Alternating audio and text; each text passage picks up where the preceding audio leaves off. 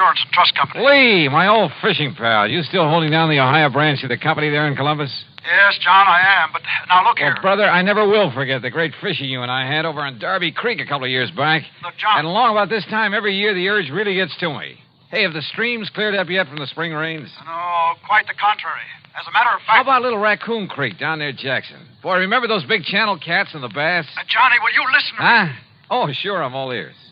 The big river has gone on a rampage again. Spring floods. You mean the Ohio? Yes, and every other river of any size.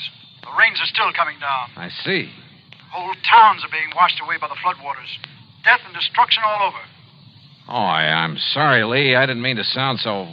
Well, you know, mention fishing and I lose my head. Look, Johnny, I need you out here. Can you come right away? Well, sure. You see, any fishing we do may be for the bodies of people.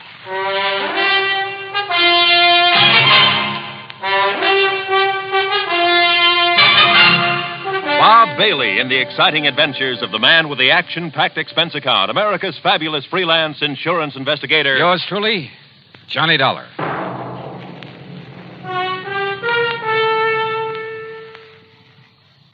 And now, Act One of yours truly, Johnny Dollar.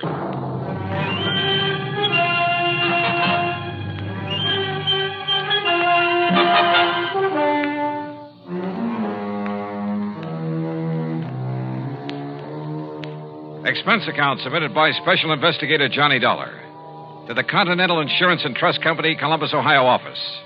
Following is an account of expenses incurred during my investigation of the Wayward River matter. Expense account item 1, $43.50, transportation to New York on a flagship to Columbus, Ohio. It was 5:30 p.m. and raining hard when the big four-engine plane set down gently at Port Columbus Airport some 7 miles out of town. My plan was to go into the Fort Hayes Hotel and call Lee Hawkins from there. So after picking up my luggage, I headed for the door in a taxi stand. But Lee, it seems, had other ideas. Here, let me help you with your bags. It's all right, son. I'm just looking for a taxi to... Lee! My car's right out here, Johnny. The sooner we get started, the better. Here now, right through this door. Yeah, well, wait. The sooner we get started, where? Where are we going? To the town of Carteret, about 100 miles or so south. Now, come on, if you don't want to get soaked. Oh, hey! Come on! What you... Oh, whatever you say. Come on now, I'll hop in. Oh, brother. Phew. Why didn't you tell me to bring a raincoat? Why don't you read the papers? Been raining like this for long? Off and on for 3 or 4 weeks. We may have a mean ride ahead of us. Well, what's it all about, Lee? Well, the floods along the Ohio have been pretty severe this year, Johnny. They've been somewhat later than usual. Yeah, that much I did read about. Half a dozen of the big cities have been taking a real beating, in spite of all their preparations for the big runoff. I know. It's been through all over the country.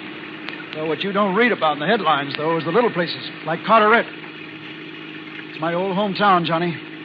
I've sold a lot of policies there, particularly to the local shopkeepers, you know, on their stocks and merchandise. So there's been a lot of flood damage, and your company's having to pay up a lot of claims. No, not yet. So far, the town's been lucky. Most of the recent bad storms have been across the state line, up in Pennsylvania or over in West Virginia. Same was true last year and the year before. So the people down around Carteret, farmers mostly, haven't gone ahead with their flood control project the way they should have. Is Carteret right on the Ohio? No, it's in a valley, a few miles north. It's on the Crooked River, and parts of the town are actually below the riverbank. Now, you see what that means. Yeah, I sure can. Most of the year, it's a quiet, lazy stream about 50 or 60 feet wide. But when the feeder streams up in the hills start pouring water down... And if it overflows? Half the town will go with it and swept right down into the Ohio. Lee, don't they know enough to prepare for this sort of thing? Johnny, like I say, they've been lucky so far. This present storm has been bigger and longer than anything they've ever had. Well, what about the State Flood Control Commission, or whatever it's called? Can't they do anything? Look, let's face it. What's a little burg like Carteret when there are 100 bigger and more important towns in the same fix? Yeah, I see what you mean. Before the lines went down, I got a call from Fred Norlock, one of my big accounts down there. Big hardware firm. Unless the river goes down, he's going to lose the whole place. That means over a $100,000 insurance claim. But what can I possibly do, Lee? I don't know, Johnny. I just don't know. We were heading south on Route 23, and by the time we reached Chillicothe, the rain had led up to a drizzle. By the time we reached Jackson, where we left the main highway, it had let up entirely. But I noticed that every little stream we passed was overflowing its banks. Finally, it must have been after midnight, we pulled up on a low hill overlooking the town of Carteret. And it started to rain again. To rain hard. Below us, the crooked river was a terrible, terrifying thing to watch. Power lines were out, but maybe hundreds of kerosene and gasoline lanterns, flashlights, and lights from cars showed only too plainly the perils from the brown, rushing, raging torrent that threatened the town.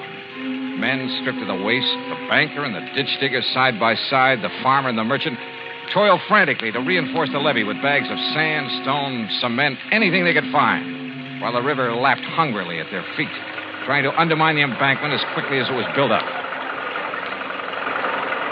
Back in them were others, filling the sandbags, bulldozing additional strength to the levee, hauling truckloads of sand and rock and gravel, digging, shoveling, filling, anything they could do.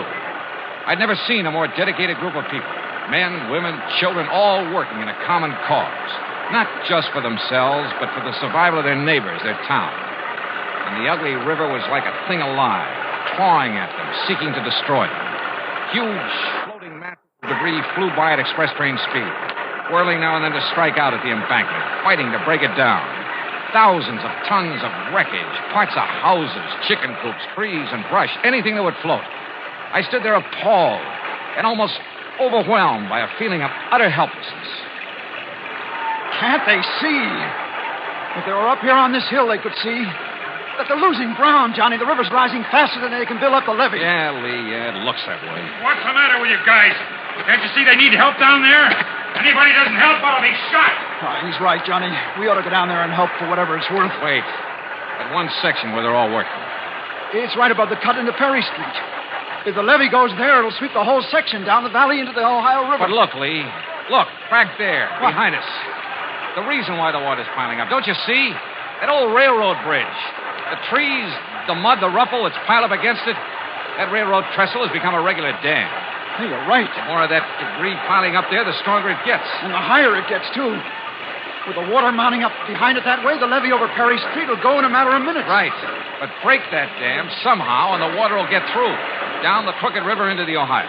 Yeah. Break that dam, and it'll save the town. Yes. Oh, but how, Johnny? How? Yeah, how?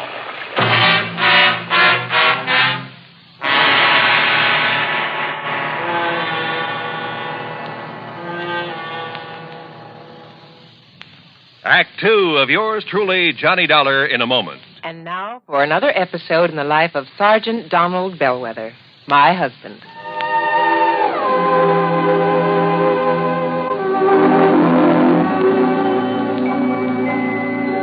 Reba, when are you going to serve dinner? Oh, in a few minutes, dear. Okay, I'll see you later. Wait a minute, Donald. I want you to hear my speech. You mean the safety speech for the PTA meeting? Mm-hmm. Oh, come on. Do I have to? You want dinner? You blackmailer. Okay, where do you want me to sit? On the sofa? No, in the dining room. I've got to practice projecting my voice. Projecting your voice? Are you kidding? Well, how's this? Oh, that's fine.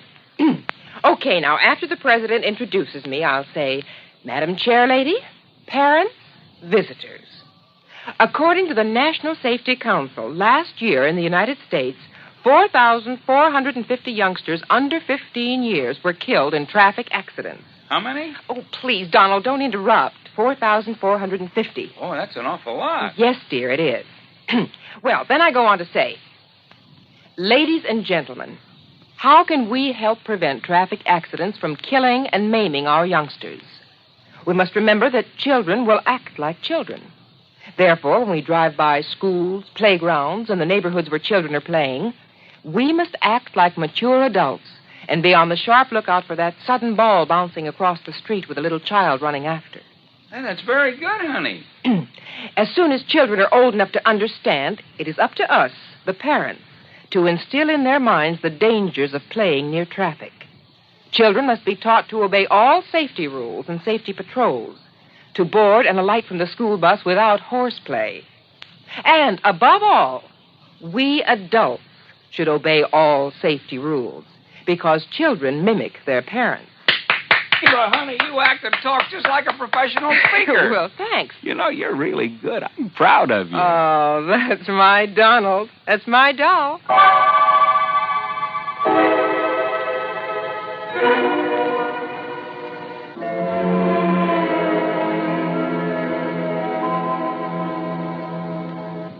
And now, Act Two of yours truly, Johnny Dollar, and the Wayward River Matter.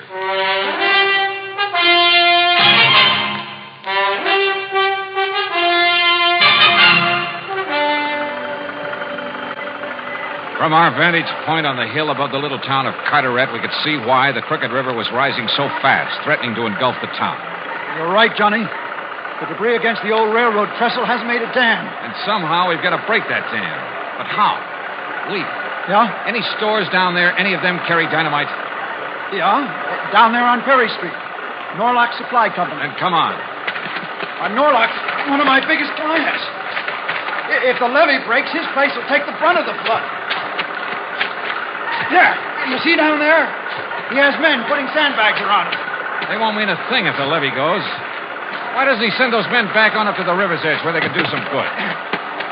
Johnny, he's the only man in town looking after his personal property. The only one selfish enough to... Say, listen, he's also the man who's always opposed doing something about this river. Save your breath, Lee. We've got to get down there and get some dynamite.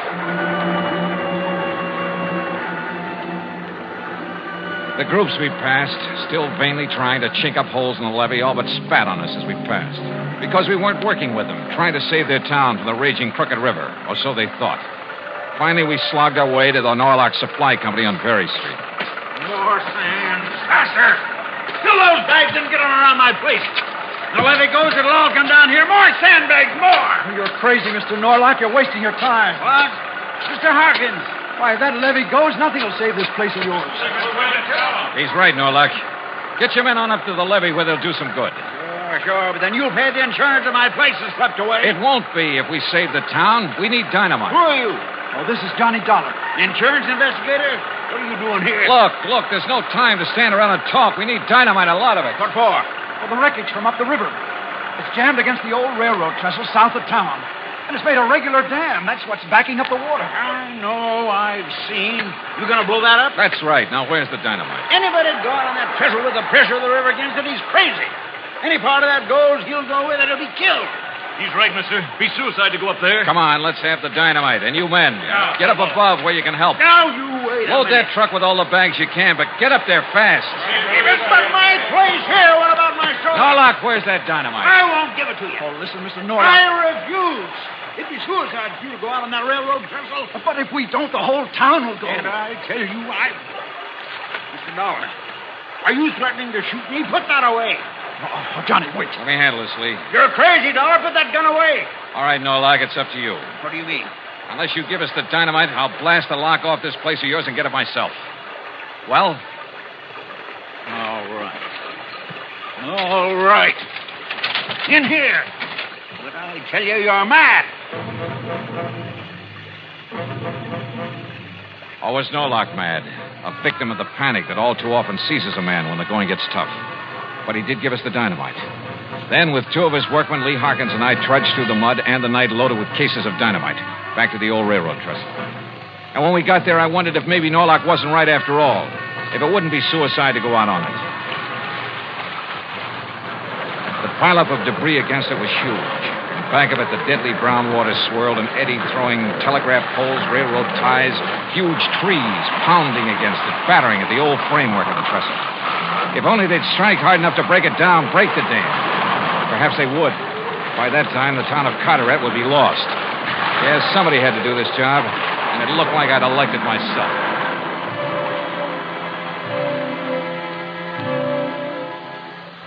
I'm not quite clear on what happened during that next 20 or 30 minutes.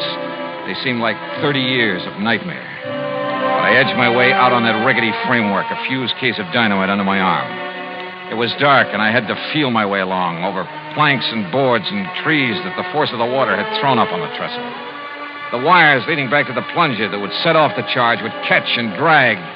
But I knew I had to reach the first long span to make the explosive do its work. And all the while, the old bridge creaked and groaned and shook from the impact of the wreckage being thrown against it by the angry water. But then, finally, the job was done, and I felt my way back to the bank. Hurry, Johnny! Hurry! Yeah, I'm coming. Everything ready here. Don't you see? The levee above. It's starting to go. Back over the town, there's a gap. The water's rushing. Okay, Lee, the plunger. Here, sir. All ready. All right, then lie down. Quick, get down. Here she goes.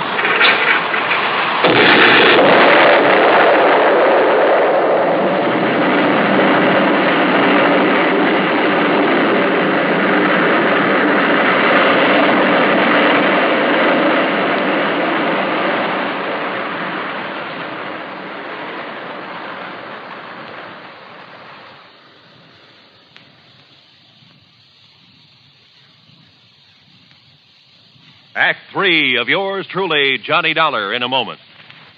Do you know who said, "My political ideal is democracy. Everyone should be respected as an individual, but no one idolized." I am convinced that degeneracy follows every autocratic system of violence, for violence inevitably attracts moral inferiors.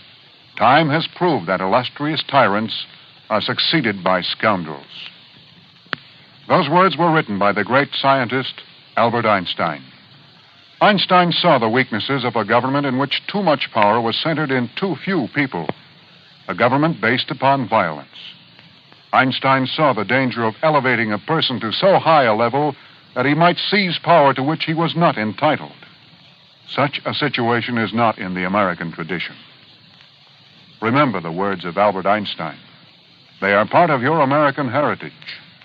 Degeneracy follows every autocratic system of violence. And now, Act 3 of yours truly, Johnny Dollar and the Wayward River Matter.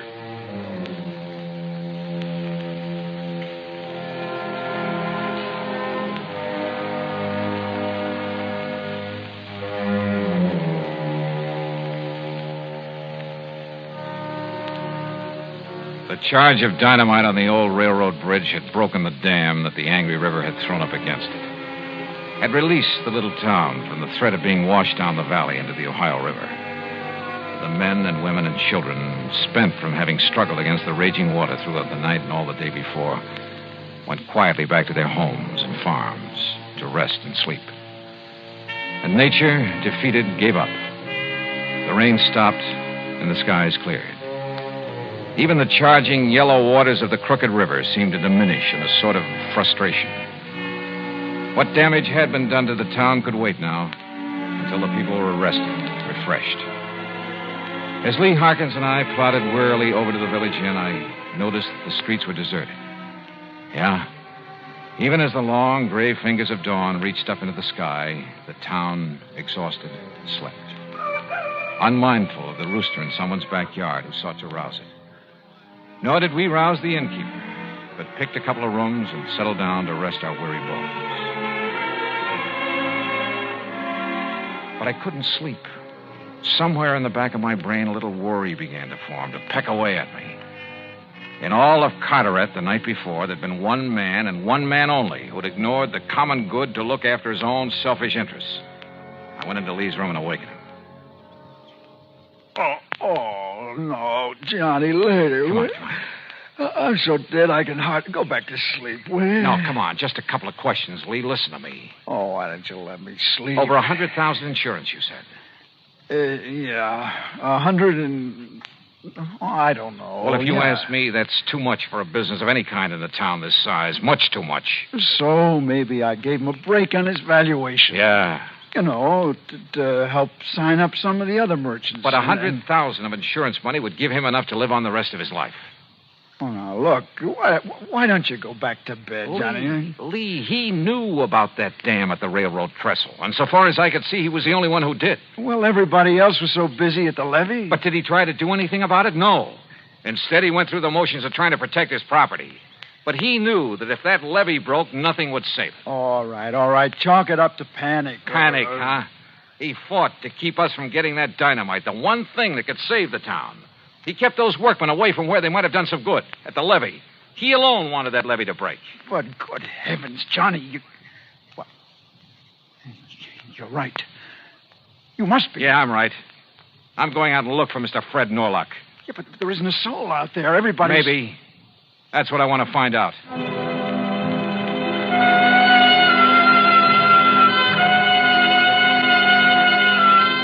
I found Fred Norlock.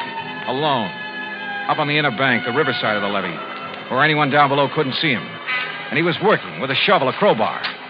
Beside him was a pile of dynamite. I'd given him that idea. All right, Norlock, lay down that shovel. Hold it. The river didn't do it the way you planned last night, did it? Maybe not. Because of you, but you're not going to stop me now. Oh, now put that thing down. I'll kill you, Dollar, if you come any closer. And nobody will know because there's nobody around. I'll throw your body in the river. Nobody will ever know. Sure. Set up a small charge, enough to breach the levee. That's right. It's already in. You can't stop it. And the river will crash through, destroy that failing business of yours down there. Yes. And take with it the homes in the valley, the livestock, maybe even the people. Keep your hand away from that pocket. So it's you or me, huh? And if I go, the town goes too. Yes. But if I can outdraw you... This pistol is aimed at your chest. Now you walk straight ahead to the edge of the river. Walk!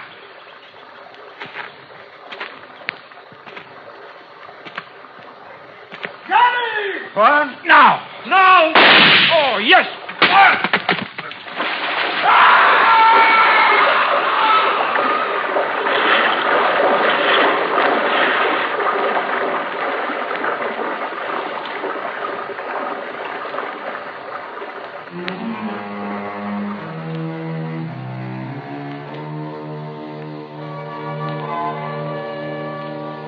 Norlock's body was never recovered. He'd lived alone. He died alone. A crooked man in the crooked river. Nor was he mourned in the little town he'd tried to destroy.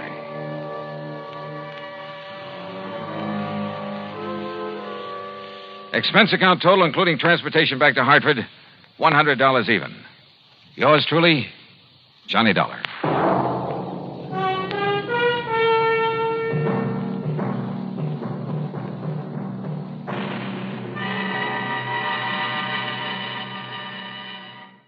It's time now for...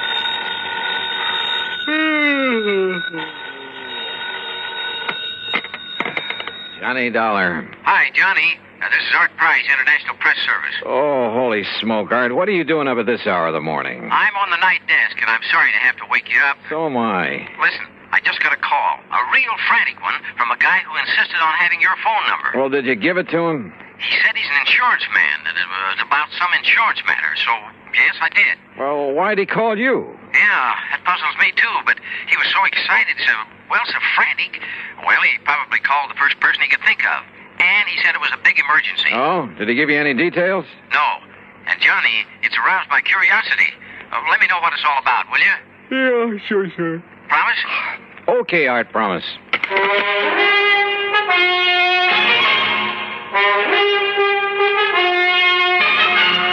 Bob Bailey in the exciting adventures of the man with the action-packed expense account, America's fabulous freelance insurance investigator. Yours truly, Johnny Dollar.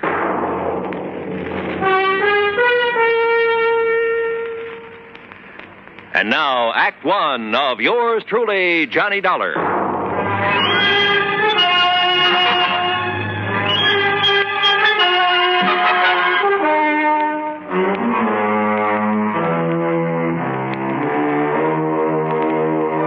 Expense account submitted by Special Investigator Johnny Dollar.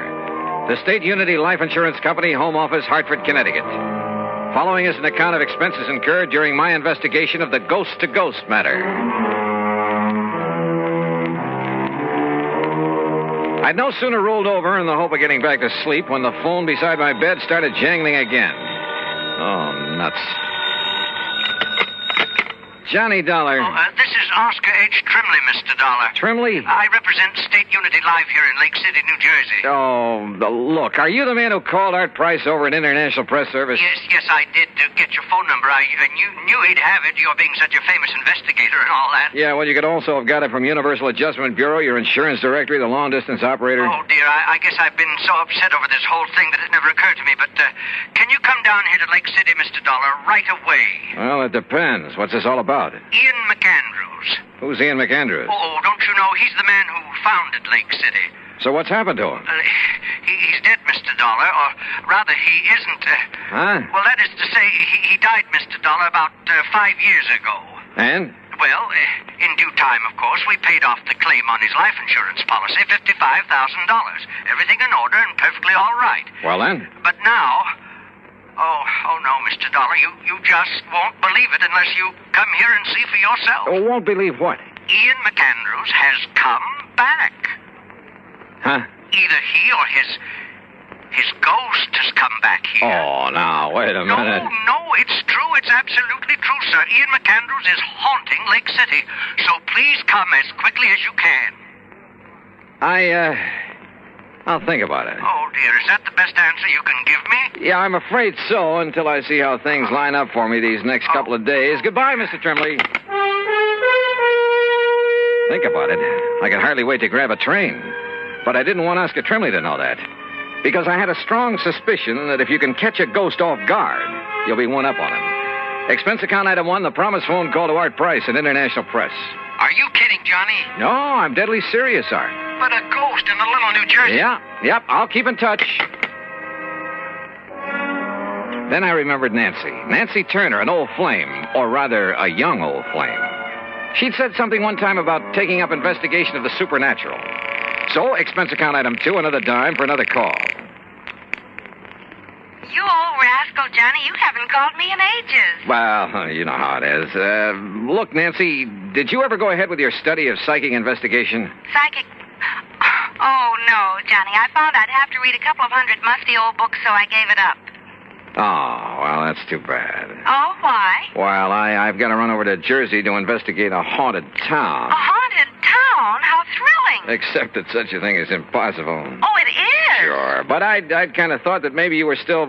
Well, I guess we better forget it. Forget it, nothing. I'm going with you. Oh, now, wait, No excuses. I'll put on my face and another dress and be waiting by the time you can get here. Yeah, but look, honey, Huh? Johnny. Okay, Nancy, I'll pick you up.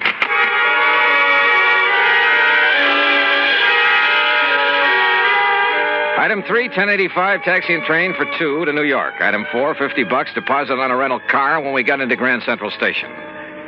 We crossed over into Jersey and hit Route 22 for Somerville and points west. And every mile of the way, Nancy chattered away like a magpie.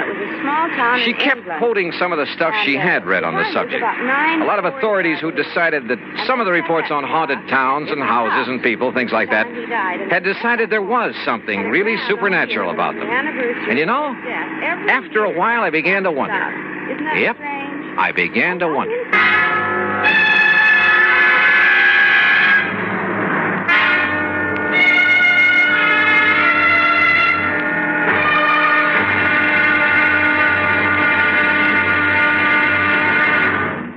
Act 2 of yours truly, Johnny Dollar, in a moment.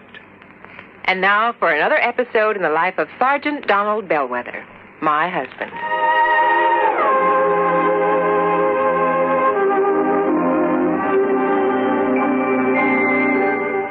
Donald!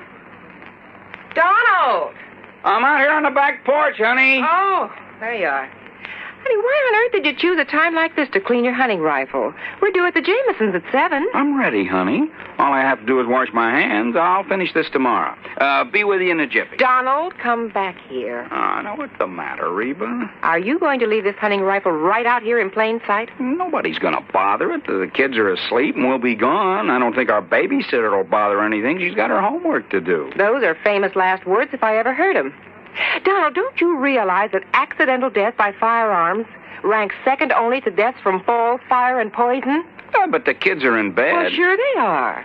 But what if our 6-year-old Marshall Dillon should wander out to the kitchen for a drink of water?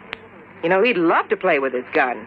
Yeah, I suppose so. Well, please put it away under lock and key. Yes, dear, yes, right away. And for heaven's sakes, take those shells, too. You know, many accidents happen when bullets are thrown into a fire or hit with a hammer. Those things are dangerous. You ought to know that. I know, honey. I guess I just wasn't thinking. The unloaded gun and ammunition lying around the house is even more dangerous than itchy-fingered hunters. Statistics prove that. Okay, there. Everything is safe under lock and key. Now, you still angry with me? Oh, Donald, I don't want to sound like a nagging wife, but... My dear, you have every right to reprimand me. Me, a non-commissioned officer. I should know better. But that's the way it goes. We forget. That's why there are accidents in the field, out hunting, and in the home. We all know better. We just forget or get careless with firearms. Well, come on along. Let's get over to the Jansons. Okay, dear. Now, this won't happen again, believe me. You know, I wouldn't have started to clean that rifle if you hadn't taken so long to get dressed. But you sure did a good job. Oh, you look beautiful. That's my Donald. That's my doll.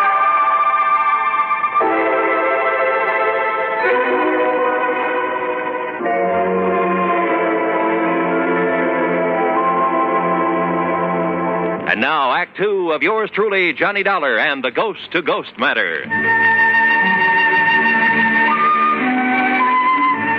Lake City, nestled in among the soft, rolling North Jersey hills. But a kind of has-been town. I saw the reason for that in the abandoned mill, the old McAndrews cotton mill at one side of the lake. The same old story, I guess. When a town's main industry closes down, it kind of goes to pot. Nonetheless, it was a charming little place. Population, maybe 400 or 500. When we finally located Oscar Trimley's insurance office, we found a bit of a gathering there. And Mr. Dollar, that is Miss Turner and Mr. Dollar. This is Charlie Reed. I'm very happy to know you. Foster and Bill. Tony Gray. Bill. We're sort of local businessmen's club, Johnny, you know. Okay, then let's get to the point. Sit down. Thank you. Johnny, I thought over the phone that you were turning us down. Well, I changed my mind, and when I thought of Nancy and her knowledge of the supernatural... Good. That's what we need. Yes, you're right. Well, I am interested in the subject. We're all a little worried about it. Tony isn't kidding. I think we're a pretty level-headed bunch, but, well, this thing has us scared. That's putting it mildly. If it really is his ghost that's plaguing us... Oh, now, you don't seriously believe in ghosts. I'll tell you this. I never did before, but now, well, wait and you'll see. Gee, Johnny. Well, suppose you tell me what's going on. Well... No, Johnny. You'll have to see for yourself. And here. Yes, Charlie, and here. And that means waiting until midnight. Midnight? Sure, Mr. Dollar. Well, just why, Bill? You'll see. Yes, and meantime, you can look around. Say, aren't you quite a fisherman, Johnny? Oh, I'd rather fish than eat, but now look, if you... Oh, I love to fish, too. Good. The lake's full of nice bass. Charlie, you can fix them up with a boat, can't you? Sure can. Yes, but if I'm going to Tony, investigate... you arrange for a place for Miss Turner to stay overnight. Be glad to. Well, now... And Johnny, you'll stay at my home, all right? Fine, but now at least tell me... No, I want you to see for yourself at midnight. Now, meantime, good fishing. Right. Now, I've got to get back to the shop before Mrs. Bixley starts screaming about her high five. See you later. Yeah, and I'll come back to the office and arrange somewhere for Miss Turner to stay. See you later. See you, Tony. Now, if you folks will come over to the print shop with me, we'll pick up the keys to my boat and some tackle, and you can be on your way. Look, can't you at least give me some idea? Nope, not a thing until midnight. Oh, and we'll all have dinner together at the hotel. Mr. Trimley... Well, you ready, Mr. Turner? Johnny? You fellas are the boss, I guess. Fishing, Nancy? I'd love it. I'll even give you some of the fast strike hooks I use. Okay, then, let's go. There was something slightly screwy about the whole thing. And I don't mean just the talk of a ghost. But when I go fishing, and at company expense, well, who's to complain? So Nancy and I spent the rest of the day on the lake. Matter of fact, she caught the big one. By dinner time, we were starved, and the little hotel served us not only excellent cocktails, but a regular banquet, complete with champagne. You enjoying it, Miss Turner? I love it. Only why don't you call me Nancy? Sure, why not? Charlie, I'll tell your wife. Now, Tony, you stay out of this. Mr. Trimley, about this ghost business. This champagne, you know, comes from the old Leland Stanford vineyard. Oh, yes, and it's fine. Finest I know. But it's time we talk about your ghost. Say, you land any big ones out on the lake? Yeah, Bill. Nancy got a 4-pounder. But now listen, will you... Another thing about this fine California Say, didn't wine. I see you navigating the boat, Nancy? Listen, will you please... Fella got one last year, weighed 6.5. Look, fellas, Caught it over near the old cotton. Hey, fellas, look, please, will you tell me a little bit about... All I want to know is...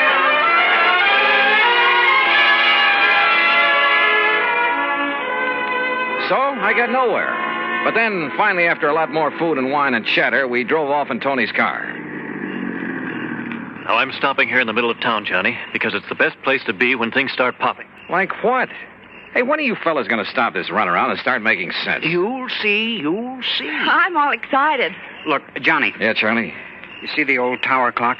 Almost midnight.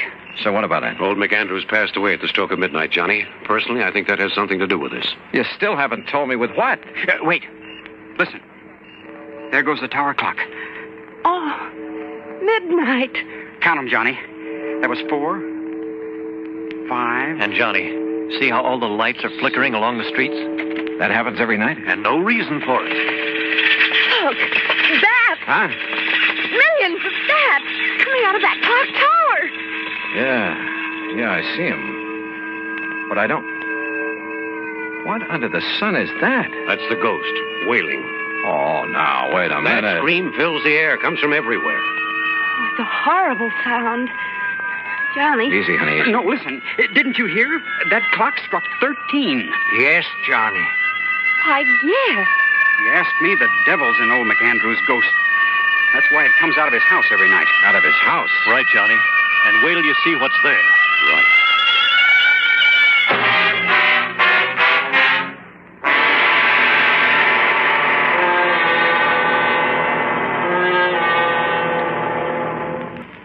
Act 3 of yours truly, Johnny Dollar, in a moment. Do you know who said, "They that can give up essential liberty to obtain a little temporary safety deserve neither liberty nor safety"?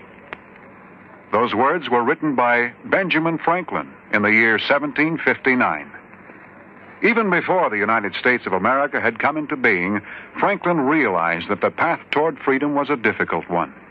He knew that there would be many people who would prefer easier paths to the difficult one that led toward freedom. These people, he felt, did not deserve to enjoy freedom. Just as there were in Ben Franklin's time, there are people today who would choose what looks like the safe and easy way to protect American freedom. They would be willing to sacrifice some of their liberties in order to be comfortable. But the surrender of a little freedom soon leads to the surrender of all freedom. Liberty can be protected only by constant vigilance and the willingness to fight to protect it, if necessary. Remember the words of Benjamin Franklin. They are part of your American heritage. Temporary safety must never be purchased at the price of liberty. And now, Act 3 of yours truly, Johnny Dollar, and the Ghost to Ghost Matter.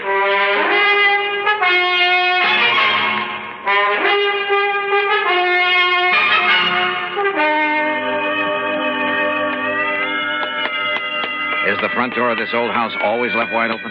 Yeah, Johnny. Sure you want to go in? Sure. Come along, Nancy. I'm coming. If only there was more light around. Oh! Well, that's nice. Slammed right in our faces. I knew it. Unlocked, though. Let me have that flashlight, Tony. Here. No sign of wires or strings on it. Come on. Okay. Come on, fellas. Now, Johnny. Yeah, Bill? As you can see, there's just one big room downstairs here.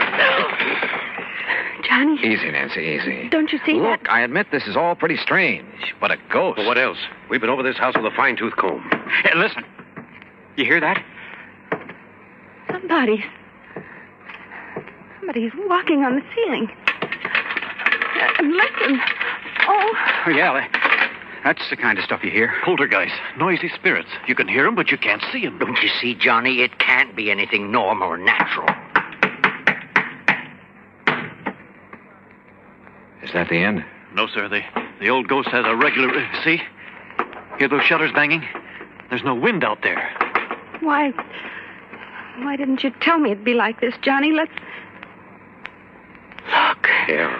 Lights moving around somewhere outside. You can see the reflection in the trees.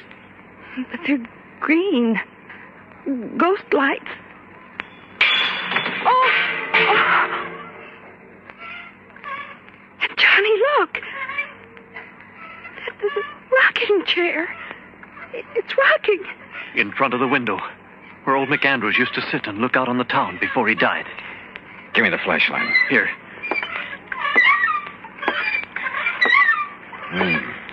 No strings or wires on this either.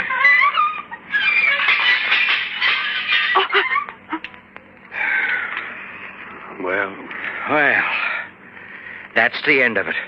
The same crazy routine every night. It's the ghost of Ian McAndrews. That's all there is to it.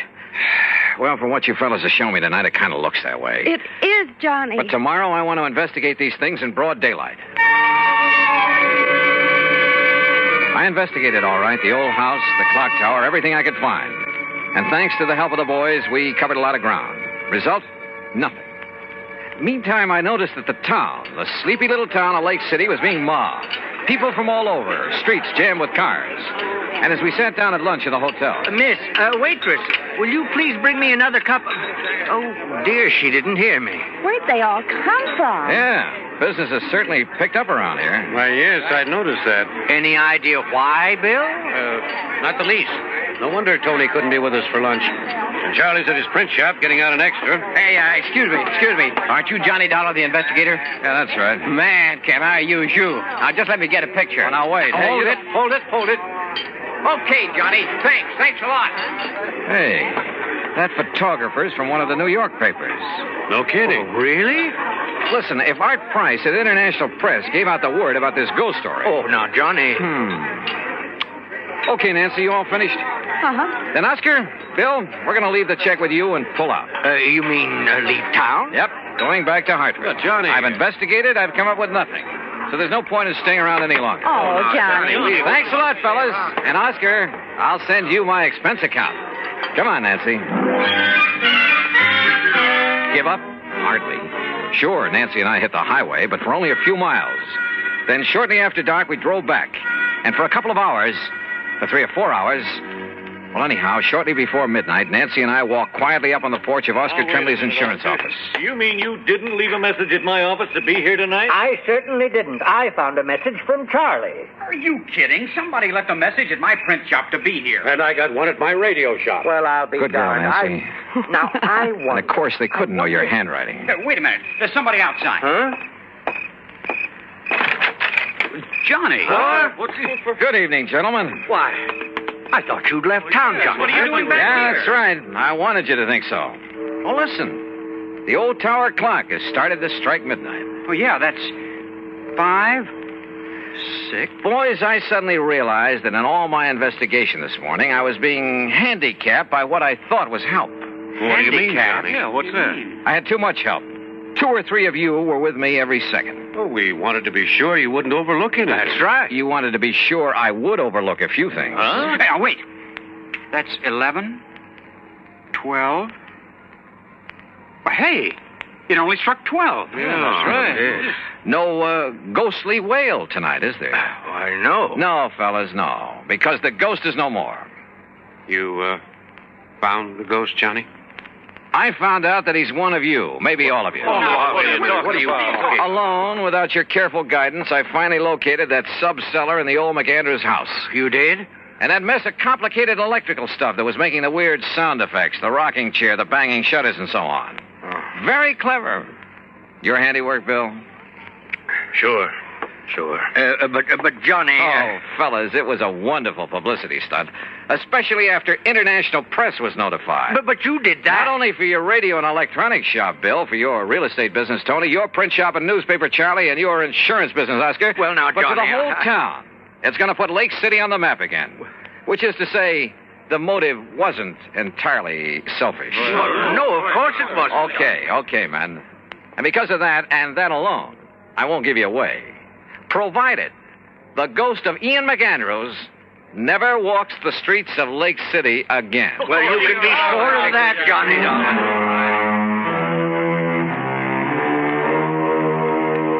I don't know. I suppose I ought to really hit you over the head with this expense account.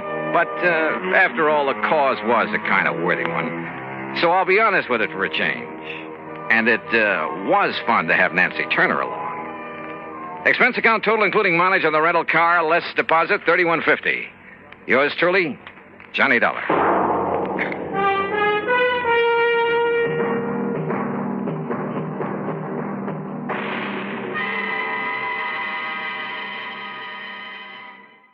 From Hollywood, it's time now for...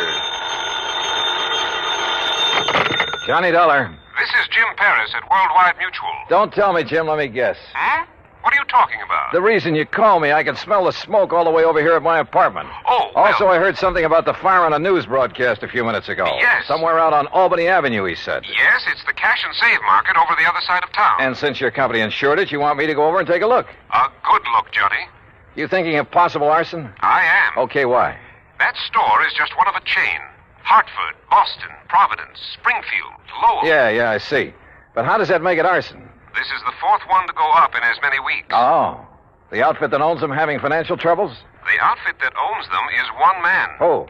John Wakefield Carson. Then I repeat my question. Johnny, if he is burning up his own markets, if you can prove it, you can save our company a lot of money. That might cost you a lot of money, Jim. What do you mean? Wait till you see my expense account.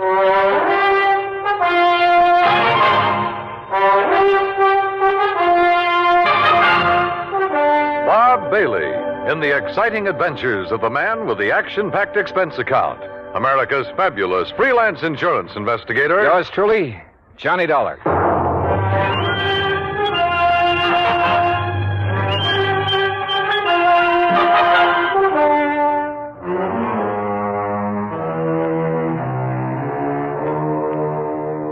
Expense account submitted by Special Investigator Johnny Dollar to the Worldwide Mutual Insurance Company, Home Office, Hartford, Connecticut. Following is an account of expenses incurred during my investigation of the Carson arson matter.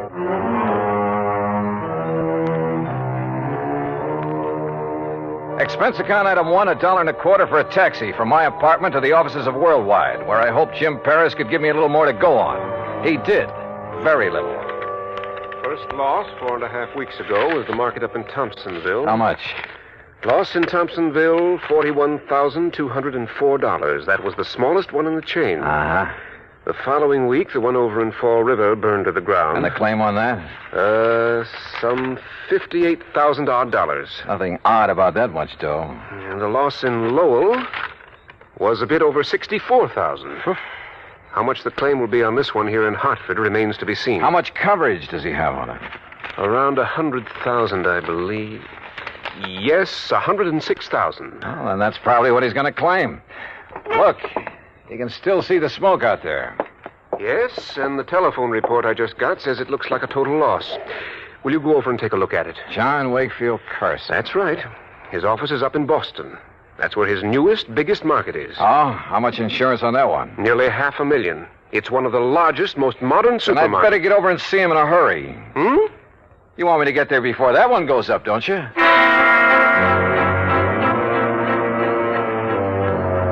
Expense account item 2, $450 for a cab to the scene of the fire way out on Albany Road.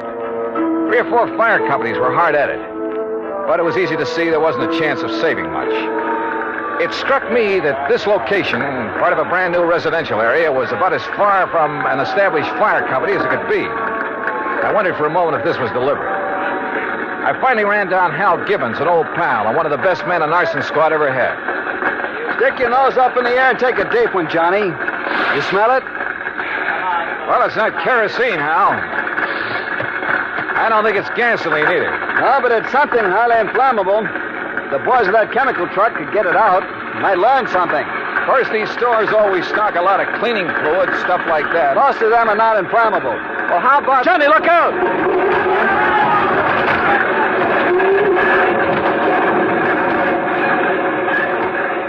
Golly. Hey, maybe we better move back a ways. Yeah.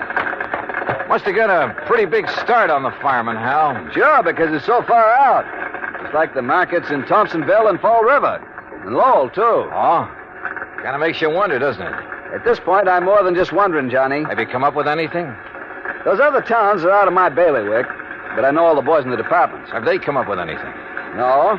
And that's why I feel I've got to get the first lead, if there is one, right here.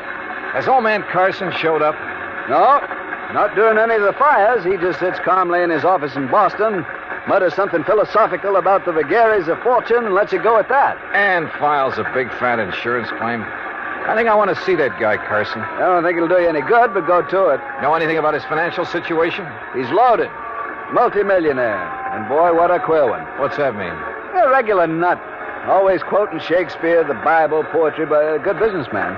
You sure he hasn't got some big investments, something like that went bad on him recently? I'm sure. There has to be some reason. No, get back, I tell you. You gotta stay back of the line. You want to keep your job, you tell your chief I'm here, and I want to know why this fire got out of hand. Well, who's that? Now, look, miss, I got orders. Don't choke on them. It's all right, Jerry. I'll take care of her. Whatever you say, Mr. Gibbons, but I got orders. Okay. Well, Miss Carson, it looks like you're losing another market. This is the fourth one. The fourth one and a little over a... Say, don't I know you? I'm afraid I haven't had the pleasure. Miss Margaret Carson, this is Johnny Dollar. The insurance investigator. Good. Now maybe we'll get somewhere. Oh, this is... Walter. Walter!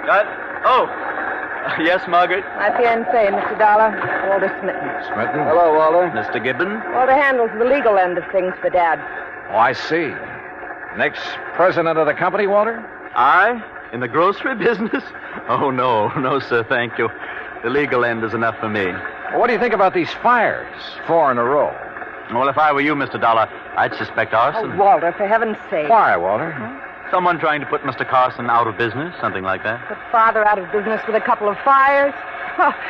Miss Carson... Come on, Walter. We've seen all we need to make the final report to Dad. Goodbye, Mr. Dollar. Harold.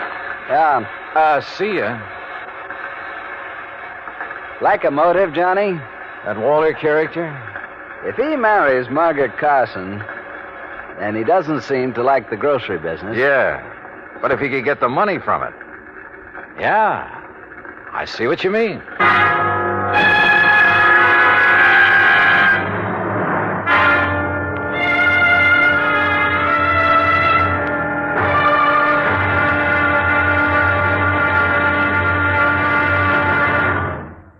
Act 2 of yours truly, Johnny Dollar, in a moment. Our flag now numbers 50 stars, and behind each star there stands yet another flag representing one of the 50 states.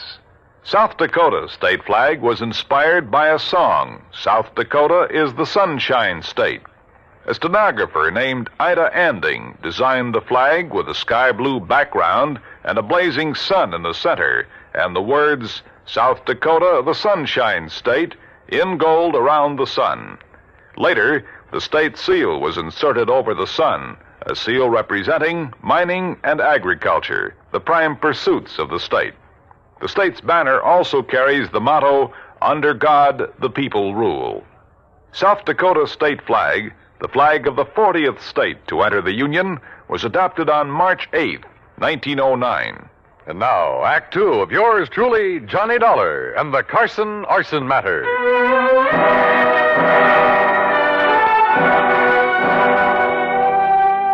Expense account item 3, 20 cents, phone call from a booth near the scene of the fire.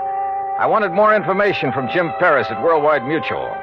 Information about the policies covering the 13 cash and save markets, 4 of which had recently gone up in flames.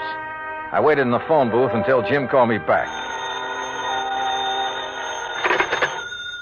Johnny Dollar. Jim here. Oh, good. All right, here's the list of markets, Johnny, in the order of insurance coverage, starting with the smallest amount. Go ahead. Thompsonville, Fall River, Lowell, Hartford. That's the same order in which they burn. Exactly. Okay. Which remaining store has the next biggest coverage? Salem. Okay, I'll start with Salem. What are you thinking of, Johnny? It's just a hunch, Jim, but... Well, I'll call you later.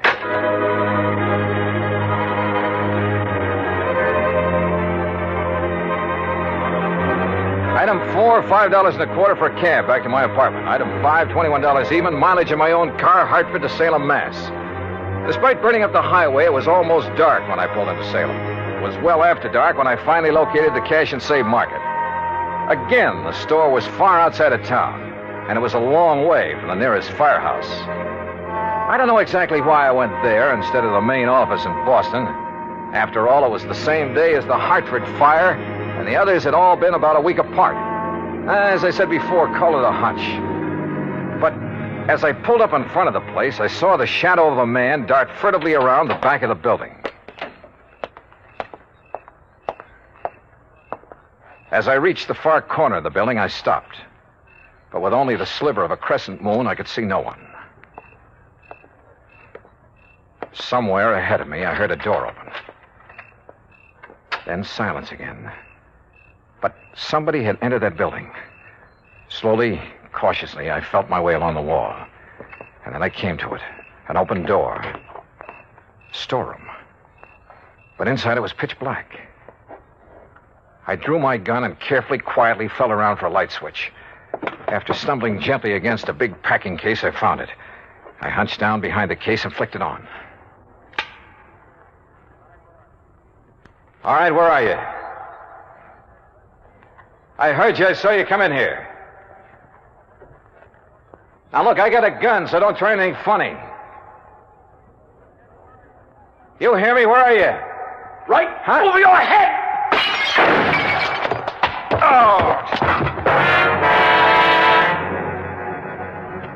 I must have been out a long time. I came to lying on a cot in the back room of Salem Police Headquarters. A couple of gallon jars. Can you hear me? Yeah. Yeah, I can hear you. Yeah. Well, it was a couple of big gallon jars of kosher pickles that he dropped on top of your head. He, officer? Well, I'd like to split your head open. So he brought you in here to headquarters and had the doc look you over. Up. Easy now. Oh, yes, sir. Doc says no permanent harm done. He gave you a shot to make you sleep and rest. Now, how about this cup of hot coffee? Yeah, sure. And about a dozen aspirins. My head feels like... There you are. Thanks. But you said he. Well, according to him, you left yourself wide open when you sneaked in there after him. And then to turn on the lights. Son, you've got a lot to learn. Okay, so I pulled a boo-boo. But do you know who it was that slugged me? Of course, son. He brought you here. Who? Owner of the market. What? Mr. John Wakefield Carson. Item 6, $2 more mileage on my car. This time down to Boston and the main office of Cash and Save Markets. To the private office of John Wakefield Carson. Please be calm of mind. All passion spent, Mr. Dollar. What? That's from Milton. Please sit down. Now look, Mr. Carson, about last night. Baydock plays tricks upon us all. It did so in bringing us together last night. How did you know I was going to investigate that market of yours up in Salem? Well, I didn't know. But look, you young man. Yeah? The fires which destroyed those 4 markets did so in order their value to me. So I found out. And possibly then the next to go would be the store in Salem. For that indeed is next in order of value. It figures. Or perhaps 'twas mere coincidence those accidents occurred in that order. Accidents? Remember, coincidence breeds further coincidence. That's a quotation from Brasco. Now listen to me, Mr. Carson. So for that reason, I decided to inspect the Salem store myself. Inspect it, huh? To make sure there'd be no possibility of spontaneous combustion there. Let's get one thing straight right now, Mr. Carson. Yes? I think those fires were set. And if you'll come down to earth... Possible, I suppose. It was Shakespeare who said, fire answers fire. Through their paly flames, each sees the other's umbered face. Listen to me, will you? Of course. I think you set those fires, or had them set. By Mr. I think you were going to burn down the store in Salem until I came along. When I saw you there, I thought that was your intent. Oh, sure. All right, tell me this. What do you plan to do with the insurance money, if you get it? Rebuild? Bigger and better stores where the old ones stood? Why, no. Or did you find out you hadn't made them big and modern enough for those real estate developments where they were located, and decided the cheapest way for you to do... No. To build again where tragic dealt the fate. Forget the fancy quotes and answer my question. Shakespeare said, you tread upon my patience, sir. Look. It's most enough to make a deacon swear.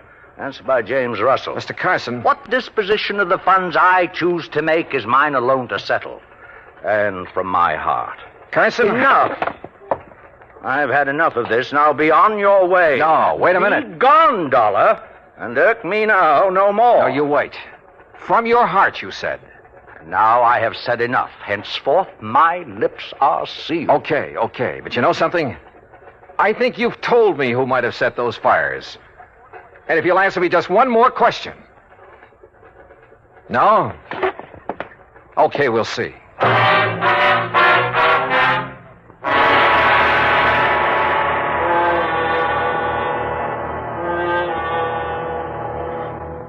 Act 3 of yours truly, Johnny Dollar, in a moment. Sometimes we may wonder why a football team doesn't quit playing and walk off the field when it finds itself 50 points behind with only a few minutes of play to go. What is that indomitable spirit that fills men with hope and keeps them going in spite of terrific odds? Keeps them going just to play the game according to the rules, just to get the job done as well as they know how. This kind of spirit pervaded the feelings of heavy bomber crews of the 9th Air Force on that day of glory, August 1st, 1943, the day of one of the most secretly planned surprise bombing missions of World War II, the day of the low-level attack on the Romanian oil refineries at Ploiești. More than 170 B-24 heavily loaded bombers took off in a swirl of red dust from Benghazi, Libya, to bomb a highly defended priority target. The element of surprise in the low-level attack was to be one of their greatest weapons. But things went wrong from the start.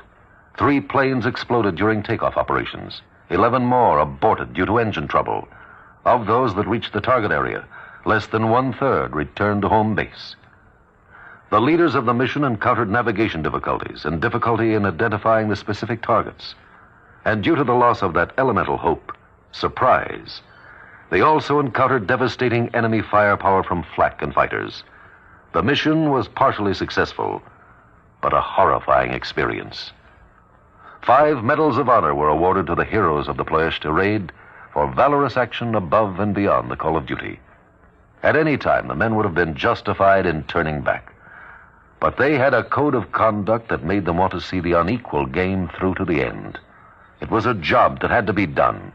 A charge of the Light Brigade in the air as they flew down the Valley of Death to glory. And now, Act 3 of yours truly, Johnny Dollar and the Carson Arson Matter.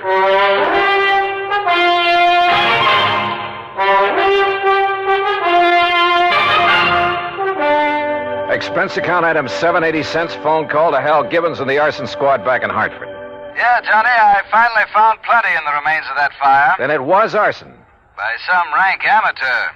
That's why it was hard to spot. What do you mean? When a pro sets a blaze, we know what to look for. I see. Now, what about the other 3 fires? I called the boys in those cities immediately. Heard back from them this morning. Same story. All right. Have you checked on Walter, what's his name, the fiancé of Carson's daughter? You mean stepdaughter? Stepdaughter? I have, and that's what stops me. Alibis, huh? Perfect. Walter Smitten couldn't possibly have started those fires. I didn't think so. Huh? Now, that boy may call himself a lawyer, Hal, but he just hasn't the nerve, the gumption. But who else? He stands to benefit if he marries Margaret Carson. And surely you don't think Carson himself... Johnny? Call the Boston police, will you? Have them meet me at Carson's office. What for? Maybe to make an arrest. Do that for me, will you?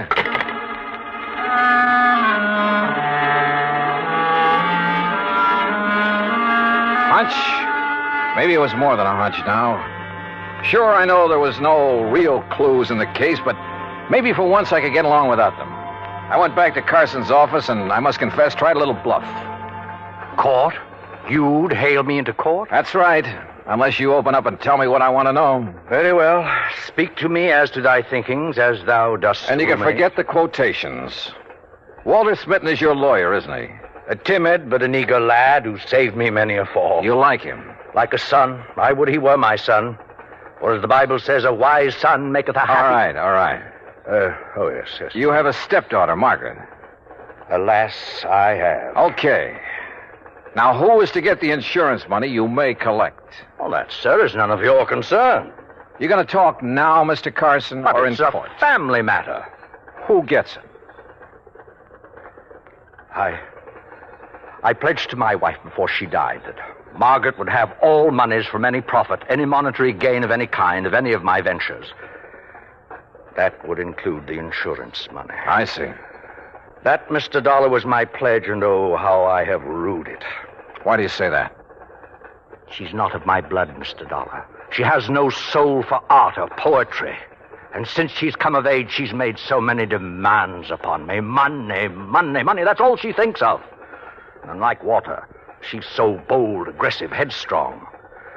Were it not for Walter, I'd mistrust her every move. But if he's in love with her... Because she demands he be, and why? So she can use his legal guidance in her fight to take this business away from me. All right, Mr. Carson. I haven't notified the authorities yet, but I've found proof that Margaret is the one who started those fires. You what? And you've just told me why. Because the money would go to her. Oh, Mr. Dollar, I'm glad. I've suspected, yes, but because of family honor. No, I'm glad you have proof. At long last, it will take her. Take this millstone from about my neck. Proof, huh? Margaret. Well, Dollar, you'll never live to tell the authorities. Margaret, that gun. Unless you'd like to make a deal, Johnny. Could be worth a lot of money to you. I'd even promise not to set any more fires. Oh, you were right, Mr. Dollar. Unless I'm mistaken, Margaret, The man who just came in. What man? Who heard your little confession is from the police department. You trying to make me look around so you can grab for this gun? Oh, no. Fact remains, he's standing right in back of you. That's right, Margaret. What? No. Oh, my hand! My hand! Oh, my hand! How sharper than a serpent's tooth is an ungrateful child.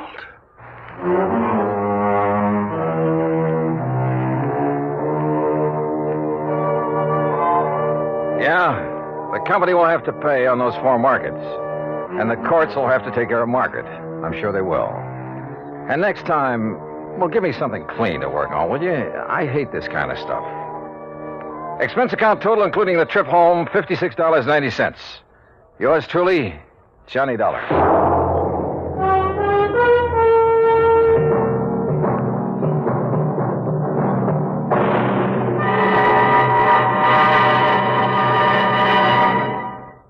Our star will return in just a moment. Our flag now numbers 50 stars, and behind each star there stands yet another flag representing one of the 50 states. Oklahoma's state flag depicts an Osage warrior's circular buckskin shield from which hang 7 eagle feathers. Across the shield is the Indian's calumet, or pipe of peace, crossed with the white man's peace symbol, the olive branch. On the shield are small crosses, the Indian's graphic sign for stars, indicating lofty ideals or a purpose for high endeavor. The background of the flag is a field of blue, the blue of the Oklahoma sky, signifying loyalty and devotion. The important symbols, however, are the calumet and the olive branch. These override the shield, the symbol of war, and bespeak a predominant love of peace by a united people. Oklahoma's state flag, the flag of the 46th state to enter the Union, was adopted on April 2nd, 1925. Now, here's our star to tell you about next week's story. Next week, the Rolling Stone matter. Remember that old saying about a rolling stone? Well, it applies here, with a vengeance. Join us, won't you? Yours truly, Johnny Dollar.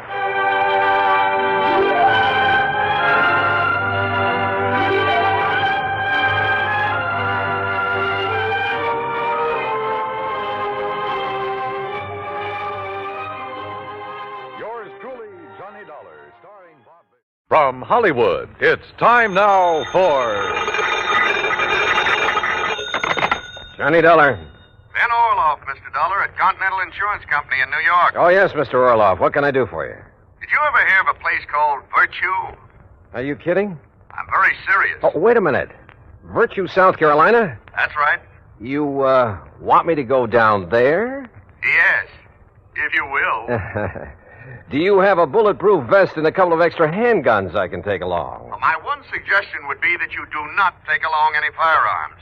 After all, ex-gangsters... Yeah, I see what you mean. All right, what do you want me to do? Our representative has his office in Georgetown. He can give you the whole story. His name is Joseph Pigatello. Got it, Joseph Smokey Pigatello? The guy whose name was linked with Murder Incorporated a few years back? Yes, Dollar, Joe Smokey Pigatello. You, sure you want this assignment? Well, I'll tell you this, Mr. Orloff. Yes? If you don't have to pay off on my insurance policy before I'm through, well, mister, this is going to cost you a whopping big expense account.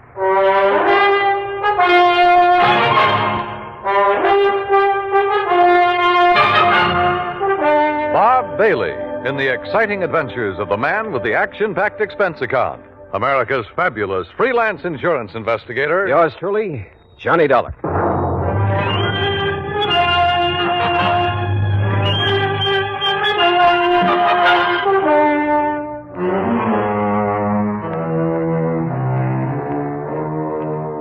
Expense account submitted by Special Investigator Johnny Dollar to the Continental Insurance Company, Georgetown, South Carolina office. Following is an account of expenses incurred during my investigation of the Village of Virtue matter.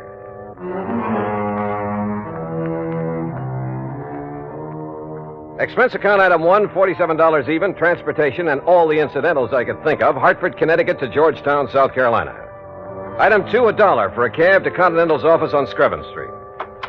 Hi, Dollar. I'm Joe Pigatello. Glad to see you. Sit down. Thanks. Now, look, Joe, before we go into this matter, there's something I'd like to know. Sure, pal. Ask it. Just what are you doing in the insurance business? Look, you remember back in New York just before Tom Dewey took over as DA? The great holy racket buster? Yeah, and I'm sure you do. Okay. Well, I was just a young punk then, but I was a bright one. Ambitious, you know. Finished up my high school, started taking law. You studied law? Why not? I could have cleaned up. You know, mouthpiece for some of the mob, some of the boys I knocked around with. But then Dewey came along, broke up the racket, so I gave it up. To do what, Joe? Oh, you know, this and that. Chicago for a while with some of the boys Al Capone left behind. And down near the border at San Diego for a while. Smuggling narcotics across from Mexico? Then some of us tried Las Vegas, but we didn't get anywhere. What was that crack? Well? Listen, I'm clean. You make a crack like that, you can prove it, okay. If you can't, don't say it. You were telling me how you got into the insurance business. All right. But when I'm taking you on this case, don't talk like that. The gents I deal with don't like it. And don't forget, whatever you think about them, you could also be wrong. Okay, Joe. Two kinds of wrong, Dollar. Just plain wrong and dead wrong. You see what I mean? All right, as I was saying, how I got in this insurance racket. As you were saying. Well, some of the boys from New York and Chicago and around did pretty good. Instead of blowing all their dough on booze and dames and big times, they were smart. They leased an old plantation up in the valley north of here on the PD River. The old Caraway plantation. It's right next to the town of Virtue. Great name for a hideout, I'll say that. I didn't say hideout, Dollar. It was just a nice, quiet place where they could live it up in a nice, quiet way. And at the same time, they wouldn't have any cops around their neck. No police in Virtue? Nobody but old Paulie Caraway. Anyhow, after 6, 8 months of taking it easy, mint juleps and hunting and fishing instead of being on the lam all the time, well, Johnny, you wouldn't believe it. What do you mean? Well, they all settled down there to spend the rest of their life. They all went respectable.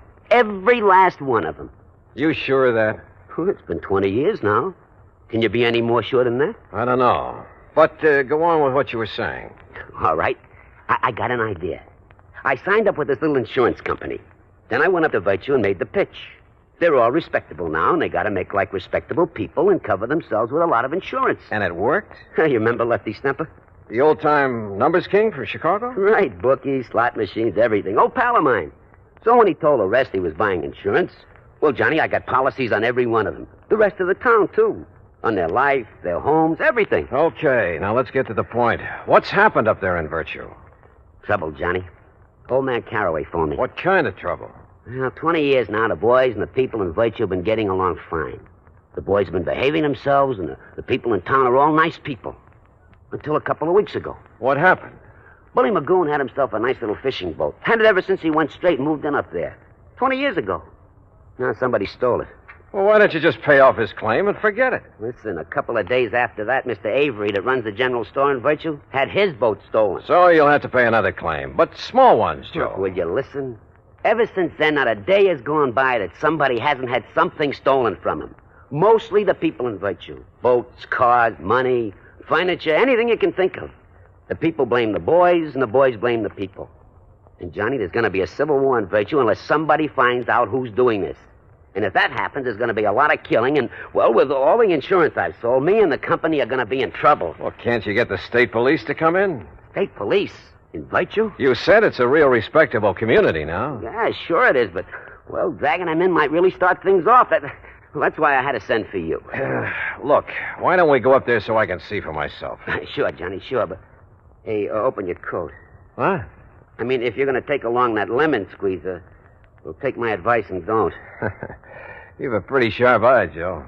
Johnny, boy, I can spot a shoulder holster a mile away. But so can some of the boys up in the valley on the plantation. And I don't want you to end up with a slug between your eyes. Real respectable people. Well, shall we go? My car's outside. Into the Valley of Death rode the 600. Huh? At least a couple of them. What are you talking about? Nothing, Joe. Let's go. Act 2 of yours truly, Johnny Dollar, in a moment.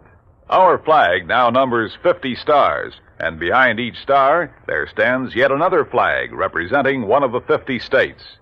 Florida's state flag bears the Red Cross of St. Andrew in sympathy with the flag of the Confederacy on a field of white. Centered over the cross is the state seal.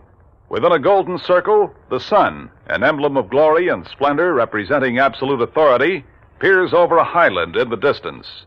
Flowers, a symbol of hope and joy, are scattered by an Indian maiden, indicative of the Indian influence within the state. Centered is the cocoa or palm tree, an emblem of victory, justice, and royal honor. Florida state flag, the flag of the 27th state to enter the Union, was adopted in 1900. And now, Act Two of yours truly, Johnny Dollar and the Village of Virtue Matter. Joe Pigatello, erstwhile gangster turned insurance agent, led me out to his car, and we headed north out of Georgetown, South Carolina. After 20 miles or so, we swung onto a side road paralleling the PD River. Then finally, we came to the old Caraway Plantation. Acres and acres of huge old live oak trees, festooned with Spanish moss. Flowers, millions of them. Azaleas, iris, roses, rhododendron bushes aflame with color in the afternoon sun.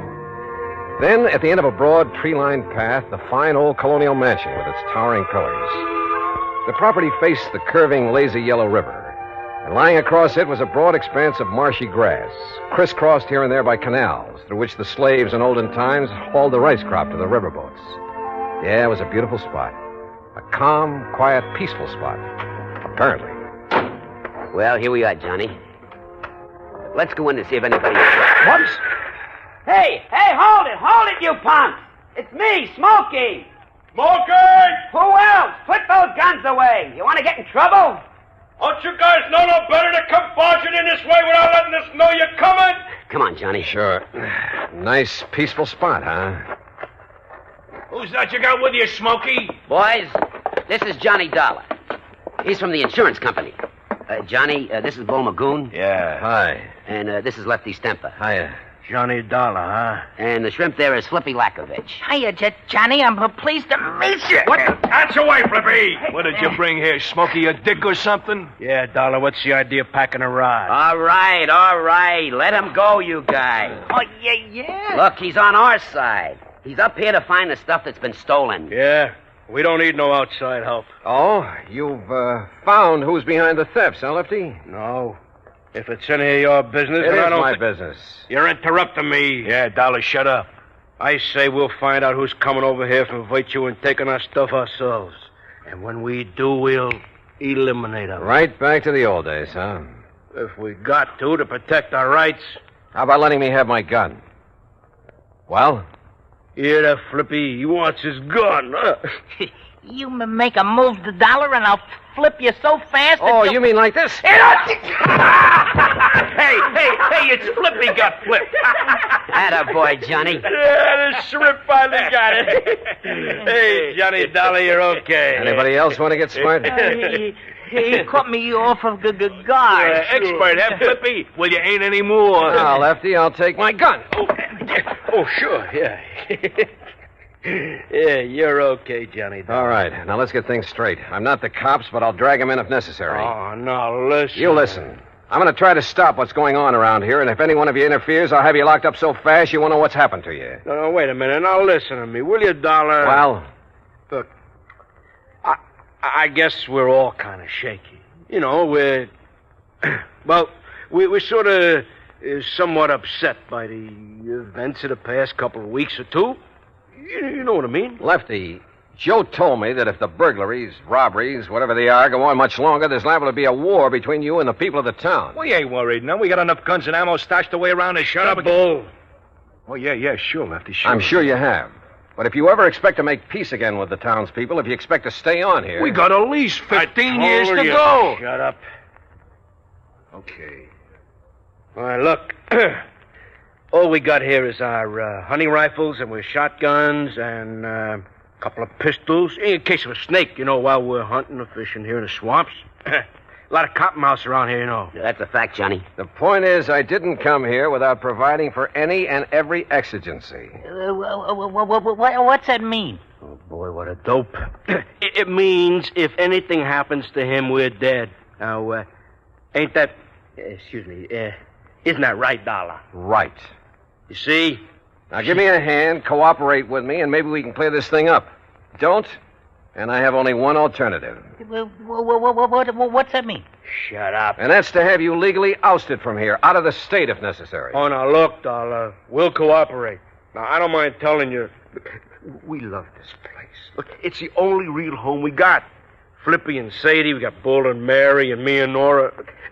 Maybe we got records, all right. Some of us maybe did time for some of the little jobs we pulled, huh? But we've been playing it straight since we come here, all along the line. It's like I told you, Johnny. Yeah, honest. Look, that's the way we want to keep it. If the people in Virtue will just leave us keep it that way. And you know something? I don't get it. Don't get what, Lefty? Well, over 20 years, everything's been nice and okay, huh? Now they got to start this. What about the losses they've suffered? Hey, ask me, Dollar. They're phonies to cover up for robbing our stuff. Nobody asked you. Oh. Maybe they think the same way about your losses. Huh? Say. Yeah. Now, where's the owner of this place? Caraway? Oh, yeah, he's over in Virtue at his office. Office? Sure, he's a mayor and a police. All right. Joe and I are going over to see him. Now, Johnny... Smokey, will you please don't go? They see you guys coming from here, they're going to take a shot at you. That Caraway told me so. Yeah. Sure. We'll take that chance. Come on, Joe. Well, I'll tell you, Johnny. Tell me along the way. Come on. The more I thought about the whole thing, the sillier it all seemed. Yet it was obvious that even after 20 years, Lefty and Bull and Flippy might think of only one way to settle their problems, with a gun. And if the people of Virtue were feeling the same way. But as Joe and I walked along the main, the only street of the little town, there were no signs of hostility or even suspicion toward us. Now, look, Johnny. If those bums back at the plantation are making this trouble... Why? Why would they, Joe? Well, that's what I don't get. But what if they don't like your interfering and decide to knock you off? Then I'll probably go to my grave unmourned, unremembered. Yeah, but you told Lefty you'd provided for every exigent... For if anything should happen to you. Yeah, and he and the boys believed it. And if anything does, Huh? Yeah. All I can hope is that they keep on believing.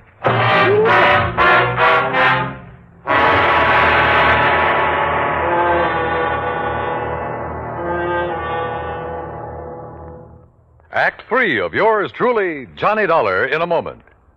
Sometimes a quotation is a helpful thing because it points out some wisdom that helps us to lead better lives. Here's one that struck me as being very wise and true. Dr. Samuel Johnson, that wise and witty man immortalized by Boswell, said, quote, "It matters not how a man dies, but how he lives," unquote. A man's life may be long or short, but the way he lives it is the important thing. It's important, no matter what he does, that he have integrity, loyalty, and honor, and a sound code of conduct.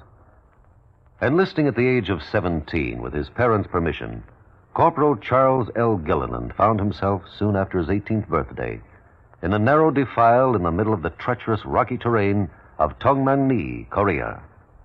At 2:30 a.m. that moonlit morning of April 25th, 1951, Corporal Gilliland's Army Unit, Company I, 7th Infantry Regimental Combat Team of the 3rd Division, became the focal point of a murderous assault from Chinese Communist forces. The fighting became brutal and bloody. The brunt of the attack was directed up the defile guarded by Gilliland with his automatic rifle. The slashing barrage of small arms, automatic weapons, mortar, and artillery fire was dropping the men all around him. Gilliland faced the full force of the assault and, advancing against tremendous odds, poured a steady fire into the attacking forces and eventually halted them. For valiant and heroic conduct, Corporal Charles Gilliland was awarded the Medal of Honor. Although in age, he still may have been considered a boy, he had lived and died like a man. And now, Act 3 of yours truly, Johnny Dollar and the Village of Virtue Matters.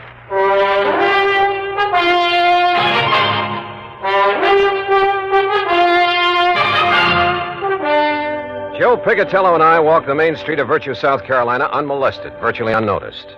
And we found the mayor, Parley Caraway, in the little shack that served for an office. I'm also the police chief, Mr. Dollar. Don't you forget that, sir. And you found no clue as to who has been committing the robberies? No, sir. None whatsoever. But who else would do it? They're all three of them ex-gangsters. Sure. Ex-gangsters. Why, Mr. Caraway? Why would these men suddenly want to make trouble with their friends, your townspeople? I don't know. I honestly don't know. Unless, of course, they think they can take over. the way they used to take over gangs in the old days. After 20 years of a happy relationship? Mr. Carraway, they never made a bit of trouble in all that time. I know it. But the fact remains that unless this trouble stops, after all, Virtue was here long before they came. Unless it stops, I say, I shall have to break their lease and make them leave the plantation. Oh, they pay you pretty well for it, huh? Enough to keep it in good repair. Hey, that's a beautiful ring you're wearing. Huh? Oh, yes. 2.5 carat diamonds, sir. Yeah. And is that your nice new car out front? Yeah, it certainly is. Ain't it pretty? About $8,000 pretty. Hey, didn't you have a new one last year, too, Mr. Carraway? Of course. I try to have one every year. But now, Tell gentlemen... me one thing, Mr. Carraway. Yes, sir? If you really think the robberies around here are going to cause so much trouble... Oh, I do. That's why I contacted Mr. Picatello. Well, why haven't you called in the state police? Because I am the mayor of Virtue. I'm the police department, and I can take care of these things myself. And now that you gentlemen have witnessed the bad blood between these gangsters and the people of the town, well, sir, I'm going to throw them off that plantation. In spite of all the money they've been paying you? Yes, sir, and I'm sure you gentlemen will back me up in... all the money, did you say? Enough to keep you well-dressed, well-fed, and fancy cars. And now, look here, sir. Do you realize how much that property will bring? Well, that depends. How much have you been offered? I'll tell you how much. $124,000. Ah. How did you know? You just told me. Well, now, listen. You also told me why you've been robbing the people of Virtue and those men at the plantation to stir up bad feeling, give you an excuse to get them out. What? Johnny, you're right. Now, just... Carraway, if I do call in the state police, it'll be to have you locked up. No. And if Joe here has any sense, he'll tell the insurance company to bring charges of fraud against you. You said it. Oh, but the money. Think of all the money I could make selling the old place. Now, where's the stuff that's been stolen? It hasn't been harmed. It's stored away, carefully stored away. I was going to give it back when those men left, and I could sell the place. Give them their stuff, too? Oh, I'd make up for it in cash, every cent of it in cash, yes. I'd say it was for breaking the lease. Truly, Mr. Dollar. Now, you listen, you old money-grubbing crook. You're in trouble. You'll call in the state police? You bet I will. Unless... Unless what, sir? First, you lay off the plantation. You've leased it to those men. Let them have it. And return all the stuff you stole. Oh, but if they find out... Well, you figured how to get it away from them. Now figure out how to get it back. Discover it, anything you like. Well... The point is that if you don't get it back, I'll tell them where it is. And you know what that'll mean. Oh, yes, sir, Mr. Dollar. I'll get it back. Also respect that lease. I believe it has 15 more years to run. Yes, sir, it has. I will... Okay. Do all this, and Joe and I will forget the whole thing. But if you don't, and Joe will be checking on you. You said it. Oh, but I will, Mr. Dollar. I promise you I'll get right on the... Come on, Joe. Let's go back to the plantation and have a drink with some respectable citizens.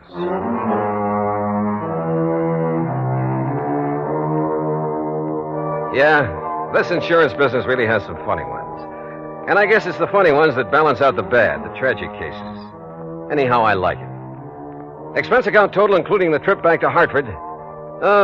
Call it $100 even. And in view of our little, secret, Joe, well, maybe you'd better pay it out of petty cash. And listen, those pals of yours, you better drop in on them now and then to make sure they do stay on the straight and narrow. As well as that old coot Carraway. Yours truly, Johnny Dollar.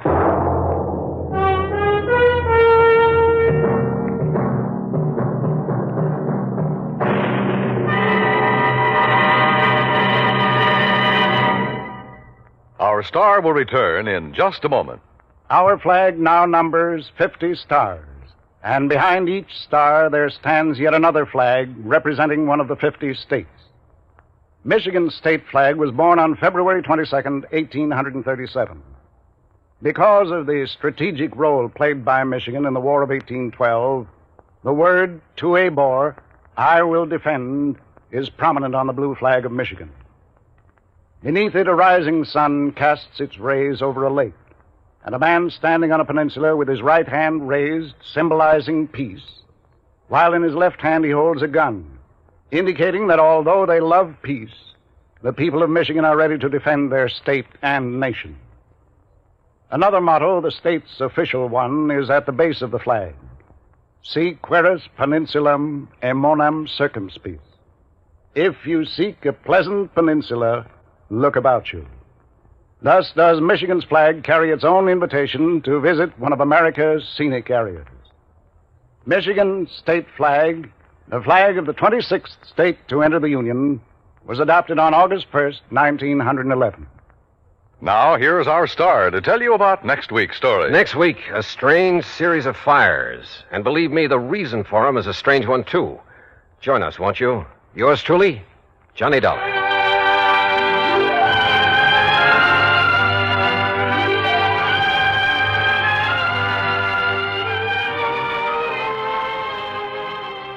Yours truly, Johnny Dollar. From Hollywood, it's time now for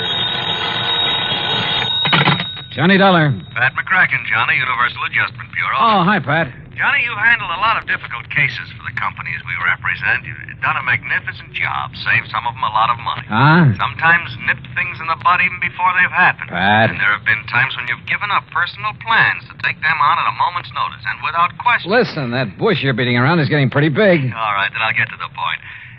Johnny, why don't you take yourself a holiday at company expense? What? Lake Mojave Resort, maybe, where I understand you love to fish. At company expense, huh? That's right. Okay, Pat, I'll grab the first plane. Good boy. But, brother, just wait till you see the expense account I pile up for you. Why, Johnny... Because if I ever smelled a rat, believe me, it's now.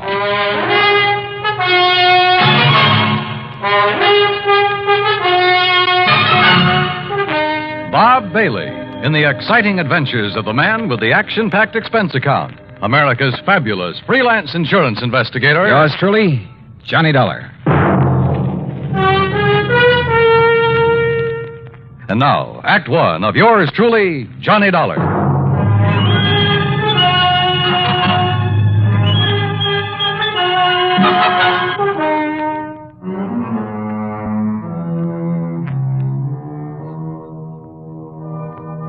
Expense account submitted by Special Investigator Johnny Dollar to the Universal Adjustment Bureau, Home Office, Hartford, Connecticut.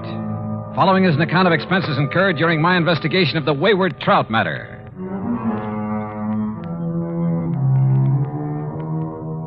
Expense account item 1, $174.50, plane fare, Hartford to Los Angeles and Los Angeles to Las Vegas. Item 2, $50, deposit on a rental car. I headed south on Route 95. The Mojave Desert. Thousands of square miles of sand, sun-bleached gravel and rock, of cactus, sage, and Joshua trees. High flat mesas, towering crags. Countless trails leading off from the highway. Long abandoned roads leading up into the harsh, bleak mountains, with their promise of infinite wealth to the prospectors who scratched away in their hungry search for silver and gold. And who knows, perhaps some of these were trails of the pioneers who beat a tortuous path westward to the great Pacific. Who, with their oxen and heavy wagons, were lucky if they made 6 miles a day. Yet here I was, cruising along at an easy 60 miles an hour. And above me, a jet plane, lazily tearing off 600 miles an hour. Yeah, it made me think about the men who lived and struggled here, the men who died of hunger and thirst following the same path I was taking, never knowing that only a few miles away beyond the mountains was the mighty Colorado. Water, food, and life for those lucky enough to find it. But let's get to more practical things, like Davis Dam and huge Lake Mojave. On the east bank at the lower end, Lake Mojave Resort, with its clean, modern cabins, boathouse, dock, and harbor. Everything for a fisherman. It was after 9 p.m. when I pulled in. My old friend Buster Faber was waiting for me. By golly, Johnny, I'm glad to see you. Yeah, same here, Buster. How are you? Before you start on why I'm here, how's the fishing? You remember Ham Pratt, the general manager? Sure do. How is he? Went out 3 days in a row, got 3 limits, 5, 6, 7 pounders. Oh, and I have to come here on business. Yeah, but as soon as you clear it up, you and I are going to do some fishing. Believe me, we'd better. But now, what's the problem? Oh, here, let me take your bags. You're in number 8. Okay. I'll put you right next to Mr. Hatch. Hatch? Old-time confidence man, Johnny, and just plain big-time thief. Oh, Gordon Hatch? That's the one. Used to operate up in San Francisco, over in Reno? Tried Las Vegas, too, but they ran him out. Sure. He served a couple of short stretches for petty theft, things like that. But they could never nail him for anything big. That's right. Sit down. Yeah. Well, what's he doing here? Oh, ordinarily, we'd give a man like that some excuse about being full up, something like that. I should think so. But Ham and I decided if we let him stay, and with somebody like you here, well, maybe we could do a kind of public service. Keep talking, Buster. Well, Tuesday morning, I got a call from some wealthy folks in Los Angeles. They wanted accommodations for themselves and their wives beginning tonight. They're doing now. So? Well, Tuesday afternoon, this Gordon Hatch came barreling in. My wife, Marilyn, not knowing who he was, put him in number 7. What are you getting at, Buster? Well, those folks from L.A. have been here before, Johnny, and the women always come with enough furs and jewelry To a fishing resort? Well, you see, every night they drive up to Vegas to gamble and take in the fancy night spots. Ah, but what makes you think Hatch would come here just because of them? One of them's a lawyer that got him sent up for embezzlement once, and Hatch always swore that someday he'd get even. Oh, well, now, Buster... I don't think he'd try any rough stuff, anything like that. He isn't the type, but... Well, that's why I called Hartford. Well, what's the insurance angle? There isn't any. Unless a lot of heavily insured jewelry suddenly disappears from around here. And your man in Hartford was willing to play along with that. Yeah, I see. Well, so do I. I see we have another guest, Buster. How do you do? My name is Gordon Hatch. Mr. Hatch, this is Johnny Dollar. He's come for a few days fishing, same as you. Excellent. We must go out together, Mr. Dollar. I found a couple of wonderful spots. Yeah, I understand you had pretty good luck, sir. Oh, didn't Ham Pratt tell you about the big one I got over near Sculpture Rock? Nearly 10 pounds. I'm keeping him in a live box so I can take him back to Los Angeles and have him stuffed. Live box? Yes. It's a big sort of box made of heavy screen, Johnny. You leave it in the water, it'll keep the fish alive for days. That's right. Well, aren't you afraid somebody will walk off with them? Oh, the nice people who come to this nice place? Of course not. And as a fisherman, I'm sure you know that even the worst crook in the world wouldn't touch another man's catch.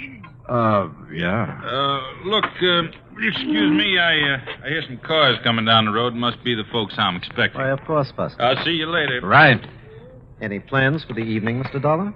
Oh, not particularly. I'm a little tired. Well, then come along into my cabin next door. Have some excellent scotch and plenty of soda. Oh, well, I've had a pretty long day. Now, look, we can relax and regale each other with tall tales about the big fish we've caught here and there. After all, there isn't anything else to do out here of an evening. Oh, I kind of thought I'd wander down to the dock and see if Ham Pratt is about. Oh, save that for tomorrow. Now, come along, Mr. Dollar. I won't take no for an answer. Actually, I was glad for the invitation. I wanted to know more about this man, sound him out if possible, about his real reason for being here. As it turned out, we spent a very pleasant evening talking entirely about fishing. Only once, in answer to a pretty direct question, did he speak about what I wanted him to. That is all water over the dam, Mr. Dollar. If it's possible to make amends for some of the, shall we say, questionable things I may have done in the past, well, I can only assure you that I'm sincerely trying to make such amends.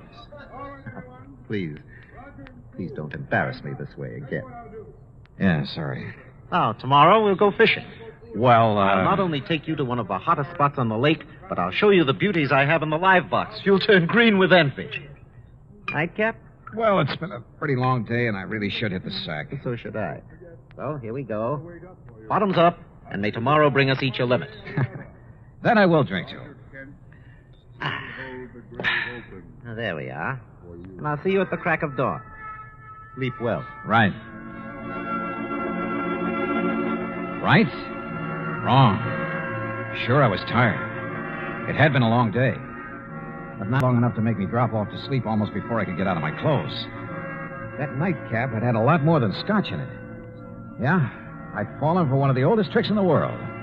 And until I woke up, anything could happen.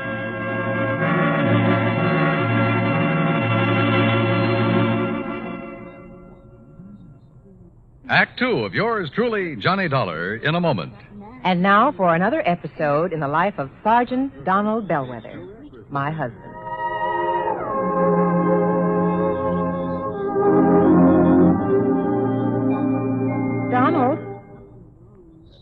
Donald. Sergeant Donald Bellwether.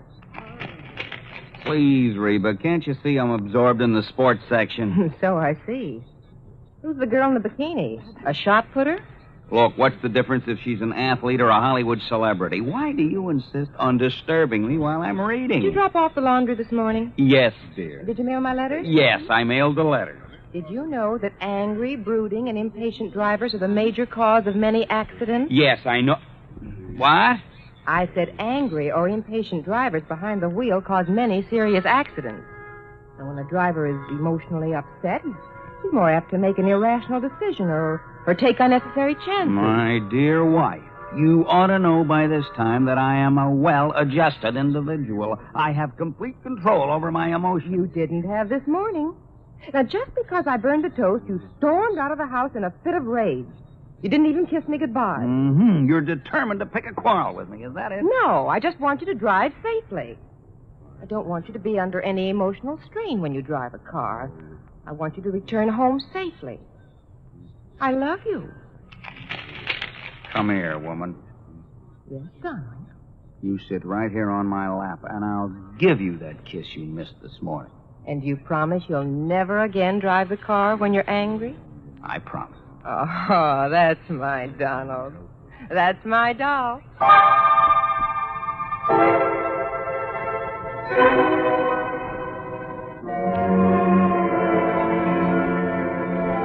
And now, Act Two of yours truly, Johnny Dollar and the Wayward Trout Matter.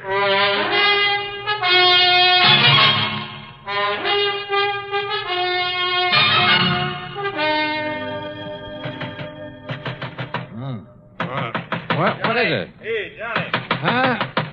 Oh, it's Buster. You all right in there, Johnny? Oh, sure, I'm all right. Here, look. Holy, what time is it anyway? Almost 9 o'clock. Oh, look at those big red eyes. You weren't kidding. I feel as though Where's Gordon Hatch? Went out fishing at the crack of dawn. Said you'd promised to go with him, but he pounded on your door and finally gave up.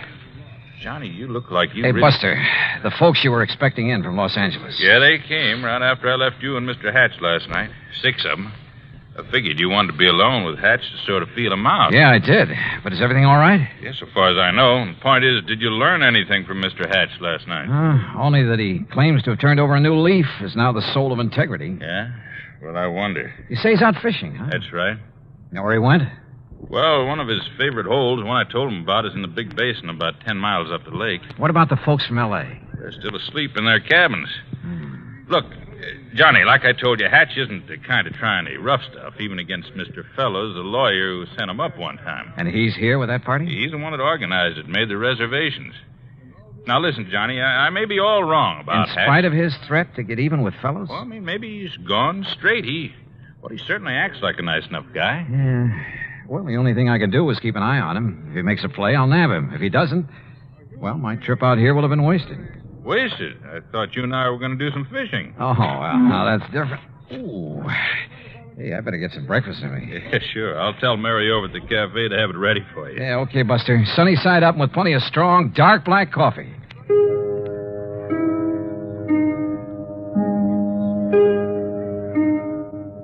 My head felt like it might split open any second, and I was more sure than ever that Hatch had poured me a Mickey last night. Yet he had expected me to go out on the lake with him this morning. Must have been nearly 10 a.m. by the time I'd showered, shaved, dressed, and joined Buster at the little cafe. Already, half a dozen early morning anglers had come back to boast about their catches, and the big ones had got away. Now, don't you tell us all, Buster, but that big one, Buster, he must have been 8.5 pounds. Yeah, I'm sure it was, Mr. Hector. Well, the place I lost him was in the second cove this side of the dam by the big square rock. Second cove this side of the dam, did you say? That's right next to the big square rock. Hey, Jim, I know a great spot for us to try this afternoon. Yeah, I heard that, too. Now, don't you tell us all about that spot, Buster. Cross my heart, Mr. Hector. Good. Say, Henry, I want to tell you about a place I found this morning. Feeling any better, Johnny? Yeah, much. Now, listen. If Gordon Hatch is up here after the money and jewelry of Mr. Fellows and his party, or for any reason at all connected with them, yeah? I think you and I had better hop into a boat and get... Mr. Figg. Oh, yes, Miss Fellows. Good morning. Please come outside quickly. Come on, Johnny. Right. Miss Fellows, this is Johnny Dollar, friend of mine, special investigator. Oh, thank goodness you're here, Mr. Dollar. Buster, we'd been robbed. What? When, Mrs. Fellows? Sometime during the night. All our jewelry, Mrs. Harkin's and Mrs. Peterson's and mine. Why, it must be hundreds of thousands of dollars worth. My diamond brooch alone I is see worth... you found him, Martha. Yes, Ralph. Oh, this is Mr. Dollar, and he's some kind of an investigator. Good. I've heard of you, Dollar. I've told them, Ralph, about the jewelry. Yeah. Well, whoever did it got our money, too. With all we brought along to gamble in Vegas, it must be over $20,000. And how he managed to sneak into our cabins... And without waking us, too. Of course, we were pretty tired last night. Well, good morning. Oh, Mr. Pratt. Oh, what seems to be... Johnny, glad to see you. How are you, Ham? I got some bad news for you. Yeah, Ham, it looks like he's done it. Oh? Gordon Hatch? Yeah. Better make a thorough search of his cabin. Gordon Hatch. Oh, no. I'm afraid so. Great Scott. So, Ham, look in his luggage, under the mattresses, anywhere else you can think of. Right, Johnny. Mr. Dollar, do you mean to say that Gordon Hatch is here at this point? Better look in his car, too, Ham. Under the car and the upholstery. Look here now, Mr. Dollar. Sorry, Mr. Fellows. I'll have to talk to you later. Come on, Buster. You and I are going for a boat ride.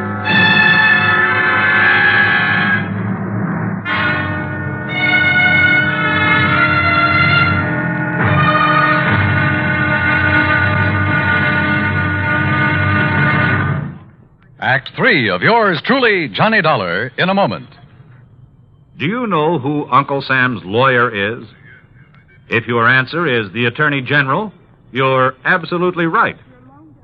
But being legal advisor to the President and other governmental agencies is only part of his job. His main task is running the Department of Justice, which makes sure that the laws passed by Congress are carried out, and that lawyers are available when the government must be represented in court. Let me give you an example. Suppose there is some question concerning the amount or kind of tax you should pay, or suppose you and the government don't agree as to which of you owns certain land. That's when the Department of Justice steps in to represent the government side of the case. If anyone is brought to trial for counterfeiting, smuggling, gold hoarding, or passport forging, the Department of Justice prosecutes the case. It also handles all matters dealing with legal immigration. And all of this activity is the responsibility of an important member of the President's Cabinet, the Attorney General. Just as it is the duty of the United States government to protect each and every one of you, it is the duty of the Attorney General to protect the government of the United States. And now, Act 3 of yours truly, Johnny Dollar, and the Wayward Trout matter.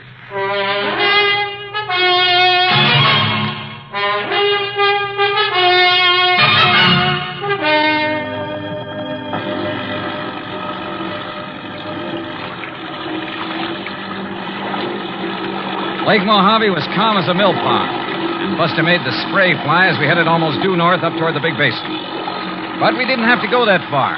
Buster, with the sharpest eyes I've ever known, spotted the ripples from the wake of a boat that had pulled into a deep, winding cove on the Arizona side. Hang on, Johnny. Looks to me like Hatch's boat went in that cove. You mean to say you can tell what boat made that wake? Plain as a pair of footprints in the sand when the lake is calm like this. First thing I want to do is inspect that boat of his. You think he might have the jewelry and money on board?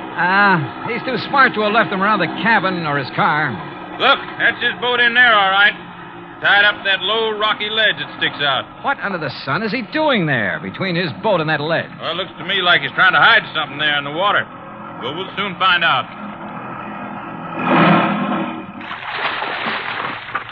Well, Buster, Mr. Dollar, it looks like you've caught me in the act. Yeah, it kind of looks that way, doesn't it, Hatch?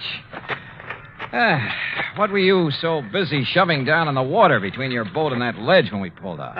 Well, I figured no one would find it here, Mr. Dollar. Yeah, I'll bet. But I decided to move the live box into this hidden cove when I first came out this morning.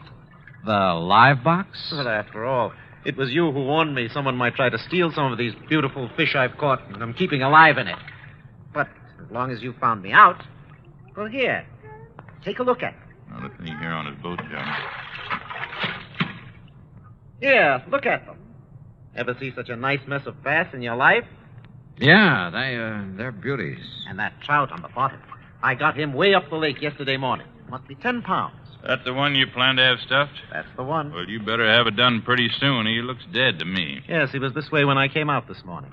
So, when I'm through fishing today, I'll head back to L.A. with him to a taxidermist. Hatch, there's something I want to talk to you about. I know, Dollar. But it's your own fault. Huh? I pounded on your door till I thought I'd wake the dead. Oh, no, that isn't what However, since you're here now, well, why not keep our fishing date now? Mr. Hatch, will you Darn please... it, though, I don't have an extra rod in my boat. Well, come on, Johnny. I'll give you one out of my boat, rod and reel. Oh, yeah, sure, okay. Dollar, I'll take you to fishing spots even Buster doesn't know about. Not a sign of the jewels and stuff on his boat, Johnny. I even went through his tackle box.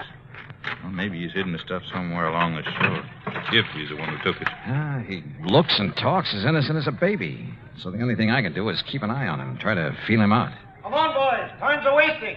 Oh, here, Johnny, you try this rod on for size. Ah, well, that looks good to me. And here, take along a couple of these fast strike minnow hooks. If anything, they'll get you big bass. They sure will. Yeah, or maybe a trout like the one that Mr. What's the matter, Johnny? Come on, Buster. What? What's the matter?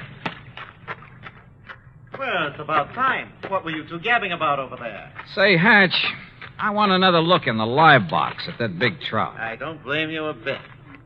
Step into the boat and I'll raise the top so you can really see it. No, I think I'll pull the whole contraption up here on the ledge. That'll take the fish out of the water. Well, you said that trout was dead early this morning. Well, that's right. Then why is he on the bottom of this thing? Why isn't he floating belly up? Here now. I don't know, but I don't see... Now, wait, what are you doing?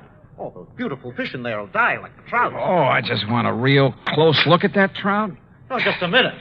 These live ones will hold still long enough for me to... Dollar, put them back in the water. Here we are. Ooh, 10 pounds? Look here now. Why, this fish weighs 20 pounds if he weighs an ounce. Dollar? And no wonder the way you've got him stuffed full of... Oh, how about this? A beautiful diamond brooch. No wonder you decided to get back to L.A. And not to stuff this trout, but to unstuff him. And how about this bracelet? Emeralds, aren't they? And look at these nice new $100 bills. A bit wet, perhaps? You're holding more than money and jewels in your hand, Dollar. Oh, now, put that thing away. I'm talking about your life. And I won't hesitate to pull this trigger unless you toss that money and those jewels into this boat. While I toss this over at you, Mr. Hatch? Put it down, Buster, or I'll shoot you, too. Toss me the jewels, Dollar. Toss them. And Buster, stay where you are. How about the whole trout, Mr. Hatch? All right, drop that. Boy, Johnny, you really clobbered him. Yeah, but... Oh, Buster, if you hadn't thrown that oar... And if you hadn't hit him in the face with that wet fish, Johnny, he would have plugged you. Yeah, Buster, I always did like trout.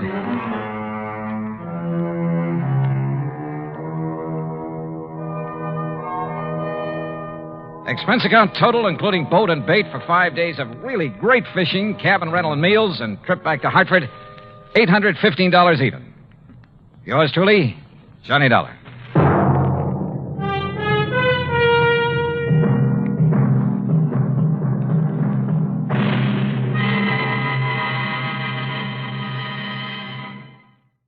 From Hollywood, it's time now for...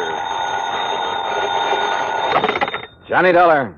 Fred Norwood, Northeastern Indemnity Association. Oh, hello, Fred. I haven't heard from you since that case down in Managua, Nicaragua. Got another nice long trip lined up for me? I'm afraid not this time.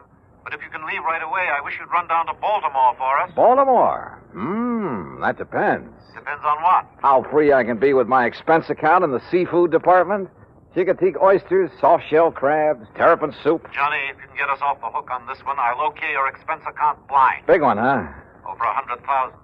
Murder? Arson? $111,421 missing from a safe. Wow, and you're liable for it if it isn't recovered, huh? For the full amount. But who'd keep that much cash in a safe? Outside of a bank, that is. The Trillingham Tobacco Company. But why? Better get the details from August Trillingham, if you'll take this on. On a freewheeling expense account? Freddie, I'm your boy.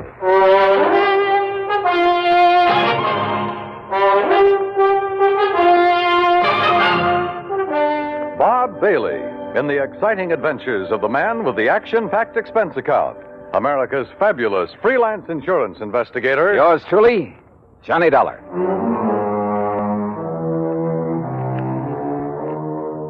Expense account submitted by Special Investigator Johnny Dollar to the Northeastern Indemnity Association, Hartford, Connecticut.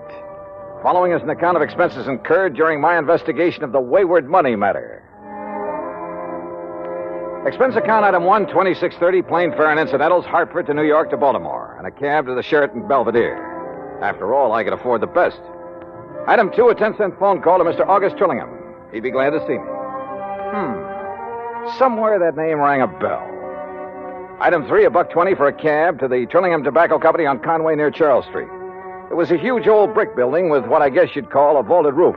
Offices at one end of it, and the rest looked like a kind of warehouse. I'm glad you could get here so quickly, Mr. Dollar. The loss only occurred last night, you know. Well, I left Hartford the minute the insurance company called me. So, Somebody blew your safe and walked off with a lot of... Opened the safe, Mr. Dollar, and took over $104,000. Do you always keep that much cash on hand? Yes, because of the nature of our business. What do you mean? Well, the tobacco was grown by the farmers hereabouts, barn cured for a month or 2 or 3, and then brought here. Uh-huh. We graded according to quality and color and tie it into hands. Hands? Bunches of 20 or 30 leaves, depending on size. Oh, I see. Then we pack it in hogsheads and ship it to the auction warehouses. We're kind of a middleman between the small farmer and the auction. I said small farmer, Mr. Dollar. Well? People for whom tobacco is only an incidental crop. There are a lot of them. And since we buy from them outright, they want cash. Not checks or payment due the first of the month. Oh, no, cash. Oh, I see.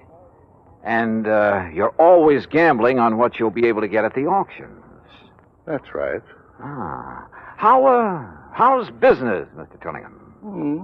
Not as good as I'd like, of course, but I'm sure it'll pick up later in the year. Why do you ask? Oh, just wondered. In a matter like this, I want to know all I can. Yes, but you said that as though you meant to imply that perhaps... I meant to imply nothing. Look, you said that safe wasn't cracked. I said it was opened. And I'm sure I know by whom. You what? Well, then why send for me? Well, after all, the liability is now your company's. Well, who did it? For years, we've had a bookkeeper.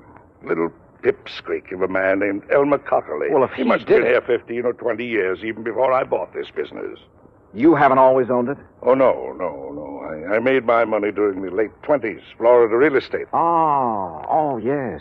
Seems to me I've heard something about your success down there. I retired, traveled around till the mid-40s, and then decided to get back into the swing of things, and I bought this business. Yes, okay. Now, about this Elmer Cockerly. Oh, a mild, timid, ineffectual sort of little man. And I suppose after 20 or 30 years of this dull, routine job, after seeing and handling so much money all the time... Yeah, I see what you mean. Well, anyhow, at tax time, I decided to have the accounting firm of Hanley, James, Chadwick, Kermer, and Wormsbecker go over our books, just as a matter of course. And? It was then that Elmer Cockerly suddenly discovered that some of the records were missing. I see. Things balanced out at the end of the year, mind you, but those 3 or 4 months were missing. And it was during that period that Elmer had painted his home, bought a new car. Didn't you investigate immediately? Of course. Seems to me it was then that you should have sent for me. Well, since our business is strictly cash, both in and outgoing, there was nothing we could pin on him. What's more, he was as concerned as I was, apparently. And after all, since things finally balanced out, well, but I wonder. Yeah, I should think you would. And now, since he's the only other person who could open the safe... What does he say about this robbery? He didn't come in this morning. I called his wife. He hasn't seen him since he left for work yesterday morning. You know where he lives? Yes. Do you have a description of his car, license, and so on? Yes, I have. Okay, Mr. Trillingham. I'll notify the police from here. Then I'm going out to his house to see what I can learn there. May I use your phone? Of course. Yeah, it wouldn't be the first time a timid soul had finally felt his oats, had run off with company money. And usually that type was hard to find. The methodical mind always planned things well, including a getaway. Item 4, 80 cents, taxi to a car rental agency. Item 5, $50 deposit, and I drove to Elmer Cockerly's home, a few blocks off Wilkins Avenue west of town. I wondered why the old fellow had done it. Sometimes the why can be the best clue as to where to hunt for a man. And you know something? A good part of the why became very clear when the door of Elmer's house was opened.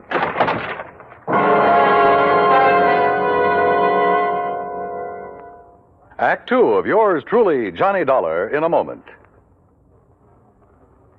And now, Act 2 of yours truly, Johnny Dollar, and the Wayward Money Matter.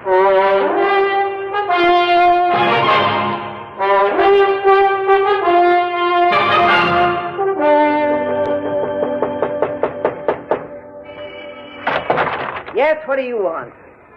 Mrs. Cockerly? I'm Mrs. Cockerly. Who are you? Johnny Dollar, insurance investigator. Insurance investigator? I haven't even filed a claim on Elmer yet. Oh, you think your husband is dead, Mrs. Cockerly? Of course he is. You think for a minute he'd walk out on me? That's why you think he's dead? Ain't that enough?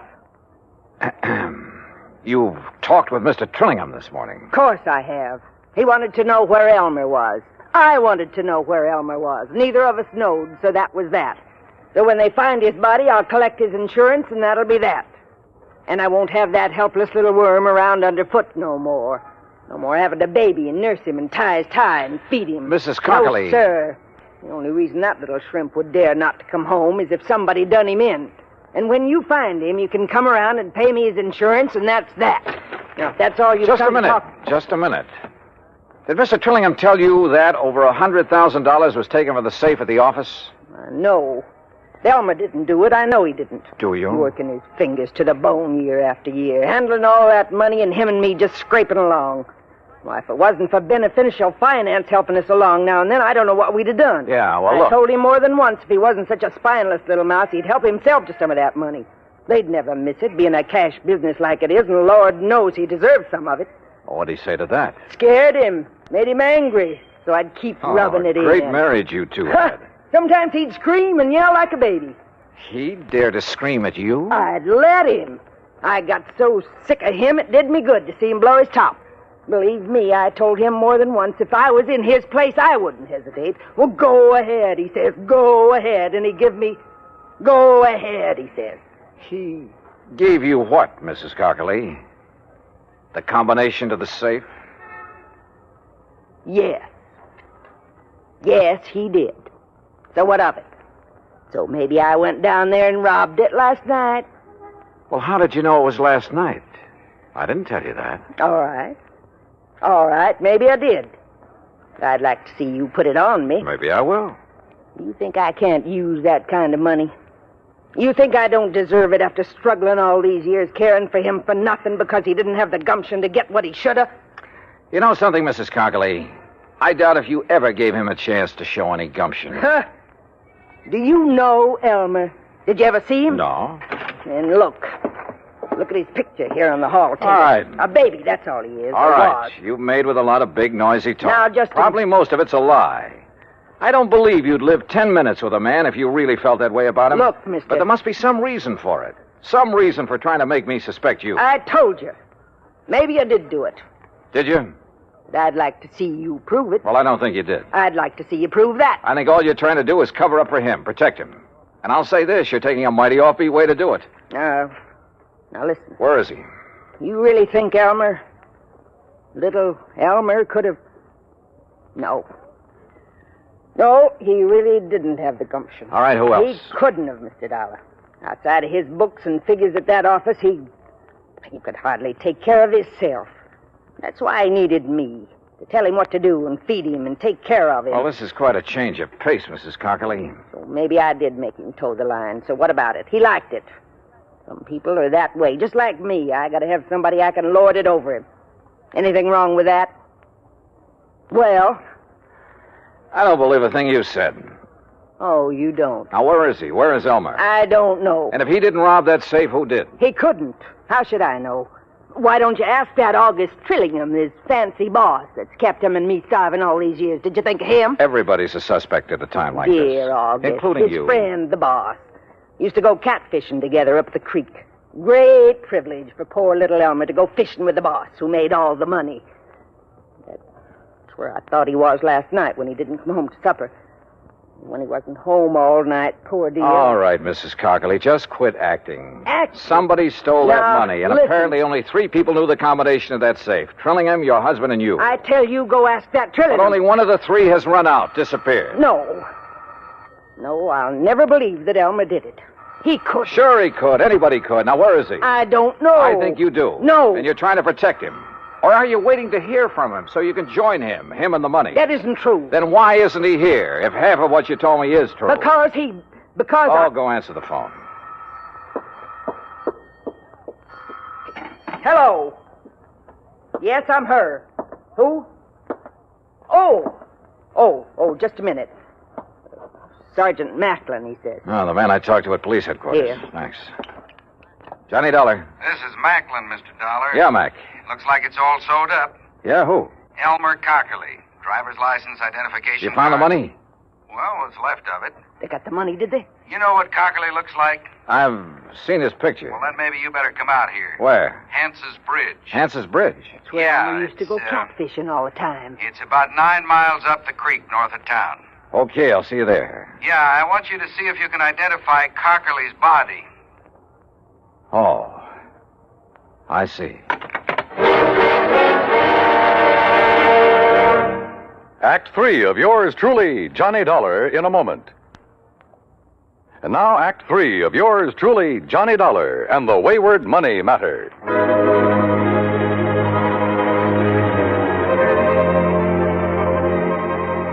Without telling Mrs. Cockerly what I'd learned over the phone, I took off in my rental car for the creek north of town for Hance's Bridge.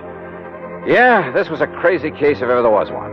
Elmer Cockerly, bookkeeper for the tobacco company, was the only real suspect in the $104,000 robbery. And where there's only one suspect, I always begin to wonder. But who else was there? His wife? Maybe. She'd done everything she could to confuse me. The owner of the company, Trillingham? Yeah, I thought of him too. Until I got the word from the police that they'd found Elmer Cockerly, or what was left of him. They'd found the money too, or what was left of it. What's left of it is right, Dollar. I'm afraid most of that 100,000 went floating down the creek when Cockerly and his car rolled over into it. Well, we'll see how much of the dough is still inside when we get the car up on the bank. How do you figure it happened, Sergeant? Well, the old boy was making his getaway is all. Going too fast when he hit the turn onto the bridge and flop-o into the creek. Wouldn't there be skid marks, Mac? Well, he wouldn't have to be going very fast. Now, look. Car's up on the bank now. Come on. Yeah. How do you know it's Elmer Cockerly inside of it? License number. And one of the boys dove in, brought up his wallet. Well, here she is, Sergeant. High and wet. Okay, Les. We'll have a look. Only a few small bills in there. Rest of the dough must be out in Chesapeake Bay by now. All right, boys. Take a look, Dollar. Is that Cockerly in there? Yeah? Yeah, that's Elmer. Do you think he drowned? Yeah, or banged around so hard when the car plunged in that... Look. See the bruises on his face and chest? Yeah. Not pretty. And Mac. Well, that's that. Just one more who tried and didn't get away with it. I wonder when they'll learn that it just... Huh? What's that? A little scrap of paper out of his pocket. Huh? Torn. Only part of it, see? Night. Pants. Cat. And Mac, look here.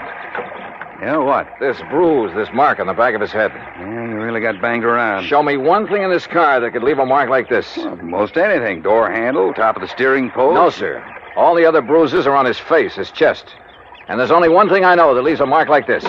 Better get the coroner out here before you touch anything. See you later. But look, where are you going? I'll see you later. Now, what under the... Yes, I heard it from the police department, Mr. Dollar, and well, in spite of what I told you earlier, it's hard to believe. Yeah, it is. He'd been such a loyal soul all those years. But I suppose all that cash, and it was a bit more than we usually kept in the safe, I suppose it was just too much of a temptation for him. Or for any other man. Huh? Even you, for instance. What? Are you joking? So it's not funny. So, business has been pretty bad lately. I didn't say that, Mr. Dollar. I merely said that... I know what you said, Trillingham. And I remember now what I'd heard about your big success in Florida real estate back in the 20s. Well, I don't see what... You were one of those guys who sold a lot of swamp and jungle, some of it underwater, to suckers from up north. I was young, an opportunist in those You were days. a crook. You're a crook now, and a killer. Mr. Dollar... And what a natural to hang it on. Poor, timid little Elmer Cockerly. Sure, why not? He'd be the natural suspect in anybody's book. Do you realize what you're Let's accusing me go of? fishing. Catfishing. Tonight. At Hance's Bridge. Only you shouldn't have put it into a note to him. What note? The one I found on his body. So you met him there. You slugged him, put him behind the wheel of his car, then ran it down the embankment into the creek. You thought the rolling over would account for any bruises he'd get. Listen, But not that mark on the back of his head, the one made by the butt of a .38 special. I've seen too many of them, Trillingham. Oh, I see. You still have it. That's right. And I'll use it. You didn't get away with murdering Elmer. You'd never get away killing me. I can go a long ways on $100,000. And before I let you stop me... Mr. Dollar, the police told me poor Elmer has... Close that door. You did it. Quiet. I don't know how, but you killed him. Quiet and close that... Oh, I'll do it myself. Oh, Buster! Yeah, he did it, Mrs. Cockley. And believe me, he'll pay for it.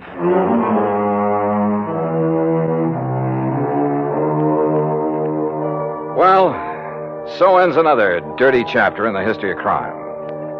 I hope the insurance on Elmer makes up in some small way for Mrs. Cockley's loss of her... Well, I was going to say husband, but I guess Elmer was kind of a baby to her.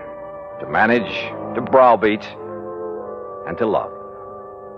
Expense account total, including transportation back to Hartford, $104.70.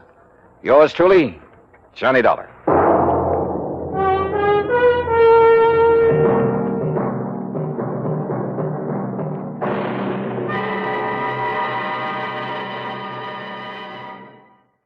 From Hollywood, it's time now for... Johnny Dollar. Earl Foreman, Johnny, down in Sarasota. Don't tell me, Earl. Huh? The Florida weather's finally behaving itself. The water in the Gulf is warmed up, so I'll grab my fishing clothes, tackle box, couple of rods and reels. Maybe you better grab your Levi's, boots, and saddle and a couple of 6-guns instead. Huh? What is this, a Western? It may be an Eastern Western before we're through. Listen, Florida is the leading cattle state here in the Deep South. I had heard something to that effect. Okay. The freezing weather a short while back hit some of the ranchers pretty hard. To say nothing of the tourist trade. Right. Ordinarily, the year-round pasturage makes it unnecessary to lay up a lot of hay and feed for the winter. That figures. But this year, thanks to the freeze, the cattle were so weakened by malnutrition and then sloshing around in soggy pasture land that, well, at least a couple of 100,000 of them have died. Well, what's your problem, Earl? Outside of the high cost of steak. A rancher's just hit me with a big fat claim. Oh, how much? $78,750. Says that he lost his entire herd. Well, I knew a lot of them had lost quite a few. But the entire herd? Yeah.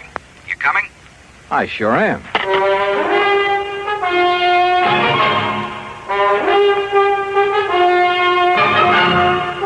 Bob Bailey in the exciting adventures of the man with the action-packed expense account. America's fabulous freelance insurance investigator. Yours truly, Johnny Dollar.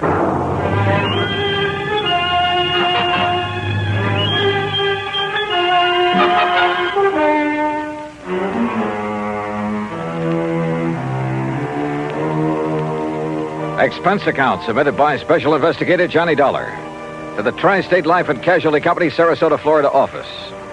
Following is an account of expenses incurred during my investigation of the Eastern Western matter. Expense account item 1, 9480, plane fare and incidentals, Hartford, Connecticut to Sarasota. As I expected, Earl Foreman met me at the airport. We headed north on Route 41. 13 miles later at Bradenton, we turned east on 64 after grabbing a late lunch. That's item 2, 575. Then, still traveling eastward, we crossed the Kissimmee River onto a narrow, unimproved road into the swampland. And it struck me that what should have been lush green vegetation in this low, damp country was brown and lifeless. That's what the cold weather did, Johnny. All that grass, that good pasture froze and rotted away. No wonder the cattle haven't been eating well. But didn't I read somewhere they were fed the ruined orange crops? Yes, but that still didn't save a lot of the herds. Losses have been pretty heavy, huh? Yeah, but as I told you over the phone, Trimble is the only one I know of who lost all his steers. That the one who's made the insurance claim? Yeah, Bart Trimble. His fence starts at the next turn in the road. Have you had many claims, Earl? Oh, a few, a month or so ago. Small ones. Not many of these people insure their herds. There. That's where Trimble's place starts. You see it?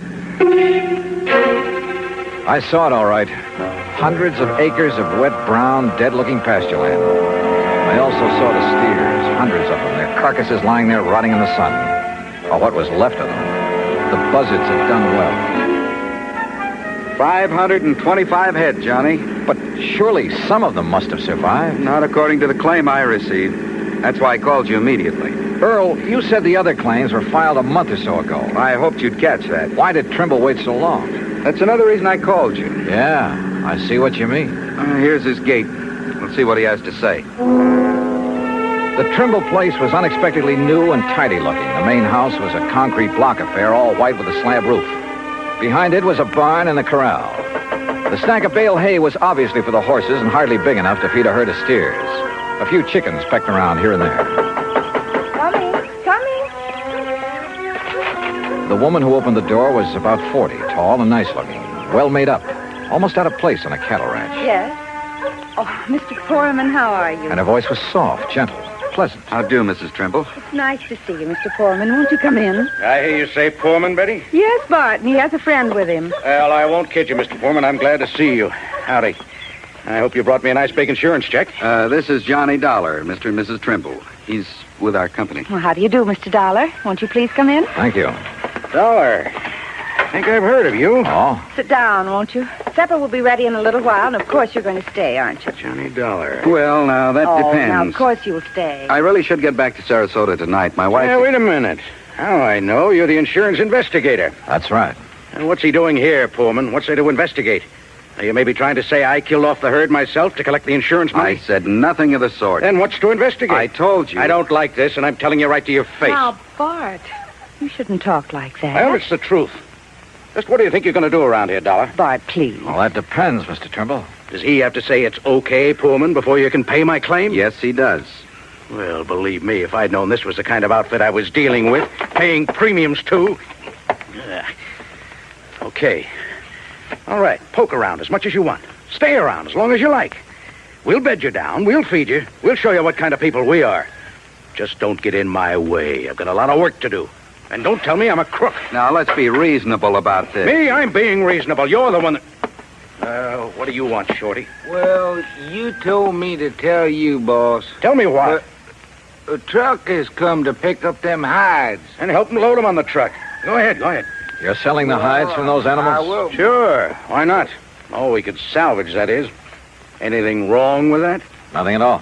All right. You want horses to snoop around? Help yourself. Saddles are in the barn, but just stay out of my way. Come on, Shorty. Let's get out where the air's nice and clean. Sure, boss. I'm sorry. But Bart's been so upset over losing all those steers. Well, of course, we can't blame him for that. He's been working so hard, trying to save some of the hides and sell the carcasses for fertilizer. Yes, I know. But with so many ranchers trying to do the same thing. Why did he wait so long before filing his claim, Mrs. Trimble? Well, because he's been so busy and because he hoped he could salvage something from the herd, I guess. Or because this lapse of time has given the bodies a chance to decompose? What? Has given the buzzards and other scavengers a chance to remove any evidence that maybe those steers were deliberately... Oh, no. Oh, surely you don't think for a minute that my husband would... Where can I find the nearest veterinarian? Well, the vet we use is up in Kissimmee, Okay. But Mr. Dollar, you don't... Well, you can't possibly think... I'll let you know what I think. After a good cow doctor has a look at those animals.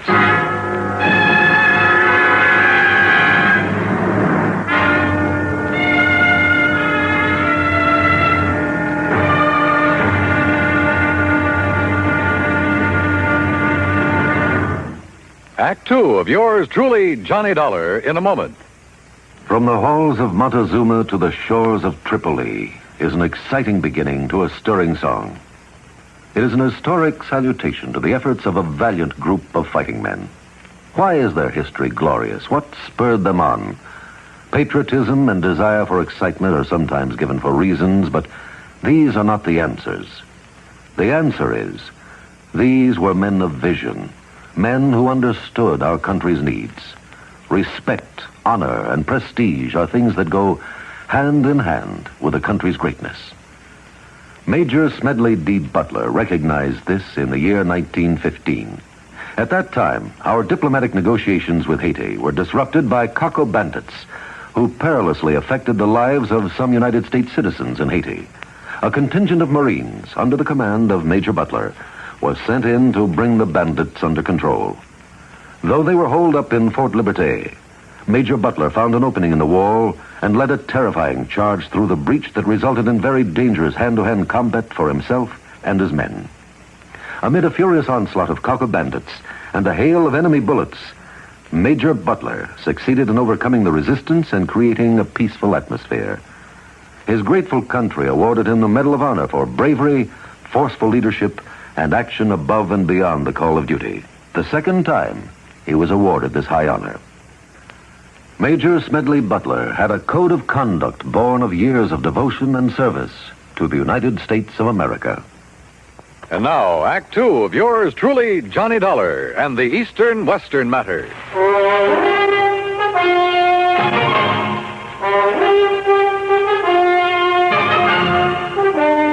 At dinner that night, Bert Trimble had changed his tune, was very apologetic. Almost too much so, and too nice. I didn't mean it, Mr. Dollar, what I said before. At least, not the way I said it. But this whole thing has hit me pretty hard. Losing over 500 steers and a handful of calves. I told you, Bart, when they all went so quickly that night, you should have been suspicious. What night, Mrs. Trimble? Well, it was the last big freeze. Yes, I got back here late. I'd been up to Lake Wales trying to beg some feed. No luck. Then it blew up cold. By the time I got back here, got the hands rounded up. How many, Mr. Trimble? Well, there were 5 of us, including Shorty Skinner. I've seen that Shorty somewhere before. Oh? Well, anyhow, when we got to them, the cattle were all bunched up at the north fence. We thought we'd drive the strong ones back here, where they'd have some shelter. We could give them the hay we keep for the horses. But they wouldn't move. Most of them couldn't move. And it was dark, and the freezing wind was cutting across the swamp. So all we could do was come back here and pray. Next morning, they were dead. All of them. I've put everything I had into this ranch. Every penny I saved from my factory work up north, Betty's money from nursing, even cashed in my own life insurance policy.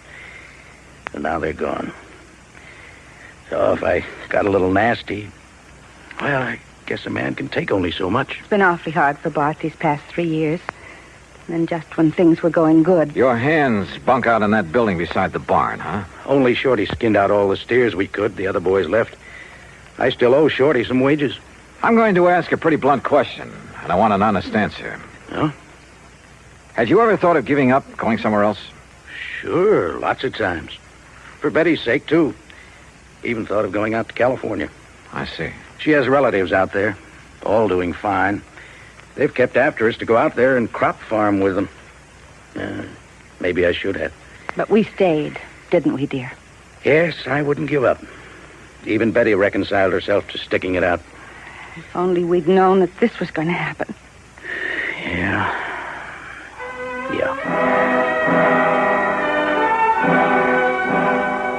We talked on for a couple of hours, but got nowhere, and finally Earl and I plunked into our beds in the guest room. Mine was beside the open window. Now, when Earl Poorman sleeps, he's dead to the world, but he snores mightily. So after throwing a couple of shoes at him, I gave up and managed to drop off with a pillow wrapped around my head. That was a mistake, an almost deadly mistake. Johnny, wake up. Johnny, you hear me? Johnny! What? Wake up! Oh, my head. Now stand up. I'll help you. Breathe deeply. Can't you smell it? What are you talking? Deep breath. Come on. What are the... It's chloroform. Yeah, on your pillow. Holy hell. I threw it out the window, your pillow. It was saturated with chloroform. Give me a hand, Earl. I'm dizzy. Somebody came in that window. The pillow was over your head. You see him? No, but Johnny... Oh, let me sit down again. Yeah. Here, by the window. Now breathe deeply. Yeah. I rolled out of bed in my sleep, that narrow bed, or I'd never have wakened. I heard the door slam, then I smelled it. But who? Johnny, I knew I'd seen that Shorty Skinner somewhere. Yeah? It was on a road gang over near Sarasota, a prison gang. You sure? I was driving my brand new cat. As I passed him and the rest of that glowering bunch, he let fly with a handful of mud. Now, if you ask me, he's the one who came in here and tried to chloroform. But why? That's what I'm going to find out right now. No, wait. I'll be feeling okay in a minute. Let me handle it.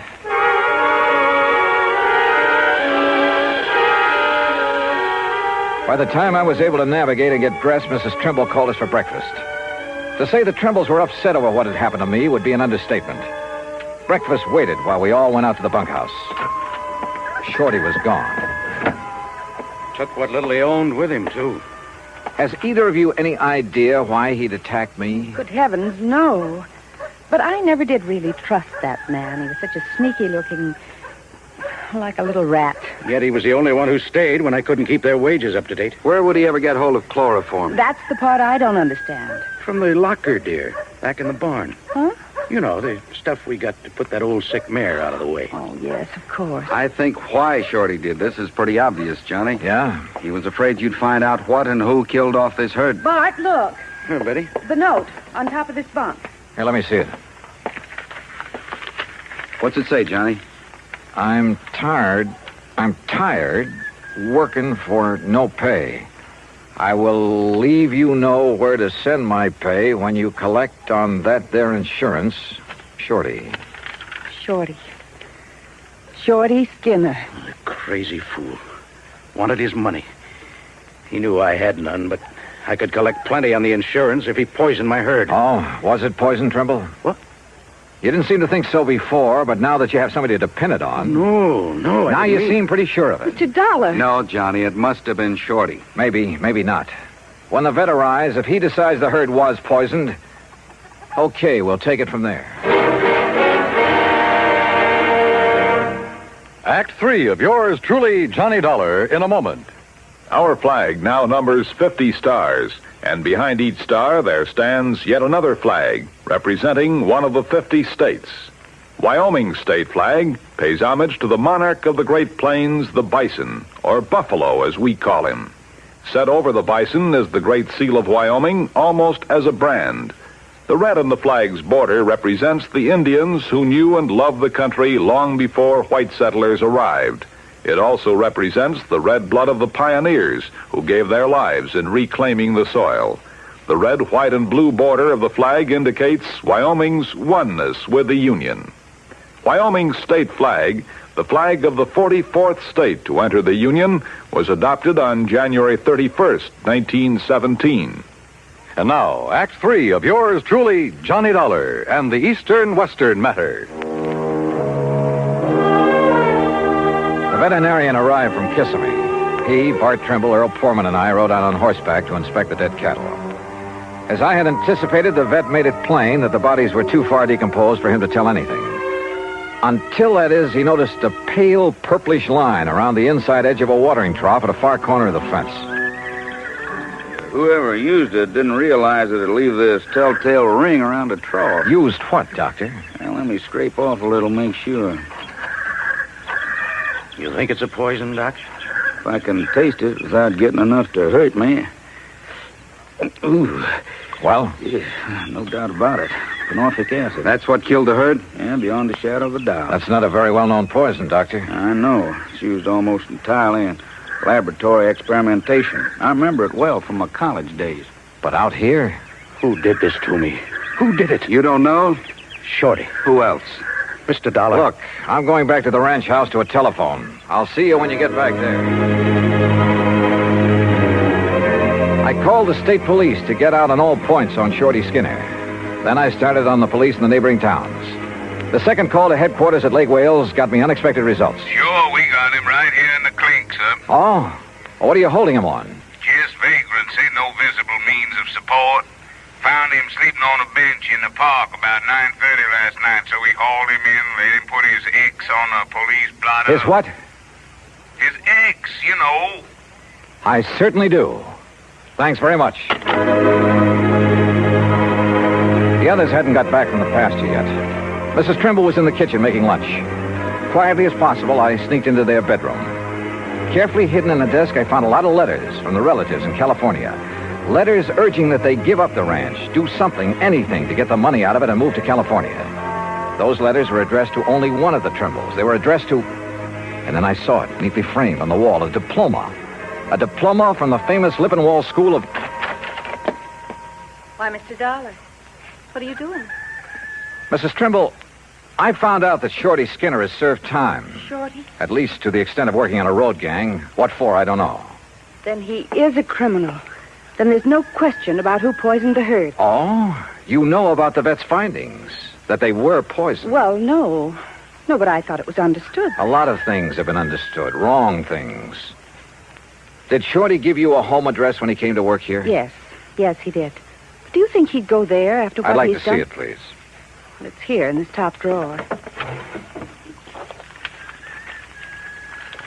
Yes, here. That's not his writing. No, that's mine. You see, Shorty can't write. Oh? So he couldn't have written this note you found in his bunk. But who... But look at it. Doesn't that curly Q on the letter T look like the one here when you wrote his address? And how about this capital I? Good heavens, Mr. Dollar. Friends who wanted you to go to California, and you wanted to go. Of course. But as Bart told us, you reconciled yourself to staying here, apparently. I did. I did stay here, even though I wasn't happy. Then the big freeze gave you a chance to kill off the herd, collect a lot of insurance money, and get away with it. You thought. Mr. Dollar, how dare you? The method? A little-known poison you'd learned about back in the Lippenwall School of Nursing. No. But you hadn't expected me here to investigate, so you had to get rid of me. How? As a nurse, you knew all about chloroform. Look, Mr. It Dollar... was a natural, with me sleeping with my head on the pillow, and you knew that Earl was a sound sleeper. He's been here before. And who'd get blamed? Shorty, because he'd left. Only Shorty had left long before that. What? He was picked up in Lake Wales at 9:30 last night. What? Well, then, no, listen. You killed the herd. You tried to kill me. Is that true, Betty? Bart. Tell me. Is it? Yes. Yes, it's true. You know how I hated this place. This horrible, miserable cattle ranch. This living out in this godforsaken wilderness. Betty. Well, you wouldn't do anything about it, so I did. Oh, good Lord. But I failed. But I failed.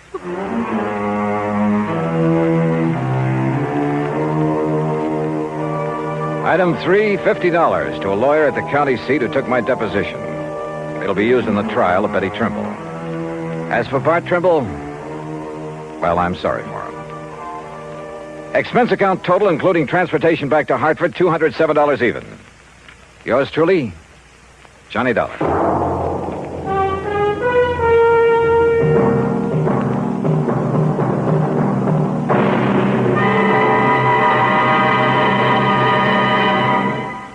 Our star will return in just a moment. It doesn't take a war to make a hero, nor does it take a situation filled with an onslaught of deadly enemy gunfire, bombs, and mortars. It takes a man to make a hero, and a man's qualities of greatness are based on his code of conduct. It serves him in peace as well as war. In August 1916, when the United States was still at peace with the rest of the world, part of our fleet was anchored off Santo Domingo City. The USS Memphis was in danger of total destruction from a hurricane. Only the efficient operation of the engines and boilers could get her out of the critical area. Lieutenant Claude A. Jones was senior engineering officer aboard. In rapid succession, boilers and steam pipes began bursting about him, scalding him with clouds of steam. Thousands of tons of water came down on him. In complete darkness, Lieutenant Jones nobly remained at his post as long as the engines would turn over. His supreme, unselfish heroism inspired the men with him.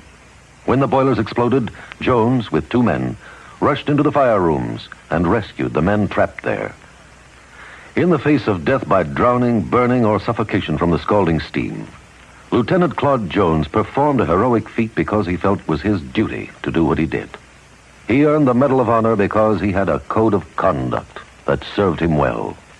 Now, here is our star to tell you about next week's story. Next week, 1 honest woman, 2 honest men. Yet $100,000 was gone.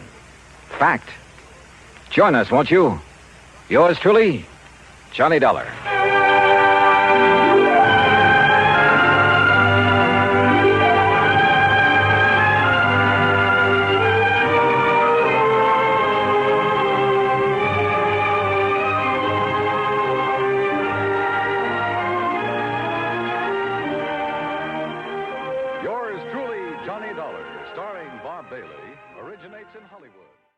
From Hollywood, it's time now for...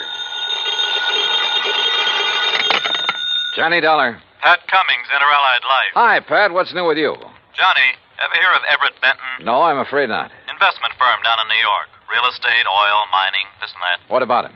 We're carrying a $100,000 life policy on him. So? So last night he fell out of a 14-story window. Oh, that's too bad. Accident, Pat, or was it suicide? Maybe neither. I think he got pushed. I'll be right over.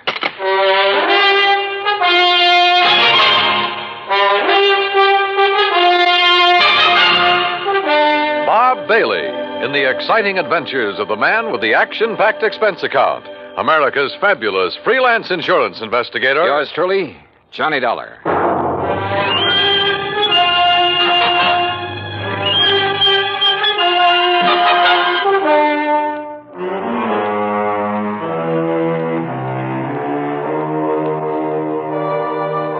Expense account submitted by Special Investigator Johnny Dollar to the Inter-Allied Life Insurance Company, Hartford, Connecticut. Following is an account of expenses incurred during my investigation of the Killer's List matter.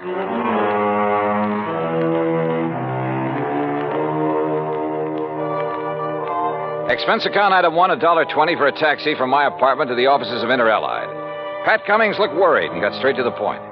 I don't know, Johnny. Maybe Benton wasn't pushed out that window. But there's something about this deal that just doesn't smell right to me. What can you tell me about this man, Benton? Everett Benton, 45 years old, doing very well in business, so far as we know. Last night about 10 o'clock, he fell or jumped or was pushed out of his office window. This policy on him, who's the beneficiary? His wife, Claire. What's she like? About 12 years younger. Redhead. I see. Yeah. Well, what do you think? I think I better have a talk with Mrs. Benton. Item 2, $14.40, transportation and incidentals to New York City. The Benton's apartment was on East 67th, very fashionable, very expensive. And Claire Benton looked right at home in her surroundings. Do you mind if I fix us a drink, Mr. Dollar? Not at all, Mrs. Benton. It's been a pretty wearing day. I imagine it has. Police, questions, reporters. You yeah, know. Sorry to be throwing more questions at you at a time like this. I'm used to it by now. Here's your drink. Thanks. Cheers. Yeah, cheers. You know, you certainly seem to be bearing up very well. Yes, I suppose so.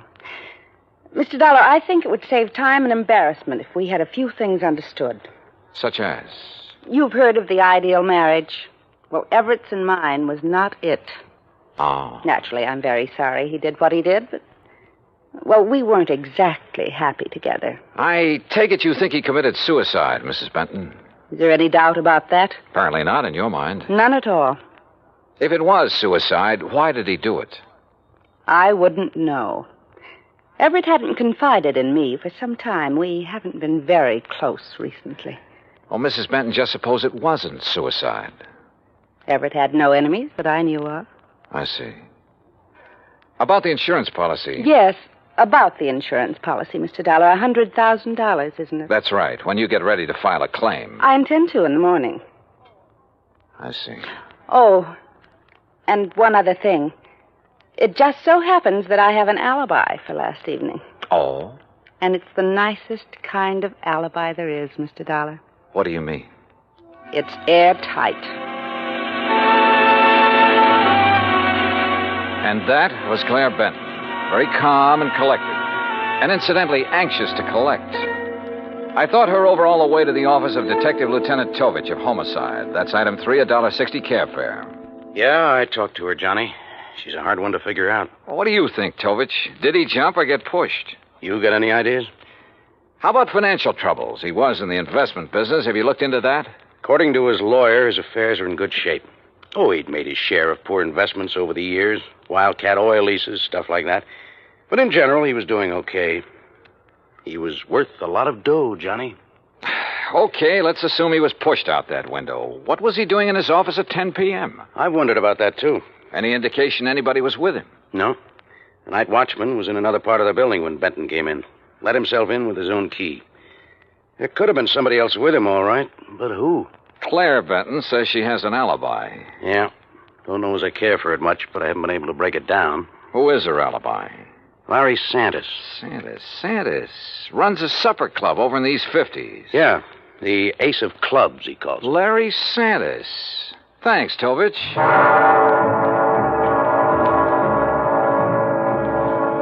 So I went calling again, but this time it was different from my visit to Claire Benton.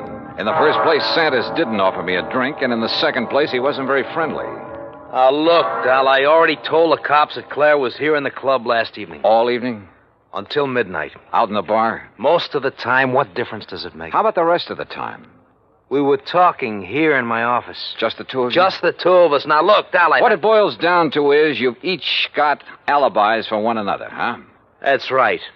Now, look, nosy boy, Claire didn't kill Benton. At the moment, I wasn't thinking so much about her. Wait a minute. If you're trying to pin this on me... You and Claire have been pretty friendly, Sanders. She benefits to the tune of $100,000 by Benton's death. Look, Dollar, you're blowing smoke in the wrong direction. I like the arrangement the way it was. Why should I try to change it? Well, that's a good question. So just let it drop. You get me? You got nothing to worry about, Sanders. If you've got nothing to hide. I don't want this kind of publicity. It's bad for my business. You know what's wrong with you, Dollar? You got nose trouble. Yeah, occupational disease. You better just get over it. Sometimes it turns out to be fatal. Act 2 of yours truly, Johnny Dollar, in a moment. And now, Act 2 of yours truly, Johnny Dollar, and the Killer's List matter.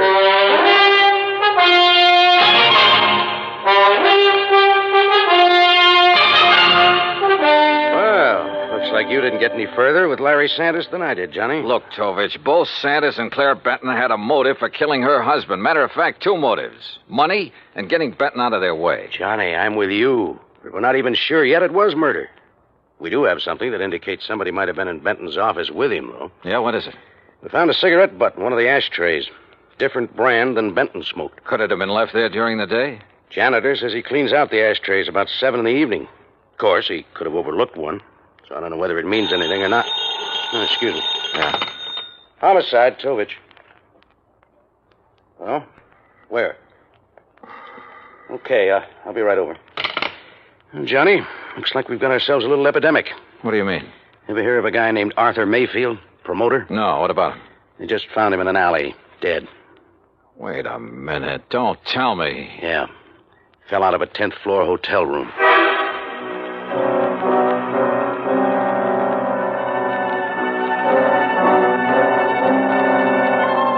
Lieutenant Tovich and I went over to the West Side Hotel where Mayfield's body had been discovered. There was nothing in his room to indicate anyone had been there with him. As a matter of fact, there was nothing, period. Item 4, a $1.80 cab fare to Claire Benton's apartment. Mr. Dollar, I really don't see the point of this. I've told you twice that I did not know this Arthur Mayfield. Did you ever hear your husband mention his name? I've never heard the name until now. From you. Mrs. Benton, mind telling me where you were last night around midnight? I take it that's when Mayfield died. Approximately. I suppose you have an alibi. You suppose correctly. You know something? I wouldn't be at all surprised if you were about to tell me you were with Larry Sanders again. You know something, Mr. Dollar? That's exactly where I was last night. I know, Tovich. I know it could be just a coincidence that 2 guys fall or jump or get shoved out of windows within 24 hours. But I got a hunch there's some kind of connection between them. Could be, Johnny, but so far we haven't been able to find it. Well, how about their past? The armed forces, maybe? I've already checked that out. The answer's no. Could they have been involved in any sort of business deal? I asked Benton's attorney about that. He's checking through all of his papers. He's promised to call me. And you haven't been able to find any organization they both belong to, any situation in which they could have been thrown together? Not so far. Unless they served on a jury together, something like that. Well, don't laugh. That could be it. And they might have convicted somebody who took this way of getting revenge. Yeah, I'll check it out and call you if we find a connection. But don't count on it, Johnny. Don't count on anything.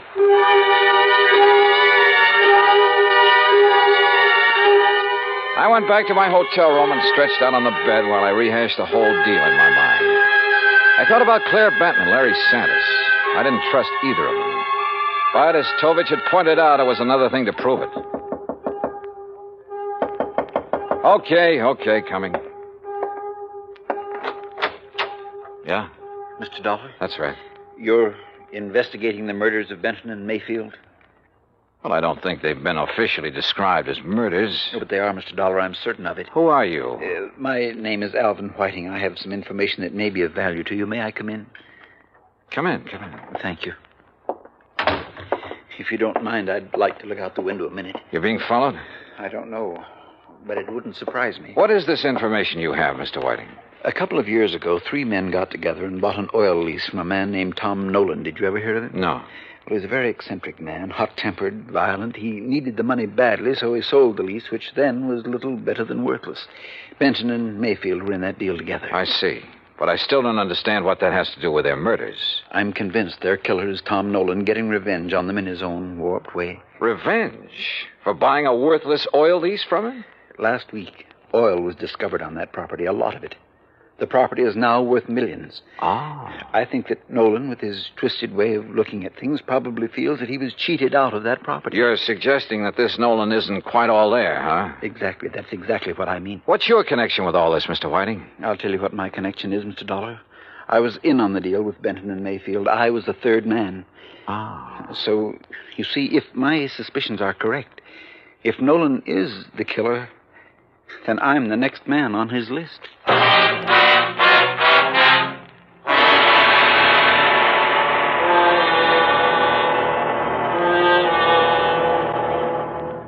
Act 3 of yours truly, Johnny Dollar, in a moment.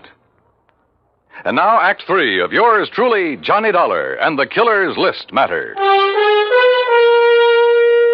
I took Alvin Whiting down to Lieutenant Tovich's office, and he told his story again. I could see that Tovich felt the same way I did, that at last we were getting someplace. Matter of fact, Johnny, I was about to call you. Benton's lawyer just turned up the lease agreement linking Benton, Mayfield, and Mr. Whiting here. Question is, where's Tom Nolan? I don't think I'll draw an easy breath until he's been found and arrested. We have a bulletin out on him, Mr. Whiting. One thing we found out, about a year ago, he served time for assault and battery. Oh? Mr. Whiting, I'd suggest you take every precaution until we pick up Nolan. Don't worry, Lieutenant.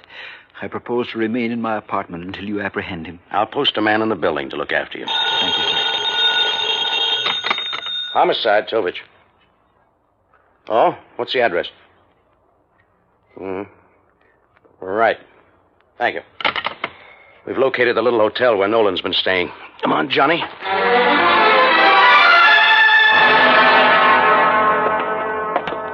That's Mr. Nolan's room at the end of the hall, Lieutenant. Okay, clerk. Is he in? I don't know. I really haven't seen him since he rented the room from me. How long ago was that? Oh, about a week ago, Mr. Dollar. If he's gone out since then, it must have been at night when I was off duty. Here we are. Now, try your pass key, quietly. Right.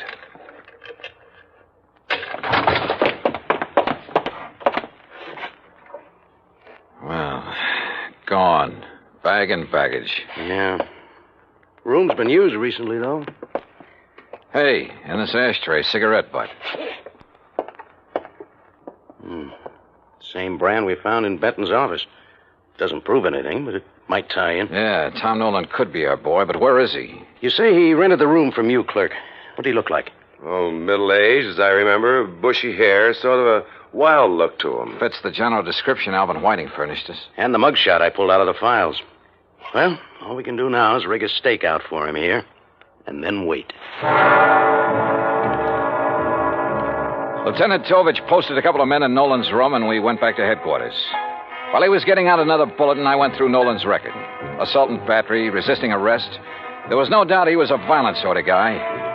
And with the indication Whiting had given us that Nolan was a little unbalanced, the weird revenge motive might fit. Then something in the records caught my eye. I went back to the office of Larry Santis at a supper club. Oh, look, Dal, I told you the last time you were here. Now, I got a few things to tell you, Santis. The two murder victims, Mayfield and Benton, went in on a business deal with a man named Alvin Whiting. All right, so what? They bought an oil lease from Tom Nolan. All of a sudden last week, that lease got real valuable. Alvin Whiting figures that Nolan's the killer. Says he's not all there, and he was trying to get his own strange kind of revenge. Look, Dollar, what's all this got to do with me? That's what I want you to tell me. Look, I don't know anything about any of them. Last year, Nolan was arrested for assault and battery. According to the police records, the man who put up bail for him was you. Okay, so I put up bail for him. Look, Tom Nolan's my uncle, Dollar. Sure, he's offbeat, but he's harmless. Assault and battery? Harmless? So he beat up a guy. That doesn't mean he'd kill anybody. How'd he get mixed up with Benton, Mayfield, and Whiting? Well, he was broke. I asked Benton's wife to get her husband and the others interested in buying Tom's lease to get him some dough. I didn't know the lease would turn out to be valuable. After Nolan got out of jail, he left town, moved to Coopersville. That's upstate. Yeah? Well, he's had a room right here in the city for the last week. I didn't know that. Believe me, I didn't. Look, I haven't heard from him for 6 months. That's the truth. Dollar, I've told you all I know. I still didn't trust Santis, but decided to follow up the lead he'd given me about Coopersville. Maybe Tom Nolan had gone back there. I called Tovich to tell him, and he had a nasty little surprise for me. Alvin Whiting had disappeared from his apartment. I didn't know whether Tom Nolan had gotten to Whiting or not, but I did know I had to find Nolan in a hurry. I hightailed it to Coopersville. It was a small town with half a dozen hotels and rooming houses. I made the rounds, flashing Nolan's picture. Finally, I struck pay dirt. Why, yes, I recognize that picture. That's Tom, all right. But he told me his last name was Niles. You say he roomed here, Mrs. Carr? Yes, kept himself mostly, but he didn't make no trouble for anybody as far as I could see. Moved in here about, 6 months ago. Around the end of September it was. And then last week he left us. Sure, he probably found out they'd struck oil and moved into the city. You don't understand, Mr. Dollar. When I say he left us, I mean that last week Tom Niles died. And there I was. But all of a sudden, the deal started adding up in my mind. It was after dark when I got to the graveyard, and my flashlight picked out the simple headstone. Tom Niles. Yeah, Tom Nolan. Resting in peace, right where he'd been, all through the murders he was supposed to have committed. The shot knocked the flashlight out of my hand. I hit the dirt, but the flash had pegged the gun for me.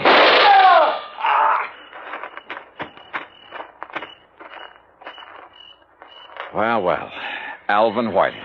Oh, Dollar, my arm. Oh, don't worry. I'll get you a doctor, Whiting. I want you to be in good shape to stand trial. How'd you work it? Hire some drifter to rent that room back in New York under Nolan's name? Some character you picked up in the park? No, you've got to understand. I had to have the money. I was in debt. I was desperate. You almost got the money, too, didn't you? Yeah, it almost worked. You rigged the story that Nolan was the killer, that you were on his list of victims. That way you end up in sole possession of the oil lease. If I'd only known he was... Yeah. Never try to frame a guy who's already dead.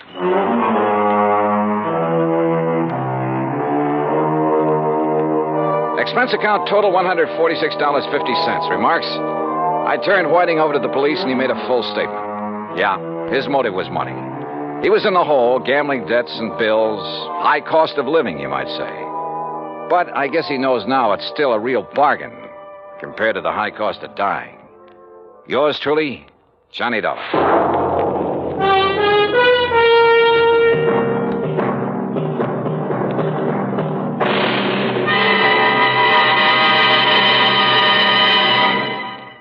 Our star will return in just a moment. Now, here is our star to tell you about next week's story. Next week, Dame Nature takes a hand and helps me solve a crime. Join us, won't you? Yours truly, Johnny Dollar.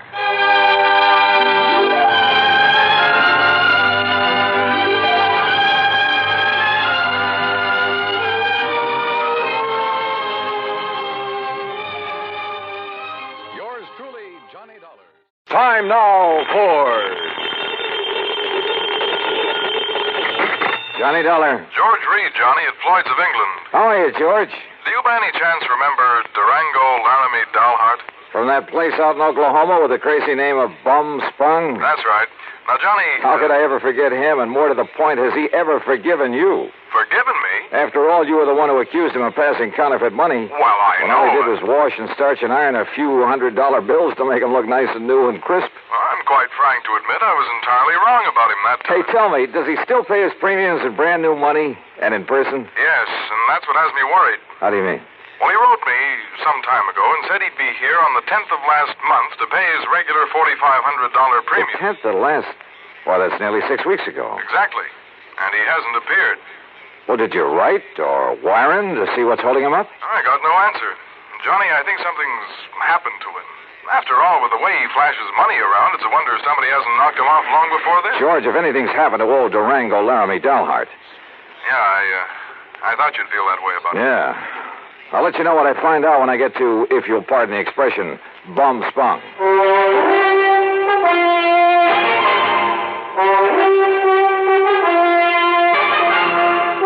Bob Bailey in the exciting adventures of the man with the action-packed expense account. America's fabulous freelance insurance investigator. Yours truly, Johnny Dollar. And now, Act One of yours truly, Johnny Dollar.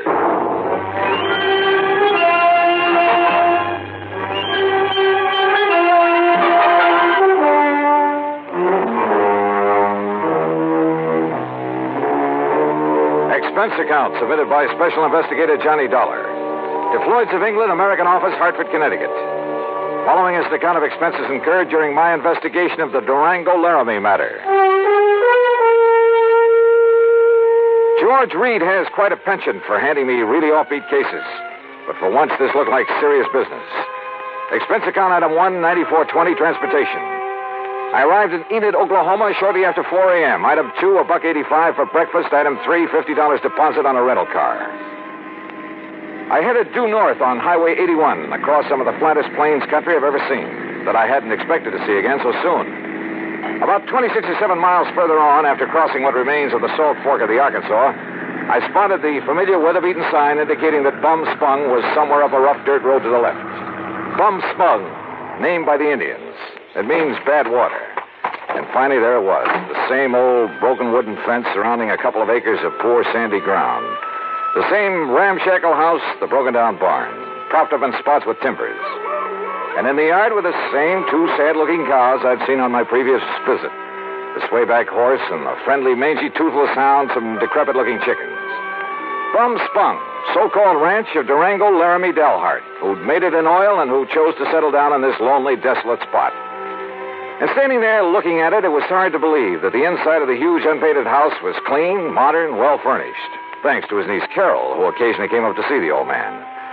As I swung aside the sagging wire gate, I wondered if she was here now. I wondered if anyone was here, but not for long. Durango! Durango, it's Johnny Dollar.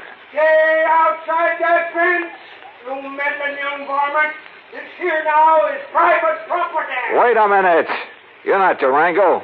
I came here to see Durango, Laramie Delhart. Oh, you did, eh? Well, Durango ain't here. Now, look, you. Oh, you shut up that gate and drive away from here. You see this here now, 30-30? Drive away? After you've blown a hole in one of my tires? I did, eh? Well, I guess that wasn't very sociable. Now, was it? Hey, look, lower that gun for a minute, will you? Oh, no, you don't. No, you don't. You try anything funny and I'll let you have it. Only, I guess it is up to me to fix that there tire for you, ain't it? Huh? After all, as long as I done it. Now, let me take a look and make sure you just ain't up to some trick here. Yeah, but I am. Hey! Just give me that gun now. Oh, no, you don't. No, you... Okay. Now, who are you and what are you doing here and where's Durango? My Hoppard, sonny. You sure pack a punch. Start talking, mister. Who are you? Who am I? Sidewinder Wilson, that's who I am. Who'd you think? And who are you? Johnny Dollar, insurance investigator. What are you doing here? What am I doing here? Why, old Durango sent me a telegram, that's why. Oh, yeah? Sure. Here now. Read it for yourself. To Mr. Sidewinder Wilson, Gunside Oil Field, somewheres near the Petterdale River, Texas. Yeah, that's where the field is, and that's where I got this telegram. Get yourself up here to Bum Spung. That's what it says. Take care of my ranch for a while and get here fast, signed Durango. Yeah. Now, you satisfied? Just who are you, Sidewinder? Who am I? Durango's oldest, bestest friend is all. Known him since we rigged together in the oil fields before he made his gold strike up in Colorado, that's who. So when he tells me to come up here and take care of things, I come, that's all. What'd you expect? But now look here, Johnny, is what you say your name is? Johnny Dollar. Yeah, well, there's something I don't like about Durango's going away this time. What do you mean?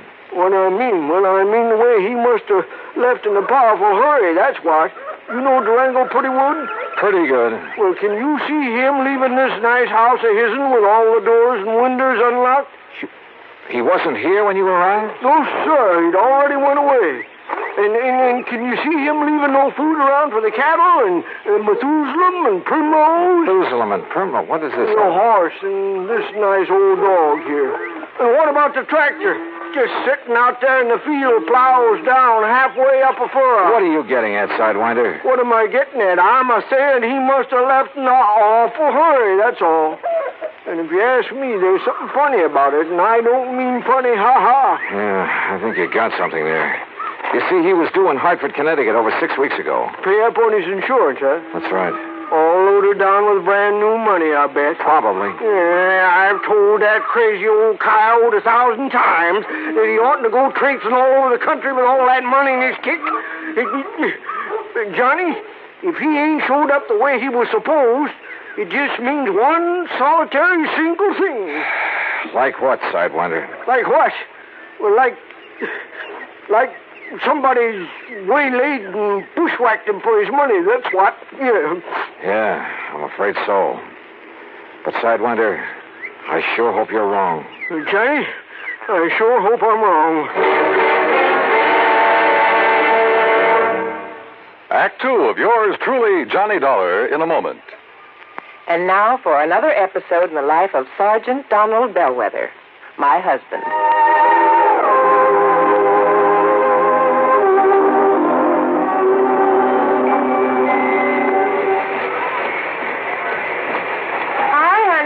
Fix the windshield wipers? I sure did, Reba. How's that? Oh, you fixed them. Good for you, Donald. Thank you, my dear. Well, that's that. Now, if it rains, we're prepared for it, huh? I feel better now. Oh, me too. A driver has to see the danger if he expects to avoid it. That's right. And also keep the back and side windows clear in rain and snowy weather. That's right. Oh, how about the horn? The horn? The horn doesn't work, Sergeant. Aren't you going to fix it?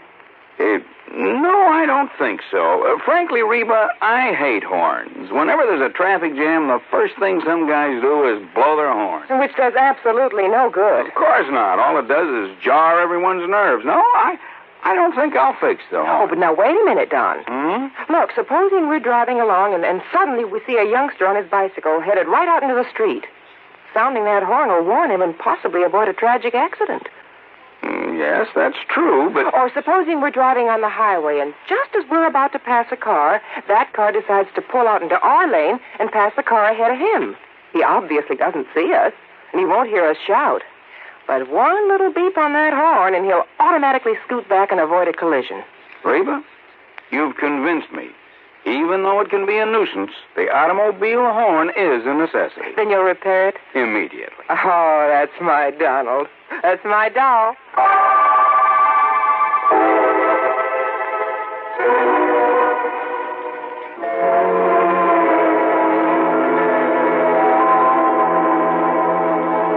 And now, Act 2 of yours truly, Johnny Dollar, and the Durango Laramie matter. Durango Laramie Delharts, cradle character from Bumspung, Oklahoma, gone, disappeared. His pal, Sidewinder Wilson, a bit of a character himself, had no idea what might have happened to him, but feared the worst. And I had to agree that his fears were justified. But tell me this, Sidewinder, have you heard anything from Durango's niece, Carol? You mean that pretty little gal fixed up this place for him so nice, kind of looks after him? That's the one. Well, say, don't she live down to Enid? Enid, yes, runs a gas station. That's right, sign of the Flying Red Horse. Come on, help me fix this tire. We'll drive back to Enid. Well, I'll help you fix the tire, but I'm staying right here. Oh, why? Why? Because Durango's trusting me to take care of the place. And if he does turn up, God willing, I'll be here to have him get in touch with you. Okay, now let's get this tire fixed. No, wait. Look. Huh? See that fancy convertible coming up the road? I not only saw the convertible, but more important, who was in it, who pulled up alongside the fence and stepped out. She was 23 or 4, a tall, slim brunette wearing a neatly tailored skirt, a tight-fitting silk blouse. Neat, trim. She looked like she'd just stepped out of Charles of the Ritz. Well, how big dog-breasted Johnny! Carol, how are you? You couldn't resist my fatal charms. I couldn't stay away. With that. Whoa, now, wait a minute. What's the matter with you? You don't like that? Oh, no, come here, gal. Now, Johnny, Yeah? Carol? Oh, Johnny. Gee, I've missed you.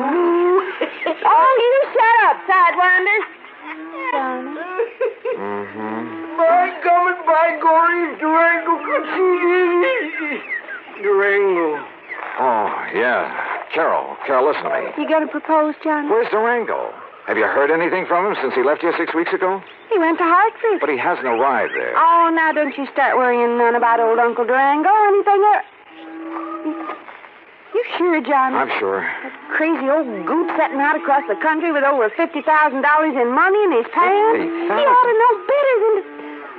Oh, Johnny, do you think something's happened to him? You ask me, I think somebody's killed him for that money. Oh, no. You haven't heard from him since he left? Only a postcard from Chicago where he stayed overnight at some fancy hotel. And, Johnny, that wasn't like him. What do you mean?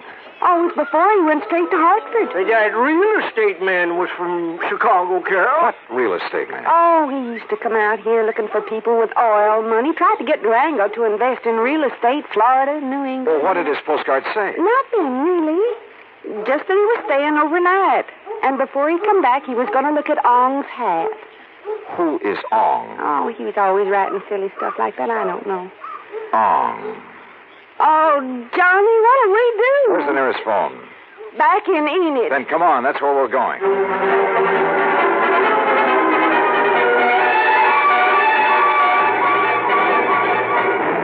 In Enid, I put in a long-distance call to Phil Avery, an old friend at International Press Service, in the hope that if Durango's body had been picked up anywhere in the country, the news files would have some note of it. Durango, Laramie, Dalhart? That's a man's name? Yeah, Phil. Does it mean anything to you? I'll say this, Johnny. If a name like that had ever come in over the wires, I'd certainly have remembered it.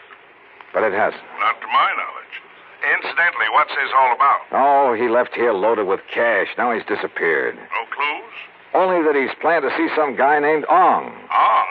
For some crazy reason, he's interested in Ong's hat. Well, that's about as silly as... Ong's hat, did you say? Oh, no. You mean that rings a bell? Are you kidding? Of course it does. Oh, no. Phil. Phil. Phil, listen, will you? This may be a matter of life or death. Phil.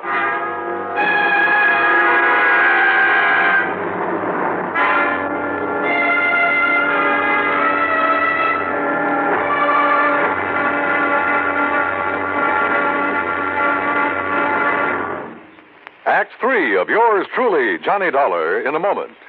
And now for another episode in the life of Sergeant Donald Bellwether, my husband.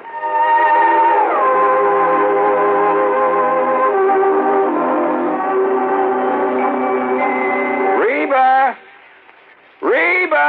What is it, Donald? Confounded Reba, I can't find the fountain pen. I've looked all through this desk. Here it is, dear. Here it is. You must have used it as a marker when you were reading this book.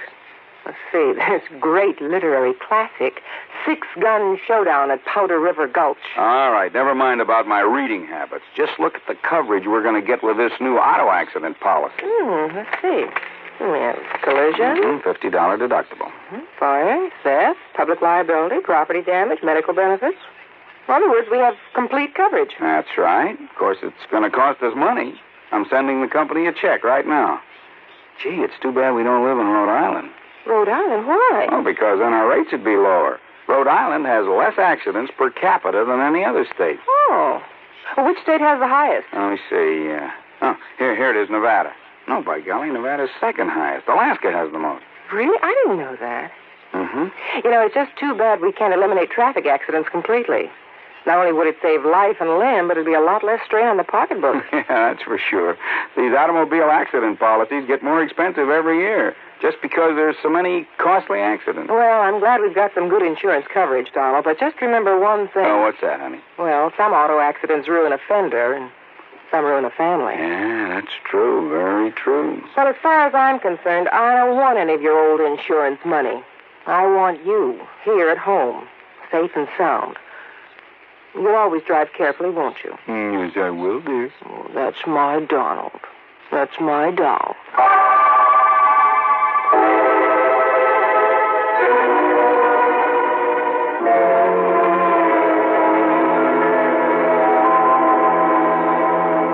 And now, Act 3 of yours truly, Johnny Dollar, and the Durango Laramie matter.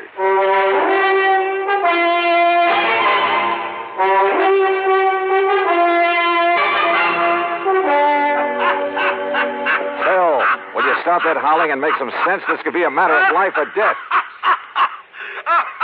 Ong, did you say? That's right. You know who he is. Ong, and oh, no. Do you know him? No, I don't know the Ong, but I know what it is. Huh? Ong's Hat, New Jersey. What? Sure. down in the pine and cranberry bog country. Down near Mount Holly, south of Trenton. Are you serious? Of course I'm serious. Johnny. Okay, Phil. Sure, that's where the big Okay, hook. Phil, thanks. Johnny, I found the card of that real estate promoter from Chicago. Good. We'll take the first flight we can get out of Tulsa. Come on, Carol, we're on our way. Expense account item 4, $164.80, plane fare and incidentals. In Chicago, we stopped over long enough to pay a brief, unpleasant visit with one J. Harry Cramlin, real estate promoter, at his office just off the loop. So, what if I did sell this Dale Hard character some land over in New Jersey? What's it to you? You trying to cut in on a good thing? How much did you sell him, Mr. Cramlin? Oh, a little over $35,000 worth. But now if you... What was it, a lot of worthless swampland? He didn't seem to think so, after the glowing report I gave him. But why did he buy it? Because the old fool thinks there's oil on it. Cramlin, if you've taken Durango... Now, ain't that a name? Durango Laramie Dalhart. If he's been chipped in this deal, well, you better duck the next time you see me coming. You threatening me? About a cash, perfectly legal deal? Oh, I'm sure it was legal. But oil in South Jersey. Cramlin, my warning still goes. The next leg of our flight took us to Philadelphia. There I rented another car. That's $50 deposit, item 5. We drove across the Delaware River and picked up Route 537 to Mount Holly. There we stopped for a sandwich and a Coke. That's item 6. And there a passing glance at a newspaper headline stopped me in my tracks. Something about a big oil development at... Yeah, you guessed it. At Ong's Hat. We burned up Highway 530 to Pemberton, then hit a sandy back road that led deep into the pine and scrub oak. Finally, suddenly, we came to a clearing. And there, well, there must have been 100 cars, expensive ones, some of them chauffeured limousines, and people milling about, haranguing each other, shouting each other down. And right in the middle of the crowd, a tall, angular man in blue jeans and a 10-gallon hat. Durango. Johnny, there he is. Durango! And then I saw something else on the edge of the clearing. 2 brand-new towering oil derricks. Come on, Johnny, let's get him away from that mob.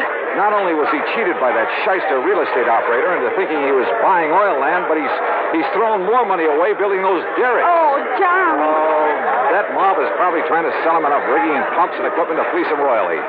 10 to 1, somebody in that crowd's offered him the Brooklyn Bridge to boot. But then we gotta stop him. If only I'd drawn the chute. Hey, look, Durango's seen us.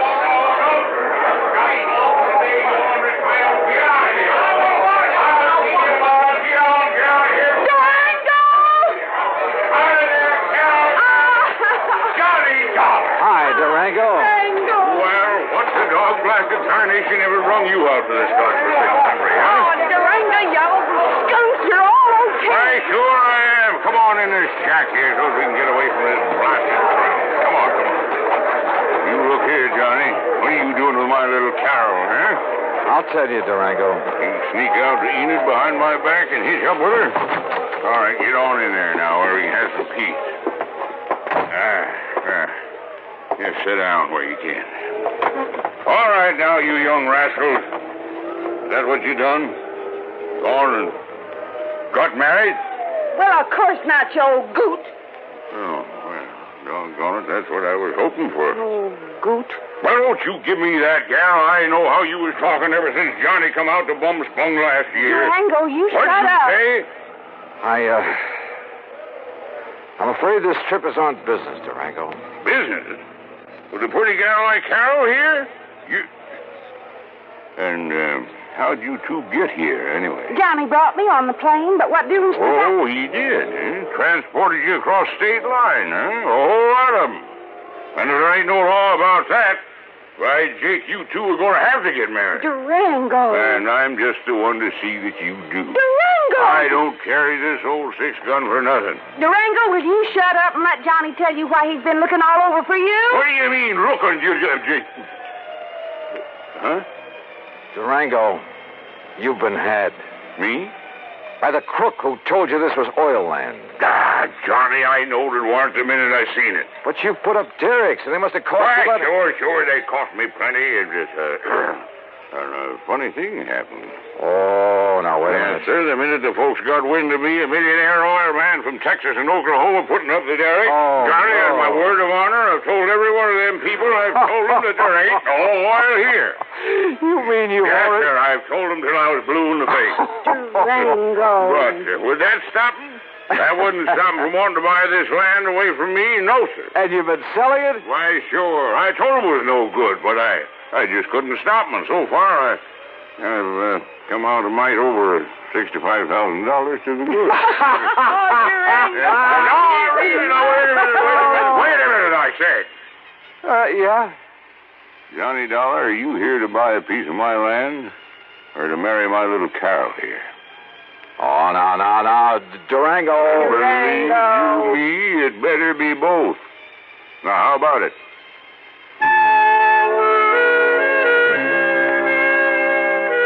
Expense account item 7, $1,000 even. The company now owns a small hunk of land in Ong's Hat, New Jersey. As for Carol, that ever-loving doll, well, someday, maybe someday.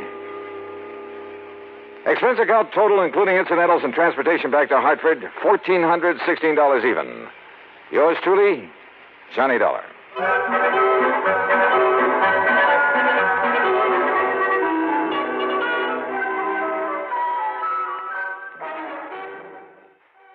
From Hollywood, it's time now for... Johnny Dollar. Johnny, this is Vincent Price. I'm calling from Hollywood. Oh, sure. My name's Shirley Temple. Now, who is it and what... Really, Vincent Price? Do I sound like Mickey Rooney? Well, no. But now, tell me, Mr. Price. Now, look, the name is Vincent. Okay, Vincent. What can I do for you? Johnny, I have a little problem in connection with one of my paintings insured for $100,000. $100,000? You call that a little problem? This painting has suddenly disappeared. Oh, I see. What's the insurance company? State Mutual.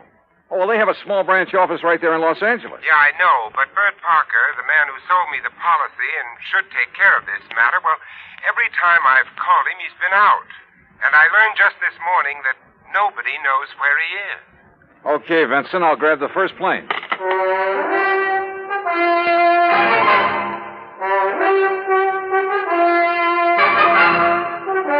Bob Bailey in the exciting adventures of the man with the action-packed expense account. America's fabulous freelance insurance investigator. Yours truly, Johnny Dollar. And now, Act One of yours truly, Johnny Dollar.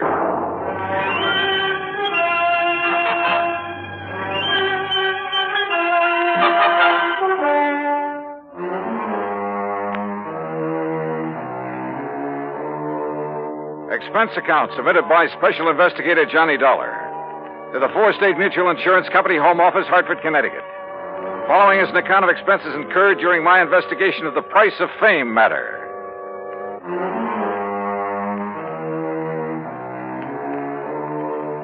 Expense account item 1, $178.50, plane fare and incidentals, Hartford to Los Angeles. By the time the big silver Constellation made its landing at the international airport, it finally dawned on me that I hadn't arranged with Vincent Price about where and how and what time I'd meet him. But as I picked up my luggage, I discovered a hungry-looking crowd of autograph hounds milling about the tall, gracious man I was looking for. Oh, sure. I'm glad to. Look, but just one at a time, will you please? I can't very well. All right, there you are. Now I have to meet a friend. Gee, just one more, please. Huh, Mr. Price? All right, if you insist. Here. Best wishes from T. Willie Rocking Horse. Huh? How are you, Johnny? Oh, great, but I didn't expect... Johnny who? You mean to say you folks don't recognize Johnny Dollar? Oh, no, wait a minute. Attaboy, Johnny. Give 'em all. I'll wait for you in my car. It's right over here at the curb. Yeah, but look, will you? Hey. Right here, Mr. No, you don't. I'm nobody. Please. By the time I got away from that mob, I felt as though I'd been run through a ringer. But we finally took off in Vincent's car and drove to his beautiful home up in one of the canyons west of Beverly Hills. Nestled among the trees with spacious lawns and well-kept gardens, It's furnished in the most excellent taste. I'm no expert, but to say that I was impressed by the extraordinary works of art in that home would be the understatement of the week. Engravings, prints, fine sculptures, but most of all, paintings. And even to my unpracticed eye, all of them were, well, magnificent. Here's a little thing I picked up in London, Johnny. It's called The Old Man in Red by Goya. Wow. Yeah, I thought original oils by him were found only in the big museum. Well, I've been pretty lucky in getting hold of some of these. Yeah, you've known what you were doing, too. You like this one? It's called Fright. It was painted by Kenneth McManus. Uh-huh. Beautiful. Beautiful. Like all the rest of them. Thanks. How about this one here at the end? Night Wind by, I'm sorry, Vincent, I can't make out that name.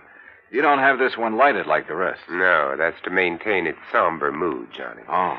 And that's what made it possible for the substitution of this copy to go undetected. That's a copy? Yeah, and that's my problem. The $100,000 Night Wind by Jean-Baptiste has been stolen. This was left in its place. Oh, I see. It's not a bad copy, probably worth a couple of $100, but it's hardly a genuine Baptiste. Well, when did you discover this substitution, Vincent? When I returned from a lecture tour early last week. Oh, that's right. You've been traveling all over the country lecturing on art, Well, haven't let's you? call it talking about art, huh? Tell me, have you notified the police about this? Well, I suppose I should have. Well, I felt that was Bert Parker's John. And you haven't been able to reach him over at Fort State Mutual? As I told you on the phone, he hasn't been in his office for some time. Vincent, have you any theories about who might have done this? Yes, I'm afraid I have. Why do you say it that way? Very few people knew I'd gotten hold of this Baptiste, only some close friends and a couple of art experts. So? And the place was not broken into during the time I was away. Of that I'm sure. Well, go on. Well, the family and servants kept very close track of anyone who entered the house while I was gone.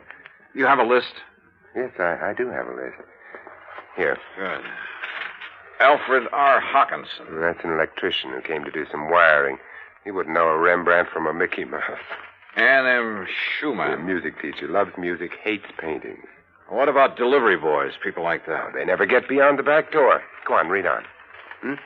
That next one is Ben, the gardener. You can forget about him. And Bert L. Huh? Yeah, Bert Parker. He was here twice. What for? Well, ostensibly to check on some of the paintings he'd insured. The first time, on the 11th, Mrs. Price was with him while he poked around. On the 15th, she had to leave to keep an appointment. And just when he left the house, nobody seems to know. Oh, brother.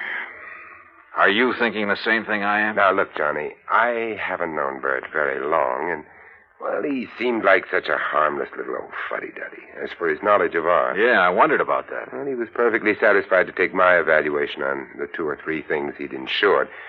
So, well, Johnny, I may be all wrong. Vincent, a thing like this may only happen once in 1,000 years. In any event, the company will certainly make good your loss. Well, with a work of art, it isn't really the money that counts. And, Johnny, listen. Look, I may have jumped to a completely unjustified conclusion about Bert Parker. Oh, yeah? Sure. Well, let's go down to his office and see.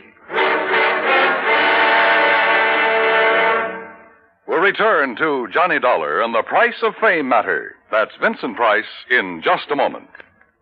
And now, Act 2 of yours truly, Johnny Dollar and the Price of Fame matter. A priceless original oil painting, stolen from the home of Vincent Price, famous radio and picture star. One of the few people who'd had the opportunity was the man who'd sold him the insurance on it, Bert Parker. Together, we went to Parker's office at Fort State Mutual in downtown Los Angeles. It was on the 16th that Mr. Parker phoned in to say he wasn't feeling very good and wouldn't be in for a day or two. Hey, it was on the 15th that he was at your house, Vincent. Yes, that's over 2 weeks ago.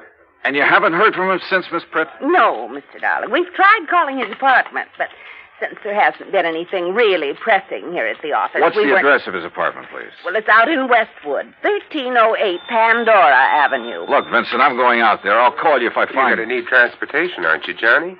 By the highest price chauffeur in the country? Sure, why not? Oh, before you go, Mr. Price, I wonder if I could have your autograph. Well, why didn't you get Johnny Dollars, Miss Pritt? He loves to give them. Oh, yes. Oh, no. No, you don't, Vincent. Let's go. It took a little persuading, but the landlord at Bert's apartment finally let us into his four-room suite. It was empty, except for a few old clothes, and it was obvious that he'd packed and left in a hurry. I rummaged around in the closets, tables, bureau, for a clue as to where he might have gone, and came up with nothing. You give up, Johnny? Yeah, Vincent, I'm afraid so. I poked around that desk some more after you'd finished with it and found this wedged in behind a drawer. Oh? Travel folder. Paris. Yeah, it looks real fresh, too. Minor Travel Agency, Beverly Hills. Well, what do you think? Pretty much of a long shot, Vincent. But they do pay off sometimes, don't they?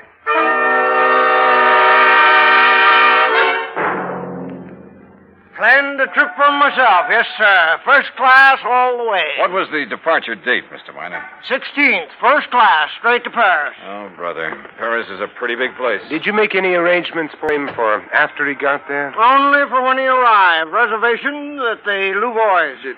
What? The hotel, Louvois. The Louvois, perhaps. That's what I said. First class, too. Said he wanted something not too far from the Montmartre. Montmartre, if you don't mind. That's what I said, yes. Now, can I fix you gentlemen up with some plane reservations, too? Well, suppose you give me the same flight he took, and I'll stop at the same hotel when I get there. Hey, wait a minute, Johnny. You're not going to leave me out of this.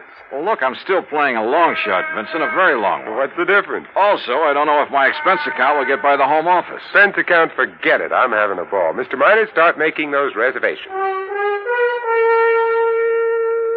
Expense account item 2, $984 for the plane to Paris. Well, it turned out to be the most interesting flight I've ever made. Because of the company of Vincent Price. An amazing conversationalist, he could talk about anything, including art. And he has a tremendous sense of humor. So, as he put it, we had a ball from the time we took off in L.A. till the time we sat down in Le Bourget. Item 3, 5:20 American, taxi into the Hotel Louvois, where the manager was, somewhat helpful. Oh, mais oui. The Monsieur Parker leave us but only 2 days ago, after some slight misunderstanding about l'addition, the deal. Yeah, you mean he was running out of money? Monsieur, I did not say that. That's what you meant, isn't it? You know where he spent his time around here? But of course, his business, he say, took him constantly to Montmartre. Where in Montmartre? Who is to know? That's like saying somewhere in Brooklyn. Brooklyn? Perhaps you know my cousin. Johnny, he was... Johnny, I just got an idea. Shoot. Works of art, even very good ones, are sometimes sold in rather unorthodox ways. They go through some rather strange hands. They're not always sold over the counter, so to speak, by reputable dealers. You know what I mean? Yeah, but how to contact the kind of people who might... You got any ideas?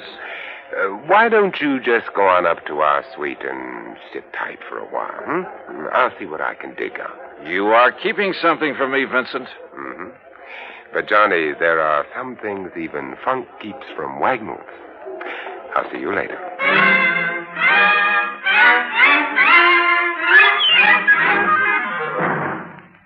Act 3 of yours truly, Johnny Dollar, in a moment. And now, Act 3 of yours truly, Johnny Dollar, and the Price of Fame Matter. All of gay, romantic Paris just outside the door, and time on my hands. So what did I do? Took Vincent Price's advice, went back to my room at the Hotel Louvois, and waited. 2, 3, 4 hours. Finally, shortly after 8 p.m., Vincent came in bearing a couple of packages. Sorry to have made you wait, Johnny, but I think I'm on the trail of something. Looks to me like you've been on a shopping spree. Props, Johnny, for you. Have you found out where Bert Parker is? No, but I think you will.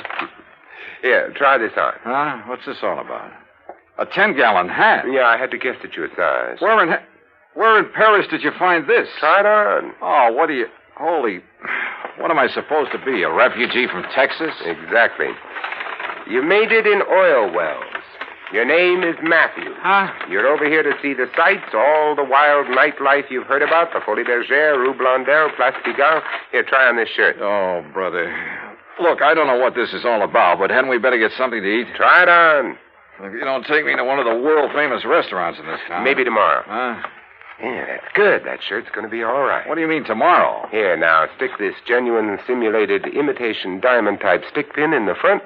Wait a minute, I'll do it for you. Yeah, What the Sam... There you are, and with this big hunk of glass on your finger. There now, look at you. Oh, you look. I'm hungry. Well, maybe you'll even get food where you're going. Now, where do you think I'm going in this rig? To a little joint on the Rue Blondel called the Bal Macabre. Now, what am I supposed to do there, if I go there? Sit around. Look prosperous. And see what happens. Oh, Vincent. Remember, you made it in oil. Millions. Yeah, but Vincent... Also, you're interested in art, and your name is Matthew. Look, will you... On your way, Johnny. The taxi that's waiting for you out front knows exactly where to take you. The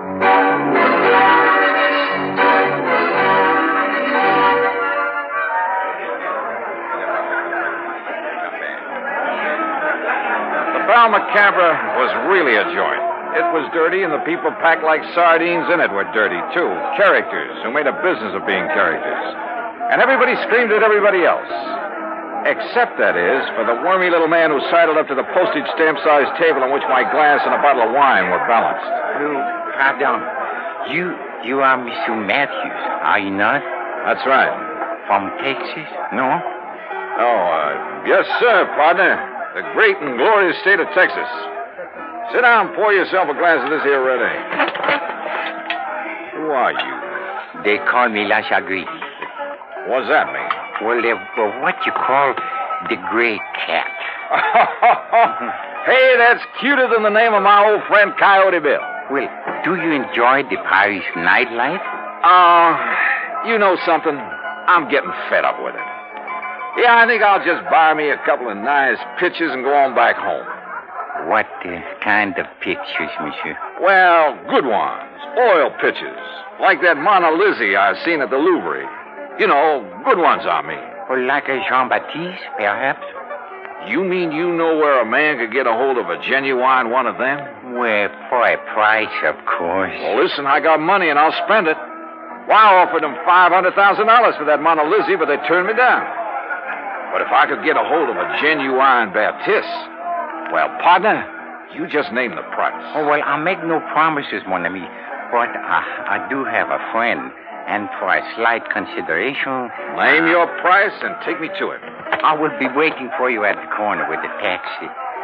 That is what you call okay? Okay. I shall be waiting. I'll be there, partner. You bet I will. And I'd certainly like to know how Vincent set this up.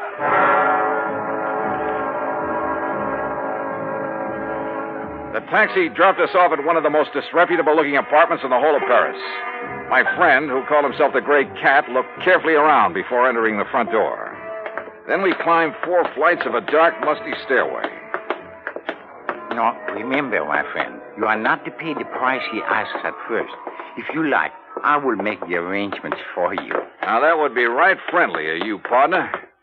But how would you come out on this? Well, all I ask, monsieur, is 10% of what you pay.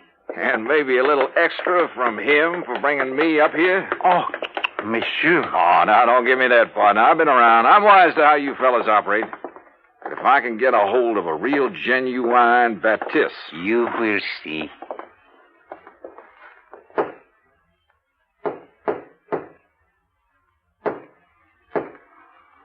Yes?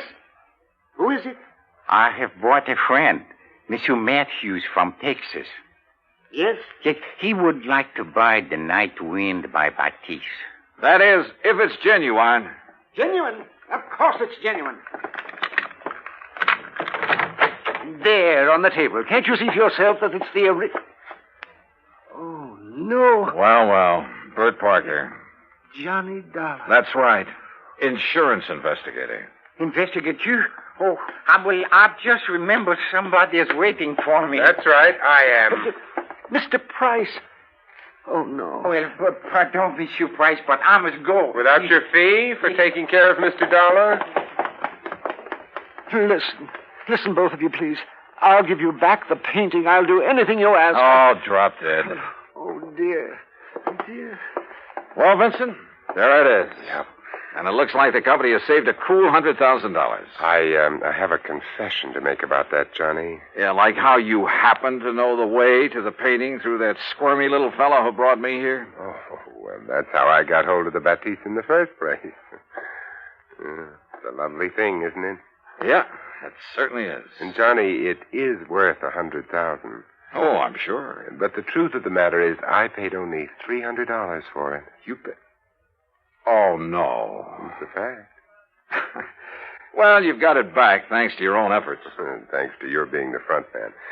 If I'd tried to get it back myself, these people would have run like scared rats. Oh, sure. Just tell me one thing, will you? Why aren't you an insurance investigator? Well, you know, it's every man to his own. Well, after all, why aren't you an actor? Let's get out of here. Disposition of Bert Parker? Well, that's entirely up to the company. Vincent, now that he has the painting back, doesn't care one way or the other. However, from the company's standpoint, well, it's not the kind of black eye that's good for you. Expense account total, including incidentals and transportation back to the States, $2,341. Remarks? Well, to Vincent Price, my eternal thanks. Not only for the help on this case, but most of all because it's given me a chance to really know him. Yours truly, Johnny Dollar.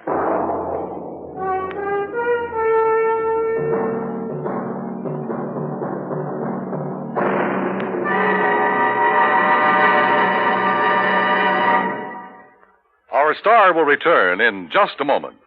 Now, here's our star to tell you about next week's story. Next week, the heart of sunny southern Jersey, and a case that took a very sudden, very strange twist. Join us, won't you? Yours truly, Johnny Dollar.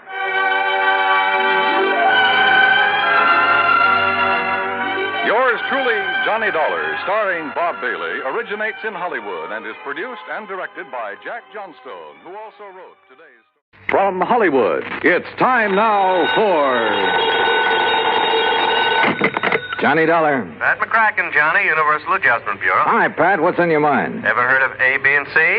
Well, yeah, back in the first grade. Oh, look, I'm not talking about the alphabet. I'm talking about an advertising agency. Oh, well, what about it? Well, the A stands for Appleton. Alfred Appleton, 55 years old, and Eastern Trust has his life insured for $100,000. So? It's annuity. It starts paying off at the age of 65, and we'd like to see him collect it.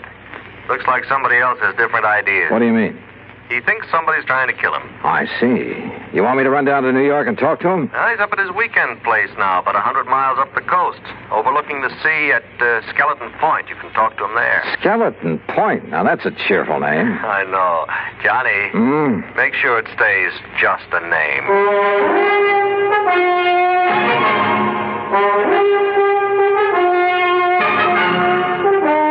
Bob Bailey in the exciting adventures of the man with the action-packed expense account, America's fabulous freelance insurance investigator. Yours truly, Johnny Dollar.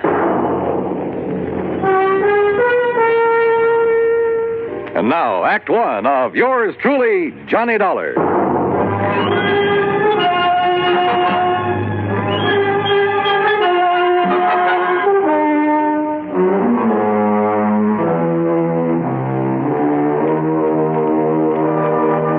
Expense account submitted by Special Investigator Johnny Dollar to the Eastern Trust and Insurance Company, Hartford, Connecticut. Following is an account of expenses incurred during my investigation of the 11 o'clock matter.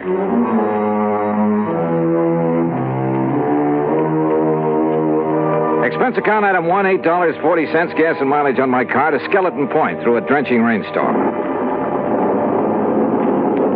The Appleton home, perched high on a cliff at the edge of the sea, was an old weather-beaten affair, but right now it looked mighty good to me.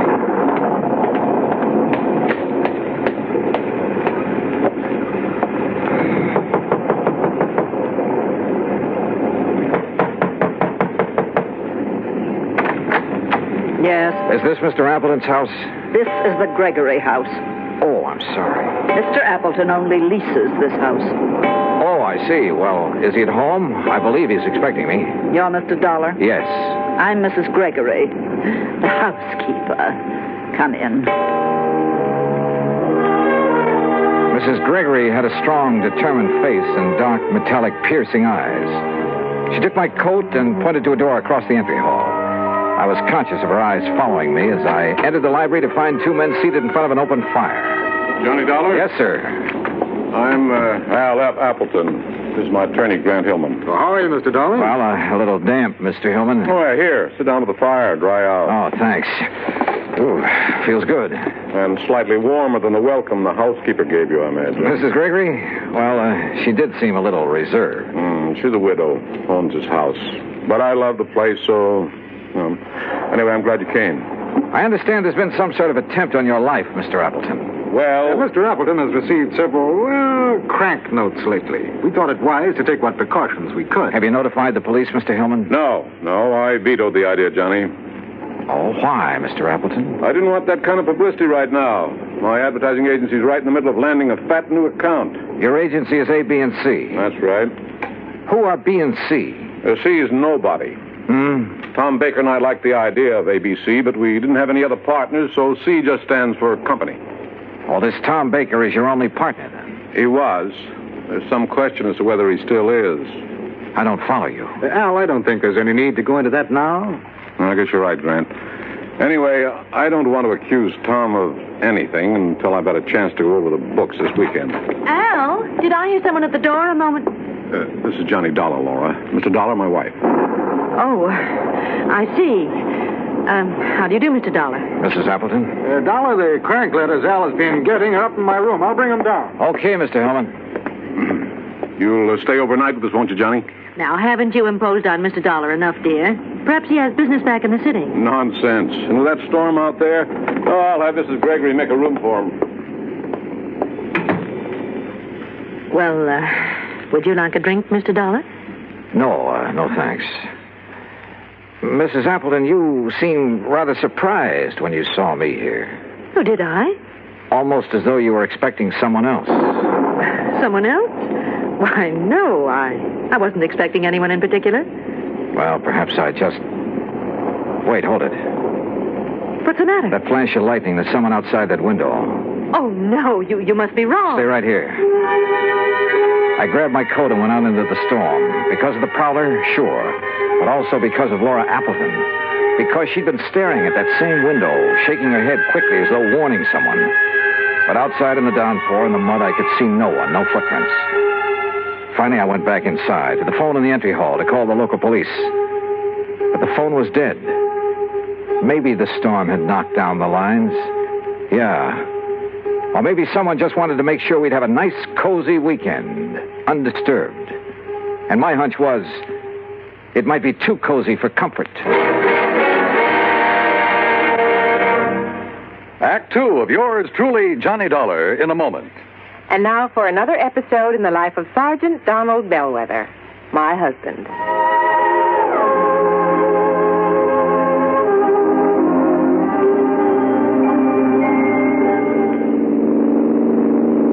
Donald?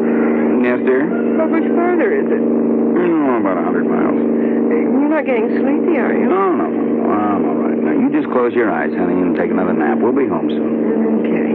Will you stay awake now? Yeah, I will. I still think we should have stopped in the hotel.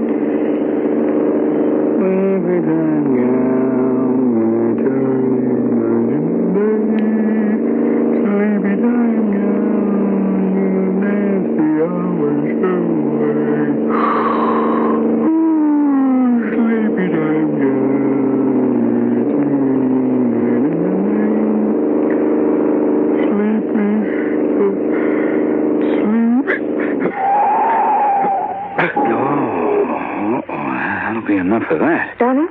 Huh? Donald, are you awake? What happened?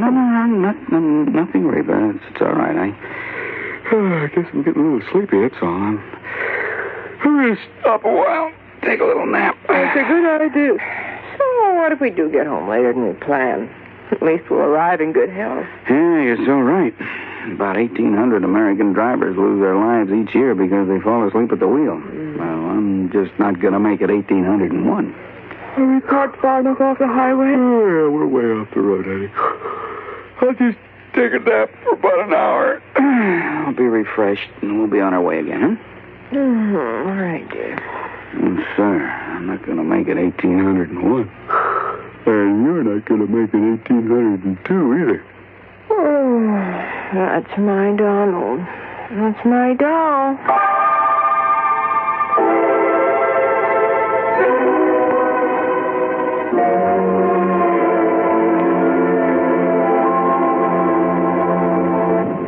And now, Act Two of yours truly, Johnny Dollar, and the 11 o'clock matter.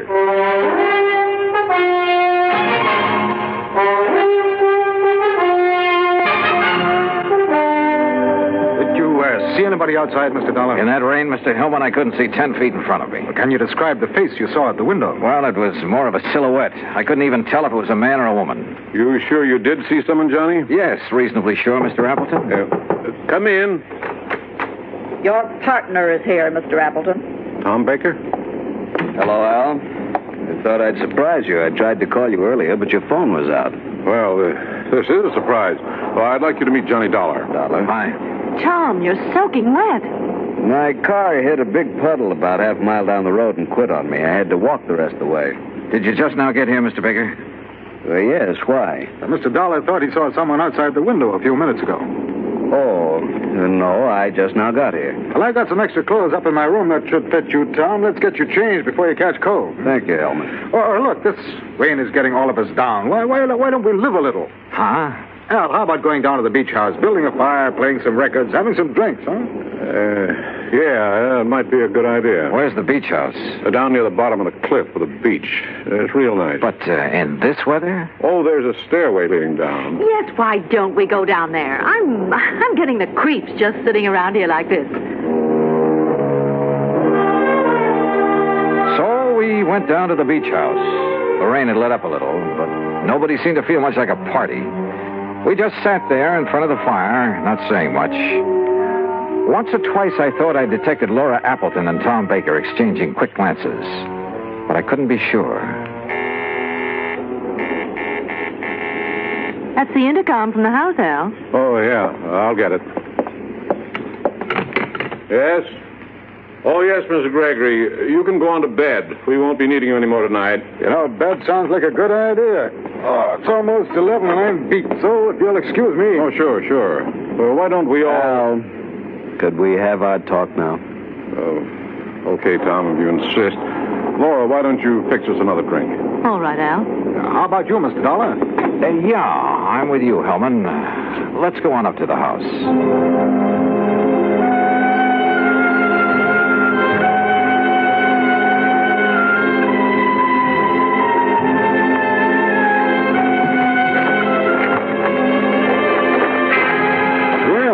The rain has let up.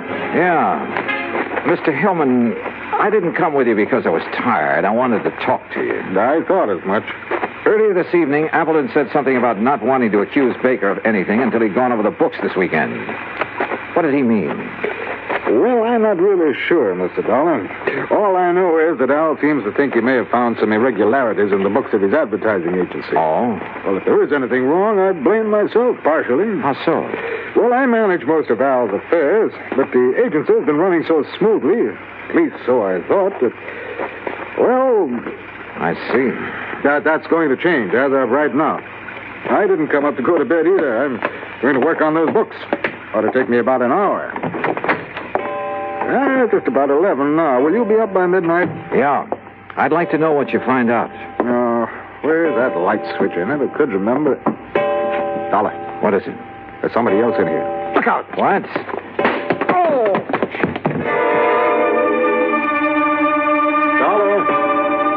Dollar! I guess I was out only a few seconds because the clock was still striking when Hillman brought me to. Dollar, are you all right? What? Yeah, I guess so. I grabbed at him, whoever he was, but he knocked me loose. By the time I got the lights on, he was gone. Oh. Lucky for you, he only stunned you momentarily. Oh, brother. Hillman, did you see where he went? Well, he didn't leave by this front door here, I'm sure of that. Then he must be still in the house.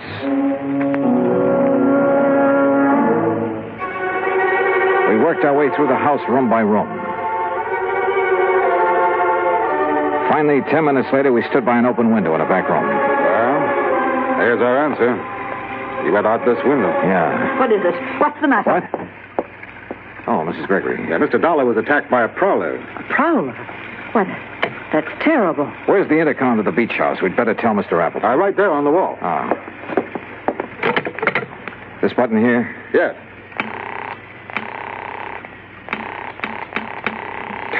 No answer.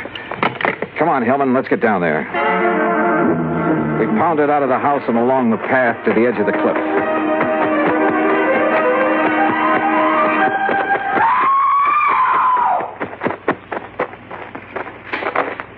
Then we found her, Laura, standing at the top of the wooden stairway.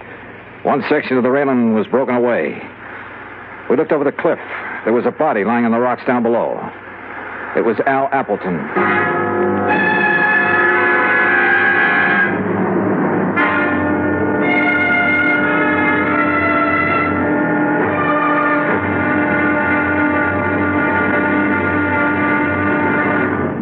Act 3 of yours truly, Johnny Dollar, in a moment.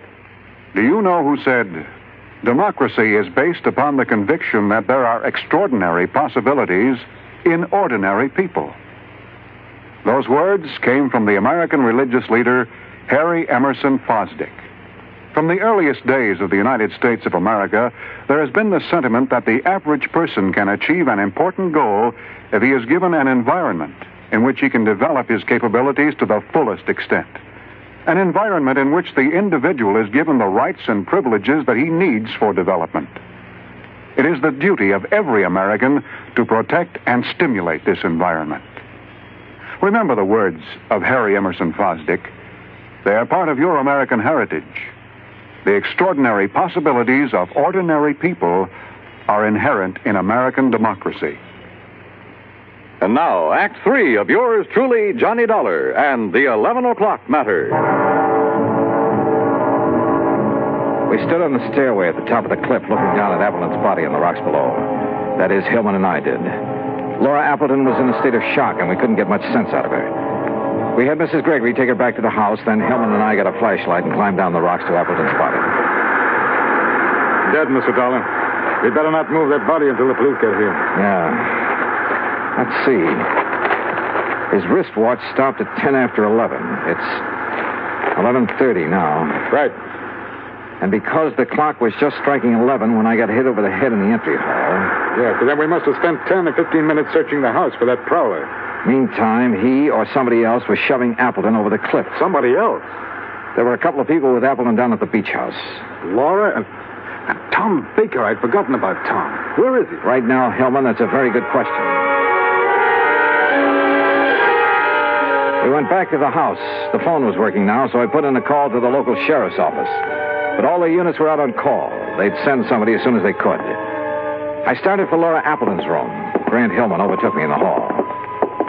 Dollar, I made a preliminary check of the agency records Appleton brought up here with him this weekend. Did you find a shortage? Yes, possibly as much as $50,000. I see. Thanks, Hillman. Yeah, I'll see you later. Come in. Oh, Mr. Dollar.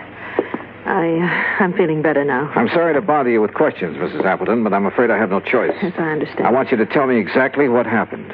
Well, I'll try. After you and Grant Hillman left the beach house, my husband and Tom Baker and I sat there a few minutes, and then Tom left. I see. Then, a couple of minutes later, somebody from the house called my husband on the intercom, so he left me. What time was that? A few minutes after 11, I guess. Uh-huh. What happened then? I sat there a few minutes longer. Then I just didn't feel like sitting there alone, so I started up the stairway. When I got to the top, I saw that the rail had been broken away. I looked over the edge. Okay. Mrs. Appleton, why did Tom Baker come here this evening? Why, I don't know. I think you do. What? You tried to warn him when I saw his face at the window earlier. His face? And the two of you kept exchanging glances all evening. I know you're wrong. Listen, Grant Hillman's in a position to know something about your husband's business affairs, isn't he? Well, of course. Why? Your husband suspected a shortage. Hillman confirmed it a few minutes ago after going over the records. Oh, but surely you don't think that Tom Baker Baker was your husband's partner. Maybe he came up here to try to square things with him. Was that it? No. Oh, all right. Tom did come up here to talk to my husband. What about? I was going to ask for a divorce. To marry Tom Baker? Oh, I know it sounds sordid now after what's happened, but it wasn't that way at all. Tom and I wanted everything in the open. We wanted to tell Al. But I didn't realize that you and Grant were going to be here this weekend. That's why I tried to signal Tom not to come in. Go on. Down at the beach house, he wanted to talk to Al, but Well, I guess he couldn't bring himself to it. That's why he went for a walk. And you haven't seen him since? No. Oh, Mr. Dollar, I know my story doesn't sound very convincing, but if you're trying to suggest that either Tom or I killed my husband... Yeah? Dollar, could I see you a minute? Oh, sure. I'll talk with you later, Mrs. Appleton. What is it, Hellman? Tom Baker just walked in. Baker? Yes, I thought you'd want to talk to him. I sure do. Look, Mrs. Appleton claims somebody called her husband at the beach house on the intercom a few minutes after 11. If so, that's what lured him up to the top of the stairway. A few minutes after 11. Well, that's when you and I were searching the house. We ended up at the intercom last, though. Somebody could have had time to make that call. Now, wait a minute. Mrs. Gregory was near that room when we got to it. Yeah, I know. Why don't you question her, Hillman, while I see what I can get out of Baker?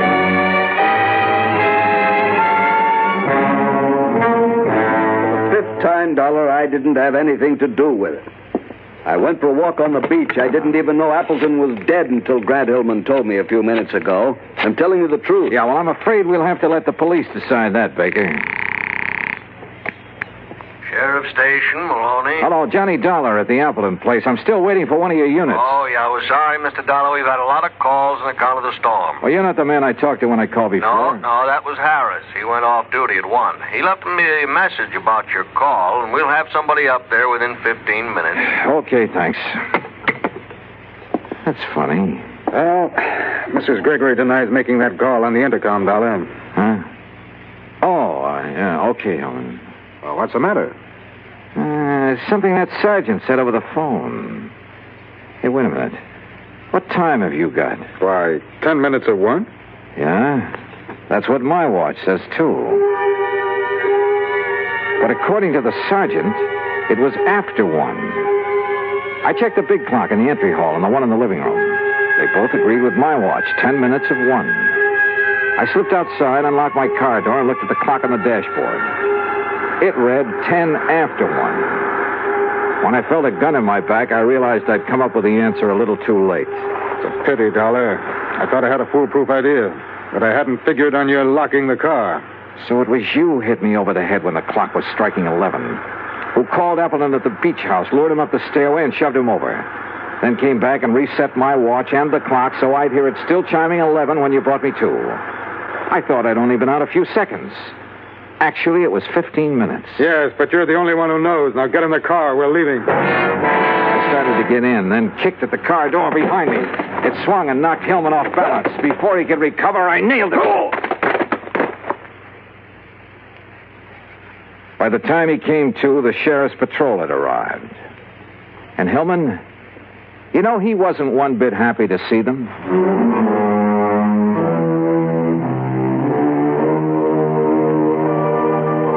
Expense account item 2, $13 even. Transportation back home. Total expenses, $21.40. And a real bargain, if I do say so myself. Remarks? Hillman's motive was money, of course. It was he who'd taken the $50,000 from Appleton's agency. Yours truly, Johnny Dollar.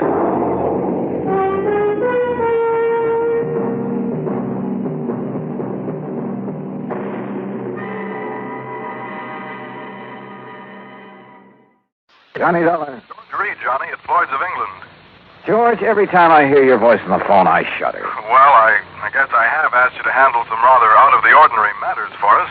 George, they have been so wild, crazy, impossible, I sometimes wonder if you ever issue a normal-type policy. Well, it's a very normal-type policy that I'm concerned about now, Johnny.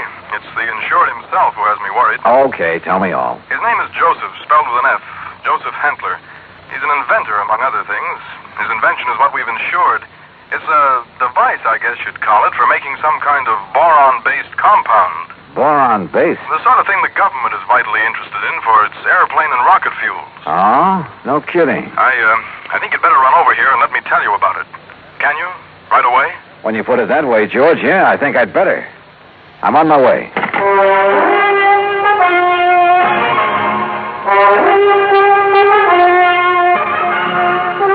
Bob Bailey in the exciting adventures of the man with the action-packed expense account. America's fabulous freelance insurance investigator. Yours truly, Johnny Dollar. And now, Act One of yours truly, Johnny Dollar.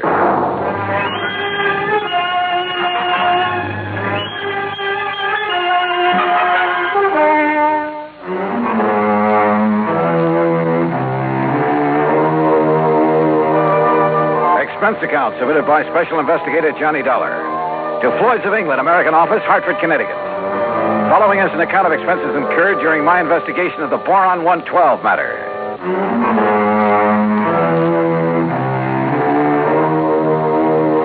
Expense account item 1, $1.10 cab from my apartment to George Reed's office. As I walked in, he motioned me to a chair, leaned over to the intercom on his desk, and pushed a key. Sit down, Johnny. Miss Larkin.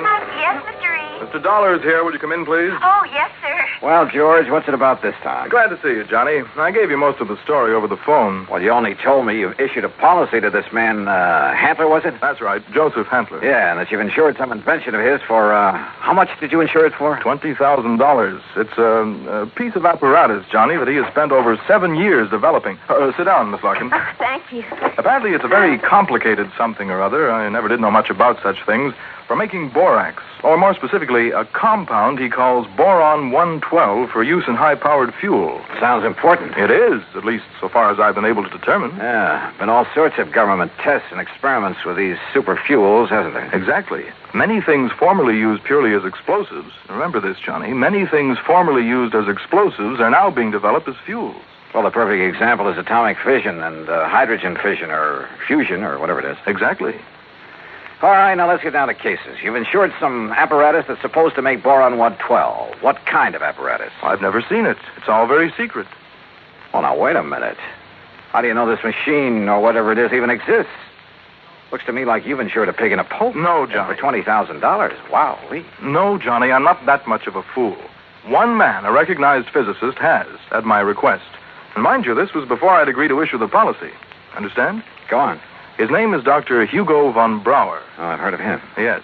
Well, Hantler permitted him to see enough to convince von Brauer that he has something mighty important there. That he's on the right track to, well, whatever it is he's out to accomplish. Okay. I'll take your word that you were right in issuing him the policy on it. But now what's happened? The thing blow up in his face or something? No, as I told you over the phone, it's the man himself I'm worried about. Because of something I've just learned. Like what? Miss Larkin, this is Mr. Johnny Dollar. Now, will you please... Yeah, I know.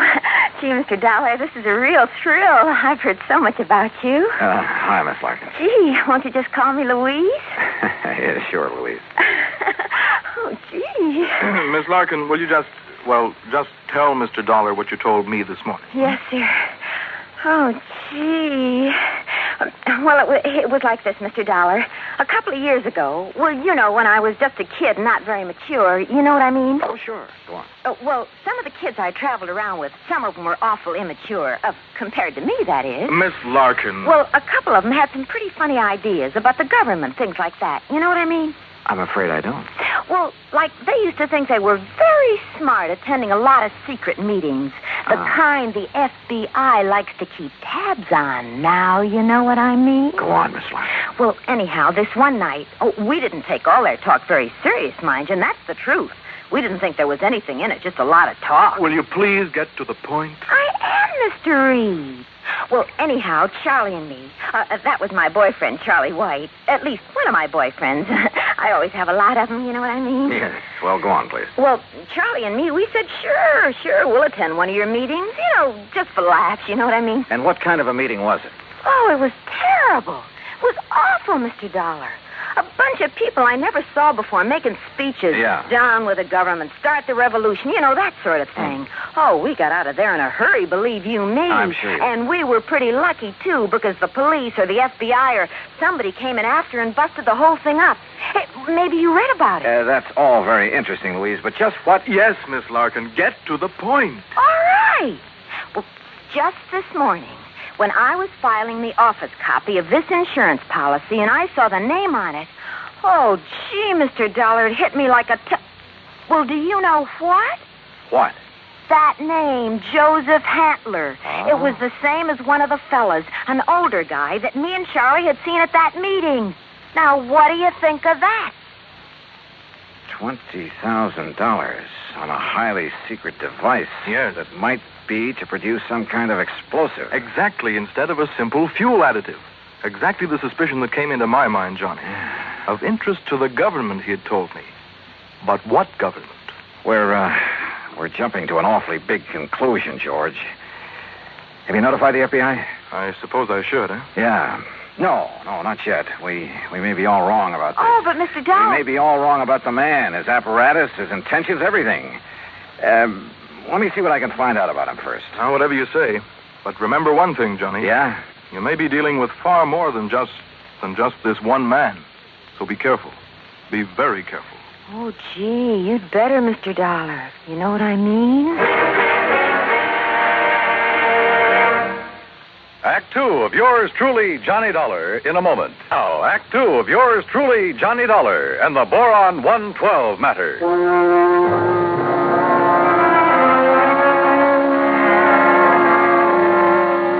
Louise Larkin, secretary to George Reed at Floyd's of England, was certain she would recognize Joseph Hantler, the inventor who had ensured a secret process for making Boron 112. If, that is, he were the same Joseph Hantler she'd met at one time at a meeting of a subversive group.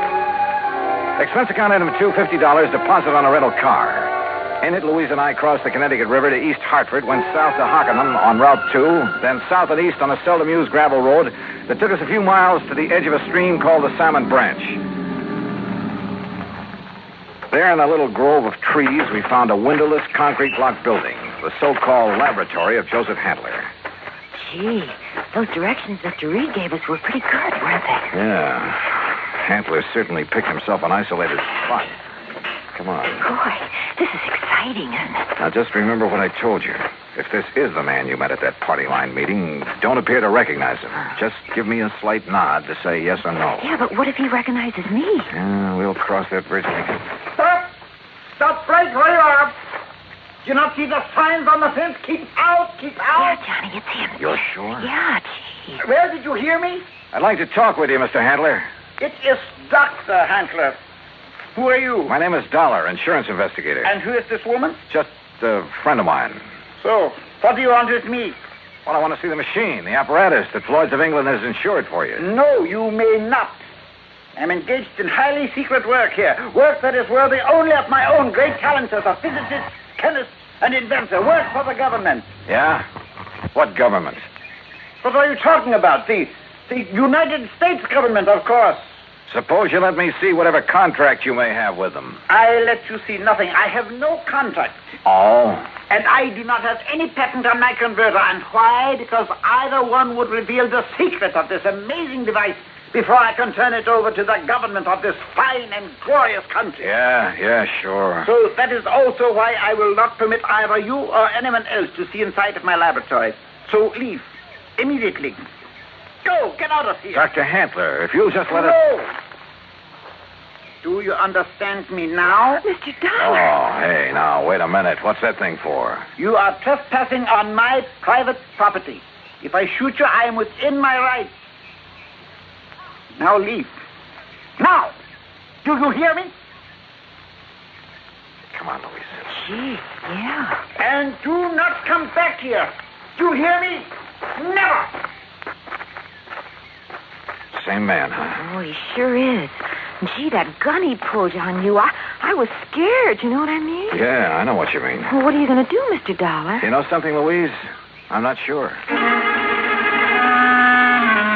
But I was sure by the time we got back to Hartford. I took Louise back to George Reed's office. George was out to lunch, but I stopped long enough to telephone an old friend of mine, Lee Houck, at the local office of the FBI. Asked him to meet me for a bite to eat. Sure, Johnny. How about the Hearthstone? Anywhere you say. 1 o'clock? I'll be there.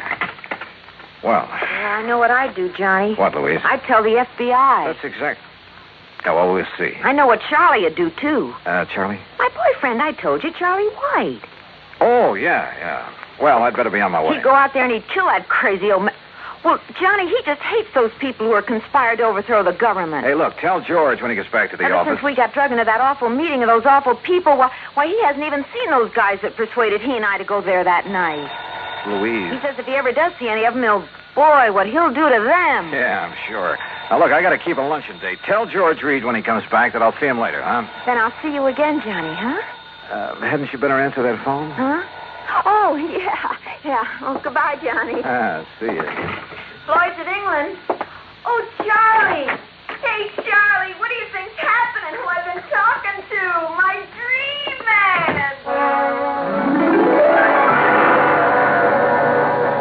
Item 3, 7:20, lunch for Lee Houck and myself. No, Johnny, you're off on a wrong tack. I'll bet on it. What do you mean by that, Lee? Joseph Handler's just an old crackpot who thinks the world has done him wrong by failing to recognize his fabulous talents as a chemist, physicist, engineer, inventor, anything else he's claimed to be. But if he was attending meetings of a subversive group... A meeting. We know all about that. A lot of innocent people have been sucked in on that sort of thing at one time or another. It doesn't mean that they belong or ever have. You can't blame me for being suspicious, though. Isn't George Reed your contact at Floyd's of England? Yeah. Okay. Even his kind of dumb little secretary, name's Louise Larkin. I know the girl. Even she was at one of those meetings before we cleaned him out of town. Not much gets by you boys. With one of her boyfriends, Charlie somebody or other. He's the kind you have to watch out for, Johnny. Young hothead. An easy recruit for a group like that, huh? More important, the kind who's liable to take the law into his own hands when it comes to fighting back at him. But you're sure old Handler is harmless? Sure. He's an erratic old coot, liable to blow your head off if he thinks you're interfering with one of his crazy projects. He'd probably rob a bank if he thought he could get away with it to further one of his crackpot inventions, and would feel entirely justified. But believe me, he'd have no part of subversive activity. Hey, you said crackpot inventions. George Reed tells me Dr. Hugo von Brauer okayed this present project. That's a real sad one, isn't it? Huh?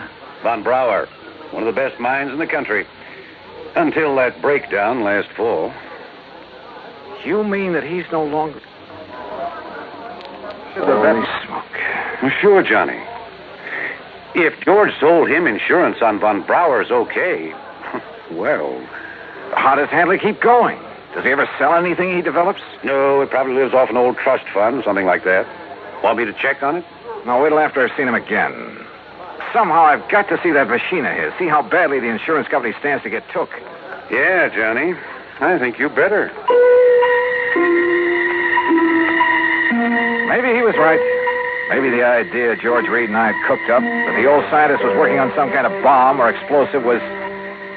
Anyhow, my problem was to find out exactly what he was working on, what the company had blindly insured. So I drove out there again. To keep Handler from barging out with his gun, I blew the horn a couple of times as I pulled up alongside the fence. But there was no response to it. Good. Maybe Handler wasn't there. Maybe I could somehow get into the place, see for myself what was up. But suddenly, from inside the building came a couple of dull thuds. And then the whole thing began to bulge at the seams, began to... Oh!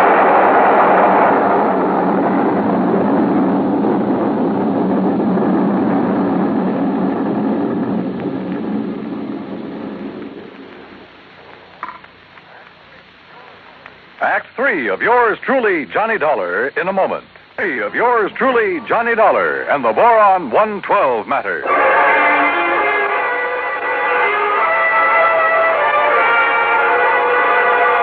Carefully, I dragged myself out from under what was left of my rental car, where the explosion of the laboratory building had blown me, pushing aside a few chunks of concrete, bits of lumber that had landed on me. And I saw them coming down the road toward me from a car parked in the trees at the side. Louise Larkin, a big, husky football player type who looked as though he could stand a good bath and a shave. Well, served him right. That's all I got to say, Louise. Any guy plotting against the United States, murder's too good for him. Oh, gee, Charlie, it sure looks like he's done for now. He must have went up with the building. Yeah, and it served him right. Oh, gee, there's not a thing left of this lap. Oh. Hello, Louise. Mr. Dollar. Yeah, that's right. And I take it you're Charlie. Yeah. Hiya, Dollar. What do you think of that? You did a pretty good job, didn't you? What? Yes, sirree. Huh? What are you talking about? Was he still inside? Did you murder Dr. Handler, too? Johnny! Now, wait a minute. You think I done that? Oh, no, Johnny. We just got here. Oh, sure. Honest. Charlie was going to have a showdown with him. He was going to drag him out of that place and hand him over to the FBI. Sure. What'd you think? Gee, I was worried about the old man's gun, remember? I remember. But if you think a lousy gun was going to stop me from handing a subversion guy like him over to the... Now, look, you don't mean you think I done this. What would you think? No, I did it. Was it not wonderful? Dr. Handler. Yes, Mr. Dollar, and I want you to meet... So you're still alive, huh? You're okay. I beg your pardon? Well, you won't be for long because I'm going to take you in. I'm going to... Quiet. Mr. Dollar, my good friend, Mr. Dollar. Huh? I want you to meet this gentleman from the commission in Washington. Commission? D.C., Washington. Dr. Bernard Steiner. The Dr. Steiner? Yeah, but of course. I've heard of you, and now it's nice to meet you, Mr. Dollar. This final test, it was proof. It was final, all right. Yes, it was all the proof I need. We observed the buildup of the explosion from the top of yonder hill. The proof of what? That Dr. Handler has finally come up with a controlled power source in his boron compound of inestimable value to the country's rocket program. So, I am a great man at last. Though why he calls it Boron 112, I'll never know. Well, because it was experiment number 112 with my wonderful converter process. What else? Hey, if you're from Washington, mister, I am, young man, and I assure you the government will take over Dr. Handler's process immediately. Well, I'll be doggone. I don't get this. Neither do I, honey. Well, what about the converter, as you call it? Did that go up with the building? Yeah, but of course. And now I can build for the government a big one. Big enough to serve this glorious country of ours. Yeah, sure. But you'll expect the insurance company to pay for the one you deliberately blew up. Me? Dr. Joseph Handler? No, never. I am a great man now. I am above such petty things. I tear up that policy. I do not want their money because now I am a great man.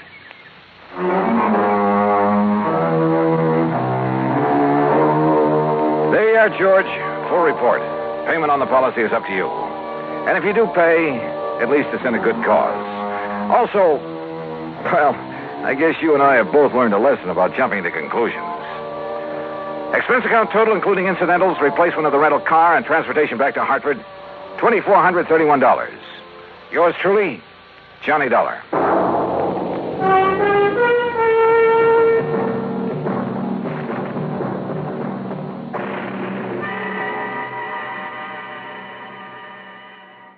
From Hollywood, it's time now for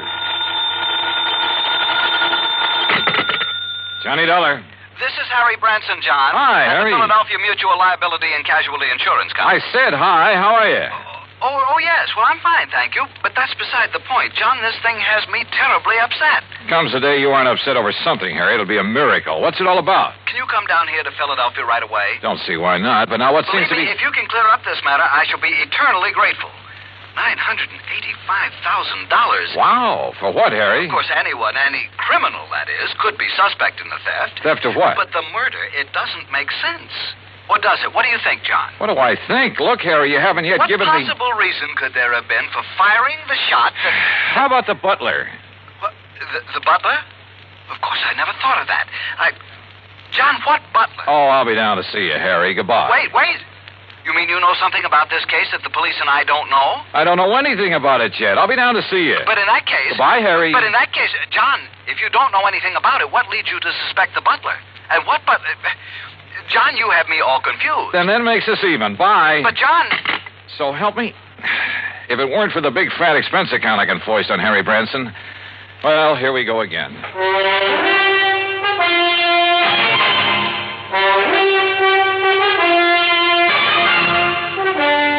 Bob Bailey in the exciting adventures of the man with the action-packed expense account. America's fabulous freelance insurance investigator. Yours truly, Johnny Dollar.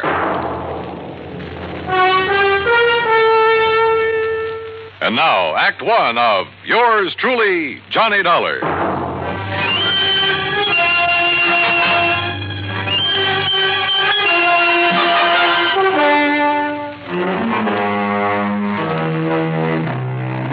Expense account submitted by Special Investigator Johnny Dollar to the Philadelphia Mutual Liability and Casualty Insurance Company, Philadelphia, Pennsylvania. Following is an account of expenses incurred during my investigation of the Ingenuous jeweler matter.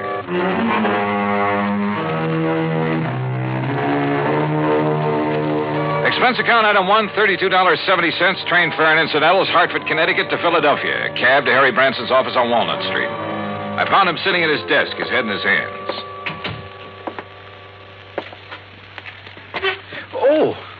Oh, John, I'm glad you've come. Yeah. Well, how's your good health, Harry? My health? wait, As a matter of fact, it's fine, although I did have a touch of laryngitis last week. I could hardly speak about it. John, why do you always try to take my mind away from matters at hand? I simply asked Particularly something as important as this. All right. As what? The Beaufort collection, of course. Beaufort? Oh, yeah. Seems to me I've heard about that. Jewelry? One of the most important small collections in the world. Why, when His Grace the Duke de Beaufort lost them to the Germans back during the First World War. Yeah, I'm sure. But now let's get to the point. They've been stolen. And we'd insured them for nearly $1 million. Stolen from where? The jeweler who owned them, J. Harold Whipsett. Oh, hey, I've heard of him, too. Isn't he the fellow who was tagged by the Customs Department a few years ago for trying to smuggle in a lot of stuff? Yes, the same one. But his reputation since that incident has been quite all right, completely unsullied. Oh, I must admit that I had some misgivings about issuing a policy to a man with his past record. But since he's in the clear again, and considering the premiums involved, and John, I had a long discussion with a psychiatrist about the man, about what would motivate him to... Look, Harry, before you go rattling off on another tack... Well, John, I resent that. Look, you said something about murder at the time of the theft? Oh, yes. So far, however, it's only attempted murder, you see? Of this man, Whipsett? His secretary, Miss Winkle. Winkle? Perry Winkle. Oh, now, wait. Is that some kind of a gag? It certainly is not. At first, when they arrived, the police thought she was dead. Well, where did all this happen? At the Whipsett office. It's on Chestnut Street. When did it happen? Just last night. Oh, dear, $985,000. And maybe a human life. Well, yes, of course. Now, tell me all you know about it, Harry. Well, the Beaufort collection contains several diamond and emerald brooches that date back to, let me see. Forget the dates. What I want to know is... No, the fact that all the stones were rather small and of conventional cut means that once they're remounted, no one could ever identify them. Well, what's that got to do with the date of the collection? Well, as I started to say... let's go over to the Whipsett's office. Oh, very well. Now, as I started to say, the date of the Duke de Beaufort's acquisition of these jewels... you say this Perry Winkle was badly hurt. How? She was shot by the robber. Now, as I started to say, the date at which the Duke de Beaufort... Tell me this. Was Whipsett himself shot or shot at? No, and I'm sure he'll tell you all about that when you see him at his office. He's certain to be in this morning. As I started to say, John... John, going down, gentlemen. Yeah, thanks. Come on, Harry. Step in, please. Harry! As I started to say, John... John? Whether I want it or not, during the 9-block taxi ride up Chestnut Street, I got the whole history of the Duke de Beaufort's jewels, from the time of the French Revolution to the present. That cab, by the way, is item 2, $1 even. What I did want to know was more about J. Harold Whipsett. After all, a man who'd once attempted fraud against U.S. Customs. Anyhow, we finally reached his office in the Prosser building. Present was Police Lieutenant Bart Stanley, with whom I'd worked a case 2 years ago. Glad to see you, Johnny. Yeah, same here, Bart. Well, what do you make of it? So far, blanco. Is Whipsett here? One of the boys took him down for some coffee. He needs it after what happened to him last night. The Beaufort jewels, huh? Yeah. Yes, I told Mr. Dollar all about them, Lieutenant. How the robber took nothing else, how the jewels themselves came into being, how back in the 80s... we've got work to do here. Well, after all... Now, look, Bart, this man Whipsett, his reputation in the past... I know exactly what you're going to say. I might have thought the same thing, Johnny, if I hadn't seen exactly what happened. Tell me what did happen. Lieutenant, you look very tired. Yes, Mr. Branson, I am. After all, having been up all night on this thing, suppose I bring Mr. Dollar up to date. Well, sure. Oh, no, you don't. I want to find out now, not next week. John. Go ahead, Bart. Well, Whipsett and his secretary, Perry Winkle...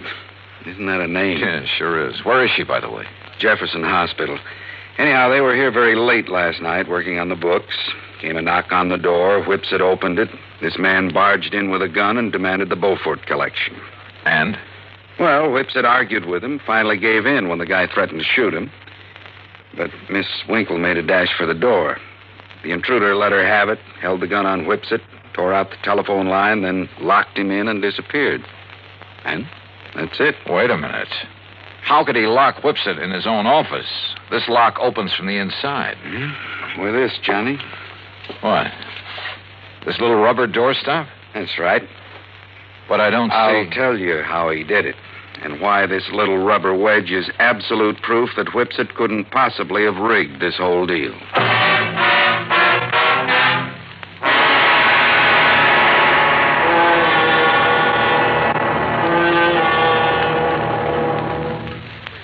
Act Two of yours truly, Johnny Dollar, in a moment.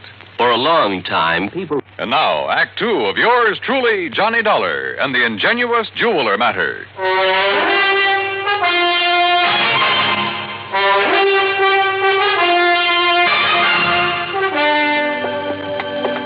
Look here, Johnny. This door. What about it, Bart? Oh, this is a real old building. All the office doors open outward into the corridors.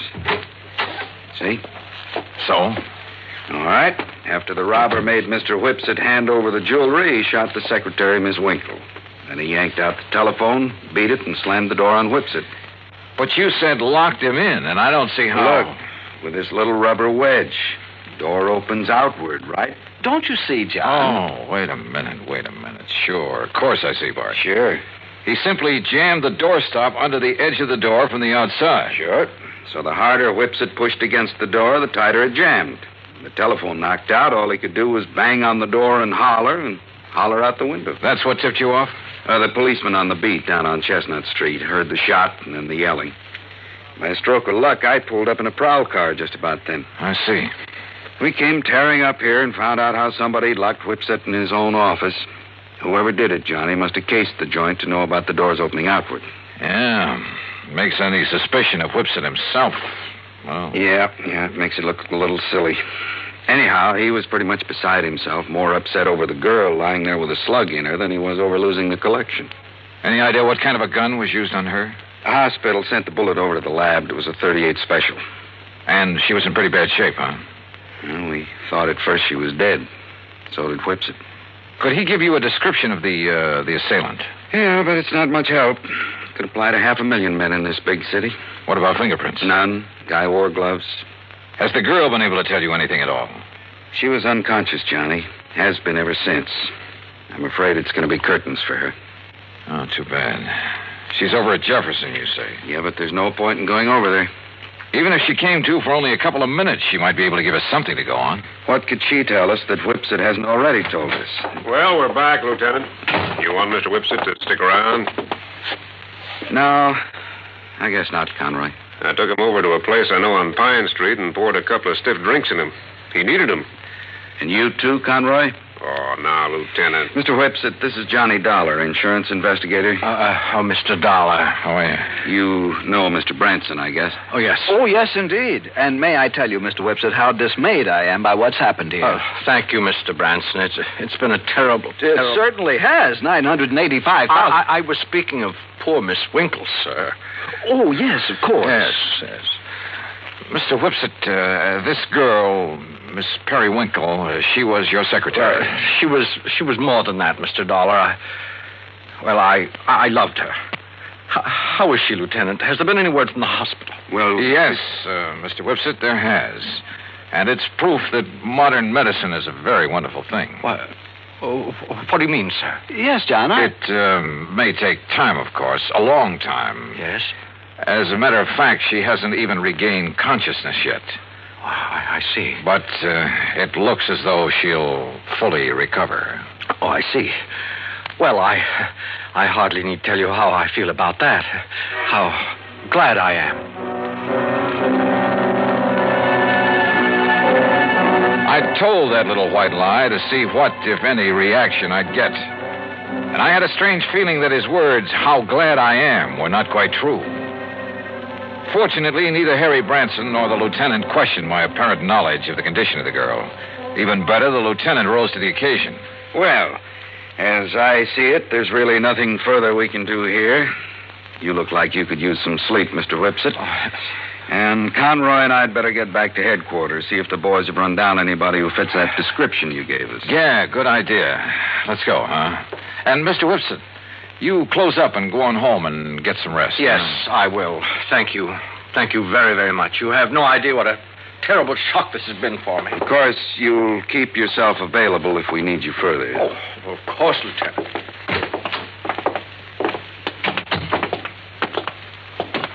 Okay, Johnny. What was that all about? Telling him she'd recover. Yes, John, I almost interrupted. I was afraid you would. That's why I kept talking. Bart, I'm going over to the hospital. Oh, now look, If Johnny. there's only one chance in a million of that girl regaining consciousness, I want to be there when she does. You still suspect Whipsit? Did I say that? Don't you see, John? The whole thing hinges on that little rubber doorstop. On the fact that he couldn't possibly have locked himself in with it. Branson's right, Johnny. Okay, then I won't go over to the hospital. Ring for the elevator, Harry. Oh, sure. John, what will you do? Call him on the phone down in the lobby instead. This is Dr. Kenworthy. This is Johnny Dollar, doctor, insurance investigator. I'm calling about Miss Perry Winkle. Oh, yes. I was about to call the police. She's conscious now? She died, Mr. Dollar, less than 5 minutes ago.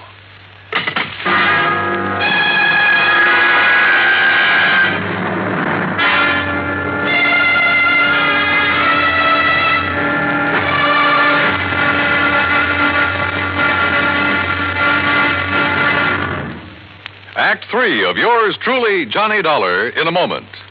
Our flag heaven. And now, Act 3 of yours truly, Johnny Dollar, and the Ingenuous Jeweler matter.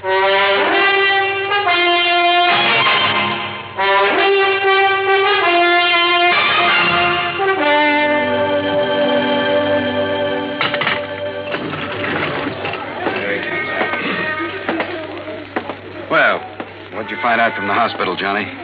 The girl is dead about 5 minutes ago. Oh, dear. And we've got a killer to track down. Now I'd better get on over to headquarters. I'll phone poor Mr. Whipsit. He left the building while you were in the phone booth, John. Bart, have you got a key to his office upstairs? Why, sure, right here. Let me have it, will you? Here. You want me to go up there with you? Why don't you go over to the hospital and see if Whipsit shows there? What do you expect to find up in his office, Johnny? I haven't the least idea. Why kid about it? I didn't have the least idea what I expected to find, or even what I was looking for. When I walked into the jeweler's office up on the 8th floor, I picked up the rubber doorstop, the one thing that proved Whipsit couldn't possibly have rigged the whole deal. But I somehow felt that if only that little wedge of rubber could talk. Then I noticed a funny sort of burr on one side of it. Just a tiny little rough spot. But it showed me where somebody had pierced a tiny hole through it. Why? After a couple of minutes of rummaging around, I found it. A piece of fine, strong platinum wire, about 2 feet long. A wire that could be carefully slipped through the hole in that rubber doorstop. Well, Mr. Dollar. Well, what are you doing back here, Whipsit? If you don't mind my saying so, there was something about your attitude that I didn't exactly care for when you were here with the policeman and Mr. Branson. And when you left them downstairs in the lobby and took the elevator. Oh, I see you found it. Yeah, that's right. It was very smart of you, Whipsit. Thank you. Put this rubber wedge on the floor, just outside the door, with the wire on it leading under the door. Exactly. Then pull the door closed. Then pull the wedge into place with the wire. And the door can't possibly be opened from in here. You've locked yourself in. The more you push on the door, the tighter the wedge holds it. That's right. And you don't forget to retrieve the wire by pulling on one end of it. I suppose those are the gloves you wore when you killed Miss Winkle, so you'd leave no prints. Oh, then she's dead. How fortunate for me. And that's the gun you used? Yes. I'm afraid she was rather averse to my breaking down the Beaufort collection, melting down the mountings and secreting the stones at my home. And, of course, claiming the insurance money, but after all, nearly $1 million. Why are you telling me all this? Because, you see, this is also the gun that will kill you. After which I shall lock your body in this office using the doorstop again. It's a rather nice touch, don't you think? Is it? Well, don't you see? It's now a sort of a trademark of the completely unknown thief, the unknown killer of both the girl and you. Oh, now, wait a minute. Do you think if I found out how you did it, the police can't? Did they, even after their lab crew spent the whole night up here? I guess you got a point there. Yes. Now, turn around, Dollar. Turn around. Well? You see, I'm going to have to shove this gun into your back to muffle the sound.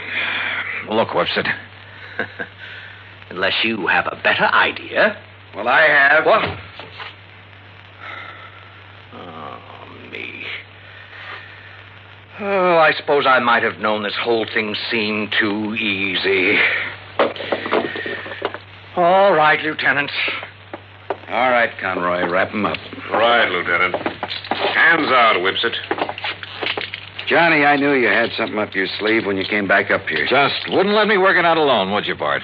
All right, what was it?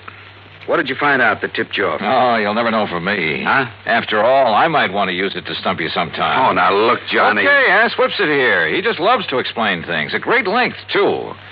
At least it was long enough for you boys to get up here. I know something he's not going to explain his way out of. Let's go, Whipsit.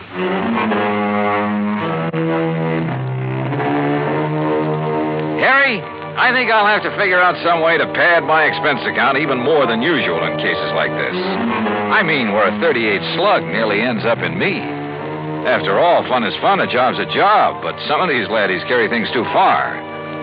Come to think of it, I'll have to run down to New York again to appear against Whipsit. So, expense account total, including that and transportation back to Hartford and all the incidentals I could possibly think of, $181 even. Yours truly, Johnny Dollar.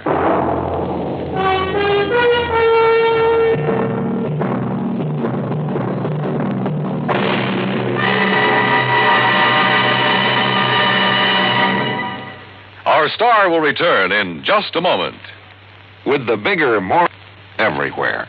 Now, here is our star to tell you about next week's story. Next week, an inventor with a device that can either save or wreck our country.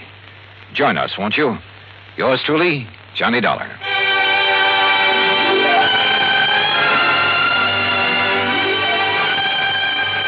Yours truly, Johnny Dollar, starring Bob Bailey, originates in Hollywood and is produced and directed by Jack Johnstone, who also wrote today's story. Wild Root Cream Oil Hair Tonic and the new Wild Root Liquid Cream Shampoo present The Adventures of Sam Spade.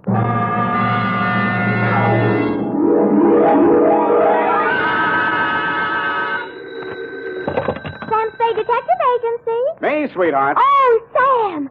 I'm glad you're back in town. So am I, Effie, so am I. Confidentially, I didn't think I'd make it. Confidentially, that is. Was it dangerous, Sam? I should say it was. Why, for the past 24 hours, I've been at it hammer and tongs over hill and dale, through shot and shell. It was enough to turn any ordinary man's blood to ice and his hair pure white. Oh, that sounds terrifying, Sam. I wish it had been only terrifying, Effie. It was blood-curdling, spine-chilling, hair-raising. I was bored. It was also rural and countrified. Well, what happened, Sam? Tell me. You've heard of the Martins and the Coys? No. And the Boston Massacre? No. Custer's Last Stand? No. Well, put them all together, and they spell what I'll shortly be in to dictate, a report which I call, in a burst of clever literary plagiarism, The Farmer's Daughter Caper.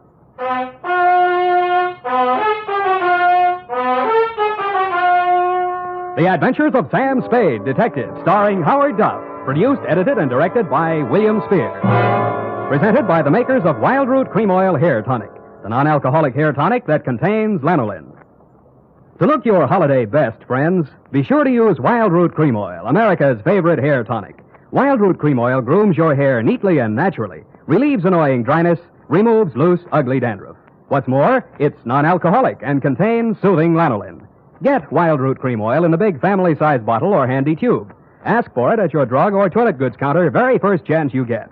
For the holiday and all year round, use Wild Root Cream Oil Hair Tonic. Again and again, the choice of men and women and children, too. And now, with Howard Duff as Spade, Wild Root brings to the air the greatest private detective of them all in The Adventures of Sam Spade.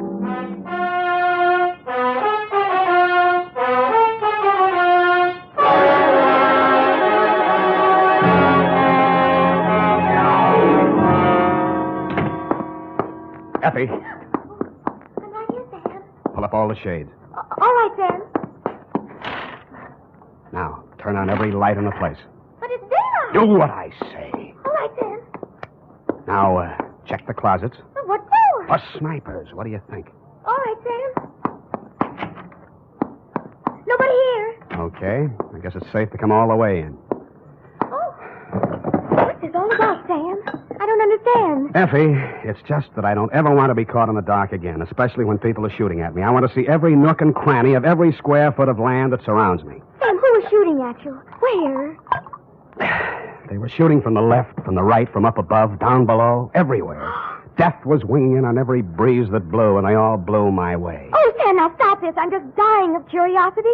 When my time comes, I hope that's all I ever die of. Ready? Yeah. Date this week, to Mr. Elliot Parson, Parson Drive Yourself Garage, 1618 St. Charles Street, San Francisco, 13, California.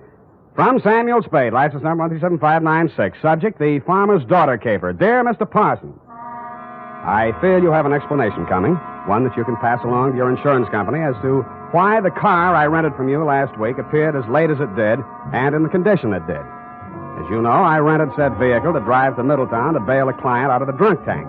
On the way back, a native showed me a shortcut, and I'll get him if it's the last thing I do. Dusk was falling, and so were my eyelids, when I saw a sign that said tourists invited. Behind it stood a ramshackle farmhouse in a surly woodland setting. I should never have knocked on that farmhouse door, but then I wouldn't have had any story to tell, would I? Good evening, young man.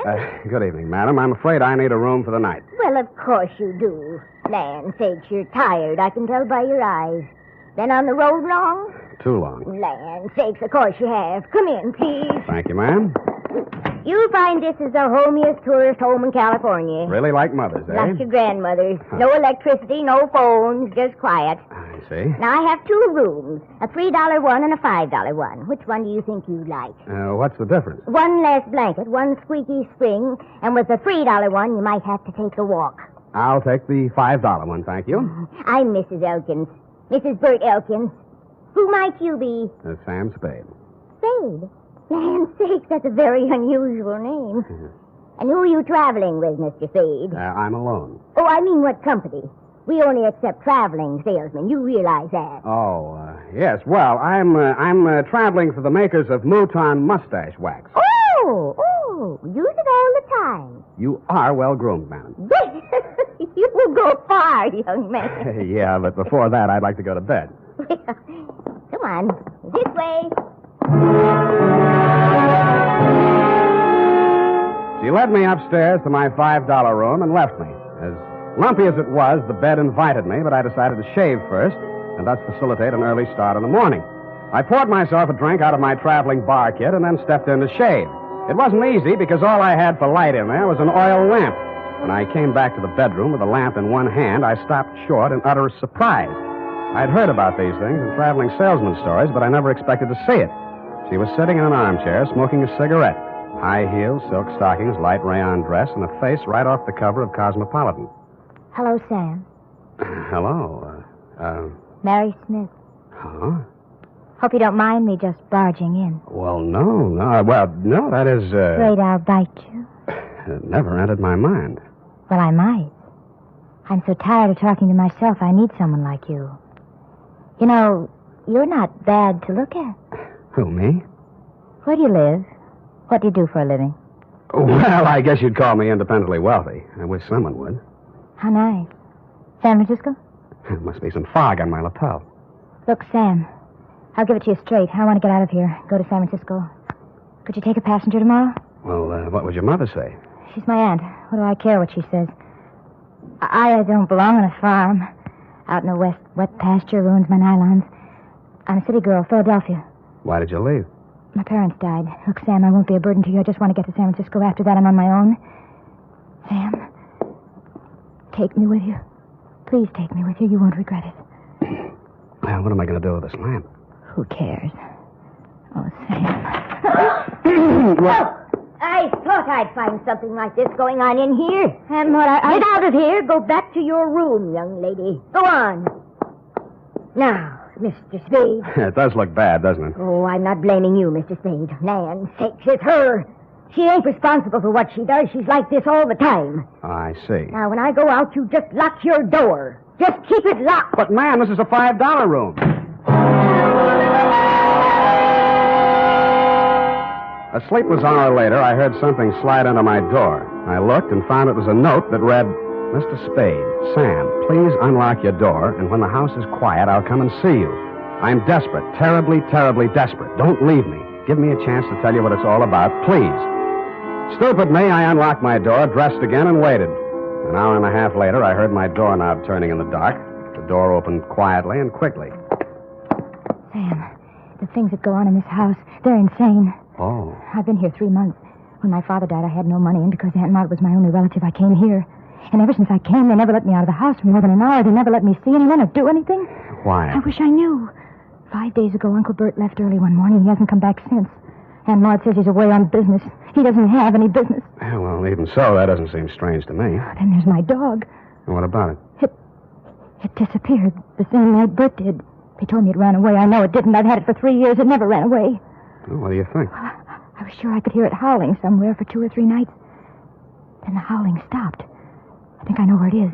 But I don't know why. It scares me. Well, where do you think it is? Sam, you're going to think I'm crazy right out of my mind, but...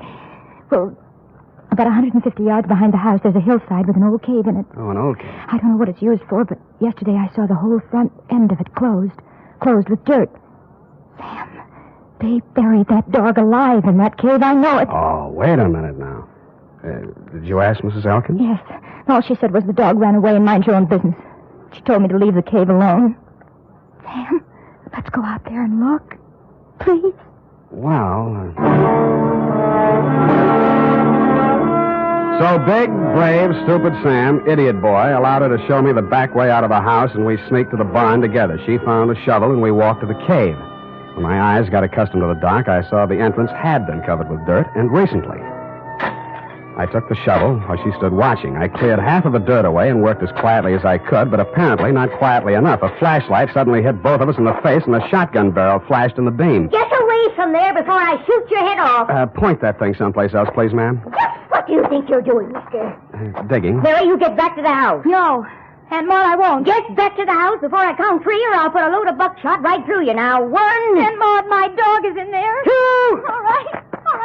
Now, Mrs. Elkins, suppose you put that gun down and tell me what this is all about. I got one thing to say to you, mister. Get in your car and get out of here, and don't waste any time doing it. But, madam... Your suitcase is in the car, and your $5 is with it. Yeah, but... Now get, before I shoot you as a trespasser. And I could do it, mister. Land sakes, I could do it. Now get. So I got under guard to my car. I got in and drove off. And Mrs. Elkins stood in the driveway with a shotgun still pointed at me until I was out of sight. I turned left at the first crossroad, parked the car, and cut through the woods back to the farm. I could see a light in the living room. Nobody was in or near the barn. And when I got to the cave, there wasn't a sound anywhere. I picked up the shovel I dropped and started digging again. 30 minutes later, the shovel broke a small hole through into that cave, and a stifling blast of fetid air rushed out, and something leaped out at me in the dark. And it wasn't the dog. It was a human hand on a human arm.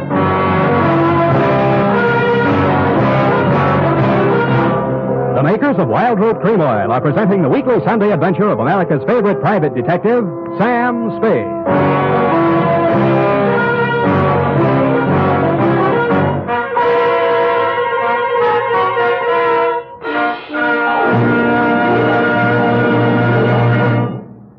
Now, here's important news on good grooming.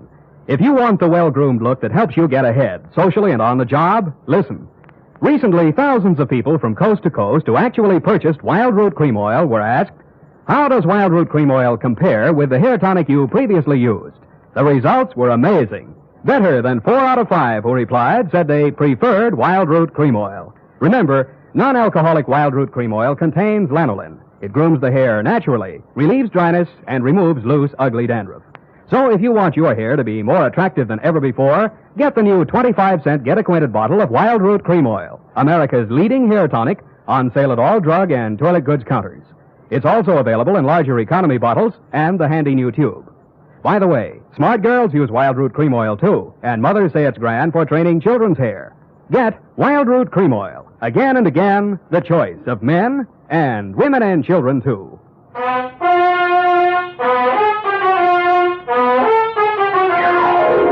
And now, back to the Farmer's Daughter caper. Tonight's adventure with Sam Spade. A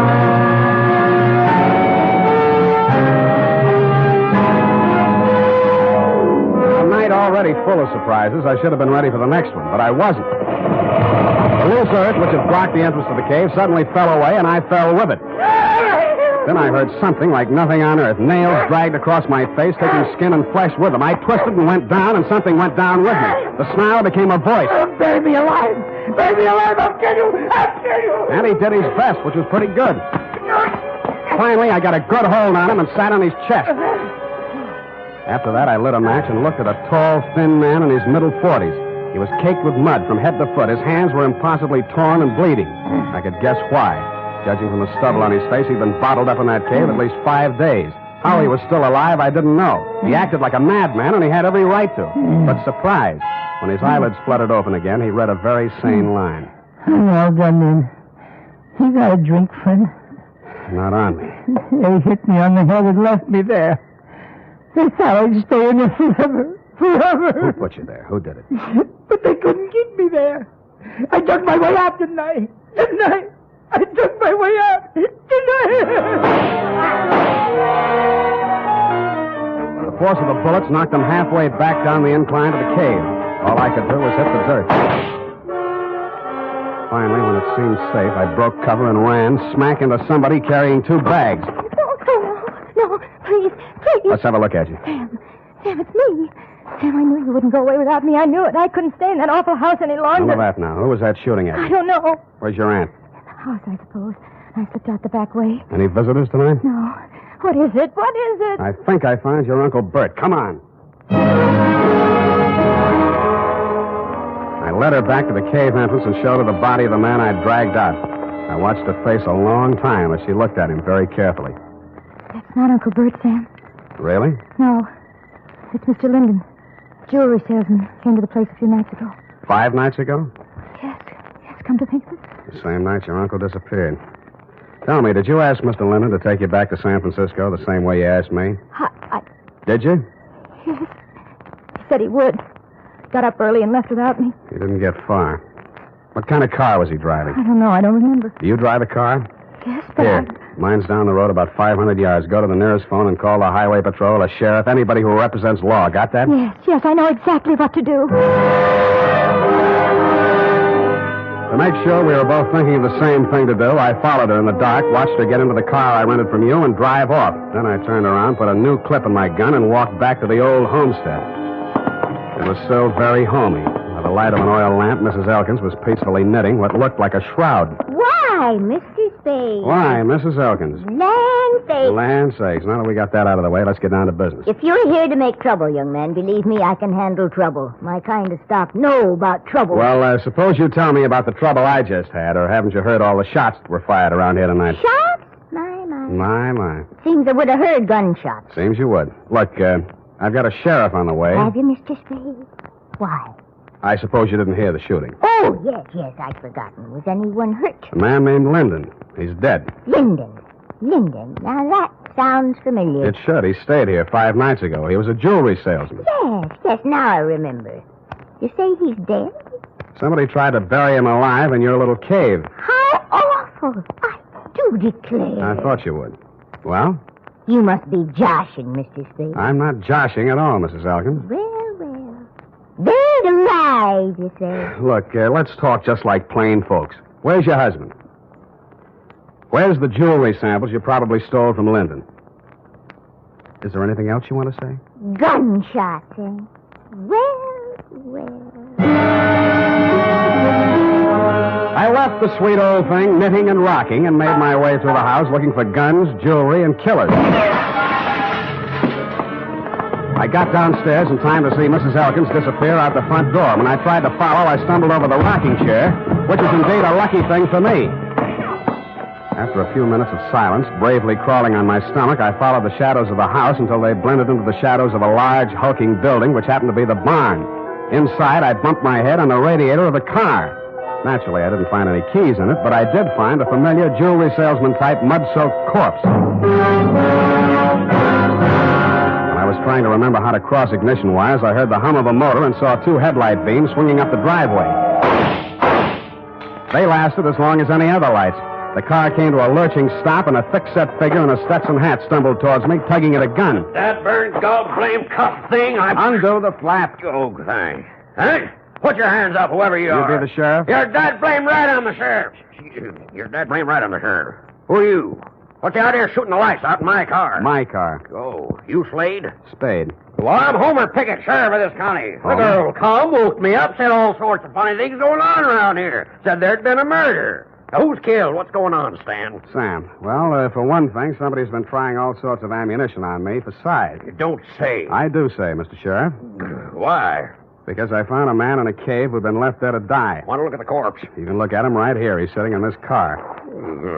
So, yeah. How'd he get here? Somebody moved him here. Shouldn't have moved a corpse till the police examine it. I didn't move it. Huh? Now, listen closely. Listening? Huh? I found the man. He was still alive. Then somebody shot him. Shouldn't have moved him. Then they tried to kill me because I found him. When they didn't kill me, they decided to hide his body. Illegal. They probably intended to drive away and dispose of it so there'd be no evidence when an efficient, smart, alert, courageous police officer like yourself came around to ask questions. That sounds reasonable. Who's behind all this? Well, Mrs. Elkins threatened me once and tried to kill me once. More!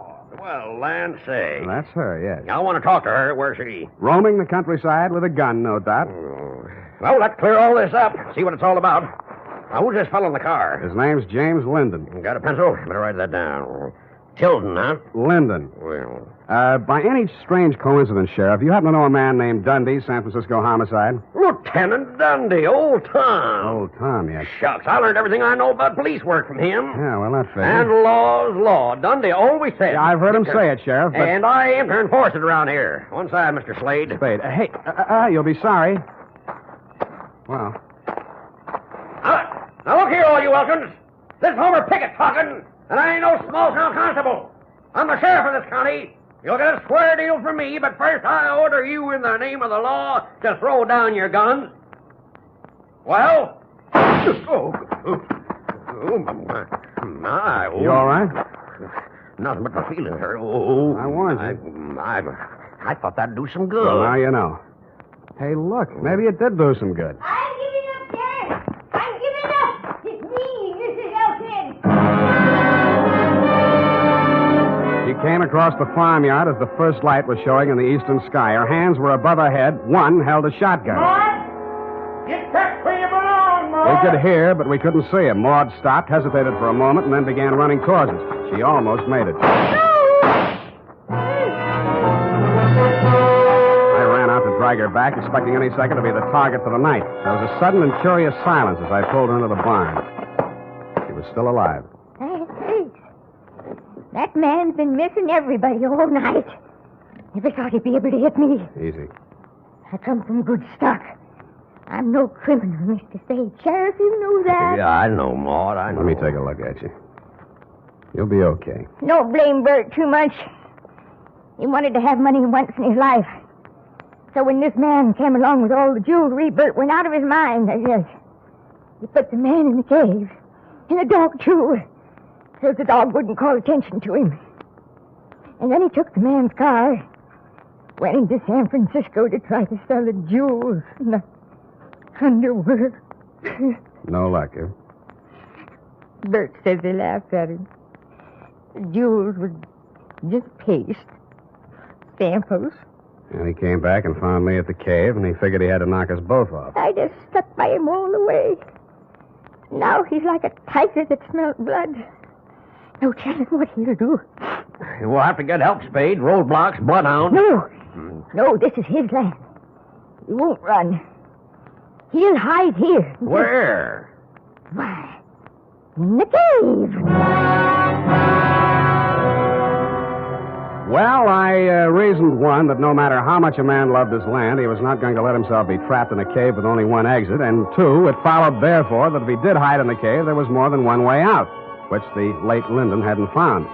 Sheriff Pickett volunteered to watch the front of the cave while I looked around for a rear exit. After a 20-minute search, which netted me nothing, I remembered the car parked inside the barn and how quickly Elkins had carried Linden's body to it. I went back there and took a look around. In a corner of the barn, I found a trail of dirt leading to a bale of hay. When I moved the bale, I found, you guessed it, a trap door. I pulled it open, caught a familiar whiff of used-up air, and lowered myself into a black hole that turned out to be a passageway. I cautiously made my way forward in the darkness for a few yards. Who is it? Who is it?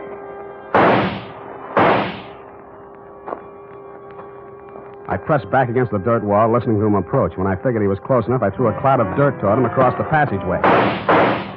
His gun flashed and lit up the whole place for a second, and I fired 3 times at the silhouette.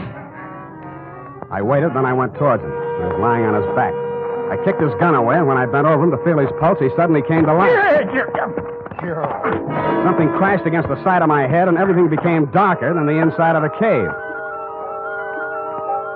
The next thing I knew, I was looking at a pair of red-rimmed eyes. Several minutes had gone by. Thought you was a goner for sure. You ain't used to this country fighting, are you? Is this country liquor, Sheriff? Yeah. Gimme. Here. Yeah, country liquor. Tell me, Sheriff, did you by any chance... Well, sure. Of course I did. I got him, Slade.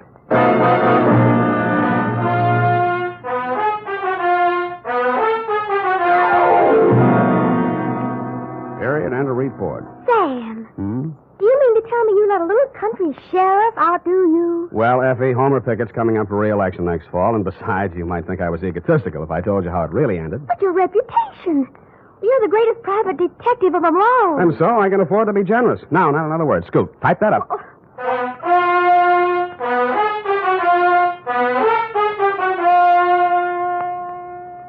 If your supply of Wild Root Cream Oil Hair Tonic is getting low, better make a note to get some more tonight or first thing tomorrow.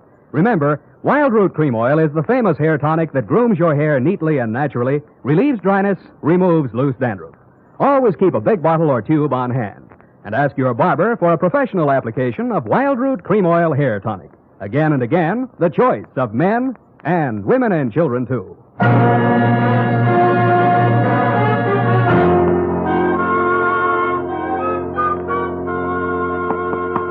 Here it is, Sam.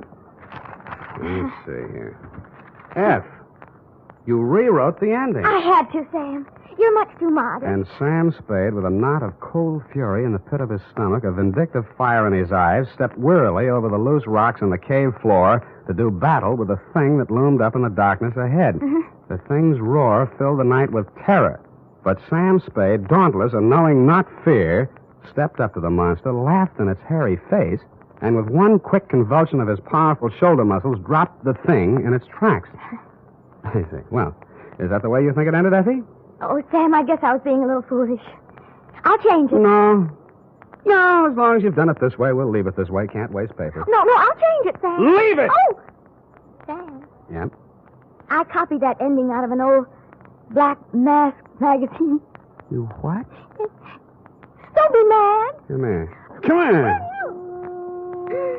I copied that out of an old whiz-bang. Oh, Sam.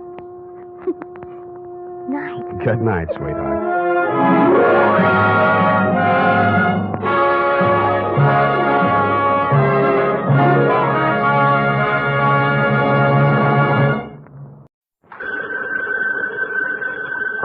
Sam Spade Detective Agency? Me. Sam, it's you. On the filter and in the flesh. Any messages, phone calls, letters, telegrams? Just the usual. A bill to the landlord and a notice from the telephone company. Well, dispose of them as usual. You sound awfully chipper. Have you been on a case, Don? Did you make some money? Yes, I've been on a case. No, I did not make any money. Oh, your client got murdered before he could pay you? Wrong again. My client was a woman. She did not get murdered, and she could pay me. Huh? And she did. But you just said she didn't. True, Effie, true. Things are not what they seem. I'm a little confused. You just said that... And I meant every word of it. Stop registering bewilderment. All is paradox.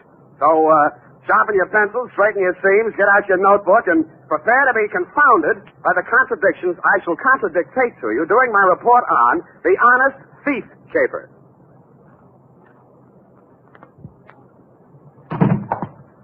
I'm not looking over for the pleasure. Wiggle alert, girl. We've many things to do. Up. Yes.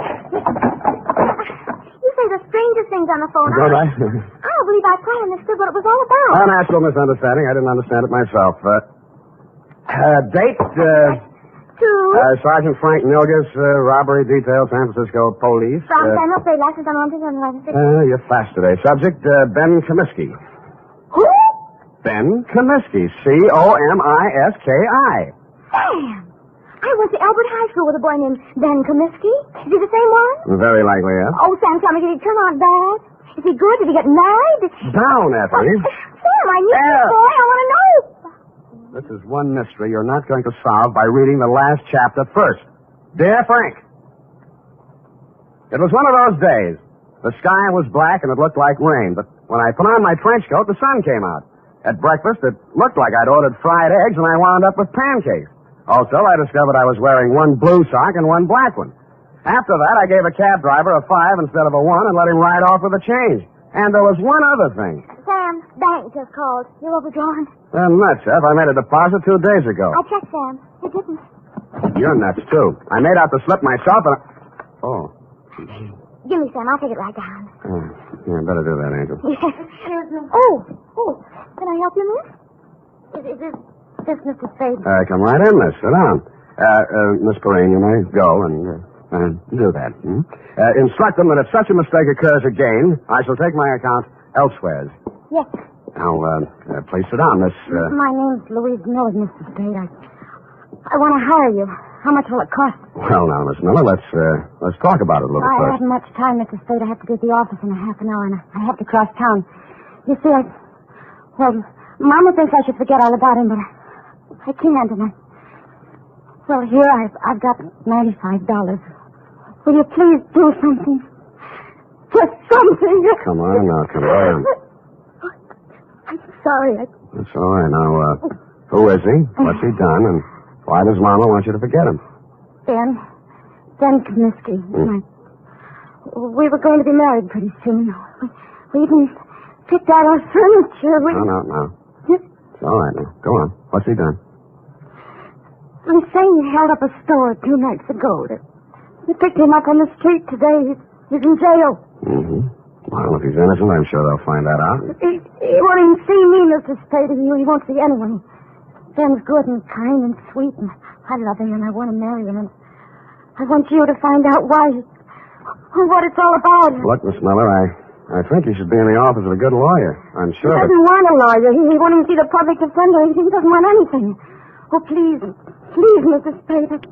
I just want to die if Ben went to prison. I just want to die.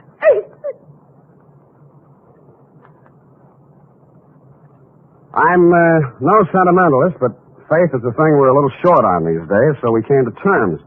It was agreed she could pay me after the job was done if there was any job to do. She left for work, and I phoned you, Sergeant Milgus, and found out Ben Comiskey had already been arraigned and was being held in the city jail. When I dropped in 20 minutes later, you walked me back to his cell. What's it all about, Ben? Don't know, just looking into it. He won't tell you anything. No? Kept his trap shut all the time he's been here. As far as we've been able to find out, no previous record, no background.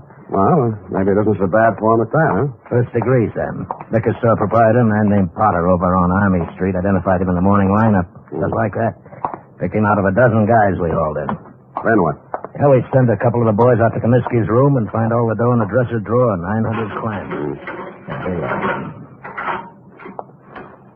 Now what? Take it easy, Comiskey. This is Sam Spade. He wants to talk to you. Ben Comiskey was tall, dark-complexioned, about 29 or 30 years old. His hair was black, straight, and closely cropped. His features were regular, not good, not bad. I've seen plenty of hold-up men and gun-toters in my day, and he wouldn't have been cast in the part in my movie. I didn't know what I expected to say to him or what I expected him to say to me, but I didn't expect what I got. What are you trying to do?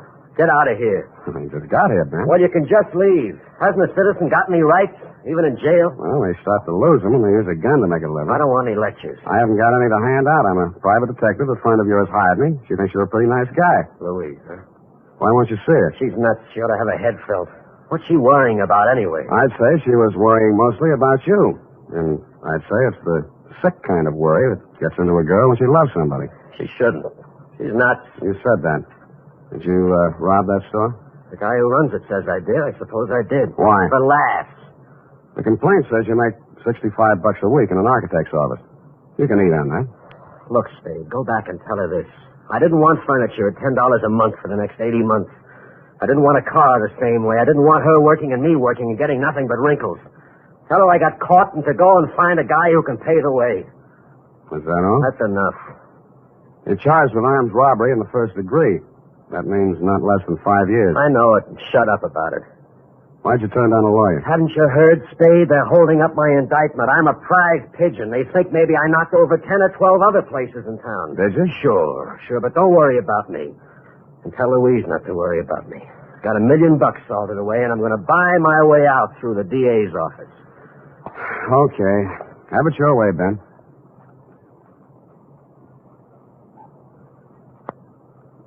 But an hour later, I found myself strolling around Ben Comiskey's old neighborhood. A man named Gabrini, who owned a grocery store, remembered him and liked him. A woman in a bakery shop told me how he'd gone into the Army as a private and been discharged a first lieutenant. A phone call to a Mr. Henderson, Allied Architects, revealed that Ben Comiskey was in line for a raise and promotion. All in all, I was getting a composite picture that didn't look quite right. I decided to try his mother's place. It was on Lombard Avenue, a street that starts on the waterfront. According to the penciled note above the doorbell, it was out of order. The slot in the mailbox read, Mrs. Anastasia Comiskey. Yes. What is it, please? You're Mrs. Comiskey? I'm busy now. I fixed lunch for my son. He come back from Cincinnati. Please. Oh, Mrs. Comiskey, I'm here to talk to you about Ben. He's your son, too, isn't he? Yes. Ben is my son. Well, I'm trying to help him, Mrs. Comiskey. Why? He has no money. I have no money. A friend of his, Louise Miller, hired me. Oh, Louise, she's a foolish girl. Very foolish. Her heart should not be with Ben. I think he's a very lucky man to be loved by somebody like that. If not for her, Ben would not be in jail, in trouble. Oh, you don't want to help my son. She don't want to help him. She'll leave him alone if she wants to help. Ben is bad. Not good like my son James. James is always good. Times he's away, he sends me money. From what I hear, Ben's always been pretty good, too. Always one good son, one bad son. What's going on, Mom? Oh. Who's this? He come to ask questions about Ben. Huh? I'm Jim Comiskey, Ben's brother. Oh, my... You run on in, Mom. I'll talk to this gentleman. All right. Get out of here. Look, I'm just trying... If you've got any questions to ask about Ben, go to the police. They can give you all the answers. And stop bothering my mother. She's been through enough in the last 2 days. If I catch you around her again, I'll break you in half. The man who slammed the door in my face had the same angry look and the same angry glare of Ben Comiskey. The angry Comiskey brothers definitely wanted nothing that looked remotely like help, it seemed to this casual observer.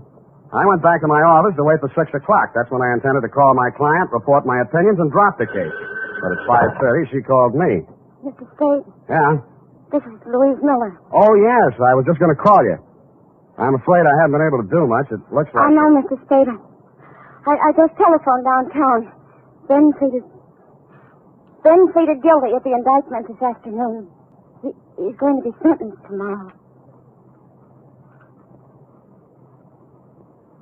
And that, to all appearances, Sergeant Milgers, was the crop. But 2 hours later, and for the second time in one day, I found myself doing what I didn't think I'd be doing. Walking around a dull, gray, 2-story apartment house on Adams Place. My ex-client's address, to be exact. I was wondering what a lonely, distraught girl would be thinking the night before her boyfriend was shipped away to prison. I found out. I got a whiff of it as I walked down the hall. It was coming out from under her door. I had to use my shoulder. The room was acrid and stinging with gas fumes. And Louise Miller was stretched out on the floor in a 6-foot kitchen. When I picked her up and carried her out, I wasn't sure whether she was dead or not.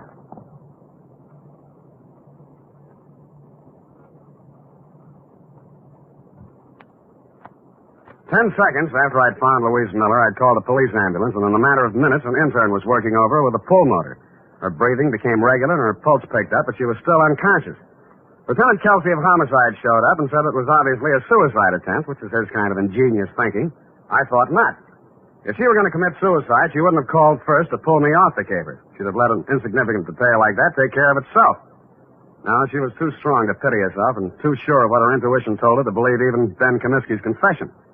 With that kind of faith, I owed it to her to poke around the ashes while they were still hot. I did, and turned up a live coal in a faded blue shirt and wrinkled brown pants. Bert Singleby by name and by vocation, manager of the Greystone Arms apartment. What kind of a girl was she? Oh, nice, clean, sincere. The kind mothers always want their sons to marry. Boy, I wish I'd listened to mine. Yeah, did you know her boyfriend, Ben Comiskey? Oh, salt hors d'oeuvre. I can't understand him pulling a hold-up like that. But then, the war did strange things to me. I guess it did. Well, I almost stayed in Europe and married myself up to a French doll myself. Yeah, I bet. But Sandra, that's my wife. She'd have hunted me down in Tibet. It was easy to come home facing music. Yeah, well, about Louise, you know any reason why she might commit suicide? Frankly, no. I met her in the hallway tonight, and she said, Mr. Singleby, she said, Ben didn't do that hold-up because I'm pretty sure I know who did. Well, I figure she's just keeping up a front, but if she did really know that Ben didn't do it, she wouldn't have turned on the gas now, would she? No, she wouldn't. Did she tell you who she thought did it? No, that's all she said. Quiet girl. Not like my wife. Now, Sam. Yeah, did you see or hear anything that might have been suspicious or unusual around her apartment tonight? Now, look, I don't want to go around breaking up any homes or spreading dirty gossip around, unless it involves Sandra's relatives. Mr. Singleby, I promise you, sir, that I'll treat any information you give me confidentially as long as I can. All right. Now, listen. Sandra told me not to say anything because it's a lot easier to rent a suicide apartment than a murder apartment. You know that? Confidentially, I'm a humanitarian. But if you tell anybody I said this, I'll just lie about it. I'll never tell a soul. Well, we were out of butter, see, so I had to run down to the store. Well, when I passed the mailboxes outside, a guy is standing there. He asked me which apartment Louise Miller was in, and I said 12B. What do he look like? Oh, let's see now. 5'10", medium build, tan suit, dark shirt, sort of wide brim hat, kind of flashy. Mm-hmm. Wore 3 or 4 big rings, diamonds they looked like. 3 or 4 big diamond rings on each hand. The Iceman. Why didn't you tell all this to the police? Bert, who are you talking to? Don't you dare say a word about that poor girl. That's why. That is why. Sandra always says, keep your mouth shut and you keep out of trouble. But me, I don't know. I just love... Bert, stop talking too much and close that door. Yes, Sandra, dear. I'm closing it.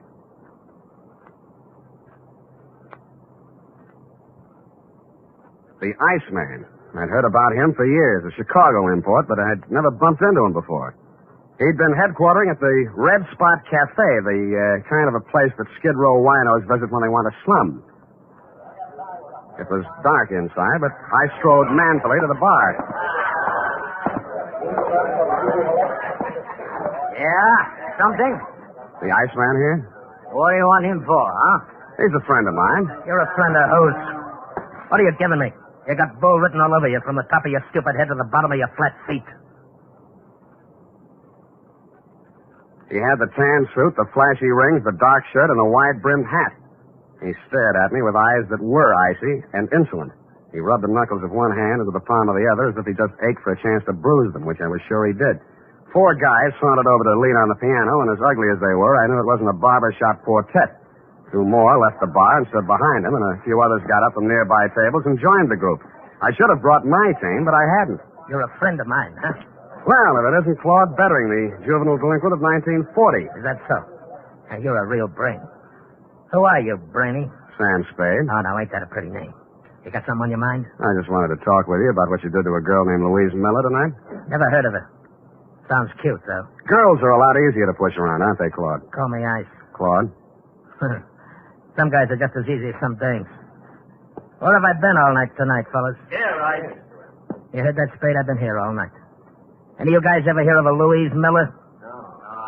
Yeah, it's all right. Nobody ever heard of her, see? Well, she has a lot of friends who have. The police, the people down at Mercy Hospital, and me. And none of us are going to forget her. Or what happened to her.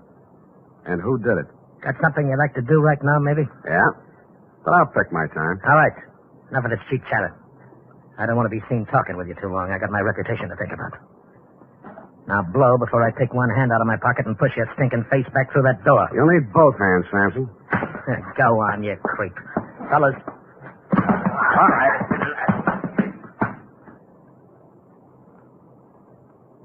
As I went rapidly through the door, Claude Bettering was standing, oily smile and all, polishing a couple of his oversized rings on his lapel. It was a picture I said I wouldn't forget, and I didn't.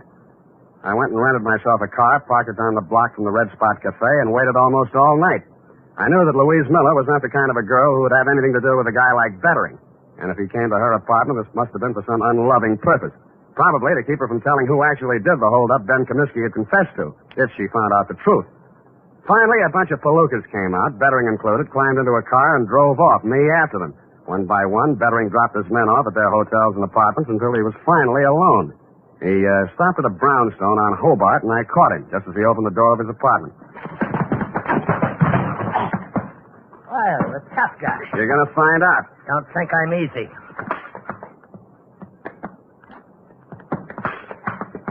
And he wasn't easy. He was 3 inches shorter and 25 pounds lighter, and wherever he had picked up his reputation for toughness, he earned it. But I never enjoyed a fight in my life any more than that one. I batted into his knees and into the floor, and he still wouldn't give up. You stinking creep. Why did you beat up Louise Miller? I didn't. Why? I didn't. Why? I didn't. Why? Your Poppin' House manager identified you. He's a liar. Who did you do it for? Nobody. Who? Nobody. Who? You stinking creep. I'll push your face. Who? Who? Push your face.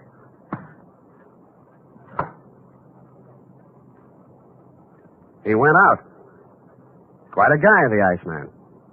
I used his phone to call the police and tell them to pick him up for attempted murder. Then, with dawn coming up and my energy going down, I went back to the city jail, got a pass, and woke up Ben Comiskey. Why don't you stop messing around in my business, Spade? Did you ever really love that girl of yours? Get out, you sadistic jerk. Well, she's in Mercy Hospital now. You can send her a card. Write something nasty on it. So long. Spade. Yeah? What's she in the hospital about? What do you care? Tell me, please. Somebody turned on the gas in her apartment and tried to kill her. It's nothing, really. Please. Who did it? Who did it, Spade? I think it was a guy named Claude Bettering. They call him the Iceman in certain circles. But why? That's what I'd like to know. Who's Bettering? I don't know. Your girl believed you were innocent, Comiskey, but you said you weren't. My guess is that somebody figured she knew something and tried to shut her up. I think Bettering was hired by somebody. Spade, look, I don't have any dough, see? But I want to get out of here. For one day. Do you know anybody to raise the bail? I won't skip, and I'll pay back anything you want. Why? I gotta see somebody. I don't think I can. Who do you want to see? My lousy, dirty, low-down, no-good brother. He hired Bettering? Who else? He did everything. He's always done everything wrong. He held up that liquor store, but he's on parole, a 2-time felony offender. One more rap and he'd go up for 20 years. I did this for him, yeah. Look at me. I did it for him, and he tries to kill my girl. Your mother said he was a good boy, hard-working, lived in Cincinnati. Me again. I told her all that. She believed it. I started a whole stupid lie and had to go through with it. I could explain 2 years, 3 years to her, but not 20. He promised he'd go straight. He promised. I see. I even sent her money I earned and said it was from him. Oh, you never saw anybody like me before, did you? No, I haven't. Get me out. Get me out, Sam, and I'll drag him in by his back teeth. Thanks anyway, but I'll do it myself. Hey, let me do it. Let me do it, please.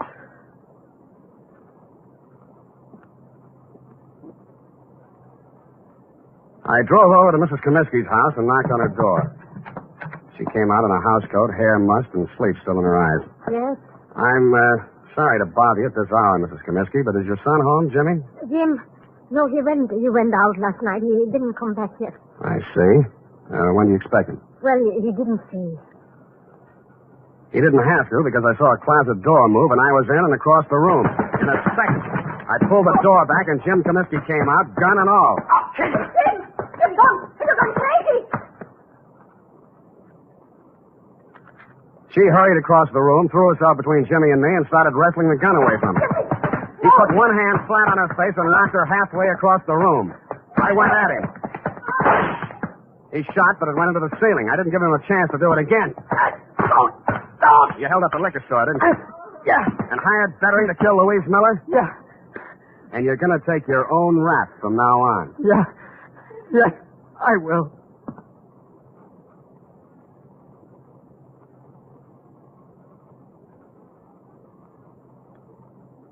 And he did. Period. End of report. Oh, Sam, that poor old lady. Yeah. Yeah, she lived in a dream world built by a son who had too much heart and not enough common sense. But, Sam, that man in the liquor store identified Ben as the hold-up man. Well, when he saw the both brothers together, we realized we'd made a mistake. At night, with a hat pulled down and a collar up, anybody could have confused the Comiskey brothers. Sam, why is the world so cruel? Because people live in it. Now, go on, type it up, huh?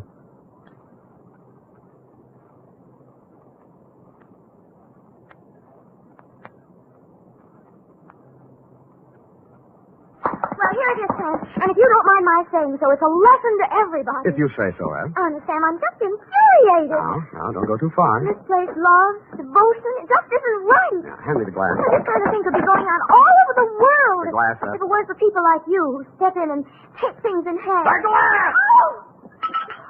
Are you right, Sam? Thank you, Miss Moran. Honestly, Sam, look, just honestly, that's all. Are you finished? Well, I have some sociological feelings, too. I'm just not an automat or secretary you turn on and off. Come here. Come here.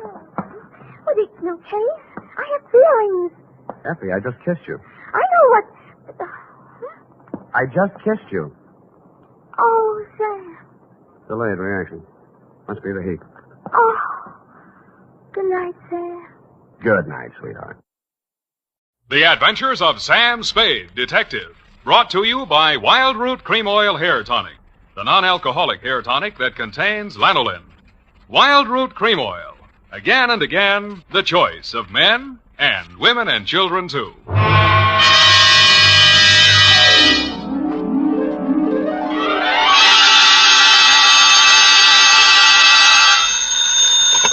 Sam Spade Detective Agency. Me, sweetheart. Shaman Spade.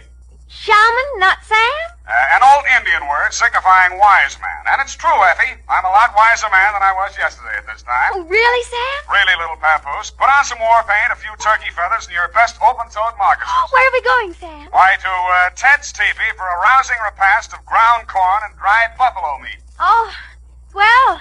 Don't quibble, Effie. Get the wigwam ready, sharpen my tomahawk, and lay out my herringbone breech clout. I'll be right in to dictate the Shargaga, the Shanagma, the Indian caper.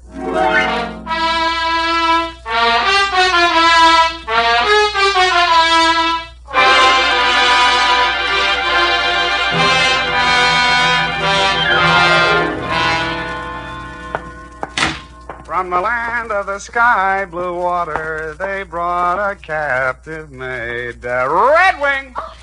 Here I am running, Skunk. Running what? Skunk. He was a famous Indian detective. You sure you're not making this up? Oh, no, Sam. Oh, no. He was the scourge of Indian lawbreakers. The scourge, huh? Even so, you have 2 minutes to think of a better name. Oh. Rippling stream? Not virile enough. Crunching muscles? Too virile. What is that stuff you've been getting me anyway? To Lieutenant L.J. Myron, San Francisco Homicide Detail. Better take it back. Copy to Chief Black Cloud at Santee, Dakota Indian Reservation. Oh, murder. Attention, federal Indian agent from Samuel Spade, San Francisco, license number 137596. Subject, the Shargagagag, the Shargona, call it for now, the Indian caper, and quiet to you. I was sitting in my office, quiet. I was sitting in my office, doing absolutely nothing when something interrupted me. First, it was a buckskin smell, then the soft tread of moccasins, followed by the sound of a rattle. His beaded clothes were wrapped in a rich-looking embroidered blanket, and his multicolored headdress reached to the floor. His face looked like the model for the Indian head nickel. How? Who? My name, Chief Black Cloud. How do you do, Chief? You, Shaman Spade. Sam. Shaman, Indian word for wise man, prophet, seer. Sam. Newspapers say you good scout. Well, they exaggerate so, you know. Chief need to hire good scout for job. Well, shall we talk? You come for powwow in Chief's Council Lodge. Where's that? St. Mark Hotel, 4th floor. I see. You have reservation. Well. You ride with Black Cloud. He have iron pony on street made by great Indian chief, Pontiac.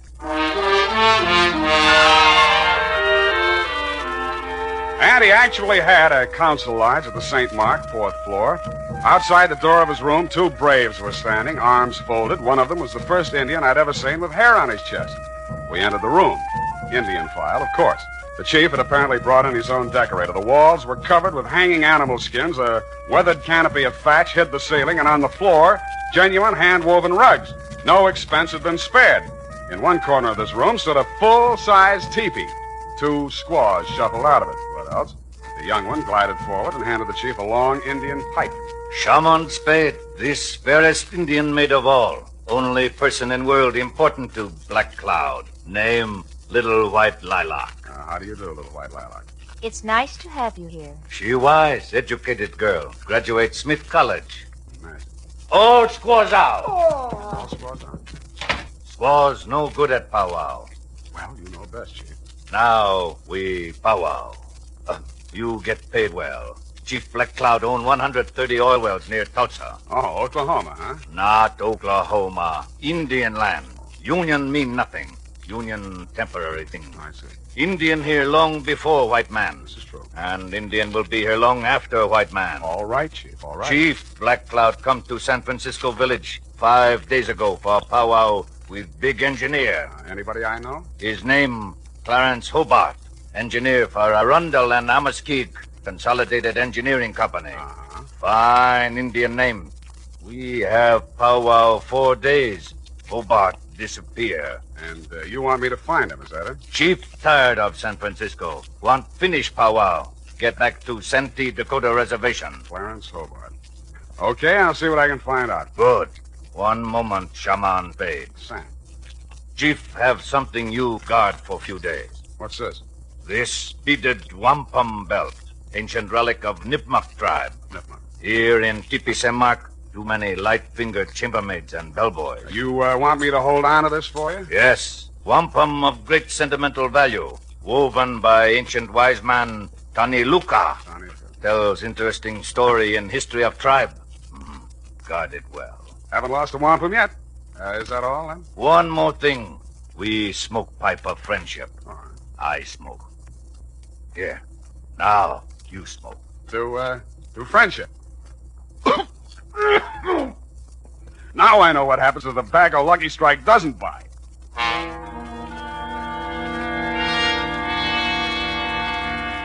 When I left Chief Black Cloud's fourth-floor lodge, there was only one brave standing outside the door. The hairy-chested Indian was probably taking 5. The wampum belt was about 3 feet long, made up of hundreds upon hundreds of little colored beads. They were woven into a picture pattern, very pretty. The interesting story undoubtedly could have been translated instantly and told fascinatingly by Red Ryder, but then he has a smart horse. I put the wampum belt in my pocket and headed for the offices of the Arundel and Amaskig Consolidated Engineering Company. Fine old Indian names. I inquired about Clarence Hobart. They referred me to his partner, Anderson Watts. Hobart disappeared?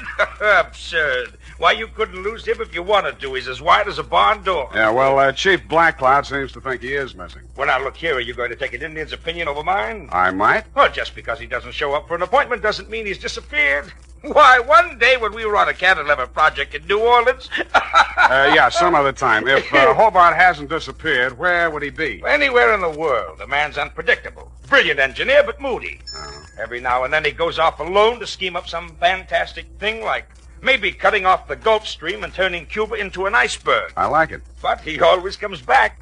Disappear? No, not Hobart. Yeah, well, can you give me his home address? Well, here you are. Try it if you like. But I'm sure he's not there. I called this morning and nobody answered. Honest Injun. I left this utterly charming man and started for the address he had written down. I was taking the shortcut through the alley on Sutton Street when I heard the rattle of beads, and a naked brown arm of considerable size reached out of the murk. I grabbed for it, but he slipped out of my grasp and sped swiftly and silently up the dark alley into the fog, leaving me with a handful of Max Factor number 8 Iroquois makeup. I continued to Hobart's house without further incident. Found it just off Chinatown. Mr. Hobart? Oh, I thought you might be somebody else. Who else? Take a foot out of the door. Just let's talk a minute, shall we? Want me to call the police? I don't think you will, Mr. Hobart. All right, out with it. What's on your mind? My name is Sam Spade. I'm a private detective. There's an Indian named Chief Black Cloud who's worried about you. I'm old enough to worry about myself. Now, stop bothering me. Go away. Look, I'm going to tell the chief where you are, you know, because that's what I was hired to do. You'll... yeah, you're right. Confidentially, I've been on a 2-day drunk. You know how it is. Who, me? Tell him to phone me tomorrow. I'll talk to him.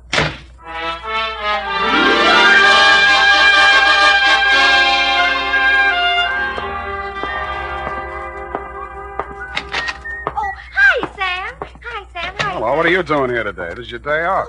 I just wanted to show you something. Happy, first do me a favor and put this wampum belt in the safe, will you? A wampum belt? Genuine Indian art. Oh, it's beautiful. Tells the story. You know what? Yeah. It'll go beautifully with... Oh, Sam, I forgot. There's a girl waiting in your office. Well, good. Sam, don't you want me to show you?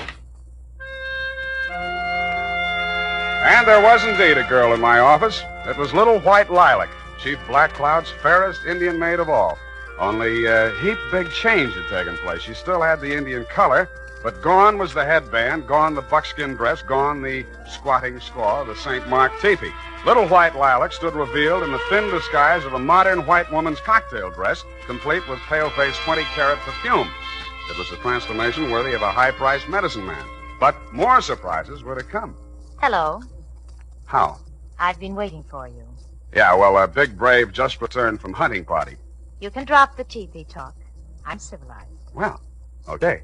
What's on your civilized mind? Chief Black Cloud gave you a wampum belt. I want you to give it to me so I can destroy it. Uh-huh. Well, I gave my word to keep it, and I accepted the promise of money for its protection. Now, you wouldn't want me to be an Indian violate my ethics, would you? Sam, if I must tell you, Chief Black Cloud is insane. Not if he keeps you around. Must we have these juvenile references to my personal beauty? Juvenile? Well, sorry. You are Indian, aren't you? Of course. I am a Nipmuc. Nipmuc. That wampum belt is a secret to undreamed-of wealth, greater than the fortunes of the 10 richest families of this country. Wow. Chief Black Cloud is wealthy from oil, but that belt make him more powerful than the Bank of America. You mean he could take my car back? You think this is a joke, don't you? Well, I love the way you tell it, though. He's going to use it to destroy modern American civilization. Oh? To pay the white man back for what he did to the Indian. I see. He wants to start a giant Indian revolution. And you want to destroy the wampum to save all this, hmm? Exactly. And now you'll give it to me, won't you? Uh-uh. What happens in the next chapter? Sam, you have to believe me. Why? Why do you think the chief is here conferring with an engineer? He wants to get at that wealth. Hobart's going to make him wealthy? Now, really, Little White Lilac, isn't this all a little white lie? Sam, if I take you to Hobart and he confirms what I've said, will you believe me? I might. Come on.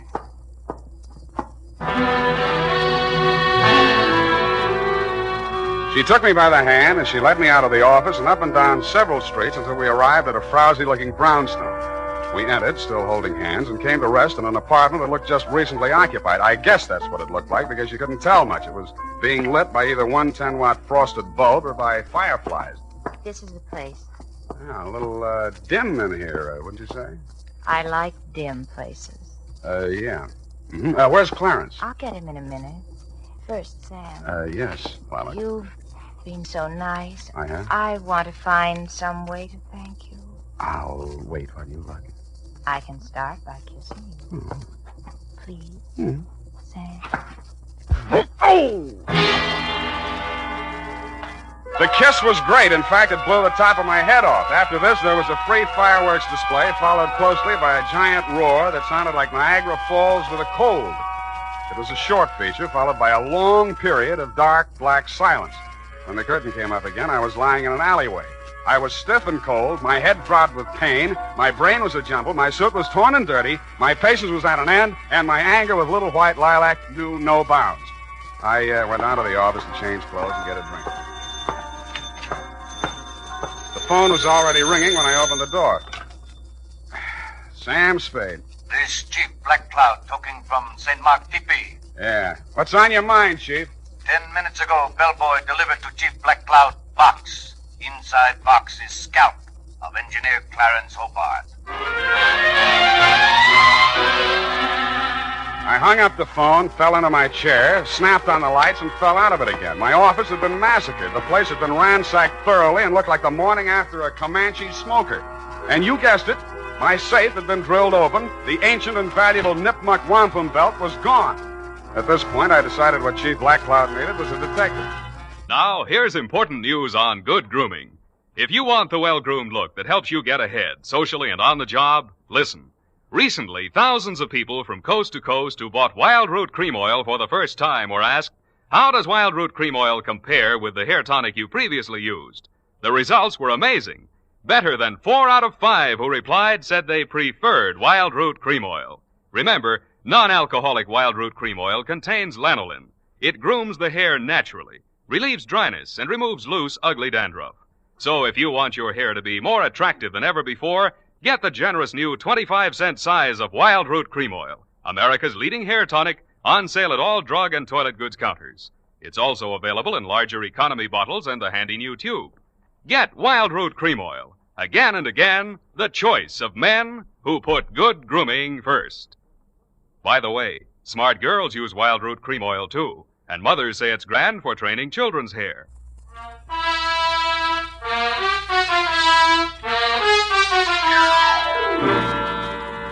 And now, back to the Chagagagog, Manchagagog, Shabonagun, Gamog caper.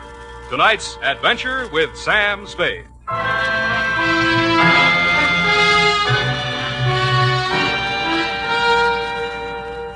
I found Chief Blackcloud sitting cross-legged and looking disconsolately down into a small cardboard box.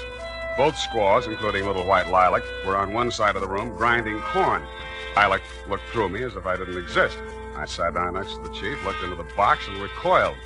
It was a real, no imitation, 20th century scalp, and the red hair was certainly Hobart's. Scalp comes with note. Let me see. Note written in Algonquin dialect. I translate. Honor Chief Black Cloud. Return to Santee Dakota Reservation and die proper death fitting to old man.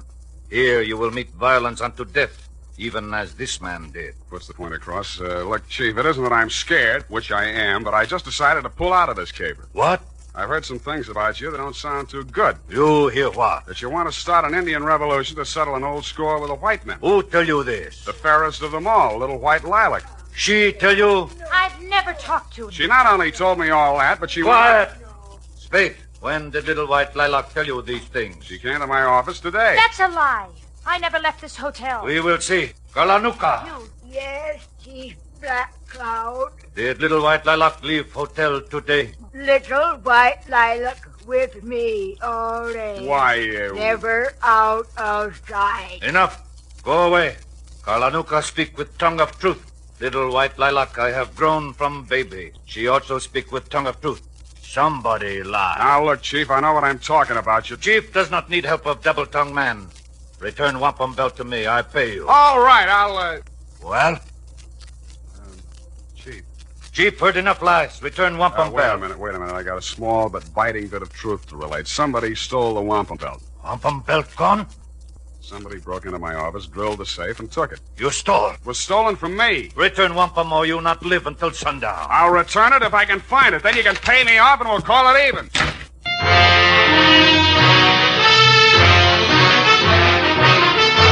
The makers of Wild Root Cream Oil are presenting the weekly Sunday adventure of Dashiell Hammett's famous private detective, Sam Spade.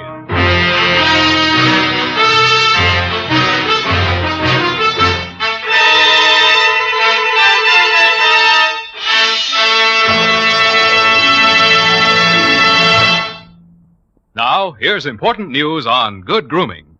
If you want the well-groomed look that helps you get ahead, socially and on the job, listen. Recently, thousands of people from coast to coast who bought Wild Root Cream Oil for the first time were asked, how does Wild Root Cream Oil compare with the hair tonic you previously used? The results were amazing. Better than 4 out of 5 who replied said they preferred Wild Root Cream Oil. Remember, non-alcoholic Wild Root Cream Oil contains lanolin. It grooms the hair naturally, relieves dryness, and removes loose, ugly dandruff.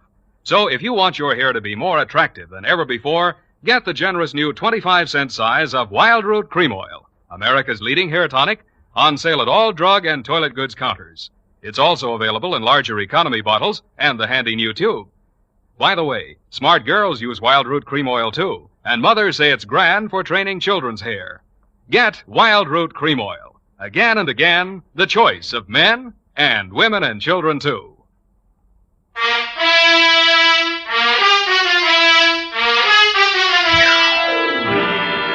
And now, back to tonight's adventure with Sam Spade.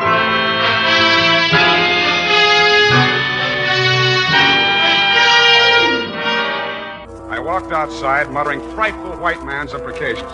Cutting through the hotel parking lot, I suddenly noticed the chief's iron pony made by Pontiac. There was a leather bag on the seat, sort of an Indian overnight case, and sticking out of it was a blood-stained tomahawk. This was of decided interest to me, and so were the rest of its contents. Somebody had a giant engineering project afoot because there were order receipts for such things as 2 LSTs, 4 underwater hydraulic drills, a diving bell, a dredging barge, and a steam derrick. Well, Back again, eh, Spade? Yeah, back again, Mr. Watts. Still looking for the missing Clarence Hobart? Not anymore. Well, I knew you'd realize the futility of it. I found him. And I trust you found him in good health. Old Hobart's a bug on health. Why, once when we were in Cleveland... I think he's dead. It was the Ohio River Bridge, John. Dead? Did you say Hobart dead? Scalped, anyway. Mr. Watts, what was Hobart working on with the chief? Well, I don't know exactly. Well, let's go look at his desk file and see if we can find out. In the bottom drawer, under a lot of miscellaneous papers, we found a large manila envelope marked Black Cloud.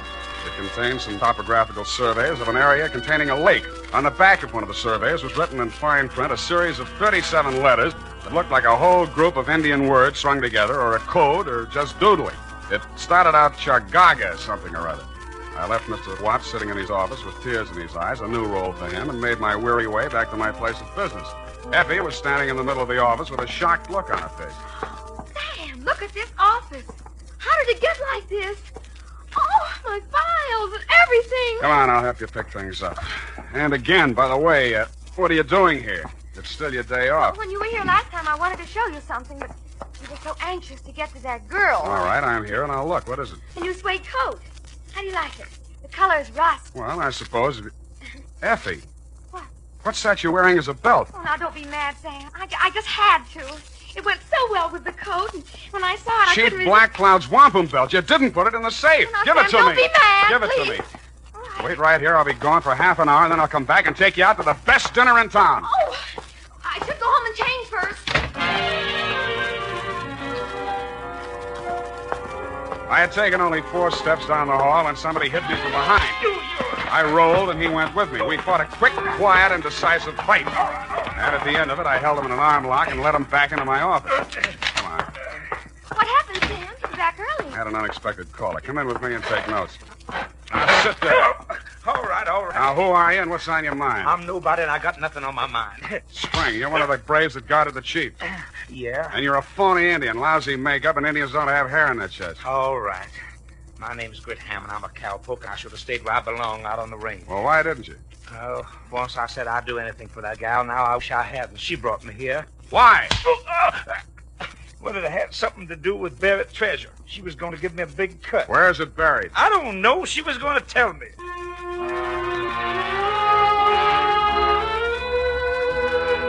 I took Hammond around a homicide and left them in their safekeeping. While there, I got the latest flash. They had found Clarence Hobart dead and less scalped down by the waterfront. There were no clues except a blow on the back of the head and lipstick on his mouth, which was enough for me, having been through the same course myself. Then I proceeded to St. Mark, 4th floor. Little white lilac met me at the door. You can't see the chief. Why not? He's asleep. One side. When the chief sees what I've got, he'll wake up screaming his wampum. You have it?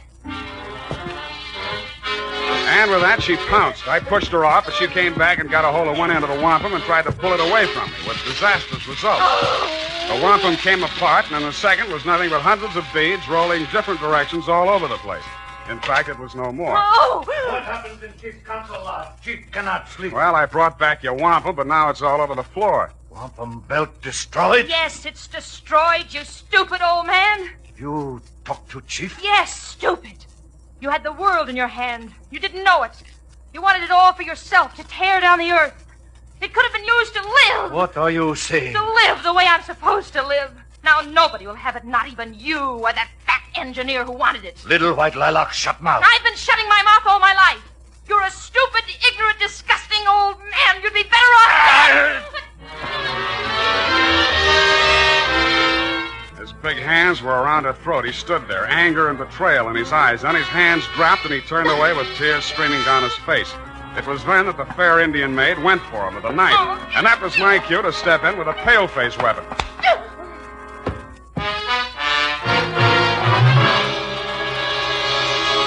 And now, listen to this. Not only Dad, but the whole family goes for America's favorite hair tonic, Wild Root Cream Oil. Wild Root Cream Oil grooms your hair neatly and naturally, relieves dryness, removes loose, ugly dandruff. Get a family-size bottle or handy tube today. And ask your barber for a professional application of Wild Root Cream Oil Hair Tonic. Again and again, the choice of men and women and children, too. Little white Lila. Yeah, well, I don't usually hit women, but don't feel too badly, Chief. She helped kill Clarence Hobart. Now, Chief, believe anything. Yeah, Chief, why did you want an engineer? Design woven in wampum describes location of hidden Nipmuc treasure. Many years ago, Nipmuc tribe live in valley of the Berkshires. Discover only gold vein in east. Mine gold and keep for decoration. Kennebec Indians want gold. Start out on warpath. Nipmuc Indians bury gold. Move village. Divert stream into valley. Make lake. Gold there today, underwater. Where is it? That secret chief keep locked in head. Chief once had evil plan for gold. Now you forget. Make pilgrimage back to ancient ancestral camp and die. Send me bill. Chief leave village of San Francisco for good.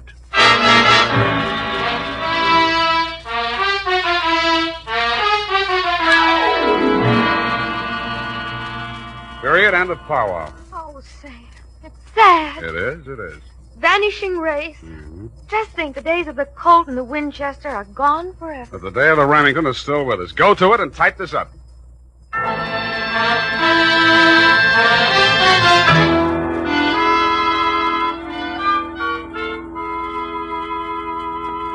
it's all here, Sam. Except one thing. How did the bloody tomahawk get in Chief Black Cloud's bag? Little White Lilac planted it there. If anything happened to the chief, she, as the only other living Nipmuc, would inherit the wampum. Well, she could have gotten the money by just waiting. Oh, shut up. Sam, you notice anything about the report? Yeah. Hey, you got the name of the caper right. The, Chargaga... Oh, what is it? Chagagagog, Manchagagog, Chabunamungamog caper. You've been going out with an elocution teacher. Oh, Sam.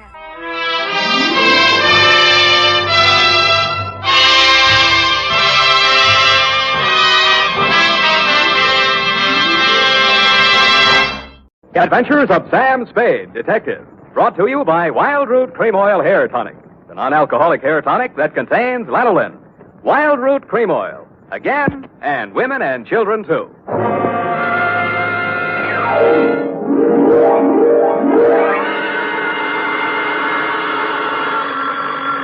Sam Spade Detective Agency.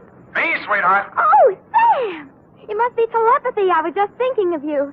You know, sometimes I think I can tell what you're thinking. That's an invasion of my privacy. Oh, when two people are as close as you and I think that often you can almost read one another's minds. Well, you may be right. I can see what you're doing all the way from here. What? Put those paper clips back where you found them. Oh, certainly, Sam. Own up, Eb. You purloined pencils, absconded with erasers, pilfered stationery, filched stamps for your personal use. I only write to Mother when there's nothing else to do around the office. Besides making unit phone calls and charging them to me, you've tapped the petty cash drawer for lunch money. Sam! And you've been filling your pen with company ink. I didn't think you'd mind, Sam. I'll pay it all back. But I have a big heart and boundless compassion. Stay where you are, sweetheart. I'll be down on my unlimited generosity with your back salary. Really, Sam? And 2 tickets for us to go to the fights tonight, and dinner. And last, but by no means least, my stirring and vivid report on the Prodigal Daughter caper.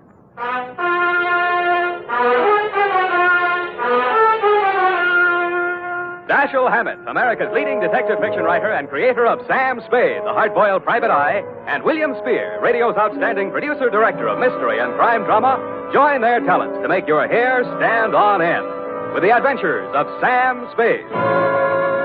Presented by the makers of Wild Root Cream Oil for the hair. Here's a smart resolution to make. First day back on the job after your summer vacation.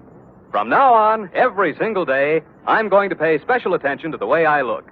I'm going to use Wild Root Cream Oil Hair Tonic. Yes, folks, smart's the word for that resolution. For Wild Root Cream Oil grooms your hair neatly and naturally, relieves dryness, and removes loose dandruff. It helps give you that successful look that's so important to getting ahead. So, if you've never tried Wild Root Cream Oil, get the 25-cent get-acquainted bottle. Wild Root Cream Oil Hair Tonic. Again and again, the choice of men and women and children, too. And now, with Howard Duff starring as Spade, Wild Root brings to the air the greatest private detective of them all in the adventures of Sam Spade.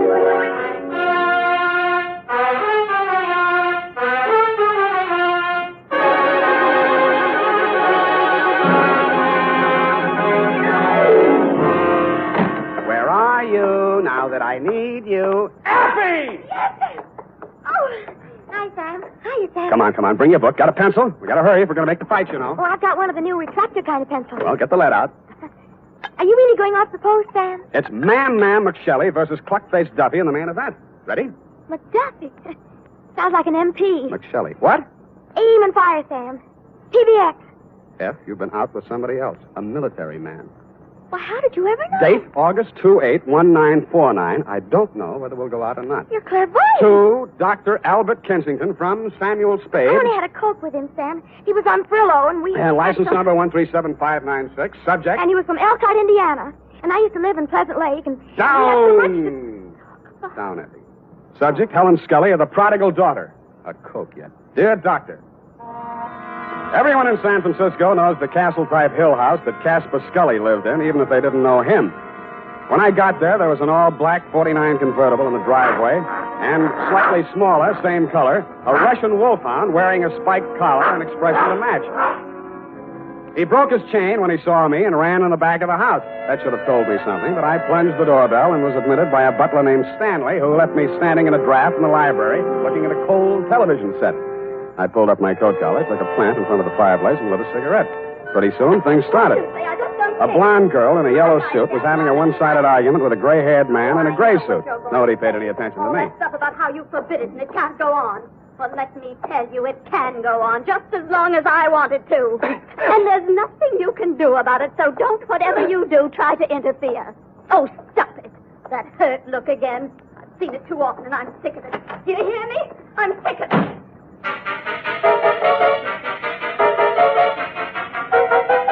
He looked mad, but he didn't say anything. I saw them walk around the garden once, shake fists at each other, and finally part. He disappeared up a narrow stairway, and she came storming back through the library. Who are you? How do you do? Who are you? Sam Spade. What are you doing here? Waiting to talk to Mr. Scully. Well, I just talked to him, and he isn't very nice. Let me tell you that. Yes, He's but a nasty, stubborn, bull-headed old man, and you won't like him. Yes, but Nobody likes him. Go back where you came from, whatever your name is. I'm the nicest person you'll meet around this place. Yes, but... Don't wait around. Oh, goodbye. But I did wait around, Dr. Kensington, and I did talk to Mr. Scully when you came in the room with him, only Mr. Scully did not talk to me. He glared at me through black, smoldering eyes, sniffed the air, frowned at my cigarette. I frowned back. Mr. Spade, I'm Dr. Kensington. I wrote you the letter. This is Mr. Scully. Oh, please, this cigarette. Mr. Scully suffered a severe accident many years ago that affected his throat and his respiratory tract. They smoked. Oh, of course, I understand, Doctor. Sorry, Mr. Scully, Yes, thank you, Spade. This is not generally known, but the unfortunate accident in the chemical plant also robbed Mr. Scully of his vocal power. I see. Yes, the modern doctor, the physician of today, is a far cry from the general practitioner of yesteryear. Today, we must know the mind, the psychological quirks, well, he must follow through completely on a case. He is sometimes, as I am today, a confidant, an executive officer for his patient. He is a friend, to say the least, eh? Oh, yes, to say the least. Eh? Oh, of course, Mr. Scully, to the point, of course. Sit down, Spade. Oh, thanks. Now then, Mr. Scully, as you well know, and the world knows, has made several fortunes in his lifetime. And he didn't accomplish this by allowing people to run roughshod over him. But, Mr. Scully, I'm just backgrounding Mr. Spade. Please be patient. Mr. Scully intends leaving his daughter Helen his entire fortune. A great deal of money, to say the least. Say the least. But Helen doesn't care about the money. She's foolish, young, headstrong, and impetuous. Huh? I heard her arguing with Mr. Scully a bit. Now, Mr. Scully. We'll straighten all this out. Mr. Spade will help us. Well, then, Spade, you have half the problem right there. She is a headstrong, impetuous girl. And lately she's done several things to displease her father. Right, Mr. Scully? You see, Mr. Spade. Oh, I gathered that much, but what kind of thing? Helen's been singing in a cheap nightclub called the Blue Goose. What? Oh, it's very embarrassing. Low class, eh? Yes. There's a man named Torpy. He owns the club. A man named Chick Torpy? Ah, you know of him? I've heard of him. Contrary to all her father's wishes, Helen insists on seeing this man Torpy. How old is she? Well, that's beside the point, Mr. Spade. But a sordid affair now might rob her of a future of wealth and security. Mr. Scully's at the point of exasperation. He might well change his will over this matter. Correct, Mr. Scully? At best, this is an embarrassing situation, and most indiscreet of Helen to have brought it about. So, I'm supposed to go talk to Chick Torpy, is that it? In a word, yes. Well, you sound rather reluctant, Mr. Spade. Chick Torpy's a little too old for the Boy Scouts. Well, we want you to see him. Find out how much you'll take to stop seeing Helen. Tell me, what happens if Torpy isn't for sale? Oh, everyone has a price. Spade, matter of character. You get paid for work like this, that's your price. Yeah, that reminds me. 50 a day and expenses. 5 days guarantee, to say the least. Of course, to say the least. And, Mr. Scully, I happen to have a standard client's contract with me here. If you'll just sign on both pages, I'm sure that... Never mind, Spade, not now. Mr. Scully will mail it to you later on today. Ah, dear, Mr. Scully's fatigued. Well, you'll contact me as soon as you have any information for us. I said I would. Mr. Scully sounded a final cough, and I left the two of you in the library. It was interesting, meeting this voiceless tycoon who must have made and broken many a man with a nod of his head or a shrug of his shoulders. The same black dog with the same spiked collar was still outside the house doing the same thing. Ah, Spade. Mr. Spade? But something new had been added. A pair of well-tailored shoulders, diamond stick pin, and a gray felt hat with a snap brim. Hello, Spade. You don't know me. Now, wait a minute. There's something about a guy in a lineup. You're Dapper Danny Cavillo. When'd you get out of Folsom, Danny? A while back. They gave me a kind of rain check. Mm-hmm. Wouldn't that 38 make you a parole breaker? Oh, is that showing? Unless your ribs grow in different directions. Sam, I'm here to save you a lot of trouble. What trouble are you here to save me? You want to see Chick Torpy, don't you? You've got business to talk with him, no? News gets around fast, Danny. No. No, it's just that Chick had been expecting somebody like you from the old man, and, well, I'm here to see that you see him. So, why don't you kind of get in the car? And I kind of did.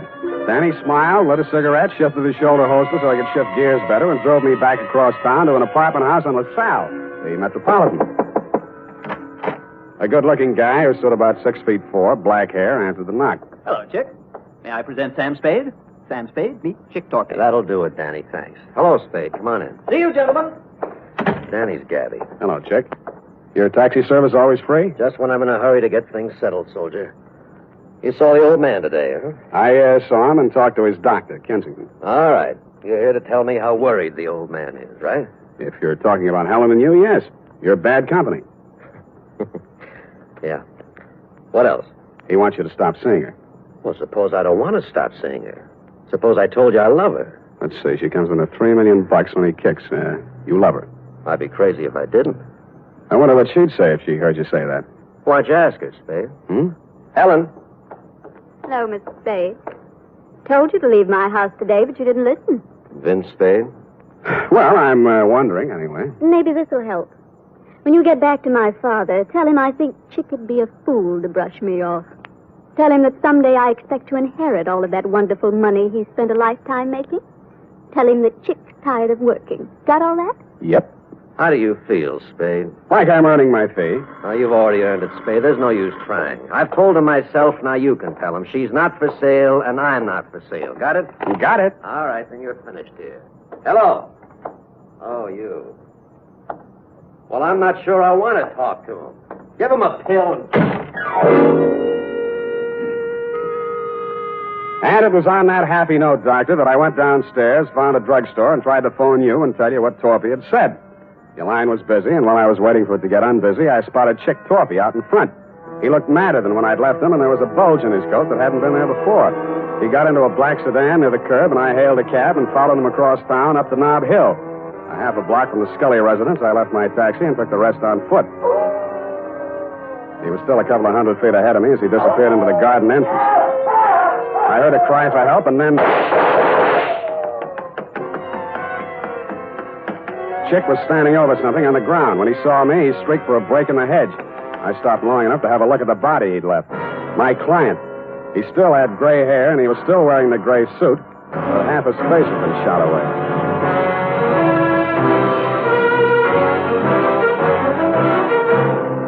The makers of Wild Root Cream Oil are presenting the weekly Sunday adventure of Dashiell Hammett's famous private detective, Sam Spade.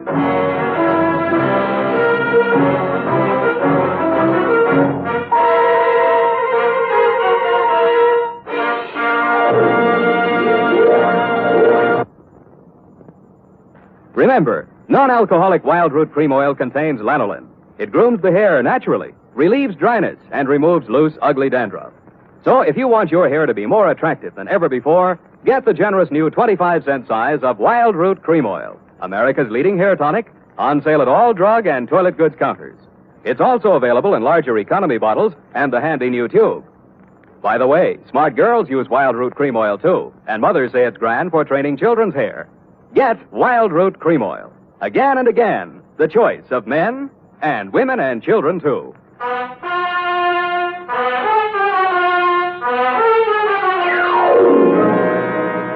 And now, back to the Prodigal Daughter Caper. Tonight's adventure with Sam Spade.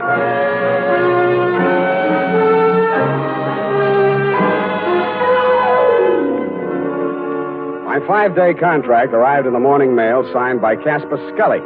The headlines were no surprise. Chick Torpy sought in shooting of multimillionaire. Item: ballistics matched up slugs taken from body with weapon owned and licensed to one Chick Torpy. And item: because of a city ordinance regarding disposition, the body of Casper Scully, found off the immediate premises of his home, had been removed to the city morgue and would remain there until claimed by nearest of kin.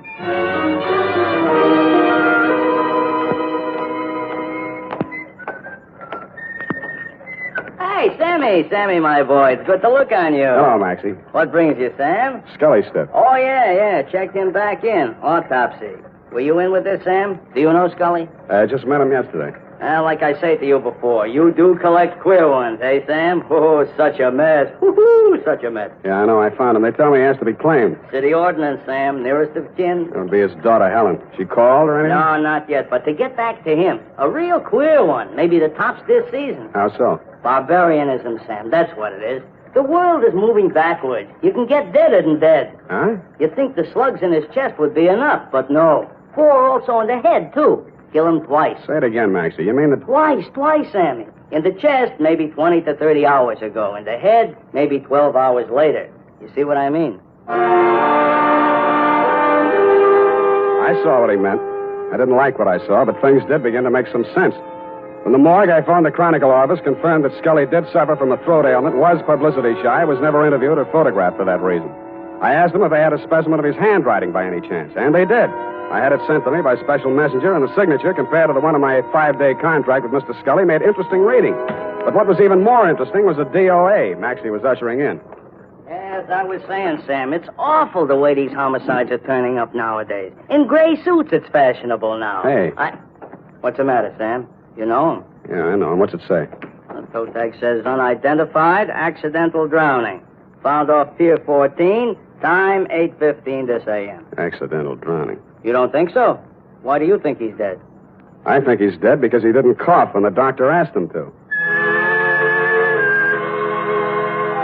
I left Maxie to his newest customer and looked up the police officer who had found the unidentified man. All they had on him was New York clothing labels and a silver identification bracelet with name Julio engraved on it between 2 small indentations of the comedy, tragedy, drama masks.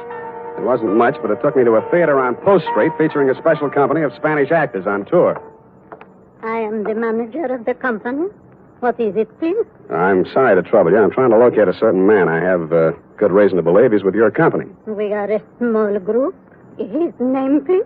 One name might be Julio. Oh, Julio de Vaca. He... Gray-haired, medium build?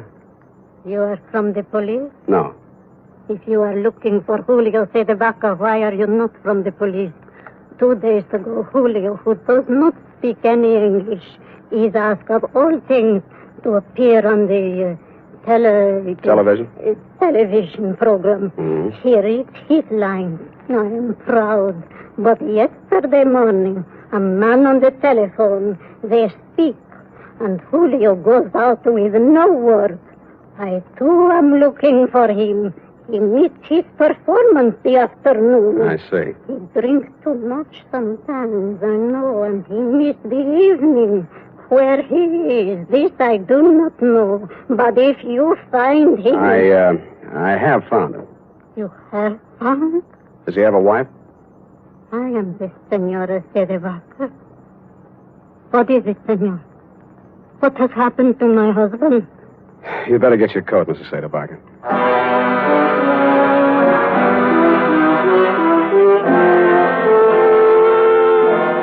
I went back to the morgue with Mrs. Sedebaca, doctor, and after that I went over to the Blue Goose Club.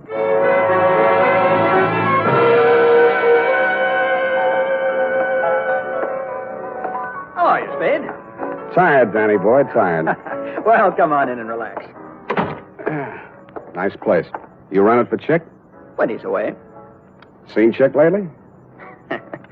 2 sets of cops, 3 reporters have been here asking the same question already this morning. What are you trying to prove? Chick's in trouble. You're his partner. Uh-huh. Now, he got himself into this one, Spade. Look, we make a nice dollar running this place. It's legitimate. And no cop's going to raid us or close us up. Chick started fooling around with that Scully woman. And I told him just once. It's dynamite, I said. You know how the old man is. Let bygones be bygones. But Chick didn't listen. Tell me about the bygones that should be bygones and why Chick should know how the old man is. Well, Scully sent him up 5 years ago. Didn't you know? No, I didn't. Oh, Chick owned some property south of Brazito, and Scully wanted it for oil drilling or something. Chick asked too much, and Scully figured a way to get it from him in court. Had it condemned or something. Mm-hmm. Well, Chick got kind of sore. He met the old man on the street one day, and, well, they convicted Chick of attempted murder. 2.5 years. And Chick looked up Scully's daughter when he got out of prison and started making love to her to get even. Why, yes, Spade, that's just the way it started. Only Chick was the sucker after all. He really went for the creature. He married her 3 weeks ago in Reno, the poor sap. Anybody else know about that part of it? Only me. I was best man. By the way, Danny, did you rap Julio Cedebaca over the head last night and toss him in the bay? Who's Julio, whatever his name is? An actor who happened to look something like old man Scully. Enough like him to keep his mouth closed when I was there, but who might want to open it later. I don't know what you're talking about, Spade. Didn't think you would. But I don't like it. Yeah, boy. Timmy? Joe? Yeah. Throw this bum out. I'm sick of looking at him. Get out of here. And they did. It was 2 against 1, and I'd been up late the night before. I was doing very well, though, until somebody stooped to a form of subterfuge I have long since grown to hate. I was borne on 2 swarthy shoulders out of the club and into the open air. I was on a balcony, and a good stiff sea breeze was blowing. I didn't enjoy it long. 1, 2, 3.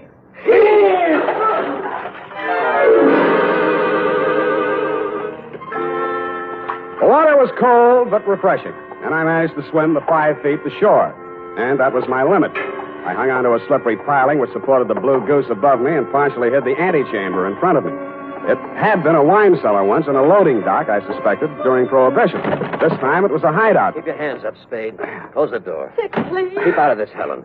You're crazy, Torpy. You got this all wrong. Mr. Spade's right. There's probably a $5,000 reward out for me right now. They want me dead or alive, and you're here to tell me how wrong I am. Well, it'll be dead, Spade. They'll never take me, and you aren't going to. Listen to reason. I've listened to all the reason I'm going to listen to. From now on, I'm doing things my way. I got nothing to lose now. I'm getting out of here. So long, baby. It's been great. He leaned over to kiss her goodbye, and that is when I rediscovered that my wet revolver, even though it wouldn't fire, still had plenty of power left. Mr. Spade, thank you. Thanks for doing that.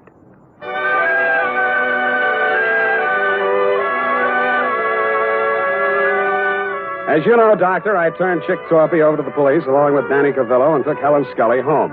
She ran upstairs with many tears, and I met you in the library. You seemed relieved when you heard that Torpy had been apprehended. However, I had some other questions to ask. You answered. All right, Spade, all right. I suppose it'll all come out anyway. 2 nights ago, Chick Torpy came to the house to have it out with Mr. Scully. He told him about their marriage. There was an argument. I was the only one in the house. I heard shots, ran in the room, and found Mr. Scully dead. The marriage certificate was in his hand. I knew this would involve Helen, and so I did what I did. Oh, it was a nightmare.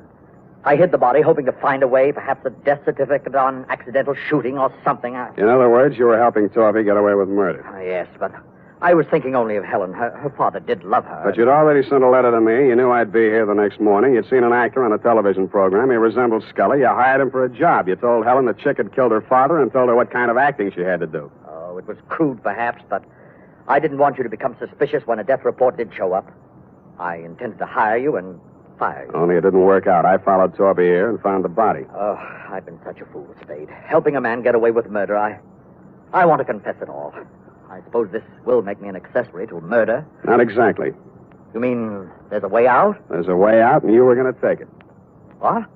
I was over to your apartment before I came here. You're all moved out. The doorman tells me your luggage has been at the station all morning. What'd you do? Came here to rifle the safe? No, see, here, Spade. Stop it. You were waiting around to see if they took Torpy dead or alive. Dead, he couldn't talk, and you'd be okay. Alive, you're ready to blow town.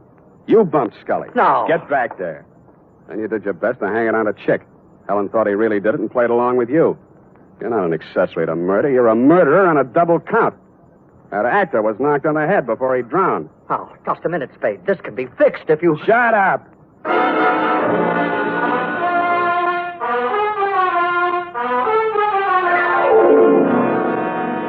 Period. End of report. Sam, I don't understand. What, Angel? I don't understand, Sam. What?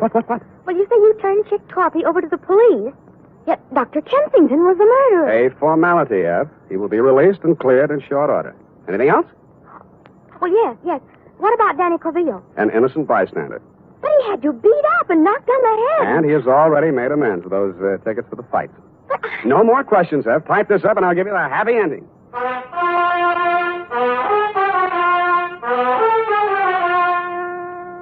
And now, listen to this. School days will soon be here, mothers. To make sure Junior's hair is always neat and well-groomed, get after those cowlicks and stray strands with Wild Root Cream Oil, the famous hair tonic that grooms the hair neatly and naturally, relieves dryness, and removes loose, ugly dandruff. And remind Dad to ask his barber for a professional application of Wild Root Cream Oil Hair Tonic. Again and again, the choice of men and women and children, too.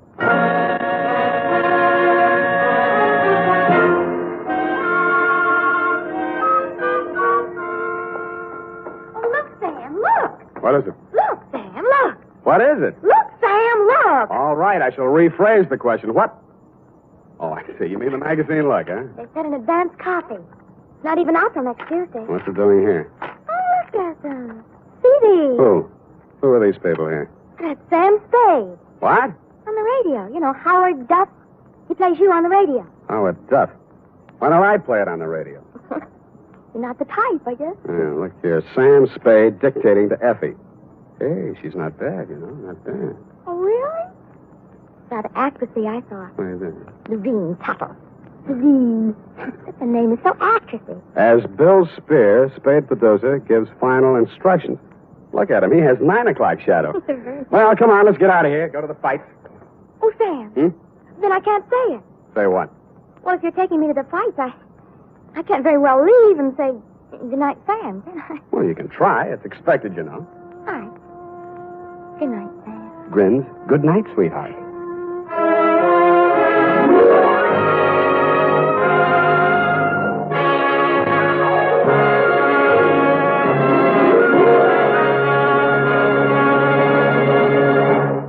The Adventures of Sam Spade, Detective.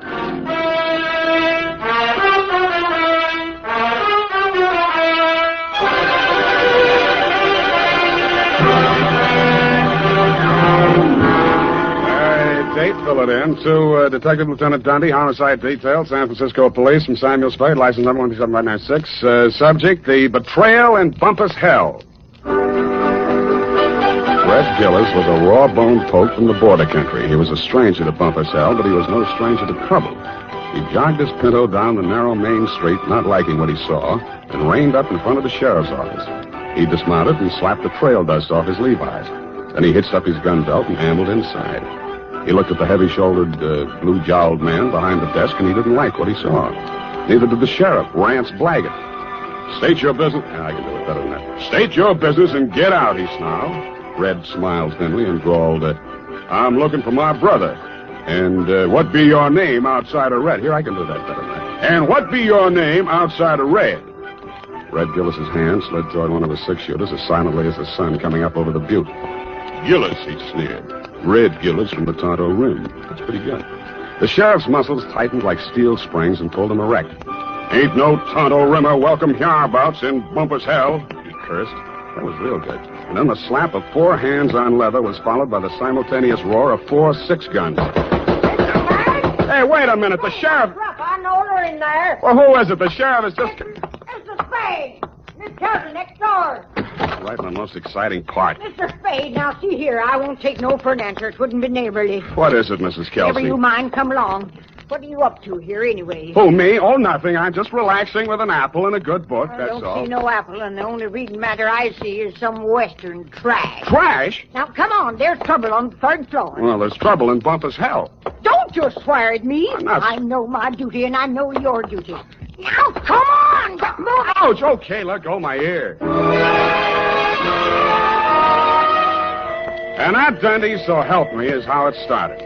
Effie had just read a book called How to Relax, and it said there that Western stories were relaxing, and that's how I happened to be at home at 10 p.m., writing Herd on a copy of Sheriff and Outlaw, rip-roaring adventures of the Old West. But Bumpus hell hath no fury like my neighbor, Mrs. Kelsey. I left Red Gillis and the sheriff face to face and vice versa, eyes flashing and guns ablaze, and followed her meekly up to the third floor.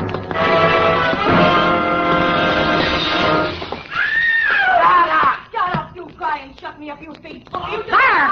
Fire, you hear that? Been at it for 3 hours, they have. Won't be a stick of furniture left in the room, less than their stop. You speak to them? Did I speak to them? You see this lump? No, here, under my transformation. Oh, well, why didn't you call a cop? Well, it wouldn't be neighborly. It's me that did. You see this lump? Yeah, you showed it to me. Put your wig back on, I'll see what I can do. And tell them about my lump. It's evidence. Yeah, put it back. Hey, open up. I would not go back with you if you was the last man on the Hey, open up. Have it your own way. If I catch you with that square again, I'll tear your head off. Oh, you had you boy, you rotter, you cheap grifter, you. Now you slam out of here before I'm forced to seek the assistance of a couple of flashies. Do not try anything fancy behind my back, you big slob. From now on, you and me is strictly on the cool beaty. Well, you unprincipled rat. Hey, let go of me. Don't throw it. Hey, wait a minute. Don't I remember you from someplace? No, I'm only being neighborly. Why did you beat up on kind, nice Mrs. Kelsey? That is a gross falsehood. I did not lay a hand on the old wag. It was that odious stinker, Joe Donegan, who was just left. And you can tell him, as from me, that I'm extremely unimpressed with his cheap threats to rub me out, and that I intend to continue on seeing Mr. Hobson or any other Johns which I care to. That's pretty good singing. Oh. Well, you better tell him that yourself. I don't imagine I'll be seeing him. You won't? Hey, wait a minute. Who are you, anyway? Just another tenant. I live downstairs. Oh, well, now I recall whom you are. You are that Shamus, which lives on the second floor rear. Shamus, we call it in the radio. Shamus. Would you care to come in and discuss a certain matter? Well, thanks. Another time. I got to get back to Bumpus hell. Whoever she is, let her cool her heels for a few moments. No, you don't understand. This Bumpus is hell. an urgent matter which I would like to hash over right now and without further delay. Well, May I invite you in for a straight slug? Well, okay, but just one. In a glass. All right, make yourself comfy. Oh, now, say when. Just up to the lipstick mark. Here you are.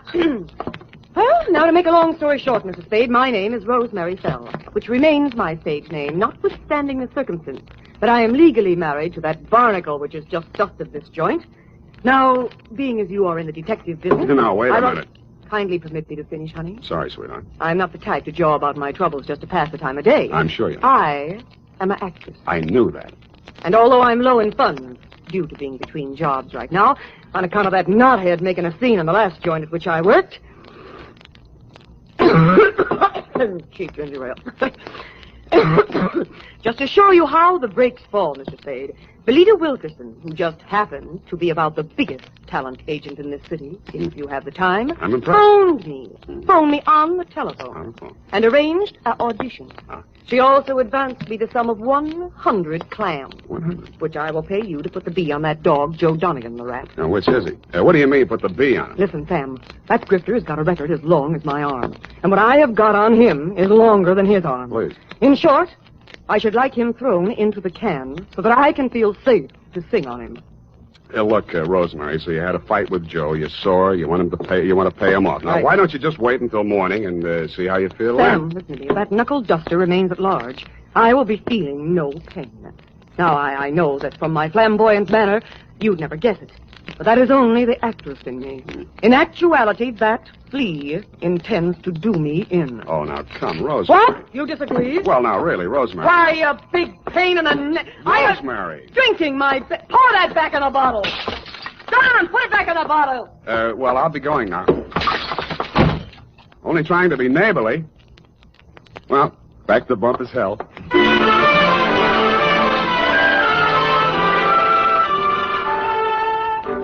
Rance Blaggett, the smoking Colt still gripped in his hairy fists, suddenly pitched forward like a fallen Joshua tree at Red Gillis's feet. Red leaned over with a thin smile playing at the corners of his mouth, not liking what he saw, and lifted the badge off of Blaggett's cowhide vest and pinned it on his own. Bumpus Hell had a new sheriff. Hey. Then I heard it. It sounded like a man sneaking up a fire escape. I went over to the window, raised it, and looked up. I didn't like what I saw. An overcoated figure reached the third-floor landing and stood silhouetted against the lighted window of Rosemary's apartment. He was about the height and weight of that rat, Joe Donegan. By the time I'd rolled out the window onto the fire escape, his right hand had come out of his coat pocket. Donegan! Donegan, watch it!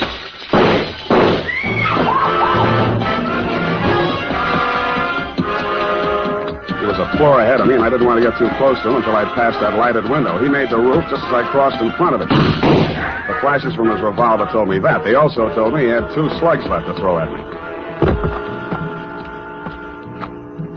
The only light up there was a feeble glow from the skylight, dead center. I headed for the cover of a brick chimney just to the left of it. I had 2 things in mind. The skylight was his most logical avenue of escape, and I hoped I could tease him into emptying his gun at me. It didn't work. I stuck my head out. No shots. But he did use his gun. I should have stood in Bumpus Hell. The United States Armed Forces Radio Service is presenting the weekly adventure of Dashiell Hammett's famous private detective, Sam Spade.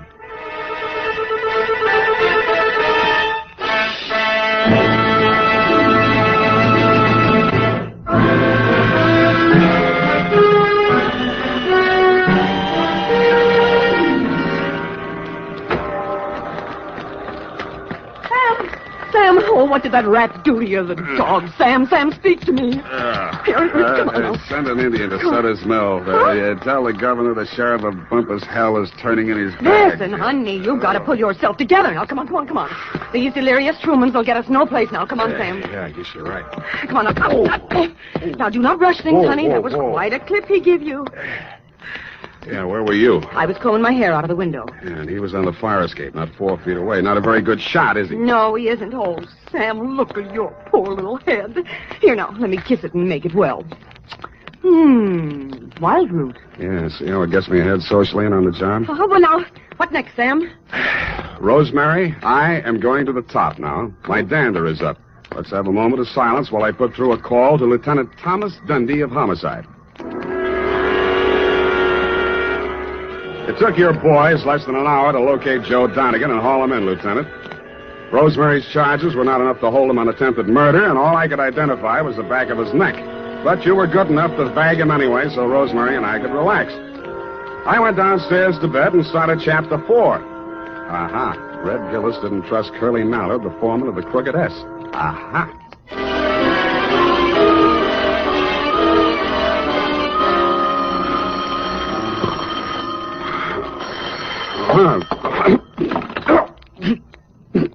Unique Garage, Harry speaking.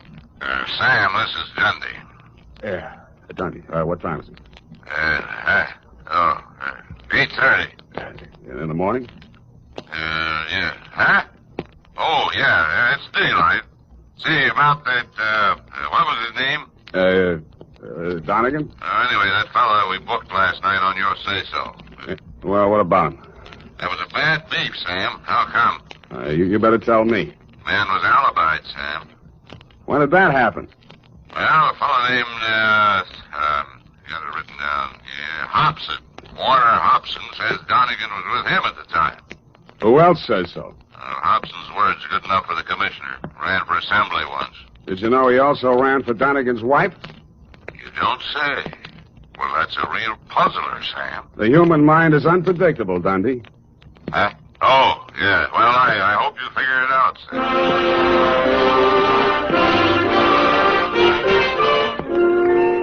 While I was shaving, I thought and thought. I wondered what Red Gillis would have done if such a situation had cropped up in Bumpus Hell. A thin smile began to play around the corners of my mouth as I climbed the stairs to Rosemary's apartment. When I got there, I didn't like what I saw. It was a note pinned to the door. It said, "Dear Sam, I have been called to do another audition. If anything crops up, you can reach me at Greystone 34292.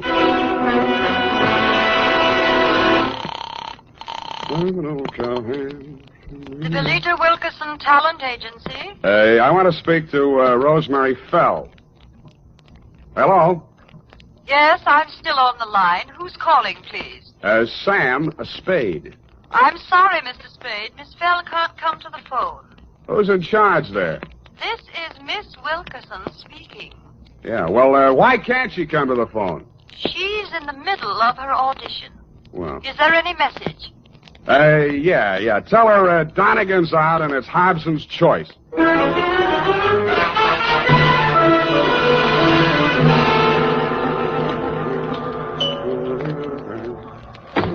Yes? Mr. Hobson?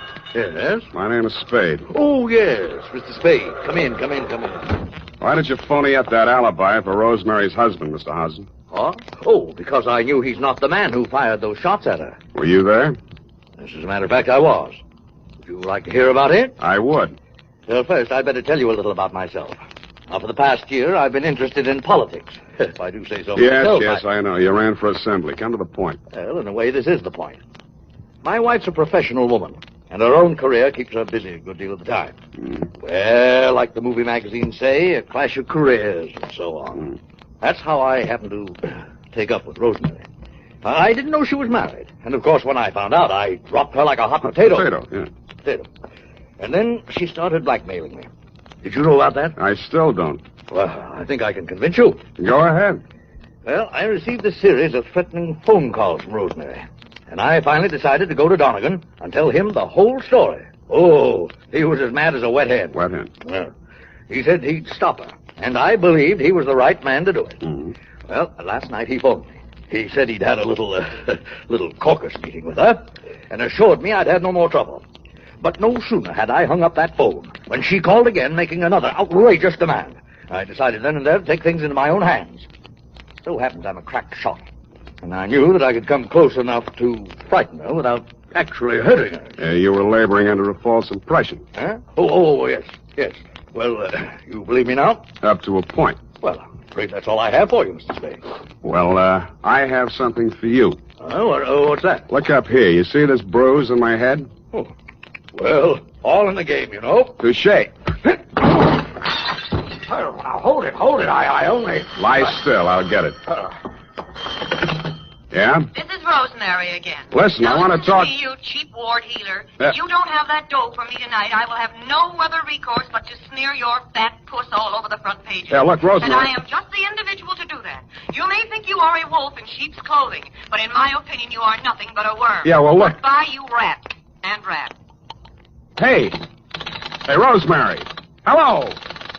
Nuts. Oh, wait a minute, Spade. Well, what did she say? You can read it in my report, along with a bill for my services.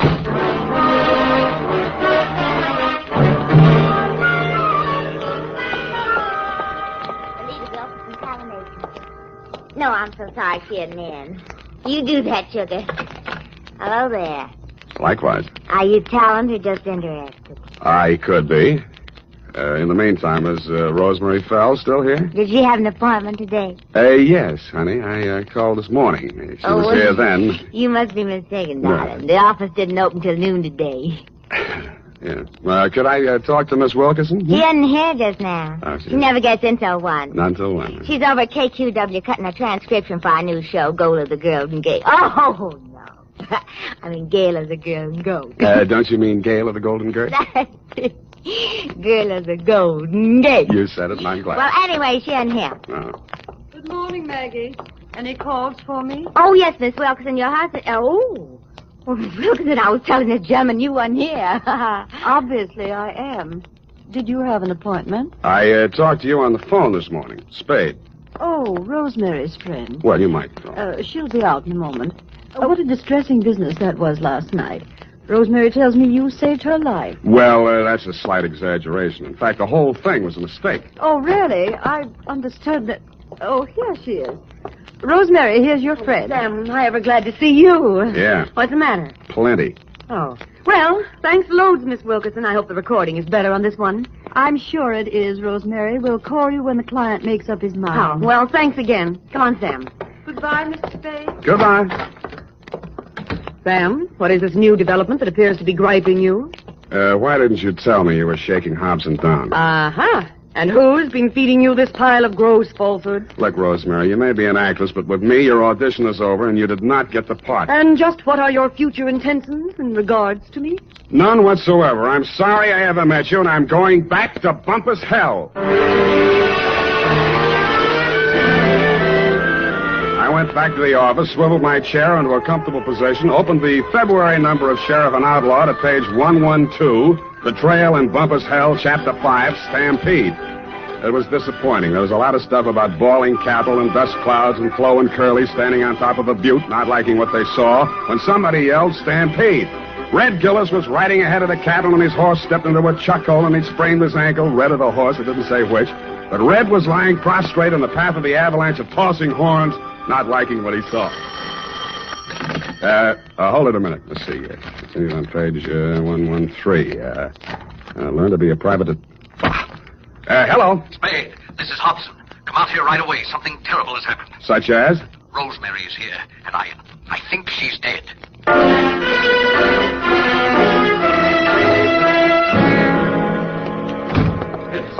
In here, Spade. Oh, I don't know how she got in.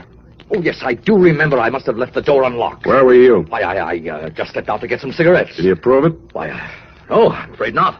I got halfway and found I didn't have any money and came back. You came back, walked through this room, went in the bedroom, and didn't see the body until you started back? Yes, the lights were off. I stumbled over it. This is the gun? Yes. She did it with my own gun. Oh, I never dreamed her love for me would drive her to self-destruction. Of course, now it's clear what really lay behind her poor, clumsy effort to blackmail me. It was a desperate move to get me back. Oh, I'll never forgive myself for driving that poor girl to this. Don't worry about that, Hobson. This isn't suicide. Murder? Oh, great heavens. What will Belita say? Belita? Yes, my wife. Belita Wilkerson? Yeah, professional name, you know. I was explaining to you before that... Oh, that's my wife now. What in the world will I tell her? Never mind, I'll get it. Hello? This is Rosemary for the last time. Who? And I'm just calling to tell you that you have stalled around too long. I have talked to your wife and told her the whole sordid pitch. Why she wants you back, I will never know. But I sold you cheap, and you weren't worth a cent more. I am a girl who does not like to do things halfway, but you were just too late. Goodbye, you fathead. Yeah, Rosemary, I guess we were all too late.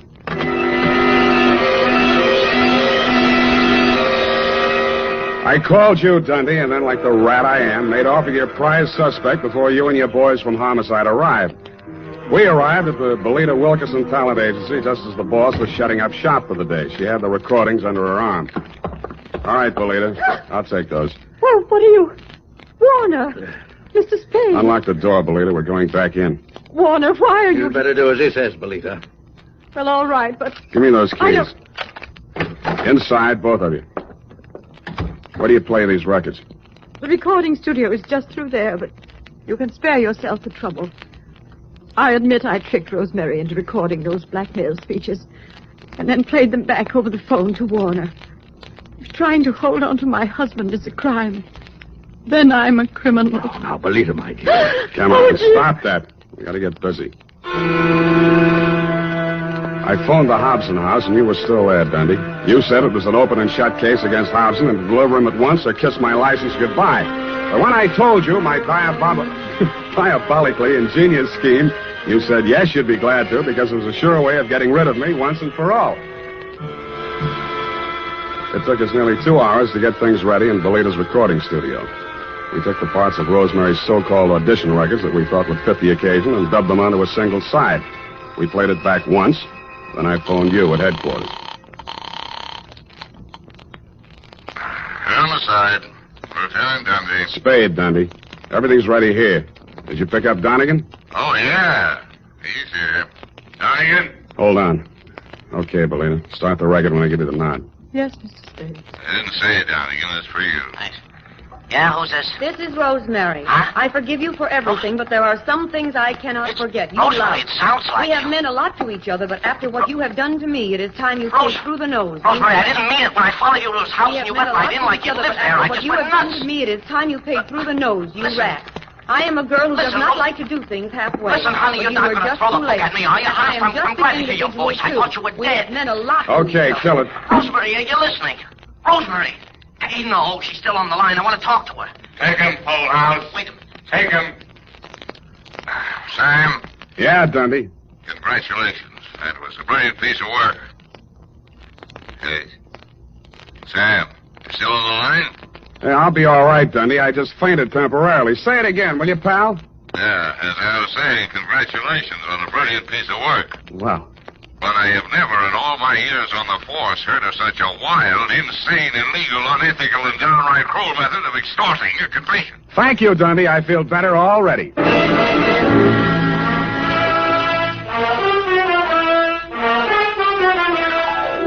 Period.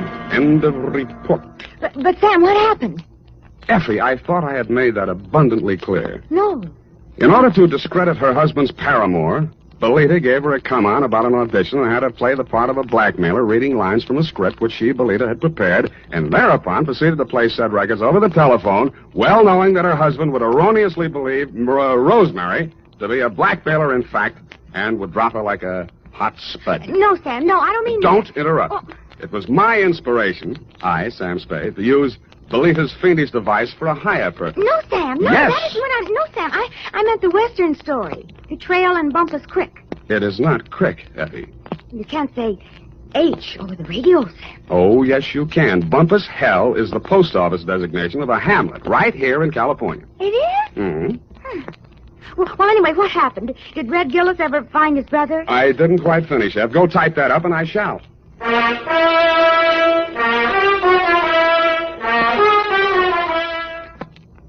Well, here it is, Sam.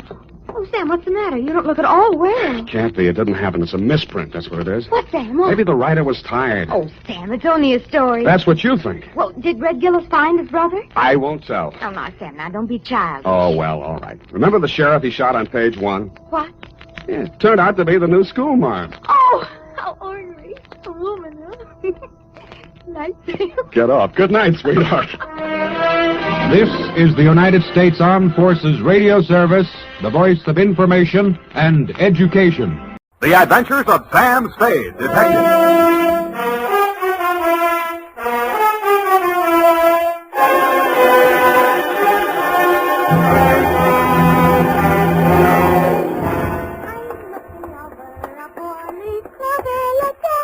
Very funny.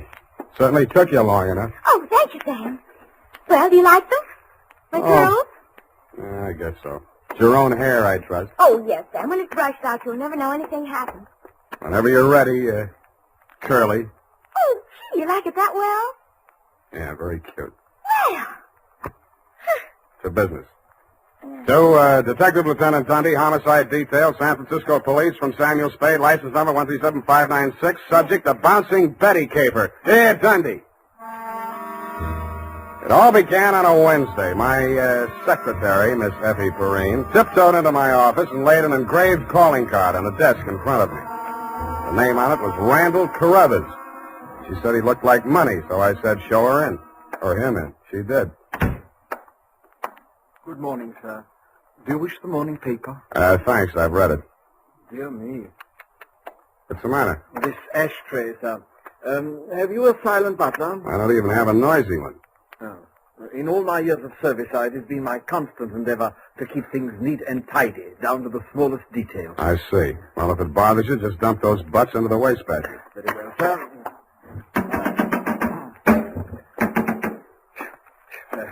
If you will pardon the presumption, sir, you could use a well-trained servant in this establishment.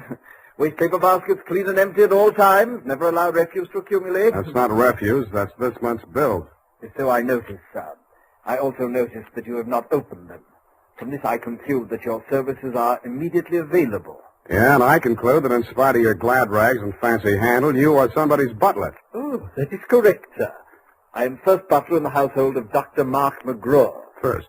Bleak Cliff is the name of the estate. It's near the village of Squid Beach, some 50 miles in a southerly direction on the Pacific coast. You know, I think I'm going to like you as a client, Mr. Carruthers. I mean, it's refreshing to get a few accurate facts without, shall we say, priming the pump.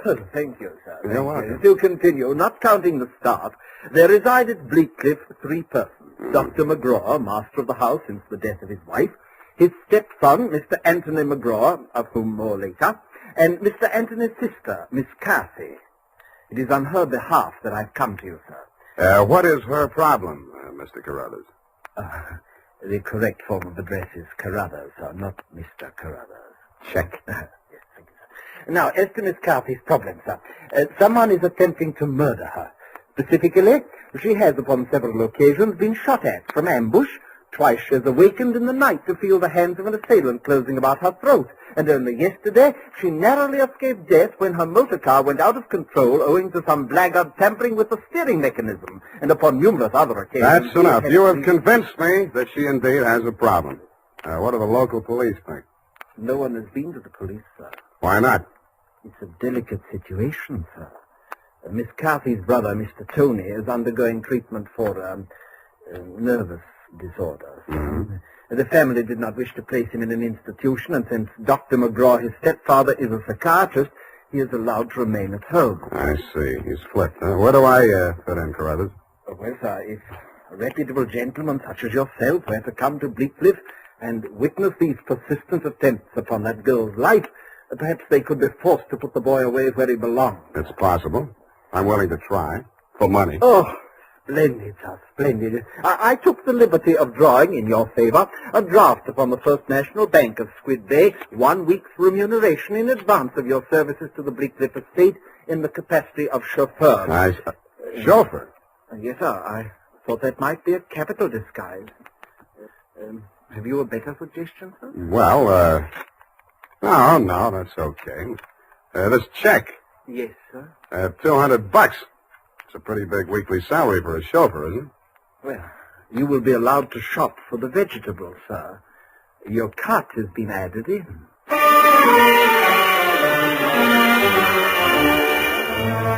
I told them I didn't know one vegetable from another, that I was a lousy driver, and in more time than it takes to tell, I was installed at Bleak Cliff, in a room above the garage, and told to wait there until summoned.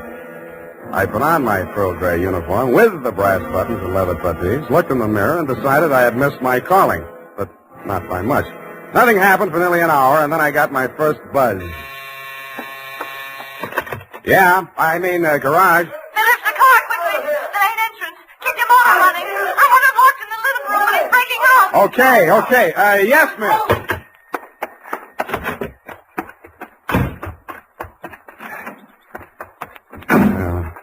Let me see. Get that door open. Open that door. Why did you have the door open? I'm sorry, miss. Well, get going, please. Darn it, miss. Where's the spark on this? What's the matter with it? Well, it's flooded. The housing, you know. He's got the meat cleaver. He's touching the door. Well, I'm trying. Get out! Stop it! You're hurting him. All right. Put it down, Chris. Put it down. Come on. Give it to me. What's going on? I say, who are you? Haven't you been instructed not to disturb my patient? I'm sorry. I'm new here. When I saw him coming at Miss McGraw with that meat cleaver, I naturally thought... Oh, well. No harm done. Come along, Tony. Come along now. Come along, boy. We'll have a nice long talk. What shall I do with it now? We'll put it back. You all right? Oh, sure. I should be used to it by now. By the way, you're new here, aren't you? What's your name? Sam. Sam? That's nice. Turn to the left outside the gate, Sam, and drive straight out to the shore road. Well, if I can just... Hey, I just turned that little key. Look, Ma, I'm driving.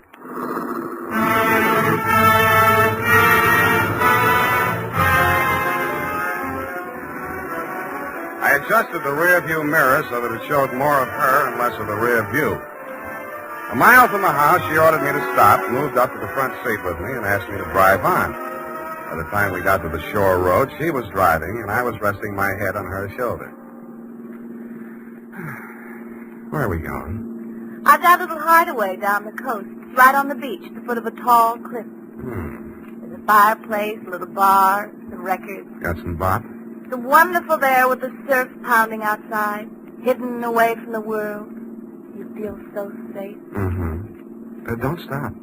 You'll like it there. You feel as if there's no one else on earth. Time standing still. If I could just be sure that Mother wouldn't worry about me.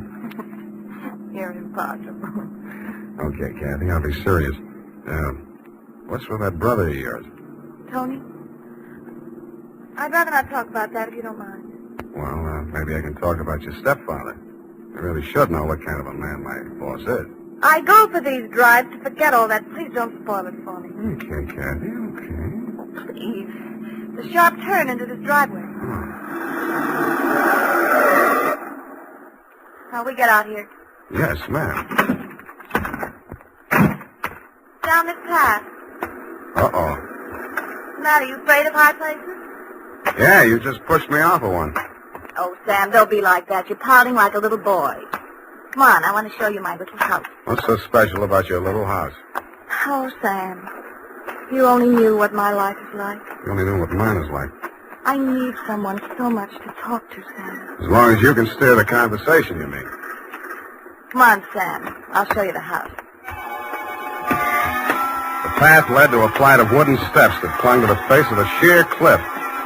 There was something like the stairs you find yourself falling down in nightmares.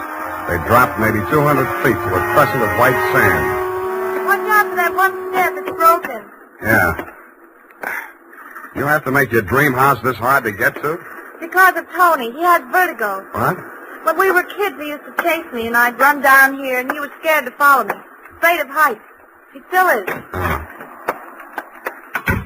Well, you light us a fire, Sam. The wood's there in the box. I'll go make us a drink. Fire? Who needs a fire? I'm hot. What'd you do before you took up driving? Oh, I was a private eye for a while. Oh, how exciting. Nah, it's a sour racket. Tell me about it. Nah. Let's talk about you. Here's your drink. Thanks. Well, what do you want to know about me? Oh, me? Come here.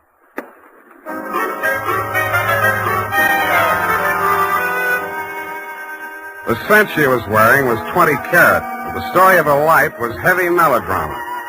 It seemed that Dr. McGraw, a handsome fortune hunter, was a folly of her mother's middle years.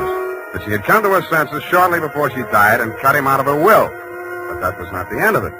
When Kathy's brother had been faced with the alternative of entering an institution or remaining at home under his stepfather's care, she had begged the doctor to remain in spite of his warnings that her brother might take a notion to kill her.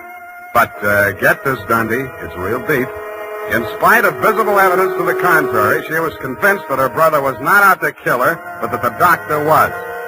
I couldn't sell myself on that part of the yarn, but she looked so awfully pretty while she was telling it. And suddenly, she didn't look so pretty. An expression of terror was on her face. Get down! I rolled her onto the floor and kicked the lamp out. By the glow of the embers in the fireplace, I could still see the gleam of the gun barrel shoved in through the broken window. I hoped he couldn't see so much. I knocked over a chair to give him something to shoot at. He was already halfway up the face of the cliff in those rickety wooden stairs. At the top, he turned and looked back. Who was it? It was Mark, wasn't it? The doctor? You know better than that. It was Tony. I thought you told me he was afraid of heights, couldn't come down those stairs. He never did before. Don't you believe me? Yeah, Kathy. I may wind up believing the rest of your story.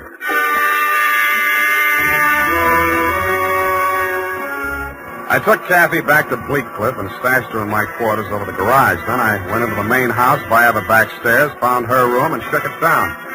In a cabinet, a bunch of war souvenirs, German helmets, grenades, rifles, and other lethal gadgets. In a desk drawer, I found a letter headed U.S. Army, Office of the Surgeon General. It certified that one Anthony McGraw was unfit for military service. Vertigo. Origin, childhood injury to middle ear. Downstairs in the library, I found a shelf of medical books. Vertigo. Vertigo was almost incurable, and there was certainly no quick cure. But some patients had lost their symptoms temporarily under hypnotism. Then it said, see narcosynthesis. I did.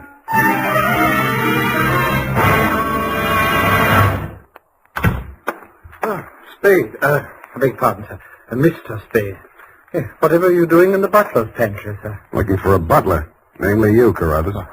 May I serve you, sir? Yeah. How do I get an interview with Dr. McGraw? Well, sir, I should... Oh. Strange, after all my years of service, I still start as a master summary. Hey.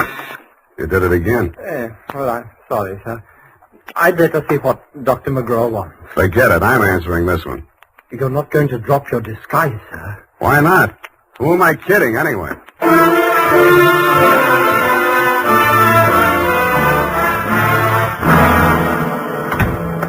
You rang, Dr. McGraw? Huh? Oh, I didn't ring for you. I rang for Carruthers. I ordered him to tidy up my office while I was at dinner. And look at it. Looks neat as a pin to me, Doctor. Oh, yeah, sure new here. Chauffeur, huh? I'm only wearing his uniform. Here's my card. Oh, detective, eh? That's right, Doctor. This one's just about ready to wrap up. Well, you interest me. Go on. I will. I think you've been trying to use that boy as a murder weapon against his sister. Oh, and you call yourself a detective? If you can call yourself a doctor, I guess I can. You've been treating him with narcosynthesis, haven't you? Yes, that's right. Hypnotic drug. While he's under it, you brief him on his activities for the day, and he follows through, including assaults with deadly weapons. That would be possible with certain very suggestible patients, but I'm afraid impossible to prove. I think I can prove it, Doctor. You shouldn't leave your textbooks lying around loose. I found out the only way Tony could have walked down that stairway to Kathy's beach house without falling would be temporary relief of his symptoms due to hypnotic suggestion. Unquote. I see. What do you intend to do about this theory of yours? What do you suggest? You see this row of buzzers here on my desk? Mm-hmm. This one is for my secretary. This is to summon Carruthers, and when I press this buzzer, two of the most hideous plug uglies you've ever seen will rush into this office, beat you to a pulp, and dump you outside the front gate. That's what I think of your theory. Buzz away, Doctor. I think I like them better than I do you. As you wish.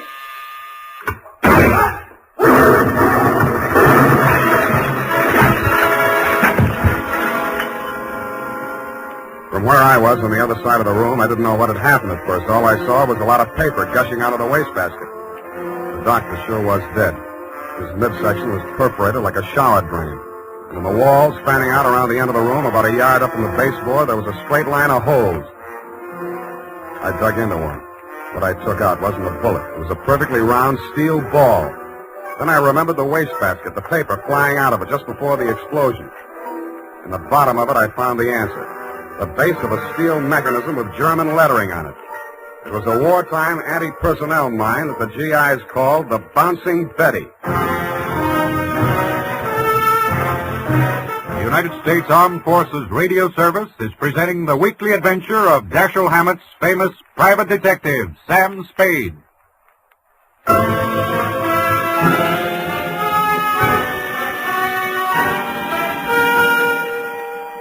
I didn't wait for the Squid Beach law to arrive. Who could? I went straight back to San Francisco. You, Lieutenant Dundee, were waiting at my office. Morning, Sam. Hello, Dundee. About that McGraw killing, Sam. The chief down at Skid Beach has asked us to cooperate with the department down there at Skid Beach. Squid Beach, Dundee. That's right. They say you caught a bus at Skid Beach. Squid. That's right. There's a quarter of two in the company of a young woman answering the description of the McGraw girl. They say that, do they? They say they got a statement from that butler, Carruthers. Well, it's open and shut anyway. The butler hired you, the girl is wanted, and you're hiding her out. Why? Why not? Well, it's established that the girl hated the deceased and bickered with him constantly. The doctor and the boy were pals. That girl's guilty as... You've been able to place her in the murder room? Well, no, but here's an item. She worked with an Army ordnance during the war in research. Subject, I made a note of that. Enemy landmines, anti-personnel. One of the reports she helped put out was on the Bouncing Betty. Yeah? Definitely. Okay. Hey, where are you going, Sam?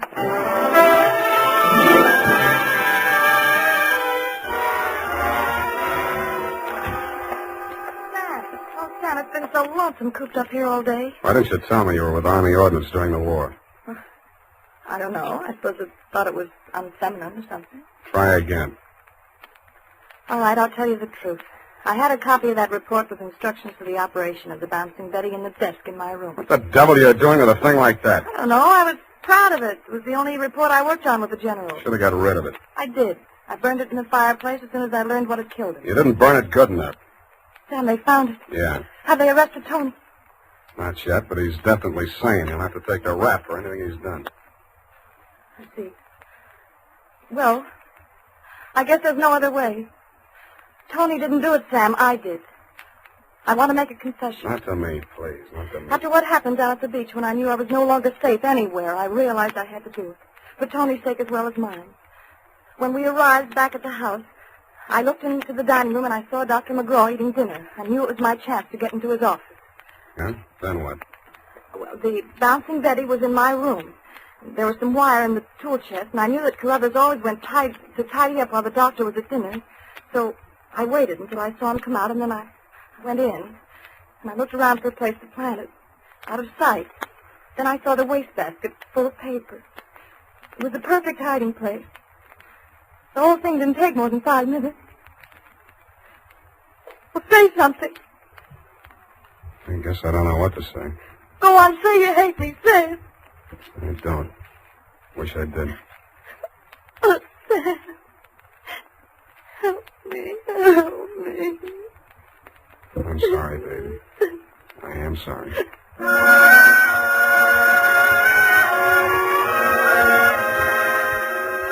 I don't know how long we sat there. I held her in my arms until she cried herself out, then we just looked at each other. I knew if I put it off another minute, I wouldn't call you at all, Dundee. So, with my arms still around her, I reached for the phone. Homicide. Lieutenant Dundee, this is Sam Spade. Lieutenant Dundee. Hello. Hello. Give me that. Lieutenant, this is Catherine McGraw.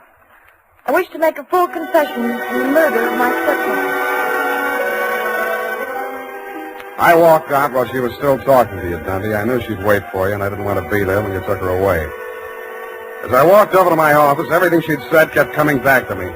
I could see her sneaking into her brother's room and getting her contraption out of the cabinet. I could see her hiding behind the door until Carruthers came out after tidying up McGraw's office, dumping ashtrays, emptying wastebaskets.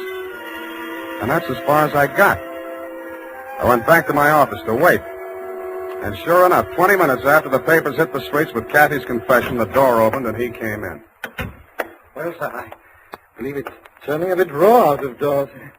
Gardner was saying only this morning that we should order out some shrouds for the set we go to see you after. Am I discommoding you, sir? No, Carruthers, I've been waiting for you. With your permission, sir. The ashtray. Just dump it in the wastebasket. Yeah, I am gratified to note that your secretary has been looking after things and has emptied your waste paper basket. This is right and proper. Quite. Yes, sir. And, speaking of waste paper baskets... Allow me, Carruthers. You have come to apprise me of your part in the death of the late Dr. McGraw. Am I in error? You've already divined my purpose, sir.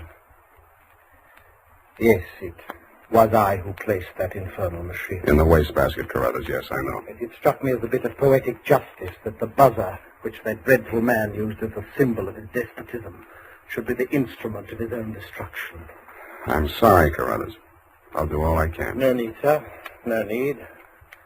I'm aware that there is no final justification for taking the law into one's own hands. Every man is entitled to trial by jury of his peers. But where, Mr. Spade, where could be found 12 good men and true who would allow themselves to be called the peer of that monster, Dr. McGraw?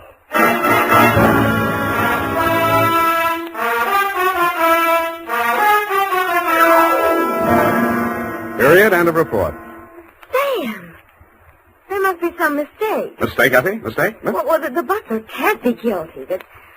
That's old-fashioned. He was an old-fashioned butler, sweetheart. Where today can you get help like that? Somebody who empties the ashtrays, keeps the waste paper baskets clean, tidies up around the place. Well, I'd be only too happy to do the same for you, Sam. I know you would, doll. But considering what happened to Mr. Carruthers' employer, Effie, you mustn't allow your mind to dwell on such matters. It's wicked. Sam! Who fancied an ashtray in that wastebasket that I just finished cleaning out. Pay it no heed, sweetheart. I'll buy you a silent butler. I'll go type that up. Sam,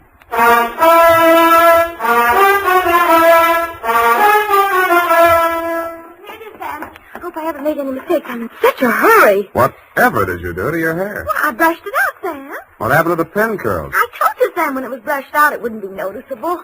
Hours of torture sitting under a hot dryer for something nobody will notice. But, Sam, it puts bounce in your whole makeup. I get it, the bouncing efficaper. Oh. Eyeshadow, new shade of lipstick. You look real gone. Oh, no. Whom is it tonight? Well, it's his friend of Maud, Sam. Of course, she's not really serious about him, so it's all right. Your conscience bothering you? Oh, no, Sam, no. He's definitely not serious about her. I mean, Well, have fun, sweetheart, while Maud burns. Oh, well, she won't. I suppose you'll be seeing that girl, what was her name? Oh, yes, Kathy. Well, at least if I'm not playing in someone else's garden. No.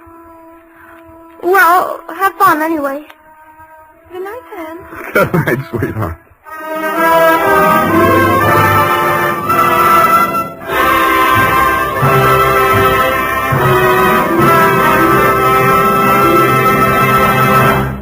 The Adventures of Sam Spade, Detective. Brought to you by Wild Root Cream Oil Hair Tonic, the non-alcoholic hair tonic that contains lanolin. Wild Root Cream Oil. Again and again, the choice of men who put good grooming first.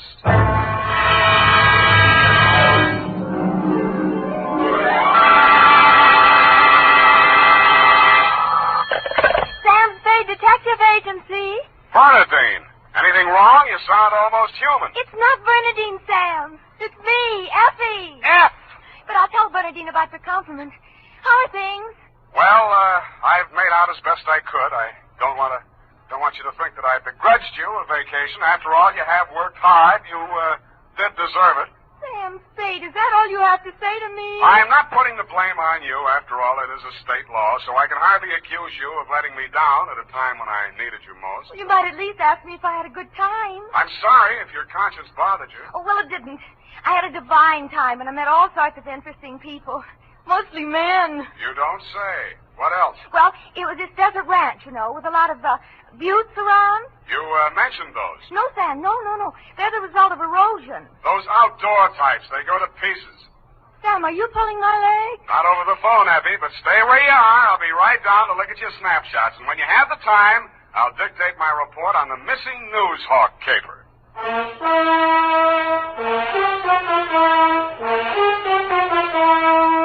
Dashiell Hammett, America's leading detective fiction writer and creator of Sam Spade, the hard-boiled private eye, and William Spear, radio's outstanding producer-director of mystery and crime drama, join their talents to make your hair stand on end with the adventures of Sam Spade. Presented by the makers of Wild Root Cream Oil for the hair. Wild Root Cream Oil. That's the famous name to remember, men, next time you buy hair tonic. And look what Wild Root Cream Oil does for you. It grooms your hair neatly and naturally. Wild Root Cream Oil also relieves dryness and removes loose, ugly dandruff. Yes, men, Wild Root Cream Oil is your shortcut to really handsome hair. So be smart. First chance you get Wild Root Cream Oil Hair Tonic. Again and again, the choice of men who put good grooming first. And now, with Howard Duff starring as Spade, Wild Root brings to the air the greatest private detective of them all, in the adventures of Sam Spade.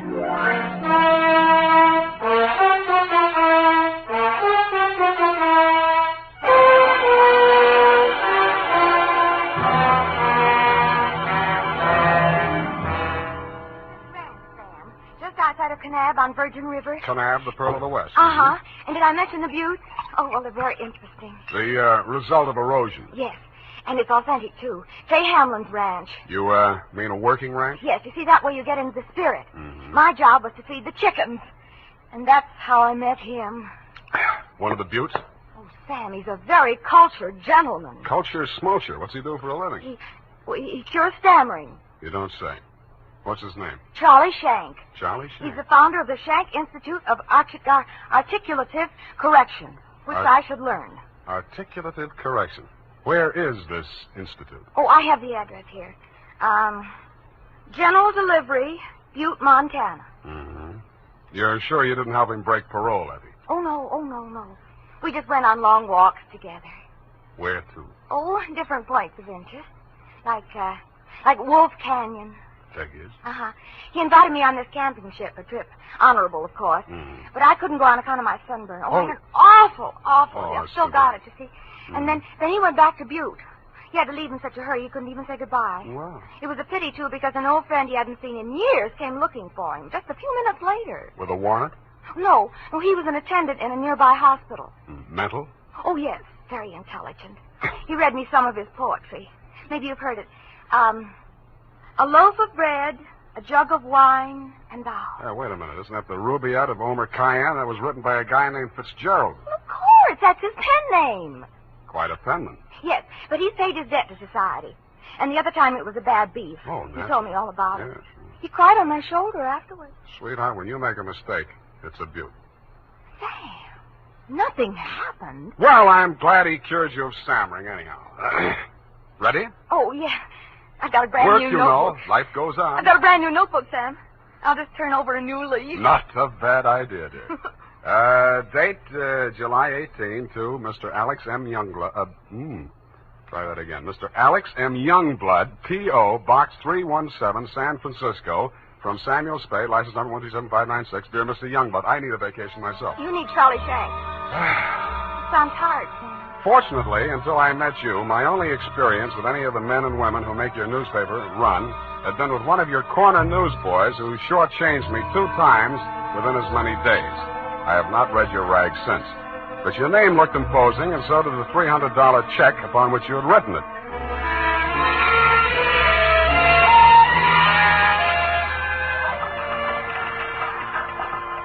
Per your instructions, promptly at 4 p.m. on the 15th inst., I munched through the litter of your city room toward a door marked A.M. Youngblood, publisher, managing editor, and city editor. I wondered if you were ambitious, frugal, or 3 men. I did not know that you had good taste until I saw the trim, 20-ish, and toothsome secretary in your outer office. Hello. You're new here, aren't you? Well, I'm not exactly here. I'm just here to see Mr. Youngblood. Oh. The name is Spade. Samuel Spade? Sam, except for my most intimate friend. Well, my advice to you, Sam, is to beat a hasty retreat. He's in a foul mood. Oh? Why? Is he blind or older than he feels? I refer, of course, to your spectacular charm, Miss, if I may call you Miss. Please, this is neither the time nor the place. My name is Phyllis Watson, and my phone number is in the directory, if you're really interested. I could be. Thank you. And if a man answers, tell him you're my French teacher. Oui. You better go in now. If you're late to an appointment with him, you're through. Do you have any more words of wisdom? No, but I hope you can do something to improve his state of mind. He's been awful lately. Good luck, Sam. Thank you, Phyllis Watson. Come in. 1 minute past 4. You must be Mr. Spade. That's right. You're almost late. Sit down, Spade. Cigar? No, thanks. Well, don't expect me to offer a drink. You aren't a drinker, I hope. You don't listen to the radio, do you? Well, you'll not drink in this office. Nothing here but a cooler filled with water from a clean, gurgling, laughing mountain stream. You sound like a reformed drunk, Mr. Youngblood. What's that? Well, it was a good many years ago. If you don't mind, I'll just paste up the weather report for my morning edition before we talk. Oh, you do that too, huh? Yes, obviously. And with good reasons. I remind myself that I was once a copy boy, and I find it a splendid way to, at least once each day, to lower myself to the level of the working man. There we are. Very hot in Phoenix, I see. Mm-hmm. Just what do you want a detective for, Mr. Youngblood? I was coming to that, Mr. Spade. Sorry. Now, well, first let me warn you that your assignment is a highly confidential one. They all are. In this case, a man's life may be at stake. Mm-hmm. The situation: my newspaper, at my order and under my guidance, has launched a campaign against crime. Not aimed at the petty criminal, but at the easy-living leeches at the controls of the rackets, the hoods and bankers' clothing, the mansion-house parasites who direct the pickpockets, the second-story men, the housebreakers, who gamble away $500,000 a year and pay income tax. Don't go to pieces. Of that amount. Yes, I understand. You're after the boys on the safer side of the fences. Oh, nicely put, Spade, yes. Thank you. Well, the long and short of it is this. The author of the expose series, Ray McCulley, my top crime reporter, has been missing for 2 days. I want you to find him. What makes you think he's still alive? Good heavens, Spade. Why must you suggest that he isn't? Because if I were a mansion-housed parasite in danger of being unhoused by a newshawk, I'd see said newshawk standing in a cement block in the bottom of the bay. I will accept that only when no stone has been left unturned. Every straw and every haystack has been searched. Every... nook and cranny? Yes. Sounds as though you need at least one police force, Mr. Youngblood. Now, why don't you No. Impossible. We've already had a brush with the police over the expose. I'll not be dictated to at this stage of the game. I started this investigation, and I'll finish it alone. Well, it's a pretty big order, Mr. Youngblood, but times are tough. I'll see what I can do. Good. I hereby turn over to you all the resources and power of this, my newspaper. When one of my reporters is in trouble or danger, sir, I will spend every penny of my fortune, if necessary, to deliver aid and succor to his side.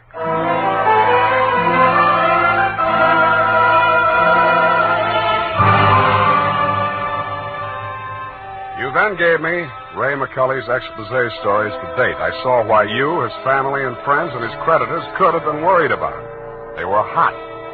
One followed a stolen car from the time of the heist through the alteration of the body color, tire brands, license number, motor serial number to the time it was shoved onto a used car lot.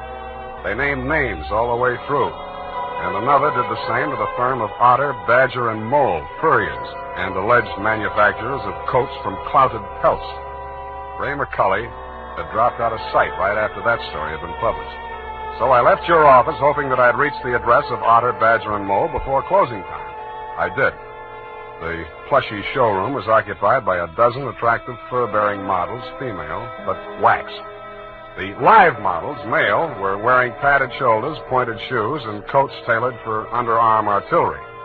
They would have looked more natural at Madame Fassade's waxworks, Bertram the burglar section. Hey, what'll it be? Something for the little woman? Where do I find Mr. Otter? You the law? Leo sent me. He's in his office. Come on. Oh, wait a minute. Don't crowd me. You say you want to see the boss? On business. Stop nudging me with a rod. In there, hey, move. Okay. Hey, boss. Yes, Woody? Here's Joe here to see you. Leo sent him. Well, nudge him in, Woody. No nudging, Woody. Well. So Leo's sending a man to see me. I wonder why. If you'll comb this character here out of my hair, I'll try and tell you. Sit down, Woody. Thanks. You're new in town? Yeah, that's why Leo sent me. A local muckraker named Ray McCulley interviewed you. He also interviewed Leo, but it didn't get printed yet. Leo wants to find him. So do I. How can I help? Well, he walked out of here, went to his hotel, wrote the story, and mailed it in. That's the last anybody's seen of him. Leo was just sort of hoping that you'd already taken care of him. Not yet. That's all I wanted to know. Thanks. Just a moment. Yeah? Leo's sending you out alone? Why not? That's a tough boy, that McCulley. He's got plenty of protection. That's what you need. What kind of protection? Go along with him, Woody. Who, me? You're Woody, aren't you? Now, look, Mr. Otter, I don't want to look a gift horse in the mouth, but the way I see it, this is a lone wolf type caper. Hey, what's the matter, hey? You think I'm too good for you? Well, Woody, I wouldn't say that. Good, it's settled then. Take care of him, Woody, and don't mix it up with any of Leo's boys. If he's out to get that rat McCulley, he's our friend.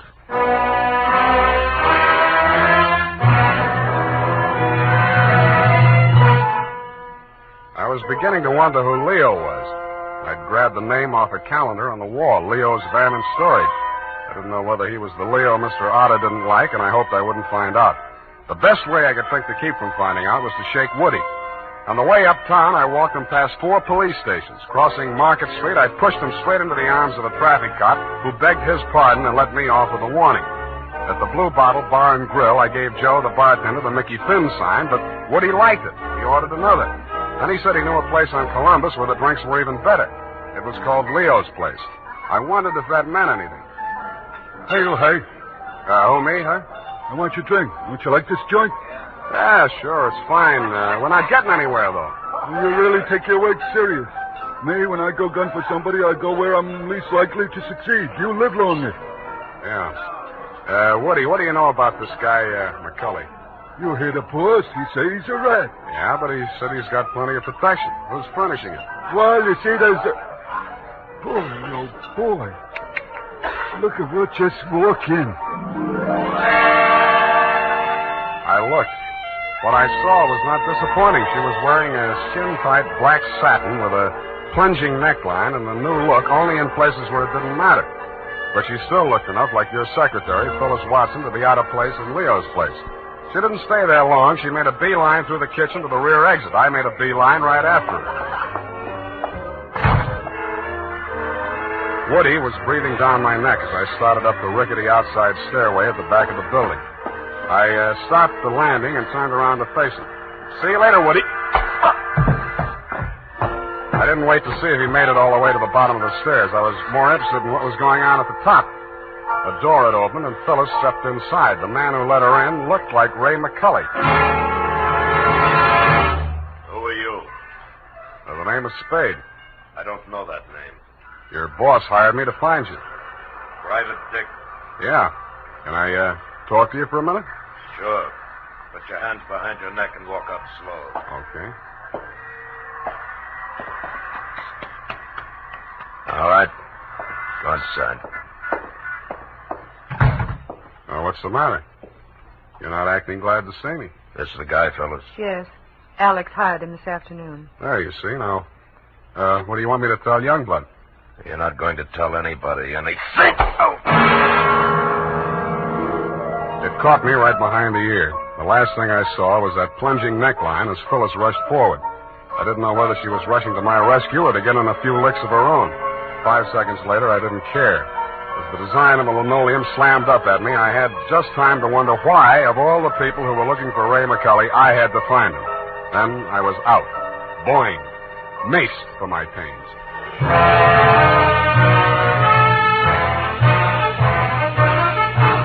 The makers of Wild Root Cream Oil are presenting the weekly Sunday adventure of Dashiell Hammett's famous private detective, Sam Spade.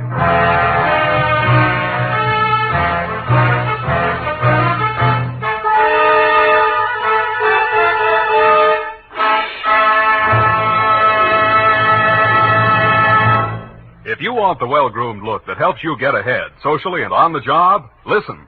Recently, thousands of people from coast to coast who bought Wild Root Cream Oil for the first time were asked dryness and removes loose dandruff. What's more, non-alcoholic Wild Root Cream Oil is the only leading hair tonic that contains soothing lanolin. So ask for Wild Root Cream Oil Hair Tonic. Again and again, the choice of men who put good grooming first.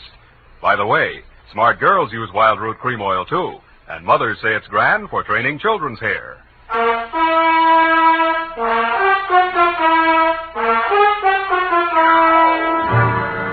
And now, back to the missing Newshawk caper. Tonight's adventure with Sam Spade.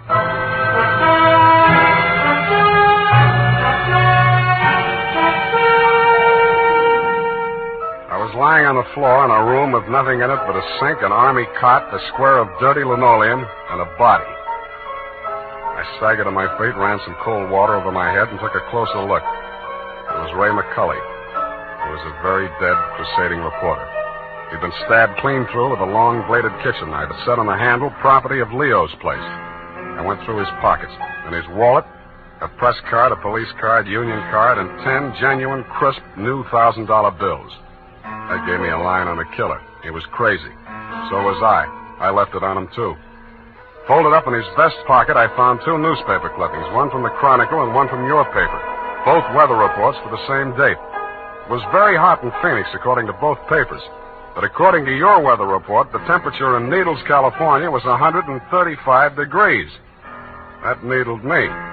So did the slip of paper I found on his shoe. The number 9 and a date had been stamped on it with a rubber stamp. The date was the same as that of the weather reports. I turned it over. It said Ruthie's Booth, Manson Bowling Alley.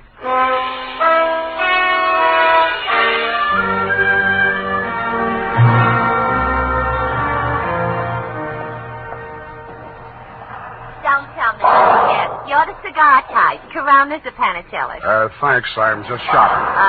I got a nice line of notions. So have I. No, I mean the dolls, the Hollywood dolls. You know, for the bed, only $1 plus tax. Very reasonable. Say, what's on your mind? Leo sent me. Oh. Are you going to collect the slips hereafter? Well, not tonight. You see, I'm sort of the troubleshooter. Leo's checking up on some of the numbers that didn't come out right. Listen, I'll tell him to his face I don't want any part of those wrong numbers. They're scary. Nuts. Who bought this one? Let me see. Oh, last Thursday. Oh, number 9. How can I forget? He put $500. And honest, if he's been around once, he's been around 100 times to see if it paid off. Did it? What's his name? Mr. Spinelli. He buys a slip every day. And if you ask me, he's learned a system. Because he's been winning, you know. Dimes and then $1 and then $5. And then when he come in with 500 on number 9 until he dropped dead, did it win? Where does he live? It did. Wait, I'll look on the sheet. Hey, somebody else was in just this afternoon. Give me that address. Hurry up, will you? It's right around the corner on Manson, 810. Say, maybe that's his system, 8 and 1. Don't that add up to 9? Hey, what's the matter? Where are you going in such a rush?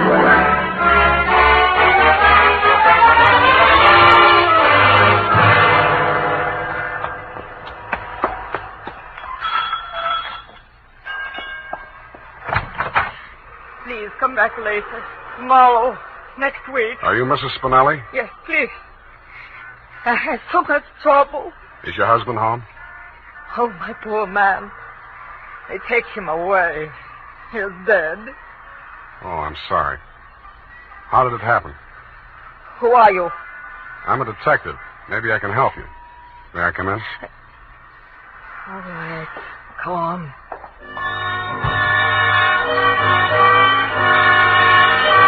It took quite a while to gain her confidence, and after that it took still quite a while to piece together the grief-stricken grumble of words that poured out of her. When I got it down in the form of a statement, I asked her to read it over. Item, statement by Mrs. Arturo Spinelli.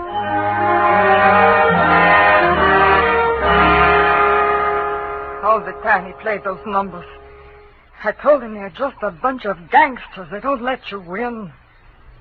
Then he met this man McCulley, a writer for the newspaper. My husband says this man shows him how to win. He wins and wins. Then he goes to bank and takes out all our savings. I begged for him not to do it. But no, he was greedy. And this McCulley poisoned his mind. Sure, he won. He brought the money home in his hand. $10,000. I don't want it. I'm scared. I took it while he was sleeping with wine and gave it to the men. I tell him all I want is the 500. He tried to tell me we do good. We help catch the big gangsters. I say we don't want to do so good we get murdered in our bed. So he says, okay. But if I change mine, here is address. I don't change my mind. Because already my husband, he is dead. At home. Stabbed. No, I don't change my mind.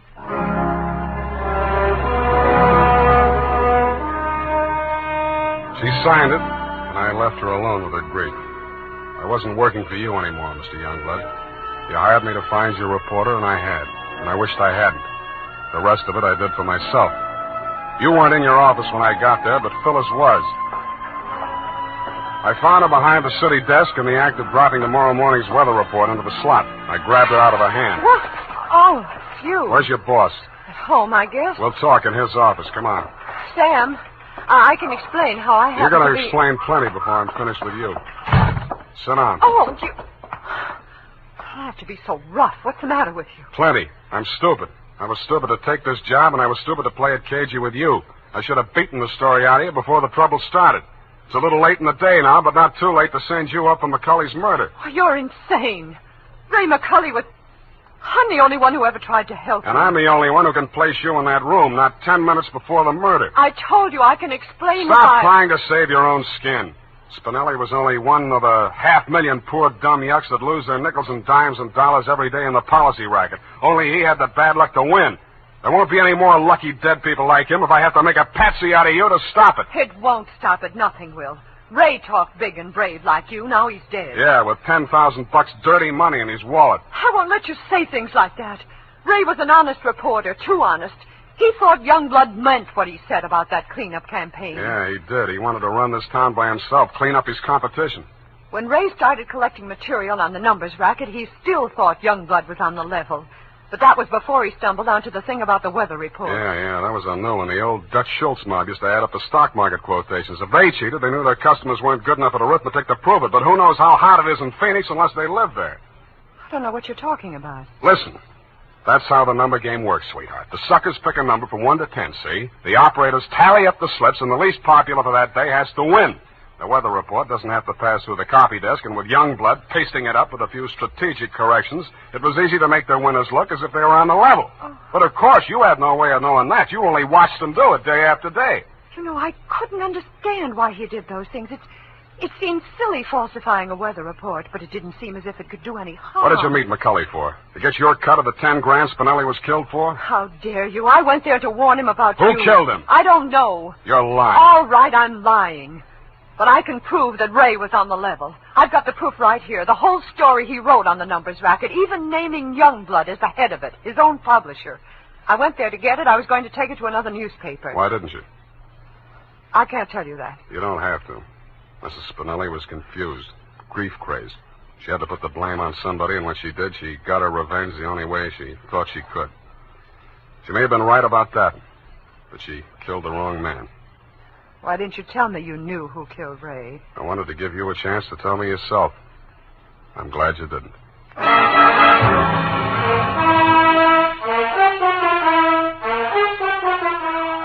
And that, Mr. Youngblood, is the crop. I'm sure you appreciate the fact that I gave the double scoop to your paper. Like Mrs. Spinelli, I have my own ideas of vengeance. Besides, it may up your circulation a little, and you can certainly use a little extra money for your defense. By the way, who's Leo? Period, end of report. But, Sam. Yes, Evie. I thought Mrs. Spinelli killed Ray McCulley. The vacation helped. You were absolutely correct. Mrs. Spinelli killed Mr. McCulley, if you'll pardon the expression. Well, why did she kill her husband? I was wrong. The vacation didn't help. You mean she didn't? She killed McCulley to avenge the murder of her husband. You mean Mr. McCulley killed Mr. Spinelli? Effie, stop. I'll go mad. Oh, you need a vacation, Sam. Look, type that up. The clatter of the keys may stimulate you to further cerebral activity. I beg your pardon, Sam? Brain work. Now, shoot. Oh, brain work. Oh, well, you know best. Tonight, men, or first thing tomorrow, get Wild Root Cream Oil and see what wonders it does for your hair. Notice how easy it is to apply. Notice what a neat, natural job it does of grooming your hair. Notice, too, how effectively Wild Root Cream Oil relieves annoying dryness and removes loose, ugly dandruff. No getting around it. Once you try it, you'll never be without it. So tonight, or first thing tomorrow, call at your drug or toilet goods counter for Wild Root Cream Oil. Get the big economy bottle and the handy new tube that's easy to pack when you travel. Also, ask your barber for a professional application of Wild Root Cream Oil Hair Tonic. Again and again, the choice of men who put good grooming first. Well, here it is, Sam. And you were absolutely right. The typing cleared my mind. It's all clear now except for one thing. Well, let's clear that up right away. Why did Mrs. Spinelli kill her husband? She did not kill her husband. Oh, I'm sorry. I meant, why did Mr. McCulley kill Mr. Spinelli? Kelly did not kill Spinelli. Who's Kelly? McCulley. McCulley's real name was Kelly? Now, let's start all over again. Disregard everything we said up until now. Make your mind a complete blank. All right, Sam. In the first place, McCulley did not kill Spinelli. That's what I said. It was his wife, wasn't it? Now, wasn't it, Sam? Oh, stop teasing me. Hey, why do you look at me like that? Effie, Mr. Spinelli was killed by one of the policy racket hoods to get back the 10 grand he won on the numbers game. Then how did the money get into Kelly's pocket? McCulley's. Why do you insist on using his alias, Sam? Effie, that was a tip of the tongue. I mean, look, Mrs. Spinelli took it to him because she was afraid her husband might be killed for it. Then why didn't they take the money when they killed him? Because Mrs. Spinelli had already taken it. Then she did kill him. Go home, Effie! All right, Sam. I'm sorry I'm so irritable to you, but I thought it... Well, it's been so long since I've been here, you know, Sam. Angel, you're just tired. Vacations have a habit of doing that to you. After a week or two in the office, you'll be all rested up again. I'll take it easy. You act as though you thought my mind were affected. Come here. Sam, now don't, my sunburn. Yeah. Oh, it hurts. It's nice to have you back. You look good, too. All tanned and healthy. Your roof. It's great. I think my nose is peeling. Well, don't pick at it. Good night, Sam. Good night, sweetheart.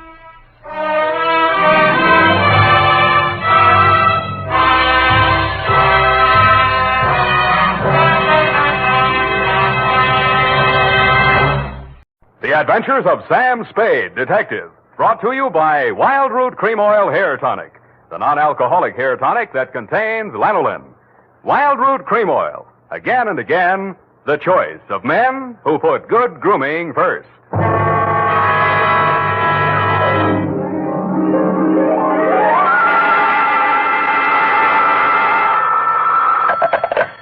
Sam Spade Detective Agency. Are you still there? I believe that interpolation is hardly rhetorical, Mr. Spade. To what have you been up, if you'll pardon the expression? And has that girl regained her facilities? I wouldn't know, but her faculties are as good as ever, if you'll pardon the expression. Mr. Spade, sometimes I think you're a regular philanthropist. Don't you mean philanderer? How much money did you make out of that case? Well, I broke even anyway. That's what I mean. You're a philanthropist. Well, you know best, Bernadine. By the way, was that man really murdered with the buzzsaw, or was that just publicity? He really was, Bernadine. Why? There just happened to be one lying around. Oh, I don't mean that. Why was he killed? For the wheel of life. Oh, You're not going to ask what that is? some curio, no doubt. Listen, Bernadine, the wheel of life is, oh, well. I suppose I don't have to tell you to stay where you are. Just sit quietly with your book in your hand, and I'll be right down to dictate my report on the wheel of life caper.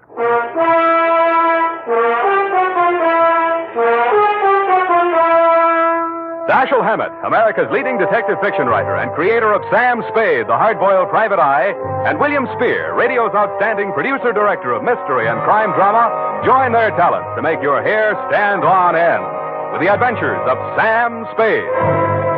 Presented by the makers of Wild Root Cream Oil for the hair. Come on, mister, give the gals a break. Treat them to a look-see at a really handsome head of hair, neat, well-groomed hair, the way yours is going to look when you spruce up with Wild Root Cream Oil Hair Tonic. Famous Wild Root Cream Oil grooms your hair neatly and naturally, relieves annoying dryness, removes loose, ugly dandruff. So, how about it, men? Why hold off any longer when now's the time to get Wild Root Cream Oil Hair Tonic? Again and again, the choice of men who put good grooming first. And now, with Howard Duff starring as Spade, Wild Root brings to the air the greatest private detective of them all in the adventures of Sam Spade.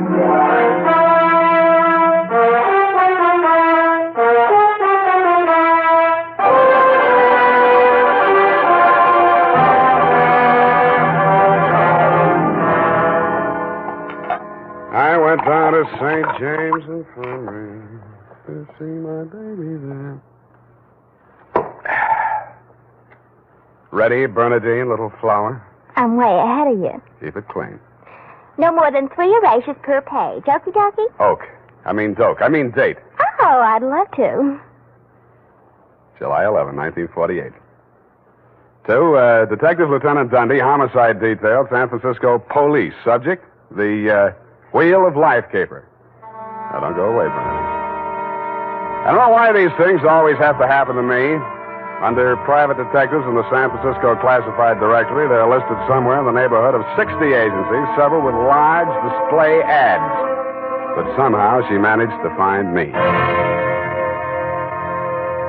It's all so strange, Mr. Spade. I hardly know where to begin. Well, the beginning is always a pretty good place to start, Miss O'Farrell.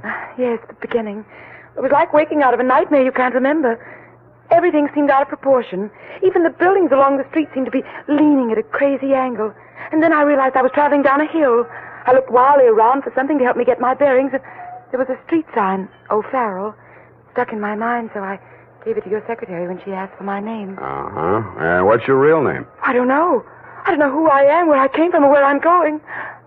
Mr. Spade, I'm so frightened. Now, wait a minute. A lot of people suffer from temporary loss of memory. Most of them recover. But amnesia is a sickness, and I am not a doctor. Oh. And you won't even try to help me? Well, I can give you the name of a good head doctor right here in the building. There's also missing persons. Oh, but I'm not a missing person. I'm right here. Yeah, I mean, where you aren't, somebody might be missing you, n'est-ce pas? But the police... Oh, I'd rather not. I might be wanted for some crime, or How do I know? You sure you want to find out? Oh, yes, I do. It's terrible not knowing. But I want to find out for myself. Can't you understand that? What do you think I can do for you? You might save my life. From what? I'll try to tell you exactly how it happened. First, I looked at my watch. It was 3 minutes past 10. The cable car stopped at the corner and a man got on. I couldn't remember ever having seen him before, but then I couldn't remember anything. He sat down beside me and he caught hold of my arm. I tried to pull away. You can see the marks where he... Yeah. Well, who was he? He acted as if I was... I think I know what you mean. Did you find out who he was? No, I was too frightened to speak. What did he say? He sort of growled it out of the side of his mouth, but it sounded as if he said, Lathrop wants to see you. You remember anybody named Lathrop? I can't remember anything before 3 minutes past 10 this morning. Well, let's go on with since then. The guy grabbed you, said somebody named Lathrop wanted to see you, and then what? I went into a panic. I managed to jerk away from him, and I jumped off the moving car, and then I looked in the classified section, and I found you. Why me? I don't know. The name, I guess. A spade to dig up my past. Please, Miss O'Farrell. Do you think I'm very silly? No, I think you're very beautiful. I wish you could remember whether you're married or not. Oh, no. Well, at least I have no wedding ring. What have you got? I mean, besides what's visible. Well, I couldn't find much of anything. I went over my clothing. There don't seem to be any marks of any kind. Oh. Well, you got any money? A little over $300. Let's have it. The purse, too. All right.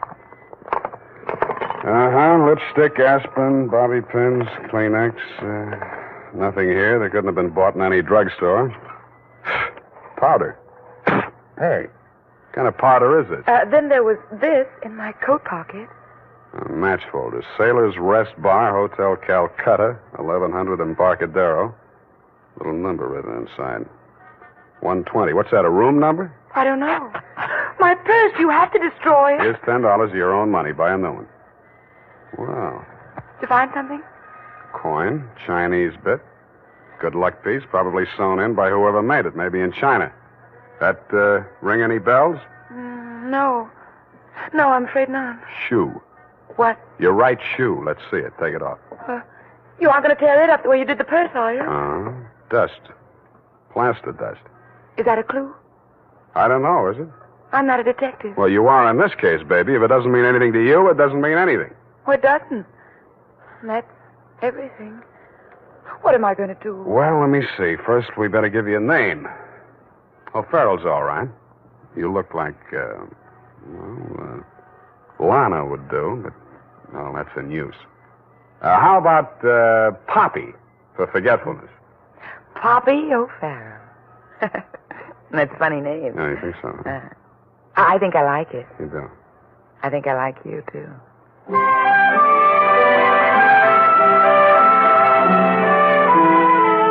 I liked her, too. There may have been blanks in her brain, but the rest of it figured.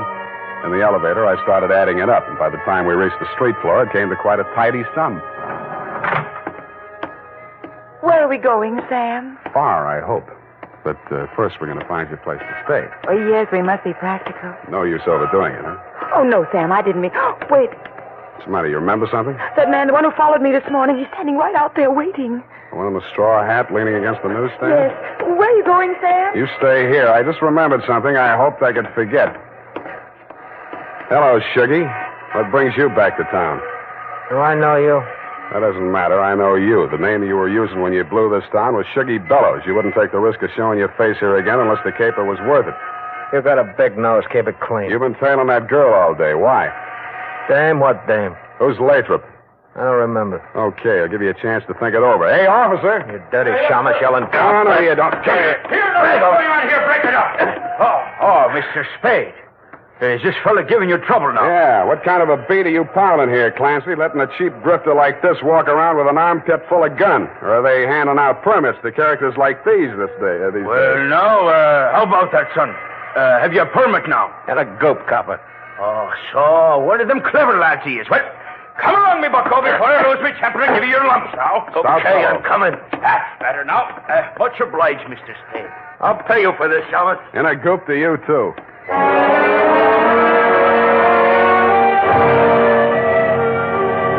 I was sure he would, but I was also sure that I wouldn't have to worry about him for the rest of the night. I checked Poppy O'Farrell in at the Belvedere, locked her in her room, and told Tiny Stover, the house dick, to keep an eye on her. When I left him, he was, and he seemed to be enjoying his work. Then I headed for the Embarcadero.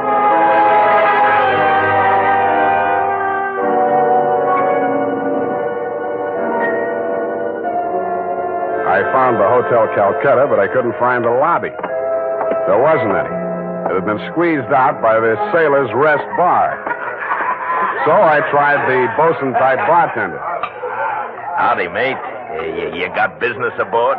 Yeah, where do I find the purser? Hey, one to shore. All the officers went ashore except the janitor. He's passed out in his bunk. Oh? How about the passengers? You're in the thick of them right now. They spend most of their time and their money right here. Which one belongs to 120? You a dick? Yeah, but I got $10. Well, what I can tell you ain't worth it, but thanks anyway.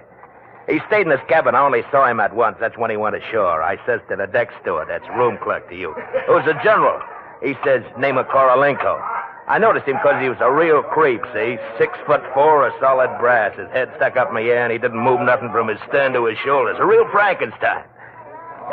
Do I keep it then? Yeah. Do I get a look at his room? Yeah, sure. Go ahead. Who's stopping you?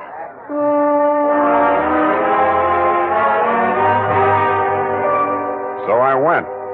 Nobody stopped me until I opened the door to 120. Then I stopped myself. It was an inside room with one small window and an air shaft, but it looked as if a flurry of snow had blown in. The floor and the rest of the flat surfaces were sprinkled with a fine, dirty white powder. It wasn't snow, it was dust, plaster dust, like the stuff I'd found in Poppy's handbag and on her shoes. I shook the place down, not expecting to find anything. I didn't until I opened the wardrobe.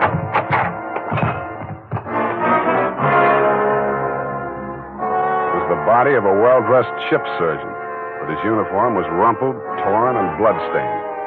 From the look of him, his throat had been cut. I wondered if Poppy would be able to jog her memory that far back. When I found the murder weapon, I hoped she couldn't. I really did. It was not a knife. It was not even a razor. It was an electric buzzsaw. That tore it.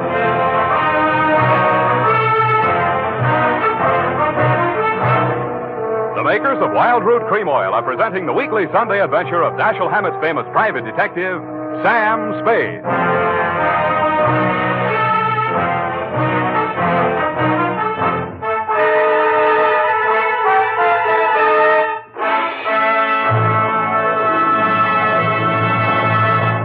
If you want the well-groomed look that helps you get ahead socially and on the job, listen.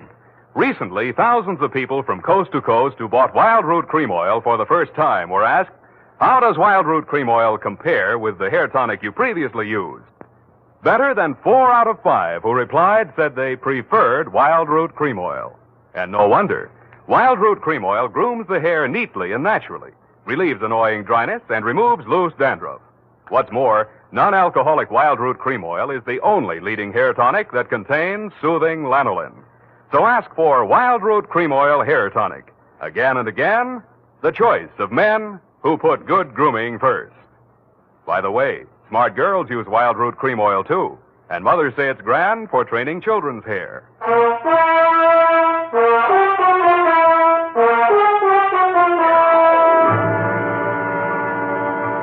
And now, back to the Wheel of Life caper. Tonight's adventure with Sam Spade.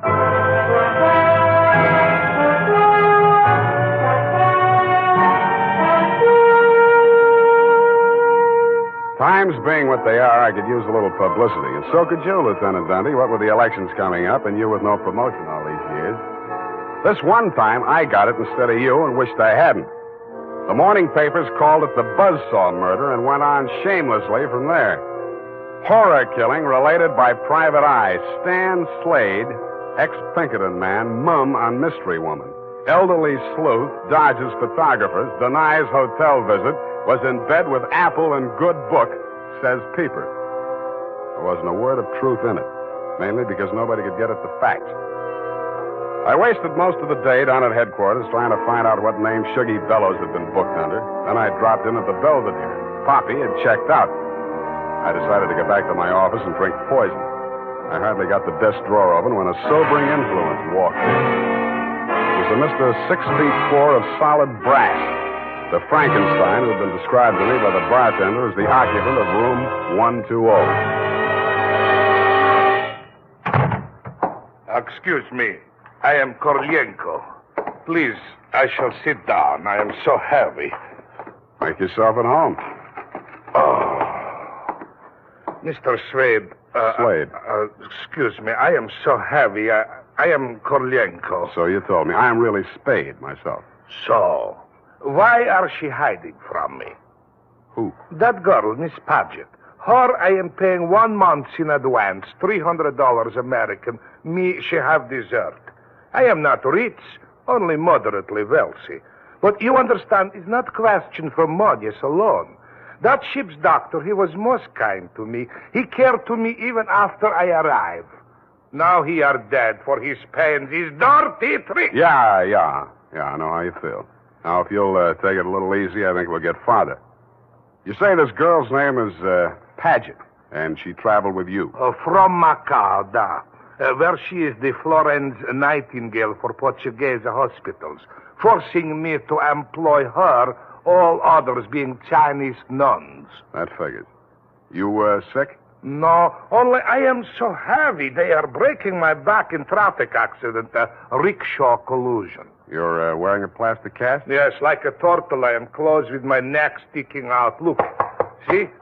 Now it is better as before. The ship's doctor trimmed the rough edges with buzz saw. Buzz, buzz, buzz. I can walk. But it's like suit from armor, for which I alive. Look.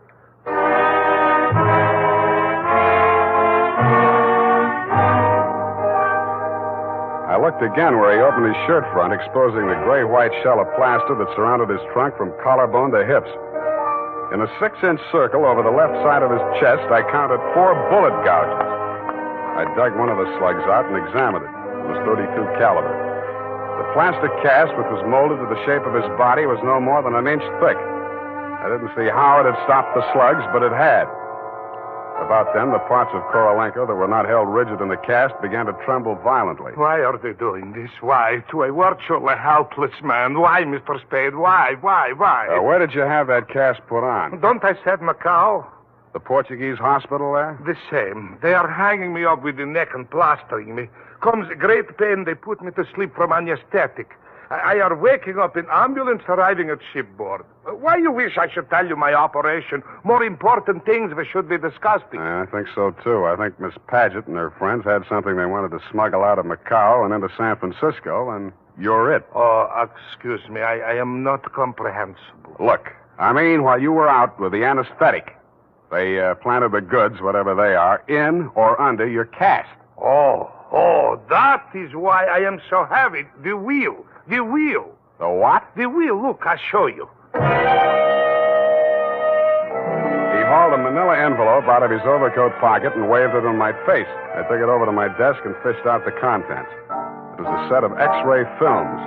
3 of his spine, showing the fractures, 4 of the skull, 3 I couldn't figure out, and 1 of his rib cage, only something new had been added. In silhouette, it looked like the wheel off of a child's wagon. What is it, this wheel? What to do? 6 months I must remain in this straitjacket. If I remove it, I die. If I keep it on, they kill me to get their smuggle. Well, you look to me like the luckiest man alive. That wheel, or whatever it is, saved your life by stopping 4 slugs. But still I shall die. How shall I die? When shall I die? Your best advices, please. Korolenko, I think you better die right now. Excuse me? It's the only safe place for you. The morgue.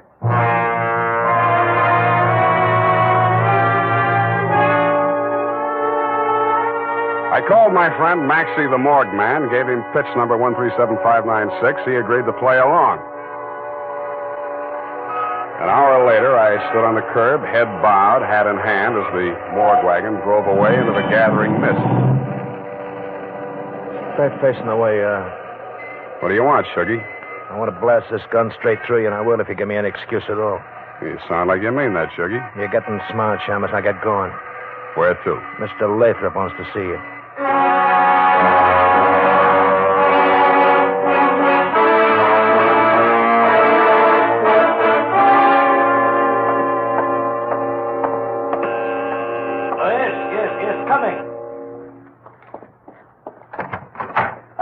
Shuggy, dear boy. You've not failed me this time. This will be the fabled Mr. Spade, eh? Come in. Sit down, Mr. Spade. We'll talk. Tell your Gunsel to get that pistol out of my ribs. Oh, yes, indeed, Sugar. You mustn't overdo it. And get him out of here. I'm tired and nervous, and my price goes up $1,000 every minute he's in this room. When I get to 10,000, I kill him. Then the price jumps to 100 to take care of me on a murder rap. I should ought to plug you downstairs. Come, Sugar, don't be ungracious. You wait in the other room now. Okay, it's your party. I'll get mine later. Oh, dear. His bite's much worse than his bark, Mr. Spade. Don't start boring me so early in the evening. I came here to talk about the wheel. Oh, so you know about the wheel. I do better than that. I've got it. That may well be, but do you know what to do with it? I got two possibilities. I can turn it over to the cops and you with it, or I can sit on it until it hatches. A quaint conceit, sir. Round and round the little wheel goes, and where it shall stop, nobody knows. That's where you're wrong. It stops right here. So you better start placing your bets. Just what do you mean by that, sir? There's part of it. What is it? It's one of the slugs you gunsel through at Korolenko. I got 3 more just like it that I dug out of him before he was carried to the morgue. Well, an advantage, I'll admit, but hardly worth your while to take advantage of. Don't be too sure of that. Just how much do you know about the wheel? So far, it's been worth 2 human lives to you at the risk of your own. That tells me all I need to know. Oh, no, not quite. Men have been killed in holdups for a few paltry sovereigns, but the wheel is a horse of another color. Let's not change wheel horses in midstream, Mr. Lathrop. Yes. You must understand that the wheel has no absolute definitive value. Monetarily speaking, the British Museum might pay close on to £5,000, hot as it is, for the privilege of returning it. Occidentals aren't the puka sahibs that they once were in the Orient. A theft of the wheel, if countenanced by the Western powers, would have most grave consequences. Most grave. Are you attending, sir? Wake me up when you get to the point. The point, sir, is this. That little wheel of gold, is the wheel of life, which the Buddha himself is said to have received into his hands from paradise. Now, given such a relic, a few old Buddhist monks can set up a shrine which, even in the most miserable surroundings, can attract enough pilgrims to outgross Radio City, Madison Square Garden, and Miami Beach in season. To say nothing of Hialeah. Yes, quite. In short, we propose to act as booking agents for the wheel on a royalty basis with a percentage of the house. Mm-hmm. Why did you bring it to San Francisco? But, oh, gad, sir. Were we to bargain in the Orient, we should be hacked to pieces in our beds. I'll settle for a lump sum and let you do the bargaining. And your price, sir? We can talk money later. First, I got to give the cops somebody for the doctor's murder and for Korolenko. Well, that ought not to be too difficult. When may I expect delivery? I'll check on it. I went out to St. James Infirmary. City morgue. Maxie, Sam Spade. Yeah, Sammy. Deal's okay. Send it up. The address is... Sam, wait. Yeah? Sam, he ain't here no more. What happened? Somebody claimed him. A girl. Said she's his daughter. What did he do? Went on playing dead like you told him to. Maxie, where did she send him? Avalon Mortuary, corner of Lynch and Haight.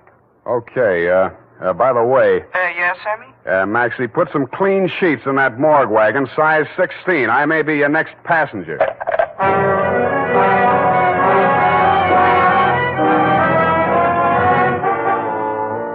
At the Avalon Mortuary, the night watchman let me in. He said Mr. Korolenko's daughter had brought an overnight bag and was keeping a vigil by his bier in slumber room number 7. I approached on tiptoe. Just as I reached the door, I heard the most terrible sound I've ever heard. It was a buzzsaw biting into plaster. How deep, I didn't like to think. I did the first thing that popped into my head. I grabbed up a lamp from a console, smashed the bulb, and plunged it into a vase of flowers. As luck would have it, slumber room number 7 was on the same fuse box. As luck would not have it, I was facing a desperate woman in the dark. I hugged the carpet while she emptied her gun. I hoped she didn't have a spare. I forgot about the buzzsaw. The room lighted up momentarily from the lights inside my head, and I staggered back against the wall. I waited for her to get her bearings again. There was no hope of me getting mine. Then I heard a big, hollow thud. The whole room shook and the lights went on. Poppy O'Farrell and/or Paget lay on the floor under the stony weight of Korolenko plus 60 pounds of plaster. Get up! Get up, you I can't. I'm so heavy. You comfortable there, Korolenko? Comfortable in such situation? Do you ask the turtle, are he comfortable? Is Faker on bed of nails? He's equally here as elsewhere. Yeah, okay. Just hold her there until I get a statement. And he did. Item, statement by the aforesaid. It was like waking out of a nightmare you can't remember. Everything seemed out of proportion. That was her story, and I had to admire the way she stuck to it. But if you keep trying, I'm sure she'll get back enough of her memory to confess that she planted the wheel of life in Korolenko's turtle shell when she decided to double-cross Shuggy and Lathrop. They never tumbled to her hiding place. They were gunning for Korolenko because they thought Poppy was working with him, which was true in a way, but not the way that they thought. That's why they tortured the doctor in an effort to learn Kay's whereabouts. I understand your boys have picked up the rest of the trio, and they can tell you everything except why I conceived the brilliant idea of having Korolenko play dead. Between you and me, amnesia's a handy little gadget to have around, Dundee. I'm trying to draw a few strategic blanks myself. Period. End of report. Pardon me, Mr. Spade. Yes. There are just a few little coincidentals that I do not find entirely reprehensible. Such as? Well, I don't want to appear lucid or anything of that type. Believe me, you doesn't. I mean, don't it? Oh, you say the sweetest thing. But it's about the wheel. Oh, yes, the wheel. Well, I'll tell you what you do. You type that up. I've got to call in about that now.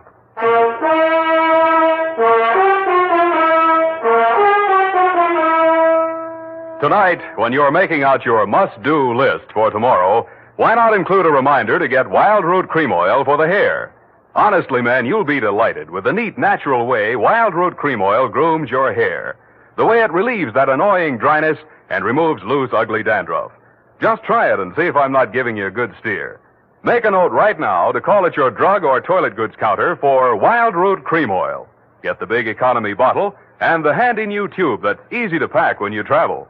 Also, ask your barber for a professional application of Wild Root Cream Oil Hair Tonic.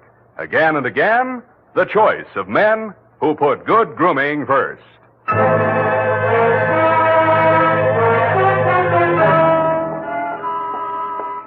you ascertain the lowdown on the Wheel of Life? I certainly didn't. No, we won't know about that for 6 months.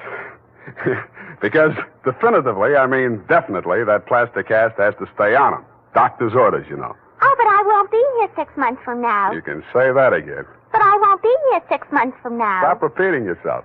But you just said you can say that again. Yeah, Just as distinctly as if I was sitting here. That's what I like about you, Bernadine. A woman of distinction, that's what you are. Well, if you want to take me dancing, why don't you just say so? Bernadine. It's leap year, and I always say discrimination is the better part of value. You are absolutely corrupt. Well, I'm glad I'm right about something.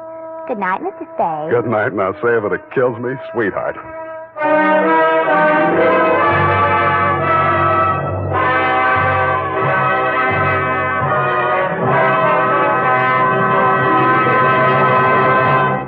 The Adventures of Sam Spade, Detective. Brought to you by Wild Root Cream Oil Hair Tonic, the non-alcoholic hair tonic that contains lanolin. Wild Root Cream Oil. Again and again, the choice of men who put good grooming first.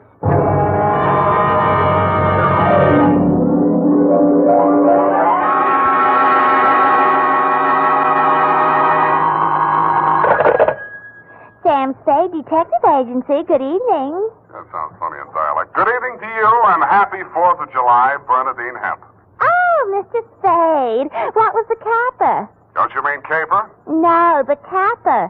The high point of the caper. The climax, the crescendo, the pinafore. Now, that's better. For a minute, I was afraid you were learning English. Oh, no. I'm studying Spanish. Soy infeliz que inicia... Yeah. Mucho interesting. Gracias.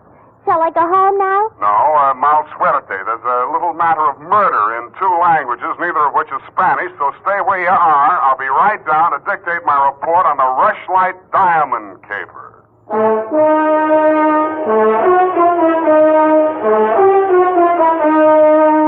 Dashiell Hammett, America's leading detective fiction writer and creator of Sam Spade, the hard-boiled private eye, and William Spear, radio's outstanding producer-director of mystery and crime drama, join their talents to make your hair stand on end with the adventures of Sam Spade.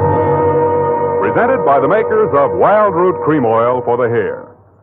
Listen, men, to this holiday tip on good grooming. To help spark up your whole appearance, first be sure that your hair is well groomed.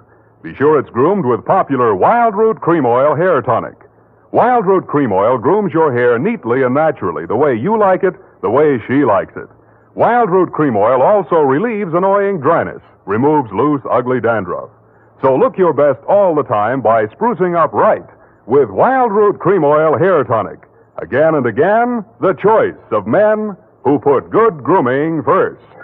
And now, with Howard Duff starring as Spade, Wild Root brings to the air the greatest private detective of them all in the adventures of Sam Spade.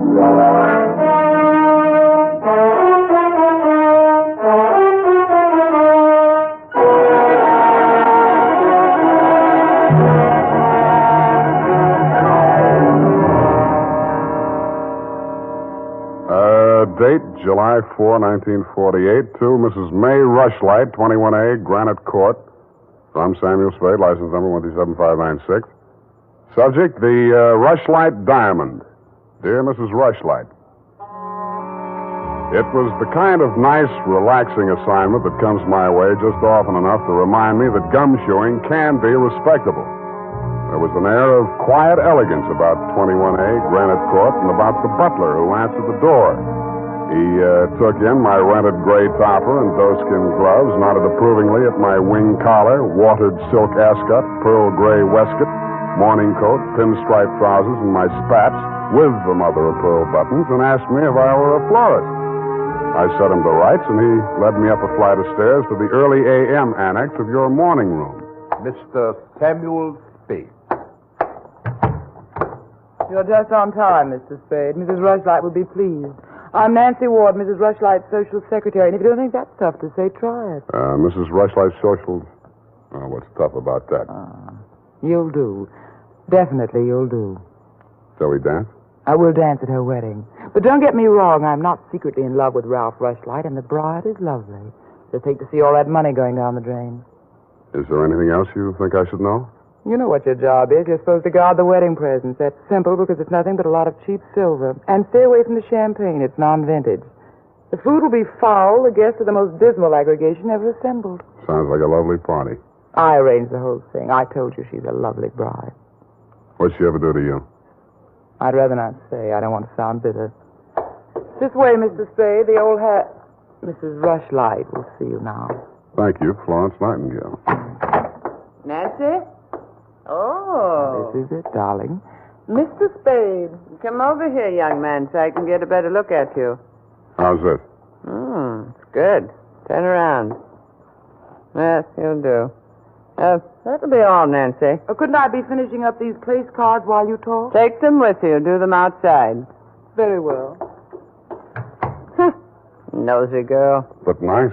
Nice nose. Oh, you too, eh? Well, I agree. That's why I'm marrying off my nephew to that wretched girl, Lotta Van Eyck.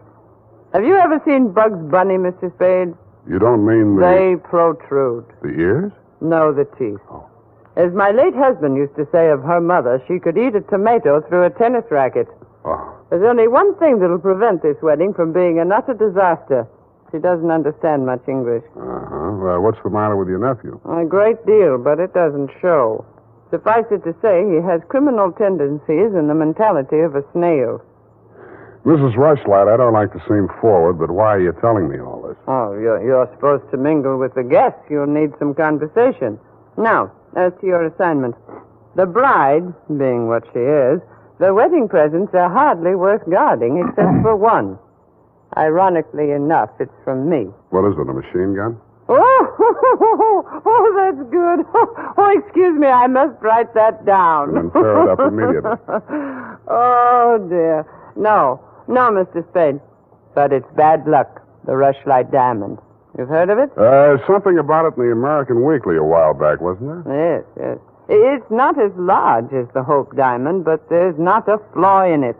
My late husband, Roy Rushlight, bought it for his first wife. She sank with the SS General Slocum in Hellgate, the East River, 1904, over 1,000 lives lost. Luckily, she was wearing a paste copy at the time. I was only a young girl when I married Mr. Rushlight, and fool that I was, I signed anything his lawyers asked me to sign. After his death, I discovered that the diamond was to be mine only until the marriage of my husband's male heir, at which time it must go to his bride.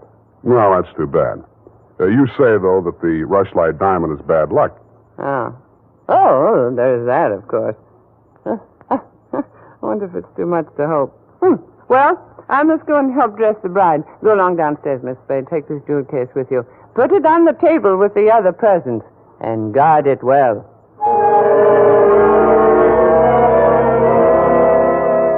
So I took the old velvet-covered case you held out to me and checked the contents. It was an old-fashioned lavalier with a clear stone pendant only slightly smaller than an 8-ball. Didn't look like a diamond, but smooth-cut diamonds hardly ever do. It didn't look like bad luck either, but a mirror broke in the hall as I passed it, then I fell all the way down the stairs, and as I entered the ballroom, I knocked over a punch bowl.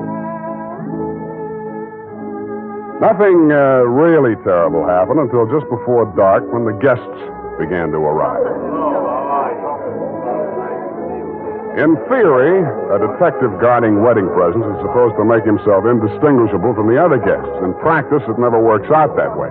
He has to spend most of his time within sight of the booty, so he is very easily spotted. I don't believe it. He's too good looking. Oh, but he must be. He's not anybody we know. Well, ask him. It's leap year. Oh, here comes Colonel Bixby. He'll know. Wow. Beauty gathered round the booty, eh? And much more beauty than booty, though. Say, when are they going to hang the diamond on that drip? No, there's no way to talk about the blushing bride. Is that it in the crummy old case there? That case is heirloom, young lady. The stone that reposes in it is worth a king's ransom.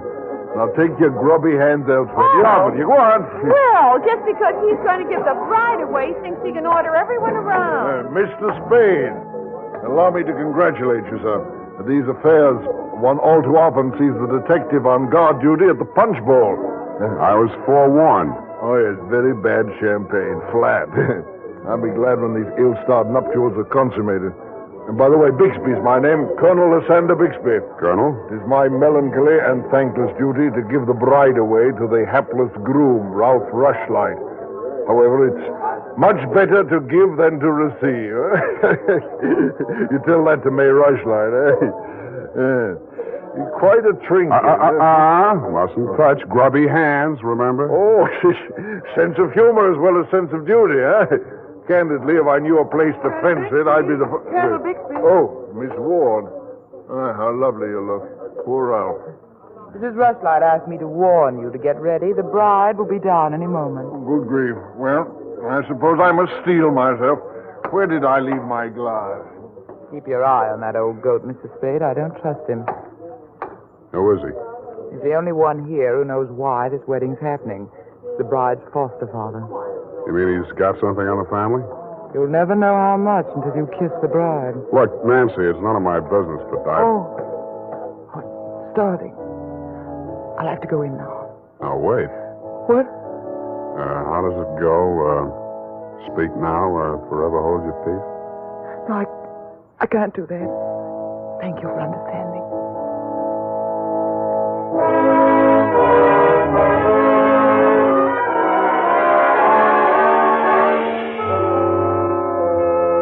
I didn't witness the ceremony, but judging from the mood of those who had, it was just as well I didn't.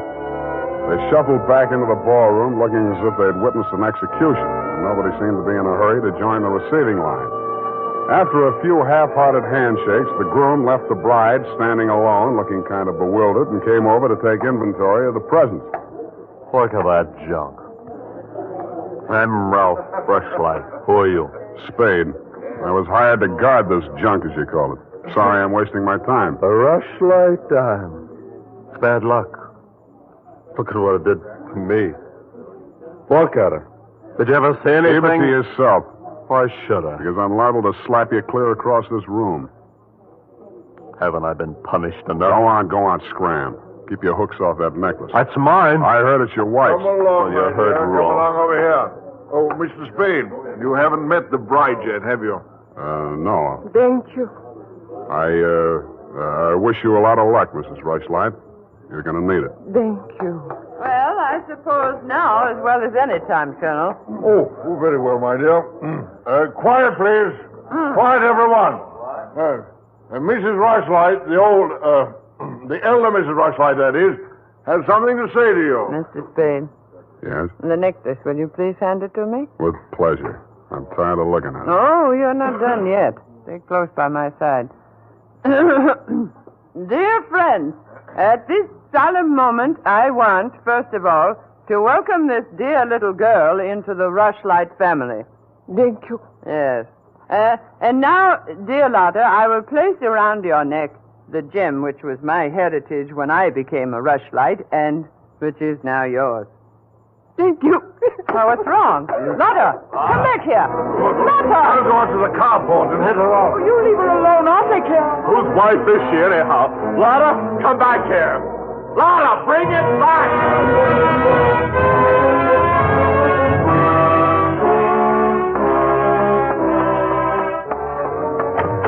I was almost ashamed of joining the chase, but I had to because I'd been hired to guard the Rushlight diamond, and for my money, the best way to do that was to help her get away. Somebody got to her before I did. A strip of wedding gown satin marked the spot. The body lay crumpled under a hedge, but it wasn't the bride's body. It was the groom. He'd been stabbed to death with a pair of garden shears, which made sense.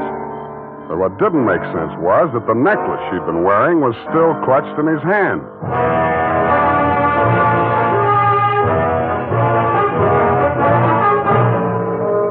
The makers of Wild Root Cream Oil are presenting the weekly Sunday adventure of Dashiell Hammett's famous private detective, Sam Spade.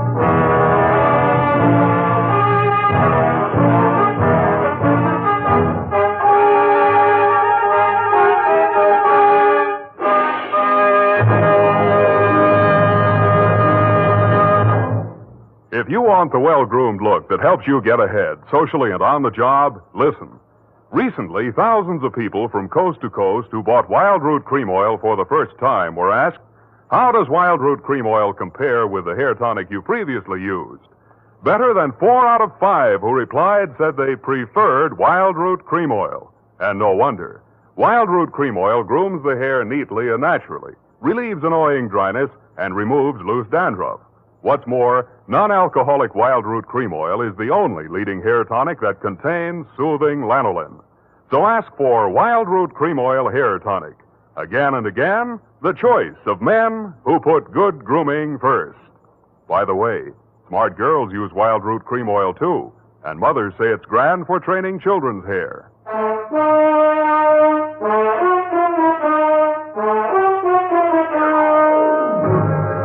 And now, back to the Rushlight Diamond Caper. Tonight's adventure with Sam Spade.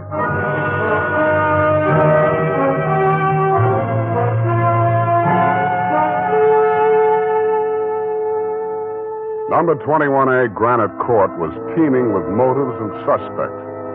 But the police were primarily interested in locating Lotta, the missing bride and widow of Ralph Rushlight. So was I. She looked like less work than the rest of you because if she had killed him, it was self-defense if she knew enough English. By 10 in the a.m., when I checked in at my office, she was still successfully eluding the police dragnet. That was because nobody, including me, had thought of looking in my office. Wow. Good morning. Thank you. Is that all the English you know? Thank you. No. I want my necklace. The police have it. You go with me. Tell them who I am. Okay, but first I have to know who you are. Where you came from, what your connection with Colonel Bixby is. I am in Macassar being born. In Macassar? Dutch colony. Uh-huh. My father there 7 years ago dying is. When I 13 years old have arrived. I see. Colonel Bixby in San Francisco, the financial representative from my father was. I am adopted to him, not for a father, but so he takes care of my monies, which coming of age am I a rich Dutch woman. Uh-huh. But legally, he's your foster father. Yeah. Also legally, I'm the wife of Rushlight. I want my necklace. You married him for the necklace? Yeah. Why did he marry you? For one half of necklace and resale. But all everything to take he wishes. You and Ralph were going to divvy the take from the Rushlight diamond, you thought. Yeah. And what was the colonel going to get? Money from Mrs. Rushlight. Oh, no, wait, that doesn't make sense. Mrs. Rushlight stood to lose a small fortune by that marriage. Why should she pay the colonel to promote it? You the detective are? You said that. Where my necklace are. That I say. Yeah, well, look, I'm not as sure as I was. Wait just a minute. I'll check on it. Homicide, Lieutenant Dundee. Spade, Dundee. Oh, yes, Sam. What's new on the Rushlight caper? Oh, you know I can't talk about the case, Sam. Oh? I got a line on that girl. Oh? Where is she? You know I can't talk about that, Dundee. Oh, you can, can't you? Well, let's see if this doesn't change your mind. The necklace we found on Rushlight's body was a phony, a fake copy. Uh-huh. Does that make her guiltier than she was before? Well, now she's got a motive. Throws all our previous theories into a cocked hat. Now, where's the girl? She's in my office, Lieutenant dear. Come and get her. Thank you.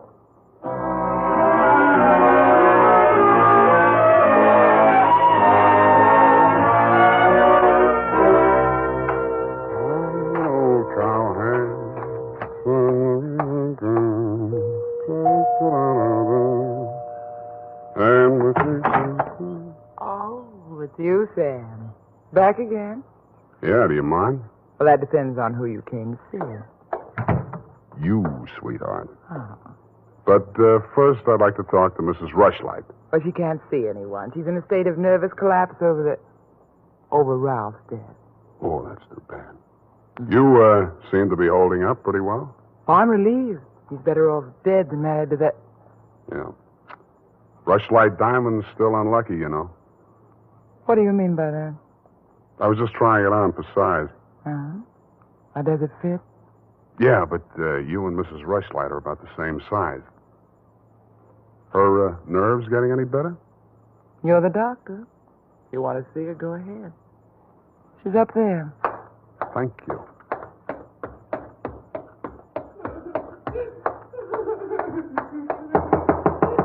Mrs. Rushlight. Go away, I'm ill. I'm sorry to break in on you like this, but I haven't got much time. How dare you! Nancy! Nancy! Try that girl. Mr. Spade, please leave me alone with my grief. Funny thing, yesterday Nancy was carrying a torch for Ralph, and you were holding the torch to him.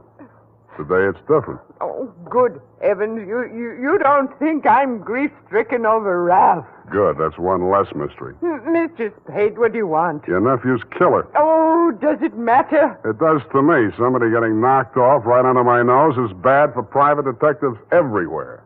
Oh. For a moment, I thought that...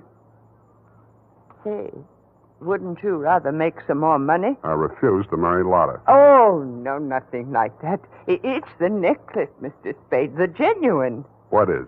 I don't know. All I know is the other one isn't. Who told you that? Well, the police know. It's in the papers, isn't it? Not yet. Well, how else would I learn? The murderer's the only one who could have told you, unless you're the murderer. I see. Very well, Mr. Spade. I'll tell you what I know. I'm not as wealthy as you might think. In fact, I have for 4 years lived from pillar to post, from hand to mouth, ragtag and bobtail, struggling to make ends meet. Yeah, what you mean is you're eking out a meager existence, keeping your head above water, one jump ahead of the sheriff, stalked by the grim specter of poverty. Is that right? Oh, how well you put it. In fact, Mr. Spade, I'm something of a crook. I've borrowed large sums of money from Colonel Bixby, putting up as collateral something that was not mine to forfeit. Don't tell me. Let me guess. It was the Rushlight diamond? Well, you seem to know everything. All but one thing. Why did you think he could palm off a paste copy on an operator like Bixby? He sent you here. I won't tell you another single thing. Well, then I'll tell you a few things. The only way the Rushlight diamond could be transferred legally into the hands of Colonel Bixby was by tricking Ralph into marriage with Lotta, since Ralph's wife automatically became the legal owner. With Ralph dead, Bixby would be in line to inherit the diamond from her. Inherit? California state law. Foster parent may inherit from a foster child in absence of any direct heir. Well, why, then he planned. He'd kill her, too. Mr. Spade, we must stop him. She's safe for the time being. I had her thrown into the pokey. They can hold her 48 hours for questioning, but they can hold you longer. They can even hold you as an accessory before the fact. Why, I didn't know he was going to kill anyone. Lotta was just going to hand over $1 million diamond to Bixby out of the kindness of her heart? Oh, no. Lotta wanted to become an American citizen. Marriage is the quickest way. For her, Ralph was the only way. Okay, I'll buy that. Now, tell me honestly, Mrs. Rushlight, what happened to the genuine stone? I honestly didn't know. I wasn't sure. But now there can be only one answer. Nancy with the laughing face? She went with me when I went to the bank vault to get the Rushlight diamond to present to Lotta after the ceremony. Uh-huh. She looked after all my jewels, including the paste copy that I habitually wore. Homicide, Lieutenant Dundee. Spade again, Dundee. I think I got the Rushlight caper all wrapped up. I'm heading for your office now, so wait for me. And whatever you do, don't let that Lotta dame out of your sight. Thank you. Goodbye. Wait a minute, Sam. Wait a minute. Yeah? The Lotta dame. She's already gone. Escape? Bailed out. Custody of her foster father. Wait a minute. I got the name here, son. Bixby. He's a colonel, and no wonder you're only a lieutenant. Mr. Spade, can't you stay for tea? Not thirsty. Nancy? Nancy, where are you? Oh, here I am, Sam. I was waiting for you. You got the keys to that car out in front? Why, yes. Do you want to borrow it? Yes, with you in it. Why, Sam, wait till I put my face on. Let it go. It's as good as lost anyway.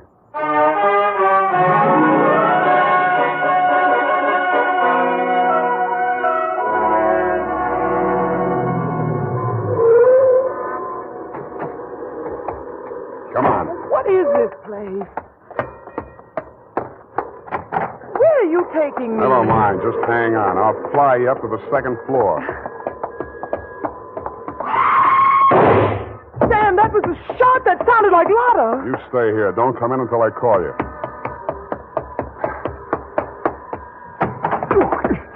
Spade, what are you Get doing? back in there. Doctor. Drop it. No. Drop it or I'll crack your elbow. That's better. Now sit down. I want to look this over. Looks real cute. Powder burns, gun beside the chair, and what's this? Well, a note in Dutch. It's a suicide note. She killed herself. I could almost believe that. You've handled this very well, considering the bad breaks you've had. Only one thing wrong. Do I scent a bargain? I don't have to bargain. I've got the diamond. All you've got is 2 murders rapping on your thick noggin. Don't be absurd. I know who has the real necklace. Then you better talk to her directly. You can come in now. Sam, was that... Oh, that poor, homely little dame. What did she ever Stop, do? you're breaking my heart. She committed suicide. You know better than that. She committed suicide. If the colonel's price is right. Oh, I see. I'll put it to you directly. It's not easy to fence. It'll have to be cut. That'll decrease the value considerably. Say, $10,000, no questions asked. Pardon me, that suicide shot, it's ringing in my ears. I can't hear you. 20,000. 50. All right, 100,000. Sam, don't be a fool. Take it. I'll give you a real break, Colonel. That's the cops coming after you. Anything, Spade. What do you want me to do? I want you to try and get out of here. What are you going to do? There's the door. Go ahead. All right. Thank you, Colonel.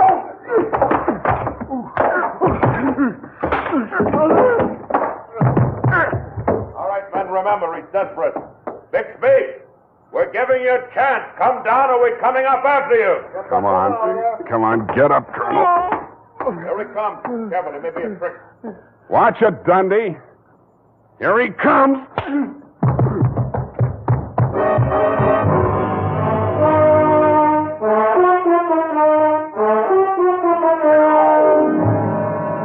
And that, Mrs. Rushlight, is the crop. For a man that went down fighting, Colonel Bixby didn't need much persuading once they got him under the lights down at headquarters. He confessed to everything, and the murders weren't the worst of it, the way I figure. The worst of it was the cruel way he victimized the poor little ugly duckling, Lotta Van Eyck. It's tough enough to be whipped before you start. Period, and a report. My goodness, that was Louis Trist Day. I mean, I'm beginning to see why Effie gets so repressed sometimes. Effie, depressed? That little doll told you that? Only between she and I and the lamppost. She's so sensitive, you know. Not like I, of course. I invariably cry at weddings. You don't say, Bernadine. You attend weddings often? Hmm? With high frequency, Mr. Spade. You mean frequently? No. The last time it was FM. You know, frequency moderation. Oh, yes. Moderation in all things, I always say. You mean you attend radio weddings? Oh, yeah. I've been married 6 times. My next date is television. You've been married 6 times? Well, to each his own, Mr. Spade. You mean 6 men have... Oh, no. No, I only marry my husband. Repetition is the spice of variety, I always say. Is that legal? If it's not after 6 weddings, what isn't? To each his own, you say. Well, we don't presume to make a career out of it. As soon as we get the mangler and the deep freeze, we're going on our honeymoon. Well, congratulations, and type this up when you have the time. Mrs.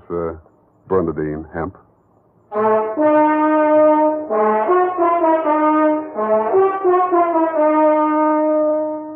Every day, more and more men are turning to Wild Root Cream Oil for truly handsome hair. And that's not surprising, for what other leading hair tonic gives you these big advantages?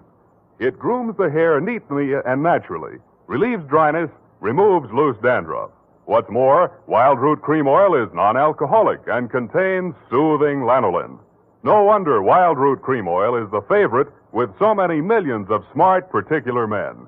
Get Wild Root Cream Oil. Again and again, the choice of men who put good grooming first.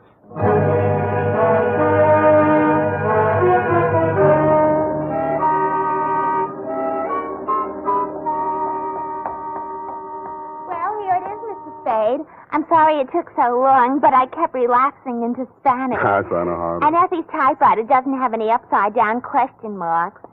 Upside down. Mm-hmm. Take a memo. Call typewriter man. I already have. Oh, I almost forgot. You received a telegramic commutation. A telegramic what? A wire. Oh, a wire. Well, open it and read it. In English, por favor. It says, Dear Sam. Figures. In the haste of my departure, I neglected to warn you about Well, when I do that one another favor, she'll have silver threads. Who? That ball of fire whom I'm taking the place of in order to be double-crossed of by. Effie? Is she still in far-off Canab? And good rubbish, if you'll pardon the expression. Oh, Bernadine, let me see that. I neglected to warn you about Bernadine. I'm sending details, airmail special, but in the meantime, whatever you do, don't go to any radio broadcasts with her, and if she comes to work in a wedding gown, take the day off. Love, Effie. And I had 2 tickets for honeymoon payoff, and now she went and spoiled everything. Oh, now there, Bernadine, you just have to marry your husband again, that's all. I wouldn't have had the time anyway. I know. It's just the principle. Good night, Mr. Spade. Good night. Buenas noches. Hasta la vista. Effie, why did you ever leave me?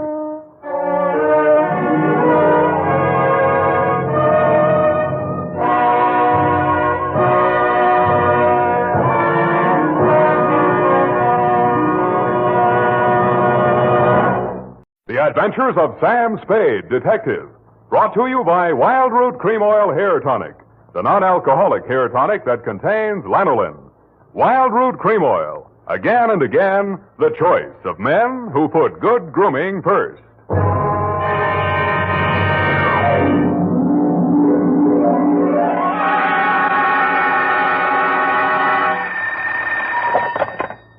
Office of Samuel Spade, Private Investigations. Good morning. Evening. Effie? Miss Perrina's on a vacation. Perhaps I may be of assistance, no doubt. I don't know. To whom am I speaking to? I am sorry. I cannot divulge that information to an entire stranger. May I take a message? Look, Miss whoever you are, I don't want to discommode you, but I am sorry, but I will have to ask you in no certain terms to resist from this line you are handing me. I am not the type secretary. Forget it.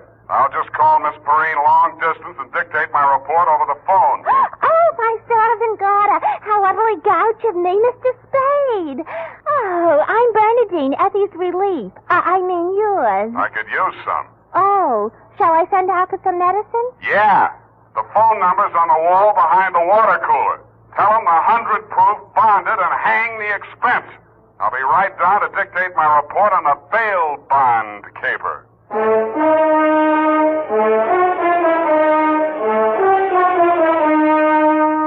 Dashiell Hammett, America's leading detective fiction writer and creator of Sam Spade, the hard-boiled private eye, and William Spear, radio's outstanding producer-director of mystery and crime drama, join their talents to make your hair stand on end with the adventures of Sam Spade. Presented by the makers of Wild Root Cream Oil for the hair. Only 3 days left, gals, and June, the month of weddings, will be over. But don't worry, there are still 187 days left in leap year, still time to snag the man of your dreams. You know, the one who uses Wild Root Cream Oil on his hair. He and millions of other men use Wild Root Cream Oil daily, because Wild Root Cream Oil grooms the hair so neatly and naturally, relieves dryness, and removes loose dandruff.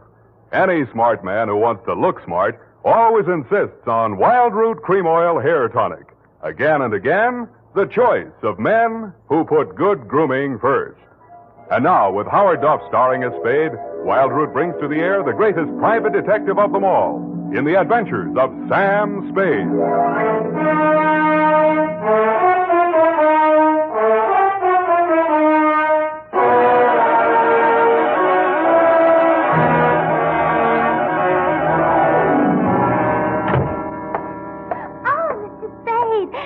Mr. Spade, you just gotta be. Yes, but why? It was fate.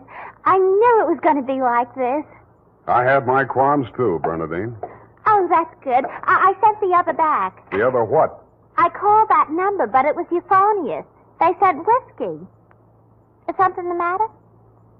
No, nothing at all. I'm perfectly calm. Well, I'm glad. My previous employer was very nervous, which is why I just happened to be tentatively at large when Effie reproached me about being a relief to her. Figures. Bernadine, now I'm not being fresh. Honestly, I'm not, but do you take shorthand? Yeah, but I don't speak it. What is that you speak? Don't answer. Ready? Rodney. I mean Roger. Date. I'll have to ask my mother. Down, Bernadine.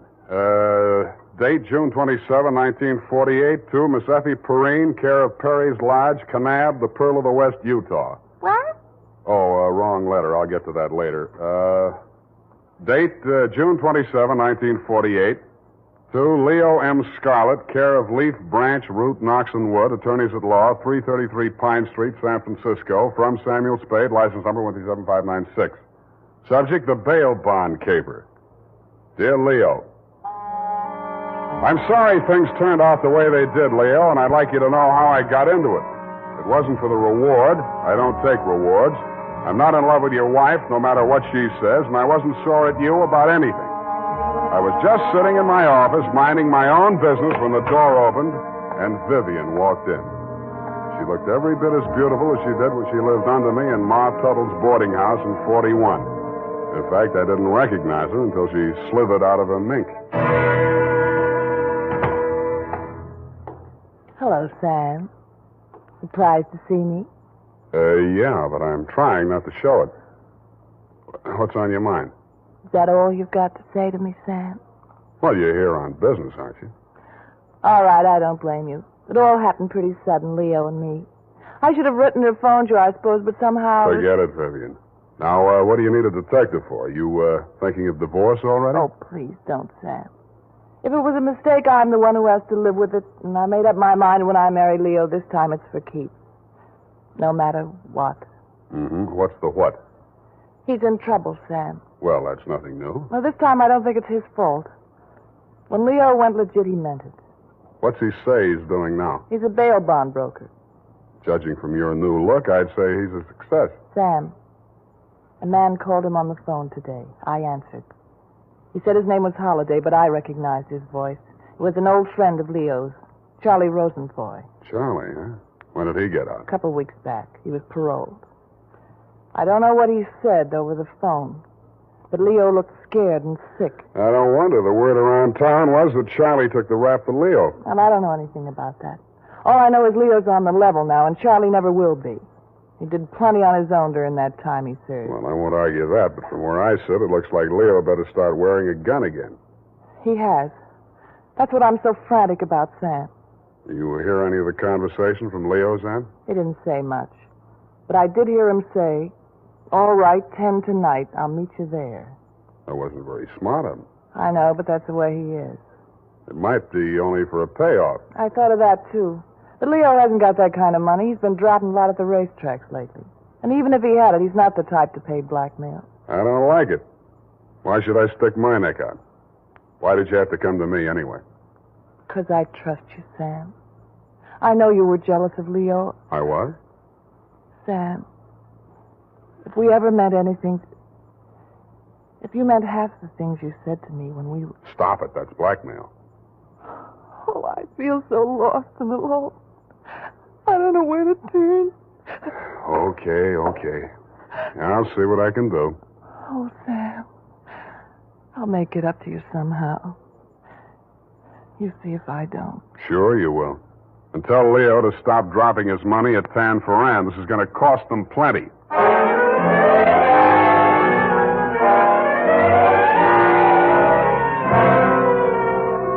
Vivian had said that your rendezvous with Charlie was scheduled for 10 in the p.m. and that you were too upset to go to work that day, so you'd be at home, 1246 Dunbar.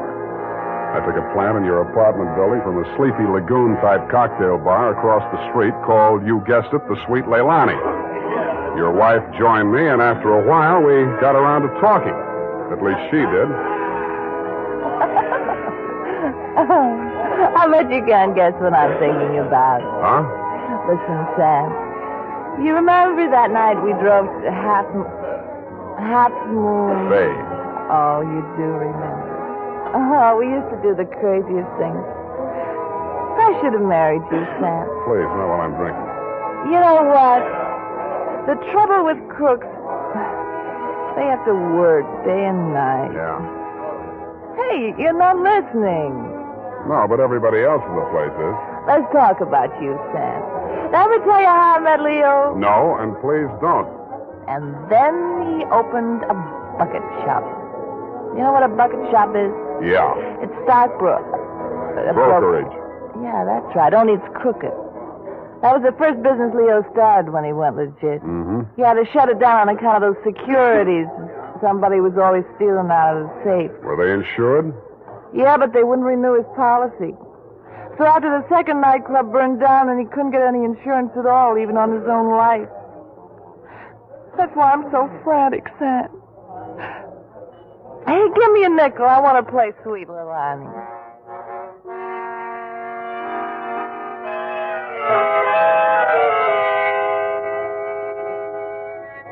$50 nickels, and 2 hours later, Sweet Leilani broke under the strain, so we had Princess Papuli to leave a nut gave out, and we were starting on the Hawaiian war chant when she disappeared through a door marked Wahine, Hawaiian for powder room, and never came back. Around 9:45, I mumbled something to the bartender about the lady will pay, put on my smoked glasses, and strolled out and across the street. You came out of the building a couple of minutes later. You led me a zigzag course up Merchant Street to Salon, across Salon to Commercial, down Commercial to Drum, and made a lateral pass over Drum back to Dunbar. Your destination, I'd never have guessed it, was the Sweet Leilani. Happily, they were not playing Sweet Leilani. It was very, very quiet. The regular customers had taken a powder, and I didn't blame them. In the new crop at the bar, I counted 10 broken noses, at least 5 broken paroles, assorted knife scars, and 4 pairs of cauliflower ears, and 1 maverick. You slid into a booth at the end of the bar, took the gun out of your shoulder holster, and laid it down on the table in front of you. I walked over, turned it around so it was pointing at the jukebox instead of me, and sat down. Some other time, Spade. Some other time I drink with you. I'm waiting for a friend. Why the gun? You selling it to him? Maybe I give it to him. Go on, you drink at the bar. It's kind of crowded. Looks like Charlie Rosenfoy's old mob. Who are they gunning for? You or Charlie? Why don't you ask them? What are you drinking, Leo? I was with that bottle all day. Got a bad taste. Do me a favor, Spade. There's a bar 2 doors down the street. Go drink there. There's my friend coming in the door. Any friend of yours is a friend of mine, Leo. Look, Spade. Hello, Leo. What's the matter? You bring a bodyguard to meet your old friend Charlie? This shamus threw his weight in here. I didn't ask him. I don't need him. Huh. That sounds like the old Leo Scarlatti I used to... The name is Scarlet. Oh, pardon me. I've been on the rock for so long, it's hard to catch up on all the changes. There's been a war, Charlie. Anyone tipped you to it yet? You got a smart bodyguard, Leo. Let's talk. Let's go somewhere else and talk. I like it here. Okay, we start. How come you tipped the mob we were coming here? You promised you wouldn't. Like the shamus, they got to drink somewhere. All right, say what's in your mind and I'll go. Yeah, and if you don't mind, I think I'll do my drinking at the bar.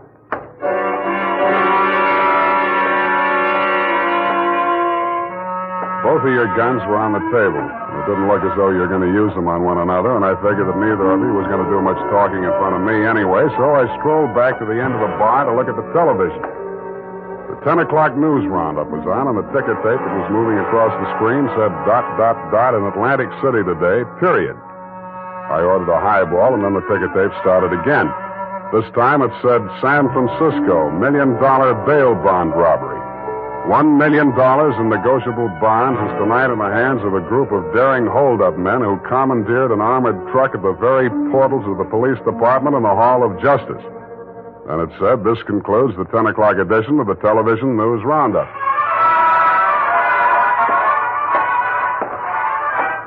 I had a slight hunch that if the television boys had had their cameras on the big bail bond robbery, that at least some of the characters would have been played by at least some of the bad actors that were foregathered in the sweet Leilani. In fact, what you and Charlie were saying and doing when I walked back to your booth was almost too much to the point. You let me see the bulky portfolio Charlie shoved across the table at you. It looked like a carrying case for bonds, bank messenger type. But it was sealed with wax blobs bearing the imprint of the Great Seal of the state of California. I was impressed. Where'd you get this? You can read about it in the papers, and if I was you, I'd get this out of sight before them papers hit the street. One thing more. Don't try to clip none of them coupons. And one thing more in addition. Don't open it at all. Sure. Spade? Yeah, Leon? I think I hire you after all.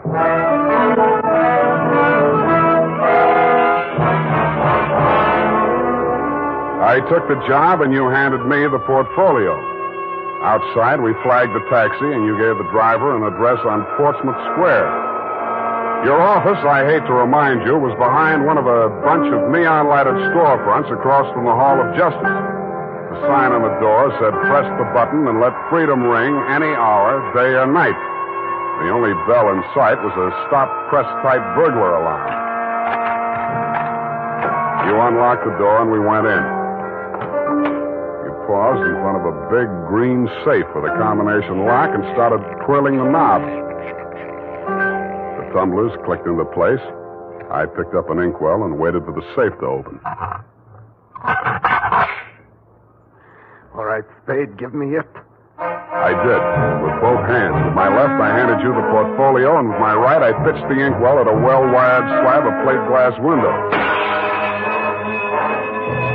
When the burglar alarm went into action, so did you. You dropped everything and were out of the door and out of sight before you could say, let freedom ring. While I was waiting for the cops to arrive, I helped myself to a $500 bearer bond I found lying loose in your safe.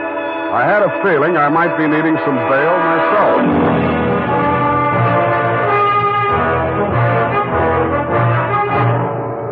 The makers of Wild Root Cream Oil are presenting the weekly Sunday adventure of Dashiell Hammett's famous private detective, Sam Spade.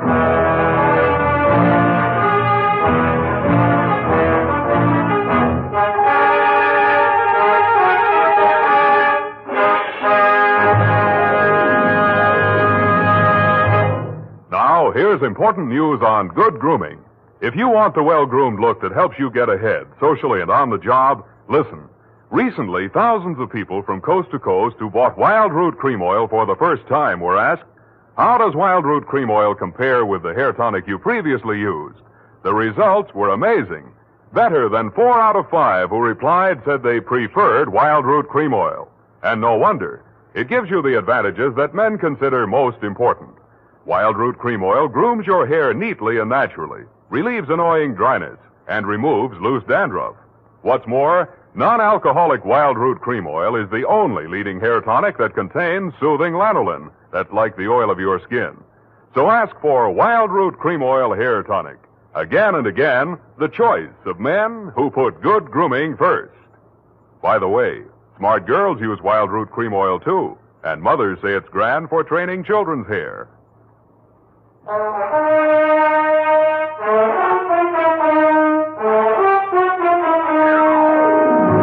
And now, back to the bail bond caper. Tonight's adventure with Sam Spade.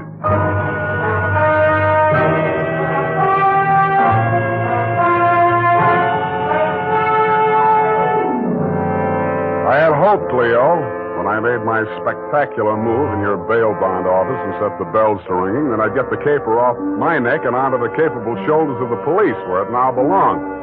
Then I told myself I could go home and get some sleep. I had never been that fond of Vivian anyway.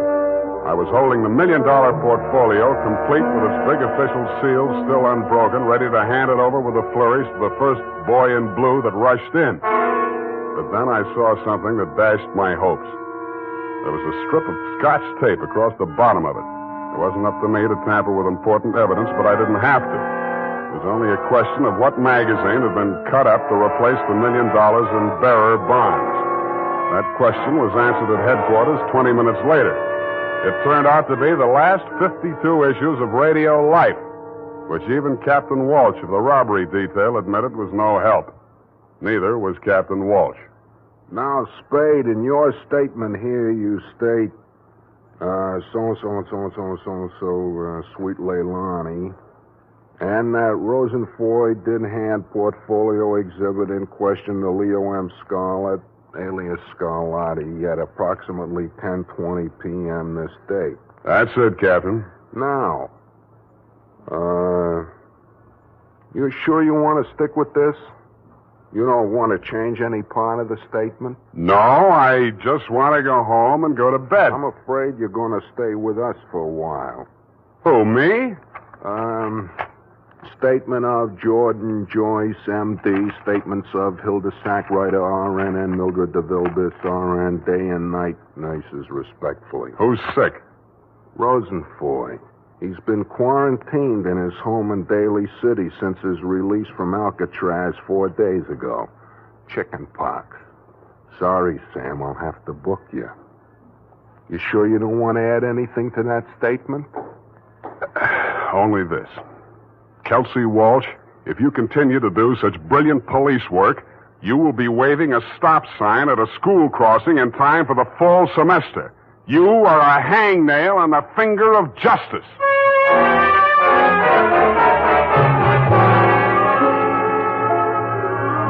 I thought I had been courteous and cooperative, but even so, it was the middle of the afternoon by the time they set my bail.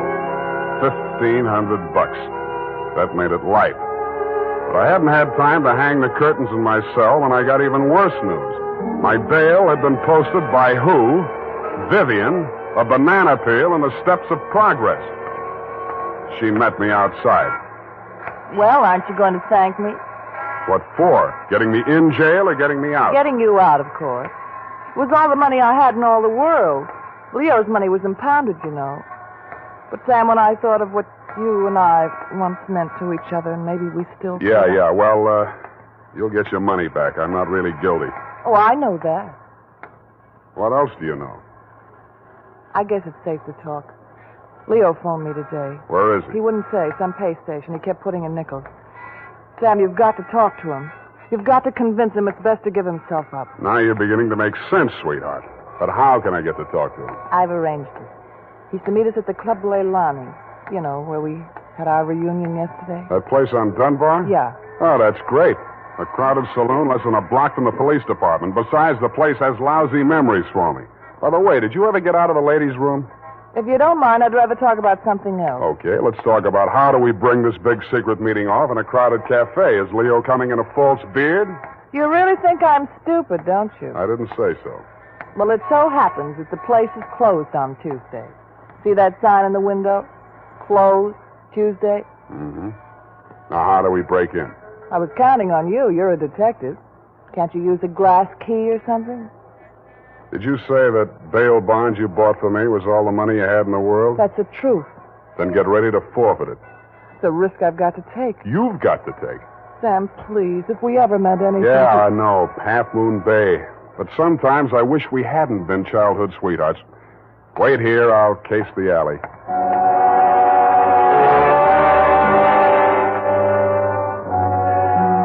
The alley wasn't much better. There were 2 windows, washroom type, all glass brick except the 2 small ventilators big enough to put your hand through. The only hope was the kitchen skylight. I didn't have any trouble getting up to it, but once I was there, things didn't look so good.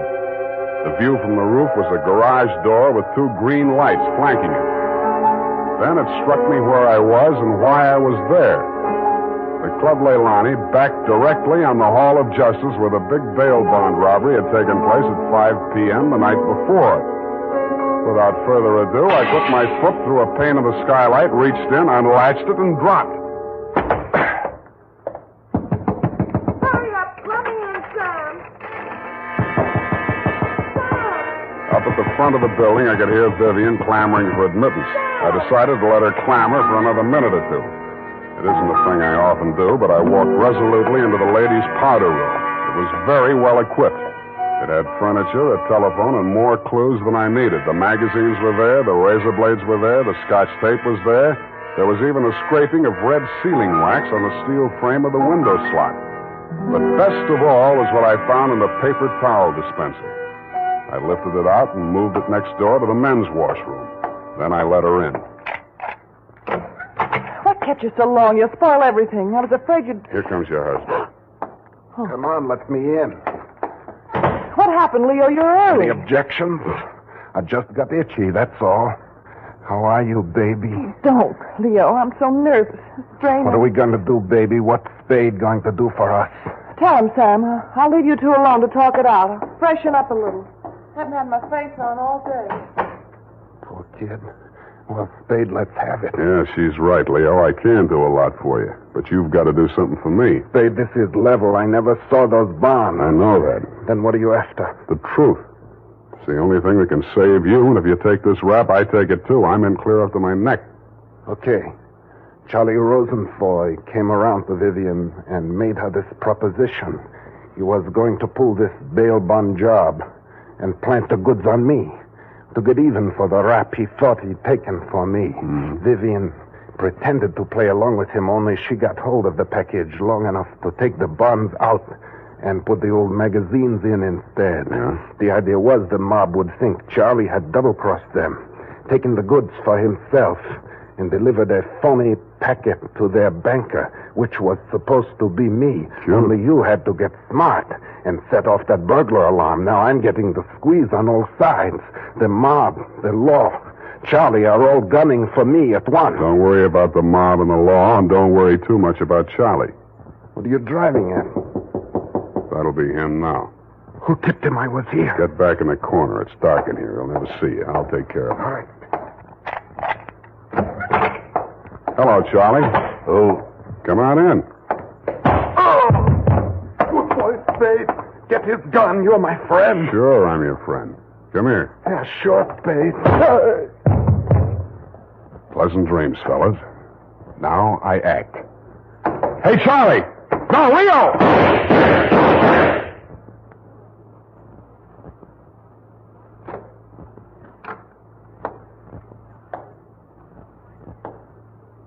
Vivian? Sam? That you? Yeah. The last of your boyfriends. You mean Leo? Charlie? Yeah. They just knocked each other off. Oh, Sam. I can't see. Dark. Right here in front of the jukebox. You sure? Hope to die.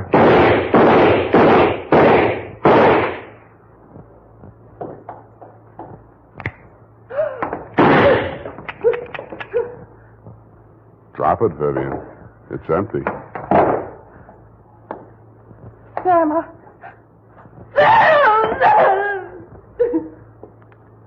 Vivian, how could you? After Half Moon Bay.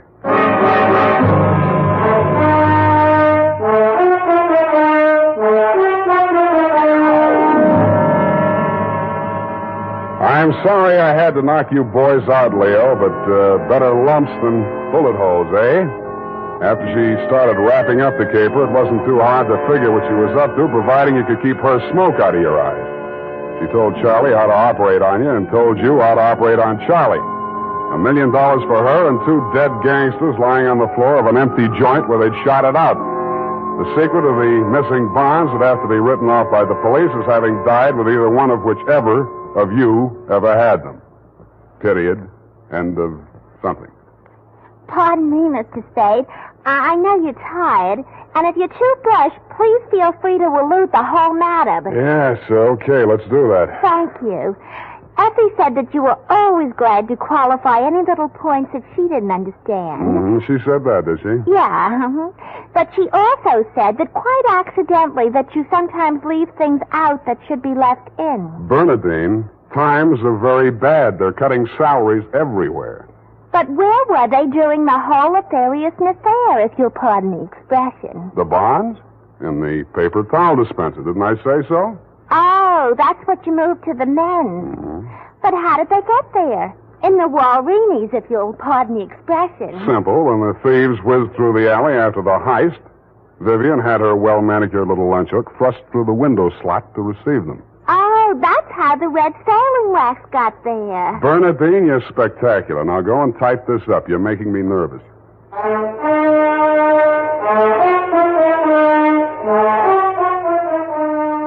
You know what they say about people who like mysteries? Once a mystery fan, always a mystery fan. And that goes for hair tonics, too. Once a Wild Root Cream Oil fan, always a Wild Root Cream Oil fan. Just try it and you'll see what I mean. Wild Root Cream Oil grooms the hair neatly and naturally, relieves annoying dryness, and removes loose, ugly dandruff. So tonight, or first thing tomorrow, step up to your drug or toilet goods counter and ask for Wild Root Cream Oil. Get the big economy bottle and the handy new tube that's easy to pack when you travel. Also, ask your barber for a professional application of Wild Root Cream Oil Hair Tonic. Again and again, the choice of men who put good grooming first. Well, here it is, Mr. Spade. I hope it's not too erroneous. Oh, I'm sure it's quite offensive. Don't you mean inoffensive, Mr. Spade? Have it your way.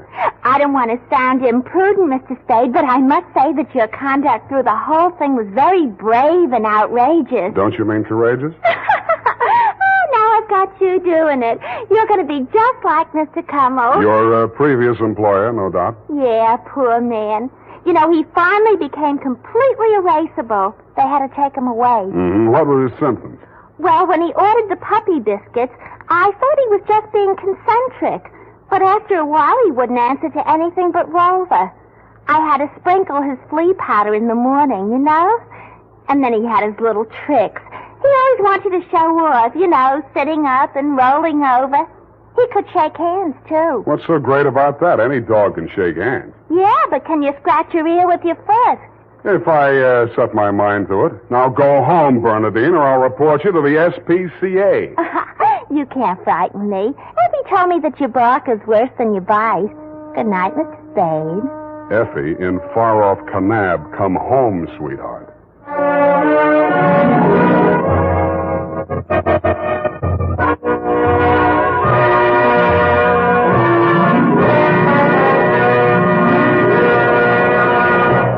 The Adventures of Sam Spade, Detective. Brought to you by Wild Root Cream Oil Hair Tonic, the non-alcoholic hair tonic that contains lanolin. Wild Root Cream Oil. Again and again, the choice of men who put good grooming first.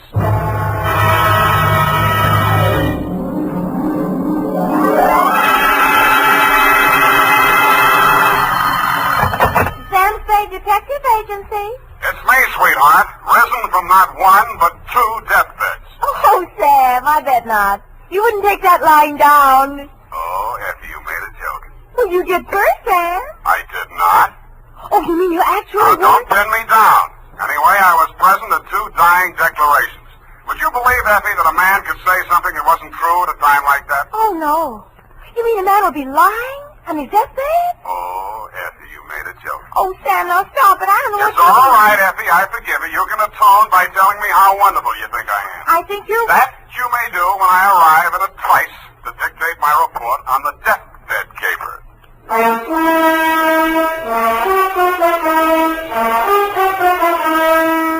Dashiell Hammett, America's leading detective fiction writer and creator of Sam Spade, the hard-boiled private eye, and William Spear, radio's outstanding producer-director of mystery and crime drama, join their talents to make your hair stand on end with the adventures of Sam Spade.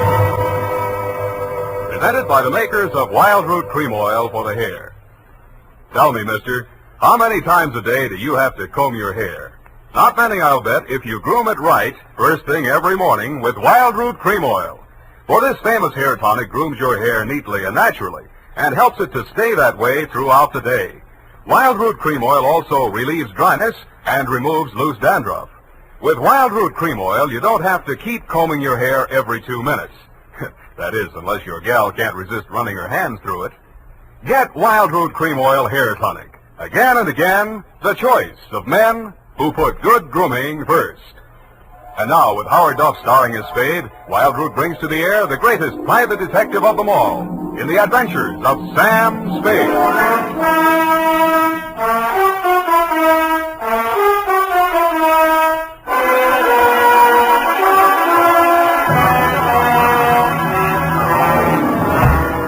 Many brave hearts are asleep in the deep. Sam, you're a sailor. Captain Sam, there's the brig for you. You got your logbook handy, gal? Oh, yes, Captain.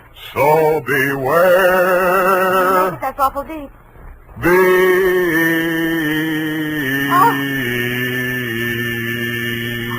Date June 20th, 1948. Where? I have no shame. To Marin County Sheriff's Office, San Rafael, California. Attention, Deputy Woodington from Samuel Spade, license number 137-596. Subject, the deathbed caper. Dear Bill, the dawn came up like thunder out of Chinatown across the bay. In San Francisco, all we could see was fog. But on your side, it must have lifted briefly because somebody named Dan Starbuck managed to find his way to a phone booth, call me, and ask me to meet him at the 3rd Street Pier in Sausalito.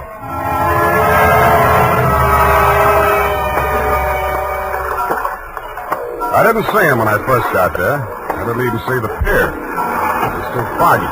But in the glow of the neon lights in front of the Viking saloon, I saw a man who seemed to be waiting for someone. He was a big guy with a good face, but plenty of worry on it. Mr. Spade? Yeah, Mr. Starbuck. Dan Starbuck. Come on down to the end of the pier. I'll explain as we go along. We gotta hurry. You act hot. You wanted for something? What? Not yet. What's the caper? Well, my brother's out there on his yacht, the Marguerite. He's dying. When he's dead, they may call it murder. I want to be there with a witness. That's you. In case he has anything to say about it. Who did it? Who did? They think I did. Did you? Well, honestly, I don't know. It happened the night before last. I went out there to see him. We've hated each other for years. We've both been drinking, and we drank some more. Then there was a fight. I drew a blank somewhere. Next thing I knew, it was around midnight. I pulled myself together, went into his cabin. Gordon was lying there with his head all kicked. I realized I was covered with blood, and I was holding something in my hand, big glass paperweight. I dropped it. I got out of there fast and swam ashore. I planned to tell you a different story, but that's it. You want the job or not? You think you'll make a deathbed statement that'll clear you, and you want me for a witness? Yeah, that's it. You got a lot of guts. I'm hired. Good. Halverson? You down there? Halverson! Who's Halverson? He's the boatman. He'll row us out. Halverson! Hey, Nils! Johnny? Yeah. Is that you, Casino? Sure. Can I do you some favor?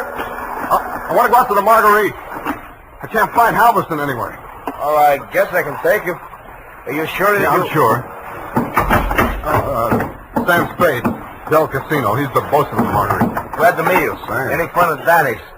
Hey, listen, Danny, you sure you want to go out there? Any reason why he shouldn't? Well, it's up to him. In his place, I would be on a freighter from China, way out there where the fog is more thicker. No, it's all right, Casino. I know what I'm doing. Well, your friend, you excuse me, your name? Spade. You pardon me, I better ask. The police don't want you for nothing? Not yet, but don't make book on it. Push us clear, Danny. All right.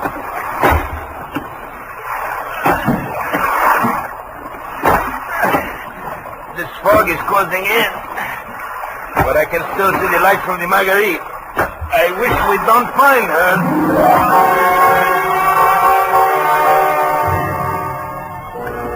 But we did. She was wearing clam diggers, an off-the-shoulder T-shirt, and was leaning against the rail as the dinghy pulled past the police launch and nestled in under the ladder of the yacht.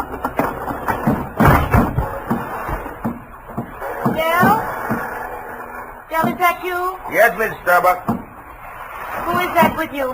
Keep quiet.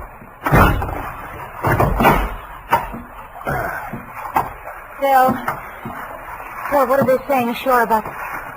Oh, I thought you... You're Mrs. Starbuck? Yes? I'm Sam Spade. I'm from San Francisco. I'm a detective. Your brother-in-law's in the boat. You captured him? He wants to come aboard. He wants to die. He's hoping your husband will say something to clear him before he dies. Is there any reason why he shouldn't come aboard? Oh, there's every reason in the world why he shouldn't. The police are in there with my husband right now. Yeah? The doctor says there's a possibility that he may regain consciousness long enough to make a dying declaration. Mm-hmm. If he's face-to-face with Dan, there's no telling what he'll say. I wish Dan wouldn't... My husband is dying. Dan? Yeah. What's he say? I don't know, but I think you better come aboard.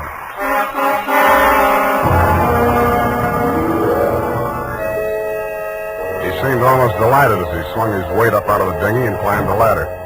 Del Casino, the bosun, followed, wearing a puzzled expression that turned to fear as we entered the cabin. The yellow glare from the lamps swinging overhead was almost blinding to walk into out of the foggy night. The first thing I focused on was the bunk that held the dying man. His head was heavily bandaged, his skin was chalk white, and his lips were beginning to turn blue. The room was tense with waiting.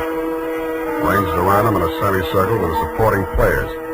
2 doctors, 1 family type with a nurse, 1 police medic without, 1 sheriff with cigar, 1 police stenographer, female with pencil and notebook poised, 9/10 of a widow, and us.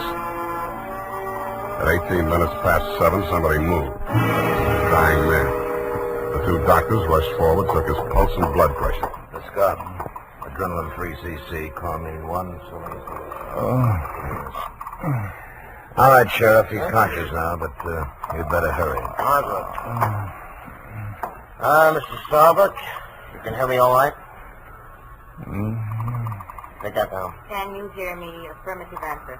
Now, Mr. Starbuck, we have to ask these questions. 1, what is your name? Please try to answer. What is your name? Gordon M. Starr. You got that? What is your name? Gordon M. Starr. That's close enough. Fill it in later. Now, Mr. Starbuck, where do you live? Where do you live? I'm dead. You got that? 1277 Marymount, Pasadena. Hey. Now, Mr. Starbuck, let's try a little harder. This is a long one. Have you been injured, and what was the cause of your injury? Yes. Hurts my... You got that? Affirmative. Now, the second part. What was the cause of your injury? Head. Hit on head. Do you believe that you're about to die as a result of your injuries, or have you no hope of recovery? I know. No hope.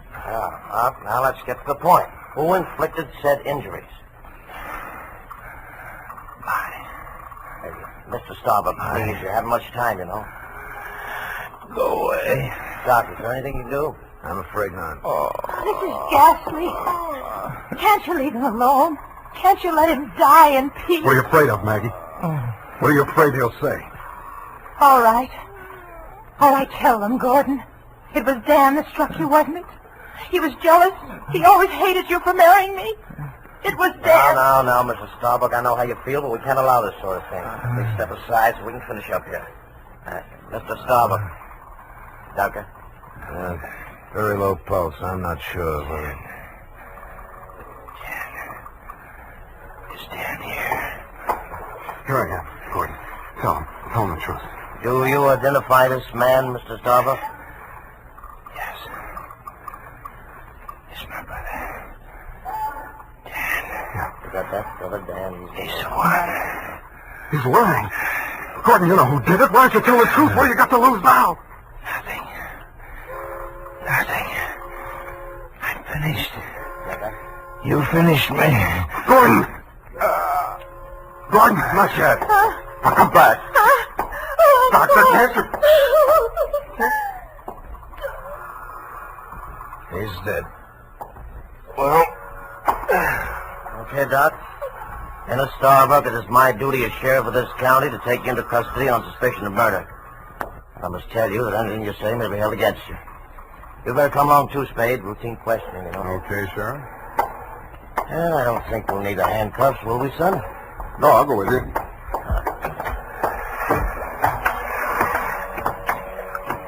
Yes, indeed, son. It's always smart to come along quietly. Yeah. Hey, Sam, come back here. Use your hand.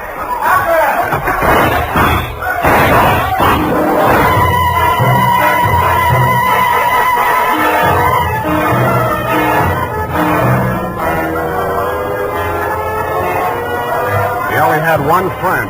The best friend in the world for a man on the land, the fog. The searchlights on the police launch spun frantically as the craft heeled around in a half circle to head him off.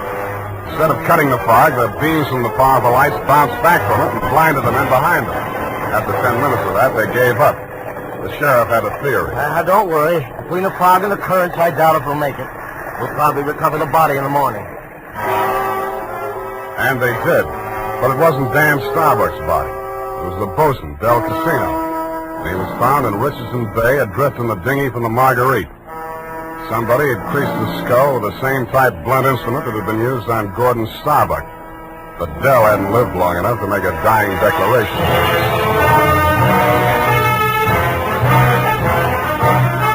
The makers of Wild Root Cream Oil are presenting the weekly Sunday adventure of Dashiell Hammett's famous private detective, Sam Spade.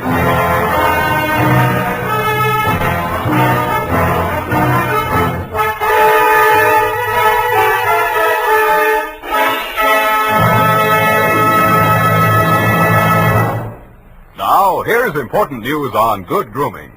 If you want the well-groomed look that helps you get ahead, socially and on the job, listen. Recently, thousands of people from coast to coast who bought Wild Root Cream Oil for the first time were asked, how does Wild Root Cream Oil compare with the hair tonic you previously used? The results were amazing. Better than 4 out of 5 who replied said they preferred Wild Root Cream Oil. And no wonder. It gives you the advantages that men consider most important. Wild Root Cream Oil grooms your hair neatly and naturally, relieves annoying dryness, and removes loose dandruff. What's more, non-alcoholic Wild Root Cream Oil is the only leading hair tonic that contains soothing lanolin that's like the oil of your skin. So ask for Wild Root Cream Oil Hair Tonic. Again and again, the choice of men who put good grooming first. By the way, smart girls use Wild Root Cream Oil too, and mothers say it's grand for training children's hair.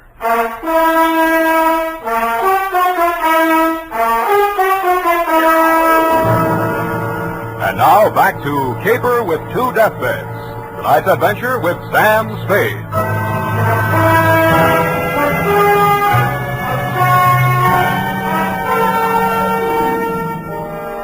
The police theory of the Del Casino killing went something like this. Casino had shoved off in the dinghy to join in the search that Dan Starbuck had rescued him and been maced for his pains. Also found in the dinghy, but not as yet worked into the police theory, were 2 items. 1, a waterproof wallet containing the seaman's papers of one Nils Halverson. 2, a tattoo mark on the right bicep of the deceased. A small heart with a name in it, Maggie. The brand new widow of the same name was waiting in my office when I got there the following afternoon. Hello. Hello to you, Mrs. Starbuck. What can I do for you? Mr. Spade, I know very little about the ethics of your profession, and... Well, are you still working for Danny? If you mean do I know where he is, the answer's no. Oh. I hoped you'd say that. Why? Because I want you to work for me. Need a new bosun? You needn't have put it quite so crudely. No, I needn't. Since your work is confidential, I'll admit I've done a few things that... Well, it's all too true. My first mistake was marrying Gordon Starbuck when I didn't love him. And I should never have let myself fall in love with Dan. I certainly should have known better than to let Dell fall in love with me. What about Nils Halverson? And me? Well, hardly. No. Nils Halverson was employed by my husband for various odd jobs whenever we put in at Sausalito. Mostly he'd row the guests out to the ship. He rowed Danny out the night my husband was killed. At least I think he did. I didn't actually see him. Where's Halverson now? I don't know. He goes off on drunks for days at a time, but I have a feeling that someone has paid him to disappear. He might have overheard something. Hold on a minute. You're going too fast. Are you, working up to a confession? Oh, no. It's just that I'm afraid a great injustice may have been done to Danny. After all, Mr. Spade, a man who's dying, I don't see how he could be altogether in his right mind. Do you? The law says he is if he knows his name and address. A deathbed accusation is the strongest evidence a lawyer can shove at a jury. You can't cross-examine a dead man, and most people have the quaint idea that a man on his deathbed is a lot more truthful than he was when he was hale and hearty. Then you think Gordon may have been lying? Could be, or wool gathering, or picking up some of the lines you were feeding him. Oh, I was just afraid he might die before he... You see, I thought I might shock him into saying yes or no. He could have said no, couldn't he? Well, make up your mind. Oh, all I know is it's on my conscience now. If we could find old Halverson and force him to tell what he knows. He's a very strange man. He's devoted to me. If the police find him before I do, he might refuse to talk out of a mistaken loyalty. To you? Well, I meant if he thought I had anything to do with the... Well, he's very strange. I told you that. What makes you so sure he's alive? Why wouldn't he be? If I'd been the killer and he'd rode me to and from the scene of my crime, I'd see him secured in Davy Jones' locker. Fish feed, lobster bait, asleep in the deep. Will you work for me? I'll let you know.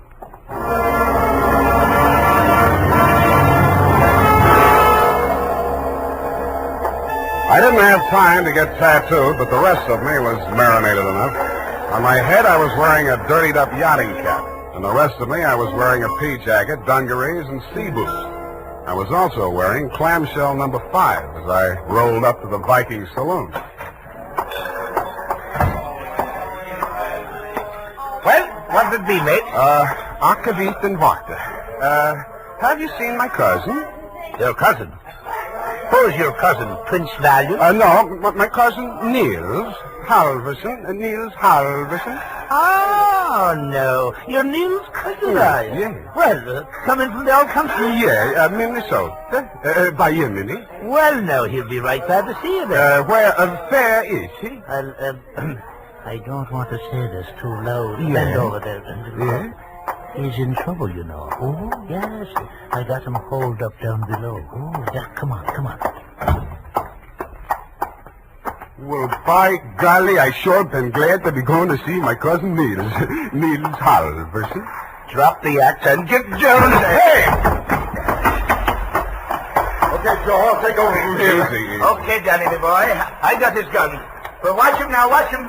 He's full of smorgasbord. Well, Spade, you're the one person I didn't expect to see. But I'm very glad to. Yeah, I wish I hadn't found you. I wanted to find somebody else first. Halverson? Yeah, he's here. Want to see him? That's what I came for. And under here. Watch your head, low bridge. Yeah. Here we are. Where? The boathouse under the pier. Halverson used to hole in here to sleep off his schnapps. Where's he now? Over here. Uh-huh. Yeah, he's going to be a long time sleeping this one off. He's been missing since that night. Nobody knew he was here till last night. I headed for the saloon when I swam ashore. Joe hid me out here. He could still talk then. What'd he say? I wrote it down here. But it's no help. Let's say it. It's just a jumbled word. Marguerite.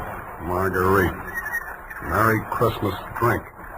My beautiful Helga. Row your boat. Now throw me back. Roll me back. $20 good and drunk. Fog rolling in. Good and drunk. Gonna be 5 days, no business. Oh, my head. Paint the boat. All crazy stuff. $20. You give him $20 to row you out? I didn't even see him. I swam out. My loving brother wouldn't have let me on board if he'd heard me arriving like a gentleman. $20. Did you frisk him? No. I'll have a look. Oh, I don't... Hey, wait. Real soggy, but a 20. Now, look here. I'm sticking to my story. I swam out there. I didn't give him that 20. Maybe you didn't. Maybe you didn't. You gotta believe me. I didn't even have $20. That's why I got... Shut up. What's the matter with you? What are you gonna do? Come over here, Dan. What? I don't believe a word of your story, and if I did, it wouldn't make any difference. Well, what are you... Shut up. You're gonna stop talking and listen for a while. I stuffed a gag into his mouth and muscled him over to a piling and handcuffed him to it. He didn't even look surprised. He just stood there staring at me as if he'd lost his last friend in the world. But I wasn't looking at him as much as I was listening to those footsteps on the boards overhead. I waited for them to come back. They did.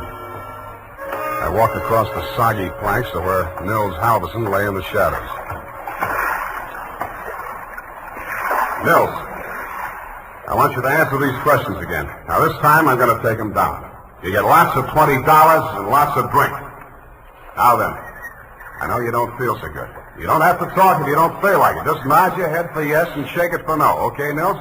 That counts in a court of law as long as there's a witness. Okay. Now, your name is Nils Halverson. Your address is 213 Bayview, Sausalito. That's correct, is it? Nod your head. Good. Good. That proves you're in your right mind. You know you were injured. Yeah. You know the cause of your injury. Hit on the head and thrown over the side of your boat. What? Huh? Not from... Oh, dinghy. Well, it's the same thing. All right. Now, you know you're dying. You have no hope of recovery. That's obvious, but nod your head. That's the boy. Now, Nils, on the night of the 18th, around 10 o'clock, after your usual working hours, you rowed somebody out to the yacht Marguerite, in return for which this person gave you a $20 bill. This person is also the person who killed, who inflicted your fatal injuries. It is. Now, the name of that person, if you can possibly speak even in a whisper, so there can be no mistake. Can you hear me? Just say it close to my ear. Yeah? Yes. Yes, I got it. That's all. Now, I know you don't write, Nils, but make your mark here. Come on, I'll guide your hand. There. Now we're going to take... Nils. Nils. Well, anyway. All right, Maggie. Come on in and join the party. Don't try anything. The light's on you. I'm a better shot than you, and if there's a ruckus, the whole saloon will be down on us. They're all friends of Danny's, too. Stop there. Toss the gun. Okay. What's the matter, Angel? You look kind of scared. No. Just disappointed, that's all. Don't give up so easy, sweetheart. I always wanted to take a trip around the world. We might go on the Marguerite together. Yeah, sailing into the sunset, sleeping with our deathbed statements under each other's pillows. Yeah, I see what you mean. I guess it wouldn't work. How much for yours, and what do we do about him? Dan? I'll take care of that. Throw it in with a deal. Okay. But I want it in writing. A little statement to the effect that I can keep under my pillow. Fair enough. All I want from you is a little statement from you to this effect. That you, Marguerite Starbuck, employed Nils Halverson to row you out to the yacht on the night of the 18th, that you there overheard a quarrel between your husband and brother-in-law, And that taking advantage of said brother-in-law's inebriated condition, you sneaked up behind your husband, hit him with a paperweight, and decamped, leaving the murder weapon in Dan's hand. You then started back to shore in the dinghy, and realizing that the only witness who could testify you were aboard that night... All right. All right, I'll sign it. Okay. We'll have plenty of time to put in all the legal decorations later. I'm afraid we won't, baby. You're going to be spending all your available time at the Tehachapi and points west. What are you talking You about? just made a full confession in front of a witness. You heard it, didn't you, Dan? Every word. Oh, it's Figg. Honest. An honest man. Well, I did tell a fib. Now, this is really going to hurt, I'm afraid, Maggie. You see, we didn't actually have any deathbed statement to match yours. No? No. Nils Halverson was a good deal too dead to have made a deathbed statement just now. He's been stiff for 12 hours.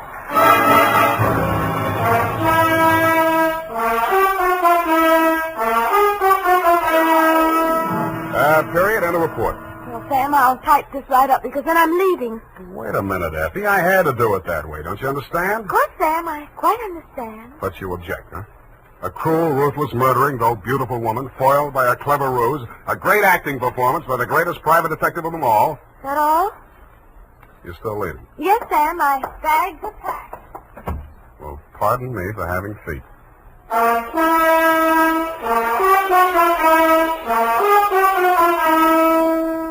There's a reason, men. In fact, there are 5 big reasons why more men every day are turning to Wild Root Cream Oil for well-groomed hair. Wild Root Cream Oil grooms your hair neatly and naturally. Wild Root Cream Oil relieves dryness and removes loose dandruff. Wild Root Cream Oil is non-alcoholic and contains soothing lanolin. 5 big reasons why you, too, should join the millions with handsome, well-groomed hair. Why you should step up to your drug or toilet goods counter and ask for Wild Root Cream Oil. Get the big economy bottle and the handy new tube that's easy to pack when you travel and just right for the office or plant. Also, ask your barber for a professional application of Wild Root Cream Oil Hair Tonic. Again and again, the choice of men who put good grooming first. Well, here it is, Sam.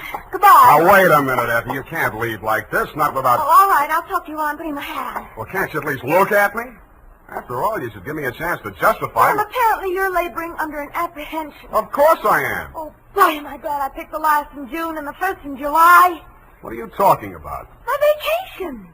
Vacation?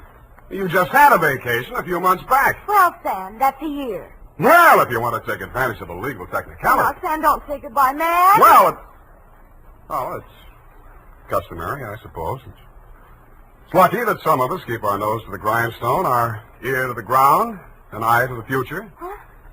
Television's just around the corner, you know. Oh, Sam. Come here, sweetheart. You look lovely. Come here. Have a wonderful time. Oh, Sam. Oh, Sam. Yeah. Now, go on. You miss your train. Where are you going? To Los Sierras. Well, just so you don't go to Kanab, Utah. All right, Sam. You know best. Good night. Good night, Sierra Sue. Now, who can we get for that part next week?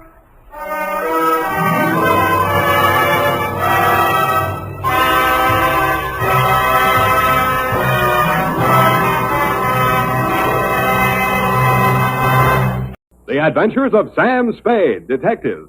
Brought to you by Wild Root Cream Oil Hair Tonic, the non-alcoholic hair tonic that contains lanolin. Wild Root Cream Oil. Again and again, the choice of men who put good grooming first.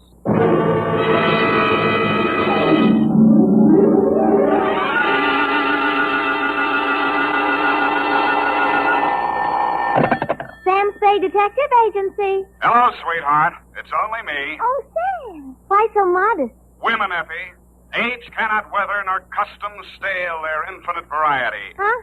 Against their incalculable wiles, mere man is a leaf in the wind. Oh, Sam, do you really... Oh. Who was she and how windy was it? Cyclonic, Effie. We had to close every window in the house. But If you will just contain your natural feminine curiosity for a few moments, I'll be right down to dictate my report on the bow window caper.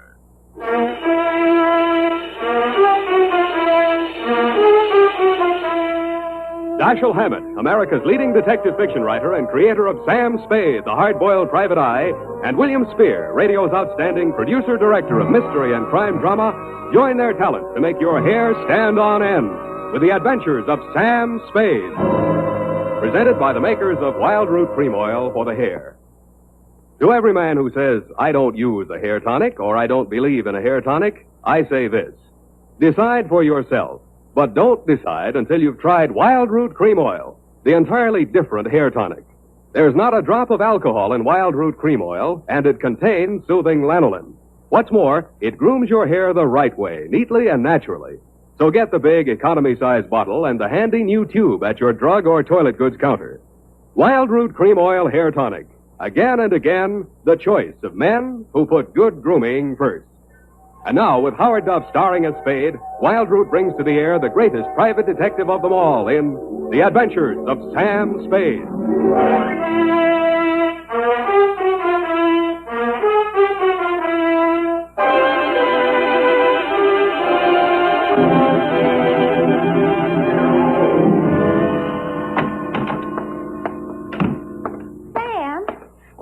Bow window. A bow window. Bow window is a bay window that you look into instead of out of. Look into instead of out. Oh, Sam. Get your book, Panther Girl, and slink on in. What was he trying to see through the bow window? I mean, whose house was it? Her own. But if it was her own house, then why was she It looking... just goes to show you, darling, what some women will stoop to. It does? There was a low window. Oh. Well, whenever you're ready, Sam. Date November 10. 9th. Correct. 1947. To Dr. Helmut Ries. I was right for once. Yeah. From Samuel Spade, license number 137596. Subject, the bow window caper. Dear Dr. Ries, I know that this report will not make pleasant reading for you, but you paid for it, so here it is. As far as I was concerned, it all started on Thursday morning when you called at my office. From your story, I gathered it had been going on for some time. You will say these are merely the actions of a jealous woman, Mr. Spade. But I assure you there's more to it than that. It must be a carefully thought-out plan to ruin my career, my whole life. In what way, Dr. Reese? She spies on my private consultations.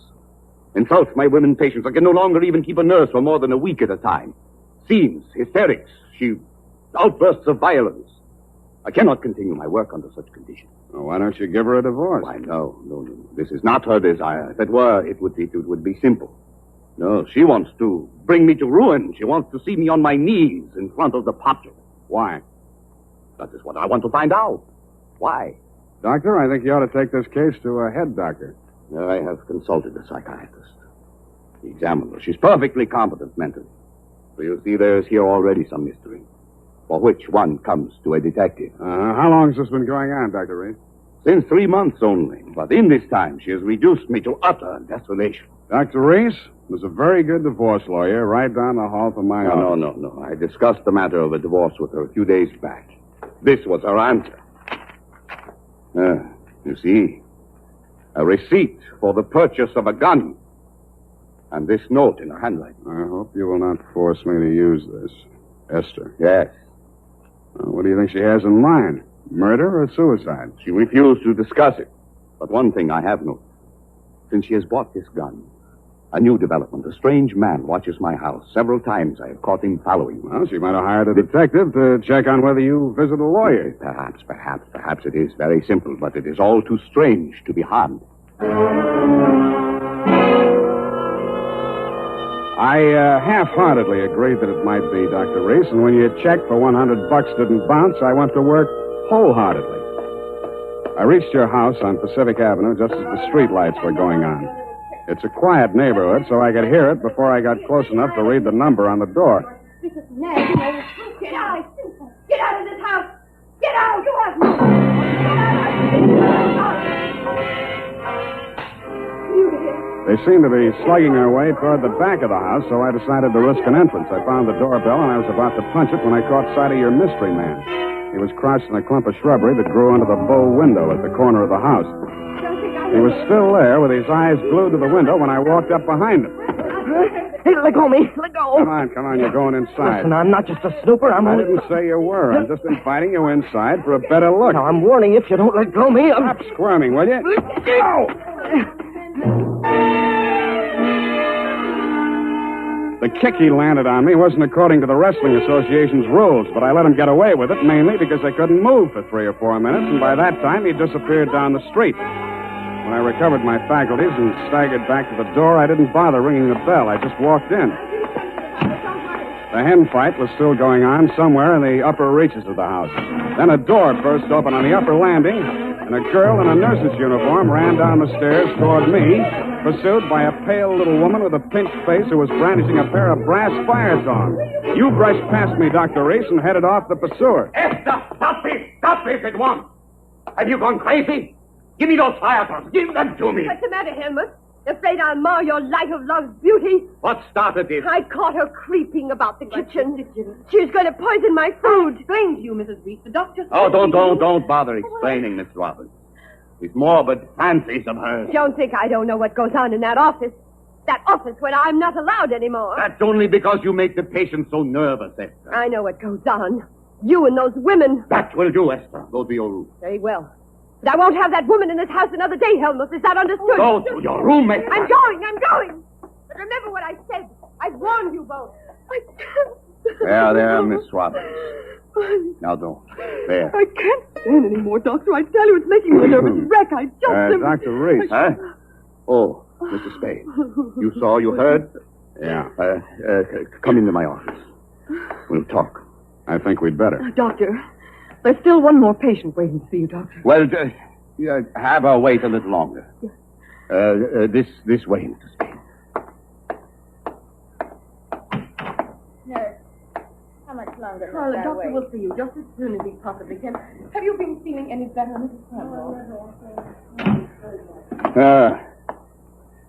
Sit down, Mr. Spade. Thanks, but I can say what I have to say standing.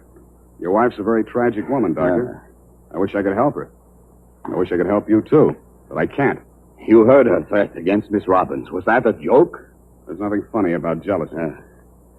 But there is this man who watches the house. And the gun she bought. I collared him outside just now. Oh, well, did you get him to talk? No, but I wouldn't worry about him if I were you. And about that gun. The Constitution says every citizen shall have the right to bear arms. Even Parnell Thomas can't do that. Mr. Spade, I've not yet told you all.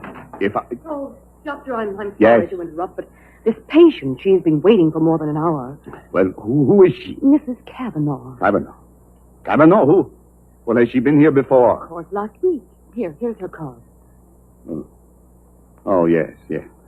I'd better get it over. Send her in. Yes, Doctor, and Doctor, I'm resigning. I'll finish today, of course, and then I'm through. I'm sorry. Yes, well, very well, Miss Robbins. I can't say that I blame you.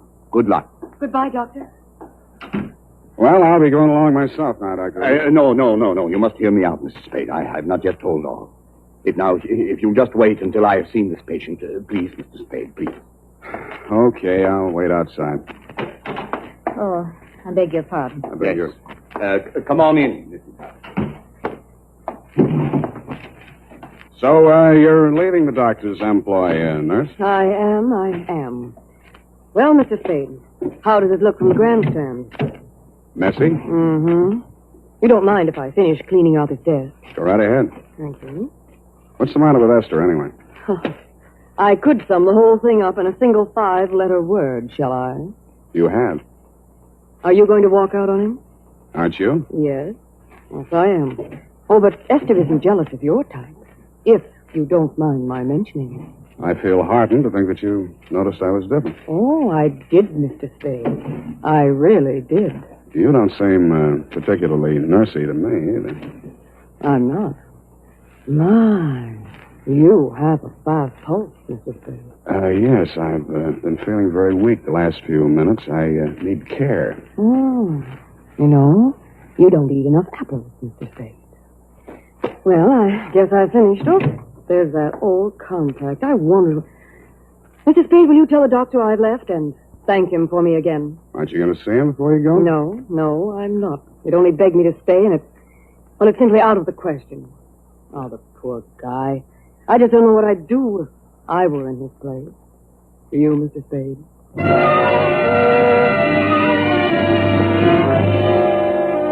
I did, and I told her. She told me I was a victim of hypertension and left me with my mouth open and no thermometer in it. 5 minutes after she'd gone out through the front entrance, your wife came down the stairs, looking knowingly at me and the door to the doctor's office, and left by the same route. 10 minutes after that, I was halfway through a 1937 National Geographic that was the latest edition on the waiting room table, and had reached the third paragraph on the natural beauties of Winona County, Minnesota. But I never finished.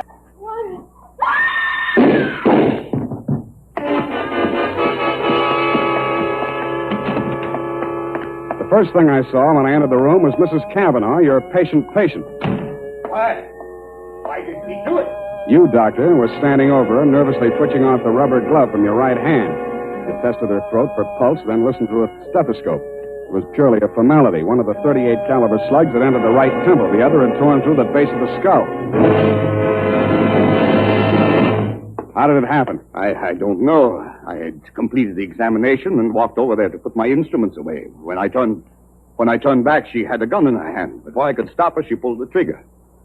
Suicide, of course. Why? Well, I just told her the truth, that there was nothing I or any other doctor could do for her. That she had perhaps a month, perhaps less. She had suffered great pain, of course, for some time. Uh-huh. You saw her shoot herself, you say? Yes.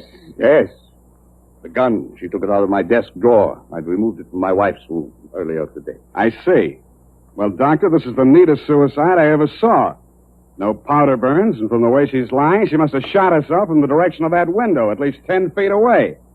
She screamed before the shots were fired and had time to fire a second bullet into her head and throw the gun across the room before she fell.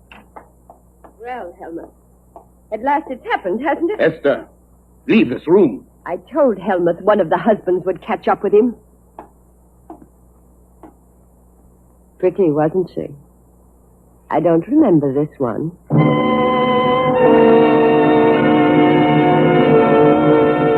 The expression on your face might have been horror or fear or both, Dr. Reese.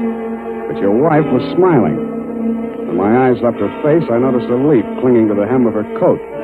It might have come from the shrub that grew up against the house. And her shoes were splotched with mud that could have and probably did come from the cultivated flower bed just outside the bow window.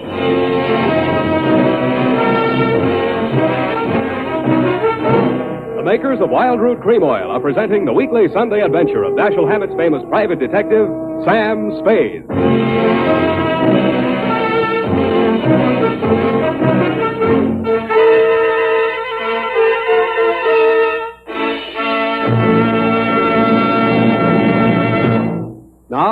Now, here's important news on good grooming. Better than 4 out of 5 users of Wild Root Cream Oil say they prefer Wild Root Cream Oil to all other hair tonics. Here is new and even more conclusive evidence that Wild Root Cream Oil is again and again the choice of men who put good grooming first. So if you want the well-groomed look that helps you get ahead socially and on the job, listen. Recently, thousands of people from coast to coast who bought Wild Root Cream Oil for the first time were asked, how does Wild Root Cream Oil compare with the hair tonic you previously used? The results were amazing. Better than 4 out of 5 who replied said they preferred Wild Root Cream Oil. And no wonder. It gives you the advantages that men consider most important. Wild Root Cream Oil grooms your hair neatly and naturally, relieves annoying dryness, and removes loose dandruff. What's more, non-alcoholic Wild Root Cream Oil is the only leading hair tonic that contains soothing lanolin. That's like the oil of your skin. So ask for Wild Root Cream Oil. Again and again, the choice of men who put good grooming first.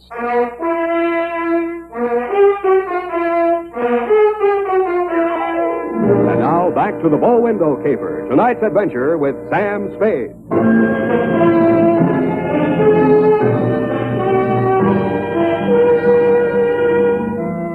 Obviously, there were 2 equally good suspects in the Cavanaugh murder. Either your wife had killed her in a jealous rage, or you'd killed her with your wife's gun to frame her for the murder. I decided to let the police worry it out and went home to bed. The morning headlines were a bit of a surprise. Nurse sought in shooting of mystery woman. Item, The cops had found Celeste Robbins' fingerprints all over the murder gun. And item, Mrs. Cavanaugh, the murdered woman, had given a vacant lot as her address, and her body was lying unclaimed at the morgue. I decided to pay her a visit.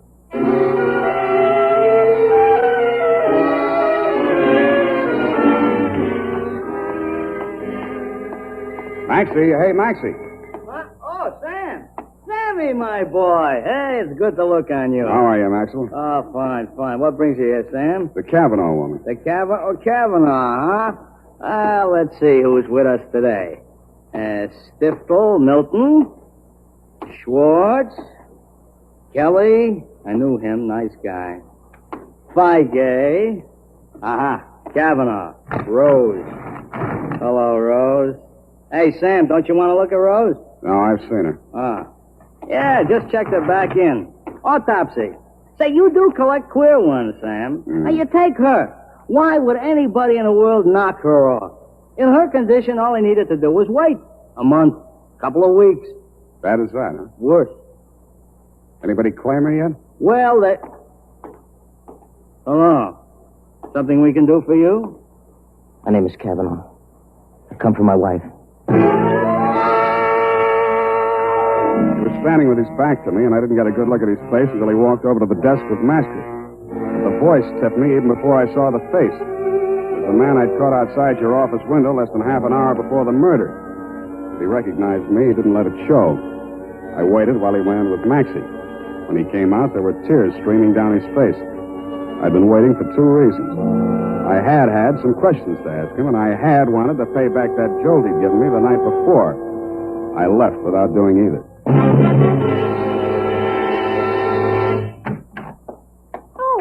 Oh, Sam. Oh, sweetheart, any calls? Lieutenant Dundee of Homicide, Yeah. Dr. Reese, Mm-hmm. and there's a girl waiting inside. Wouldn't give any names. So you let her wait in my private office. And I don't think you'll mind when you've seen her. She's by way of being a knockout. Well, thank you, Effie. That was very thoughtful of you, dear. You're welcome, Sam. Sam, please don't be angry with me for coming here. I had to talk to somebody. What you need is a good criminal lawyer, Nurse Robin. Oh, no. Do you think I killed that woman? How did your prince get on that gun? Now, don't tell me she threatens you with it and you grabbed it out of her hand. No, I didn't. I did nothing at Take all. it easy, Nurse. Take it easy. Would you like a drink or something? No. Thank you anyway. I'll be all right. Well, she came in from shopping 3 days ago. Just as nice as pie. And she came creeping around. You know how she is. And she said, I bought something today. It's lovely. And with that, she hauled this gun out of her handbag. And so, to humor her, I took it and I looked at it. That was foolish. It certainly was foolish. Well, nickel-plated, ideal surface for fingerprints. And I remember she was wearing gloves. Struck me as peculiar at the time, but I'm so stupid. I didn't think of it until just now. Everything's a little peculiar about this caper. A woman who was dying anyway gets shot. Nobody even seems to know who she was. Doesn't make sense. No, it doesn't make much sense. What should I do, Sam? Give myself up? I think you should. Yes, I thought you'd say that. All right, phone the police. You got a lot of courage. Sure you don't want to drink? No, thank you. I'll be all right. I'll be all right. Homicide. Dundee. Dundee, Sam Spade. I got the Robbins girl here in my office. She wants to check in. Oh? Well, tell her to forget it, Sam. Reese's wife just made a full confession.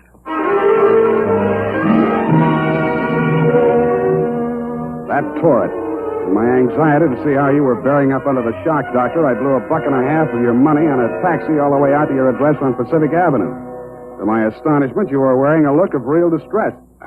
I don't understand it, Mr. Spade. This confessing, it's not like her. It's all too strange to be harmed. Dr. Reed, I'd like to talk to you alone. Do you mind, Mr. Spade? Go right ahead.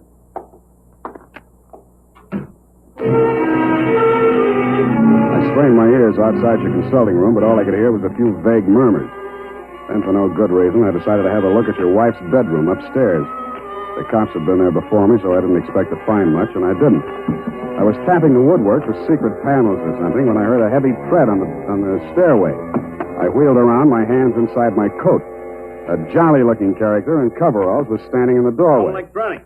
I beg your pardon? Hagen, Home Electronics. I come to take the equipment. What equipment? And a dictograph. She don't need it no more. Ask me, she heard too much. Mrs. Reese had a dictograph installed? Yeah, a metal type installation. Yeah, this here's a speaker. Yeah, my own design. Looks like a portable radio, don't it? Yeah, where's the other end? Where's the microphone? It's in the doc's private office. You interested, eh? Yeah, turn it on, will you? Oh, sure. Yeah, we'll get it tuned in a minute here. And... Oh, feedback. Wait a minute, I'll fix it. Let her talk. What can she tell? I don't know. But it's uncanny the way she knew Nice, huh? things. Every word we spoke together. That's because of the dictograph. Neat rig, huh? Shut up. We cannot allow this terrible tragedy to come between us. We love each other. Nothing can change that. Oh, boy. Yeah, that's as nice, ain't it? Quiet. I just know, please don't. Now stop it, Helmut. I don't want you. Please don't. What is it, Celeste? What has happened to Jane? What has happened? You asked that. When I'm being attacked by a mad woman and accused of murder, all in the space of 12 hours. Well, it's all over now. Just so, Helmut. Yes, all. Hey, can't you turn it up a little more? Oh, sure, turn it up. Hold it. Desperately over sober. And I'm very, very ashamed. I suppose it was my usual thing. I always get sorry for a poor, weak man and get involved. But this time, I'm sorry for her. Celeste, please. When I was a kid, I liked it. It used to make me feel powerful and, well, to watch them squirm.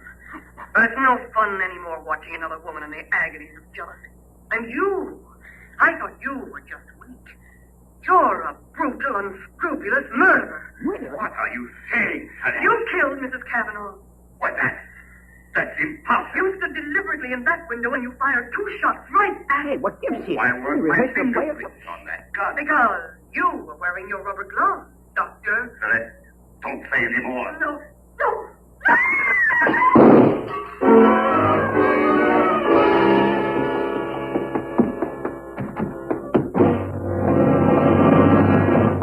Here, help me.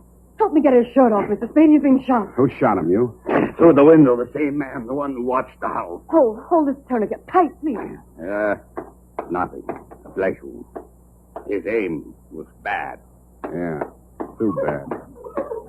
Cavanaugh, you still out there? You got nothing to worry about. He's still alive. I missed him. Give me a hand. Come on. That's it. I missed him. That was lucky.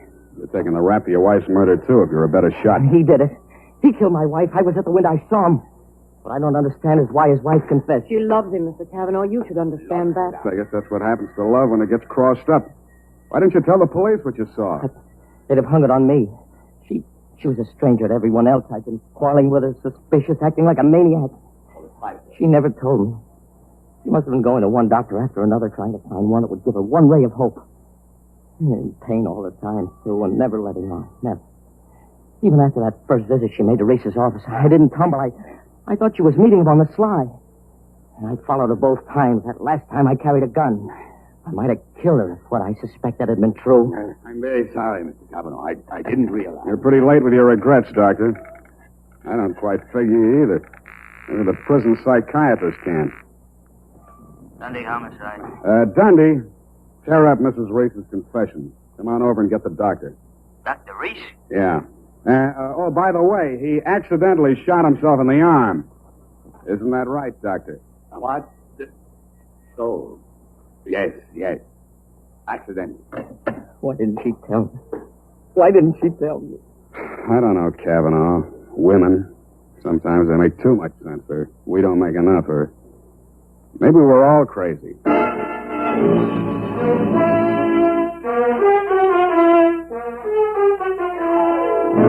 And that, Dr. Reese, is the crop. The risk of laboring a point. There's also the mystery of why a nice girl like Celeste Robbins ever fell for a guy like you. You'll have plenty of free time to think it over between now and the trial. If you find the answer, drop me a line. Period. End of report. You know, Sam, that's Celeste. I like her. I wish we could do something for her. Well, I've already thought of that, Effie. Oh? What are you going to do, Sam? Write that up, sweetheart, and I'll write you a happy ending. Here's how you can find out whether the hair tonic you're using today is giving you what you ought to get in good grooming. Ask yourself, does my present hair tonic groom my hair neatly and naturally, or does it leave my hair sticky or greasy? And does it relieve dryness and remove loose dandruff, too? Or does it do just a halfway job? Unless you can honestly say that your present hair tonic does all that for your hair, you owe it to yourself to try Wild Root Cream Oil right away. Try Wild Root Cream Oil and see for yourself how it improves your appearance, grooms your hair neatly and naturally, relieves dryness, and removes loose dandruff. It's non-alcoholic and contains soothing lanolin. Get the big economy-size bottle and the handy new tube that's easy to pack when you travel and grand for the bathroom cabinet. Don't delay. Get it today. Wild Root Cream Oil Hair Tonic. Again and again, the choice of men who put good grooming first. Oh, here's the report, Sam. You want to read it over? I do not. File it under F for forget. About that poor Celeste, Sam. Oh, yeah. Well, I made a date with Celeste to take her dancing tomorrow night. She needs cheering up, you know. Oh, what for? Well, you said she needed help. Well, that isn't exactly the kind of help I had in mind. Oh. I don't see why it's necessary Effie, to take... we must each of us give a particular kind of help each of us is particularly equipped to give. Very well. She used to make over men just to get the other women jealous. That she did. Aren't other women silly to allow themselves to get jealous when they know just what she's up to? Idiotic. Just idiotic. Sure thing. And go home, Effie. I'm a lousy dancer. Oh, very well. Have fun, Sam. Good night, Sam. Good night, sweetheart.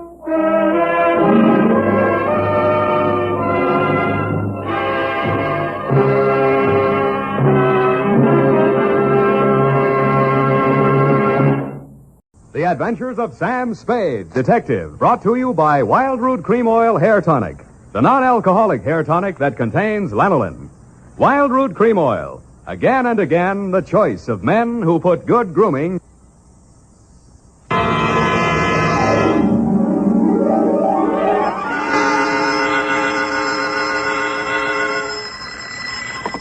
Sam Spade Detective Agency. Me, sweetheart. Oh, Sam, I got it. Got what, my pet? A bank book, Sam. Well, you must advertise in the Lost and Found right away, Effie, and find the owner. There might be sickness in the family. Oh, but it's your bank book, Sam. What? Uh-huh, it has your name on it. Samuel Spade, account number 4. It's a forgery. Somebody's trying to pin something on me. Lock it up and don't touch it until I get there. Oh, all right. Did you make a lot of money on this one, too? Got the check right in my pocket, $500. Oh, Sam, we're making more money than a movie star. Well, almost. And all honestly, too. 600 last week and 500 this week. Yeah, how about that? And life gives a 3-page spread to I Spy Molten. But we mustn't let it turn our heads, Effie. No. We gotta stay in there pitching. I'll be right down to pitch my report on the Adam Figg caper.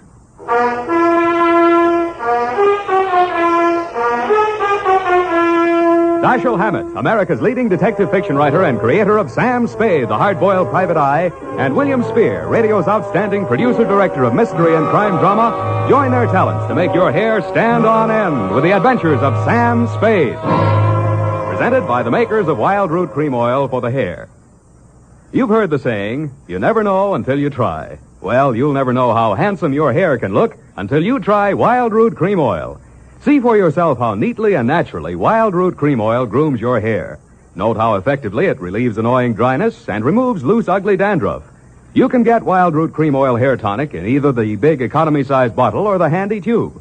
Or you can ask your barber to use it on your hair. But by all means, try it.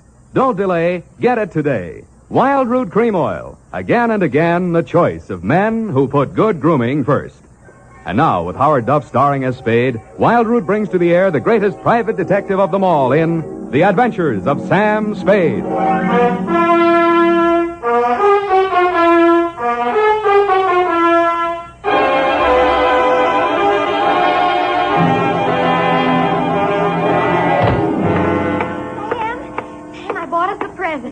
Oh, you're going to love it. Well, we gotta watch these expenses, Effie. There's always something. Yes, but this will be saving. It saves confusion, it saves fretting. Mm-hmm. Now, this gadget here, what is it? It's a Minirobot. A what-a-bot? It's for busy men like yourself, Sam, so you don't have to burden your mind with petty details. You see, it has this dial on it, right here. And you drop these little cards in this slot. Mm-hmm. You don't have to worry about that. That's for me to take care of. Oh, good. Then, when you come into the office, and supposing you have an appointment with Mr. Jones at 2 o'clock, and you forgot about it, you just dial 2 o'clock, and the little card pops out.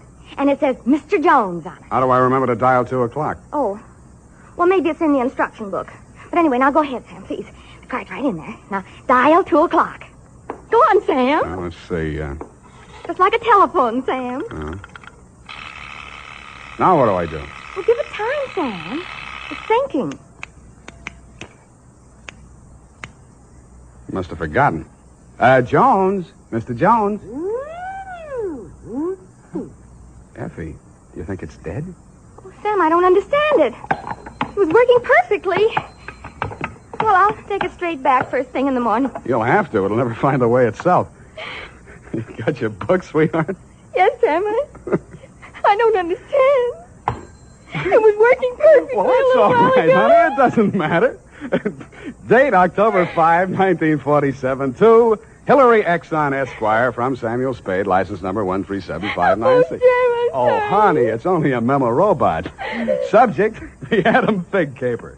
Dear Mr. Exxon, October 2nd in San Francisco was one of those days that you see blown off the calendar by a gust of wind in the movies to denote the time is passing. It was a day for scraping off the minutes with a fingernail file and wondering whether the display ad I'd paid for in the classified section of the phone book wasn't just a waste of money. It certainly wasn't the day I'd expect a leprechaun to walk into my office. He said his name was Adam Figg. He said he was the butler at Exxon Manor in Los Nidos. The limousine, Mr. Spade, is waiting to take you away. We mustn't keep them waiting, must we? Of course we mustn't. Who mustn't we? Why, Mr. Hillary, of course, sir. Oh, Mr. Hillary. And old Mr. Exxon. The old gentleman is very ill. Dr. Feig's office is down the hall. Turn to your right, second door. Well, I assure you, sir, that Mr. Exxon is the best of medical care. Your duty will be simple, to prevent his death. Do I donate blood or just frighten away the evil spirits? Oh, it isn't quite that, sir. Someone is trying to kill Mr. Exxon. He's a very sick man, and I'm sure he'd prefer dying from natural causes. Uh-huh. I get $25 a day in expenses. Here is an ample amount in advance. But you should know, sir, that the old man is a nasty, cantankerous, villainous, crooked, intimidating... $500? Please, Figg, you're talking about the man I love. Los Nidos was at least an overnight caper, so on my way out, my lovely and charming secretary, Miss Perrine, handed me a brown paper bag which contained A, one pair of socks, darned, B, one shirt, ironed, and C, the apple which she always polishes for me the night before. We arrived at your large Southern-style mansion 2 hours later. Figg! Oh, Figg, where the devil have you been? To the city, sir. I can't find the keys to the liquor closet. Where are all the maids? What happened to that cook we hired yesterday? Who is this man, and why is he wearing that necktie? This is Mr. Spade, sir, the detective. I'm Hillary Exxon. Come in, please. Go on upstairs, Figg. See what that girl is doing to my father. I don't believe she's in this at all. Very good, sir. In here, Mr. Spade. Pardon the condition of the house. The old man has been firing the servants again. Your father, you mean? Yes. Every time he gets shot at, he fires all the servants. He gets shot at pretty often? About once a year. In the fall. Uh-huh. You always hire a detective? No. Oh, dear. I'm not keeping you up, am I? No, excuse me, please. It's much worse this time. I can't get any sleep. Guns going off in the middle of the night. The whole household disturbed. When and where was he last shot at? Yesterday morning at about 1:30. I dug the bullet out of the woodwork myself, a .38 caliber, embedded in the door frame that leads to Miss Kaywood's room. That's his nurse. Was she with him at the time? No, Dad sleeps like a baby, full of sedatives. She sees to that. Shot come from outside? Yes, but we found nobody on the grounds. No traces of anybody. I don't know whether Dad knows who shot at him or not. He's such a closed-mouthed old devil. You don't care very much for your father, do you? To be frank, Mr. Spade, if hating weren't such an effort, I would despise him. He is without a doubt...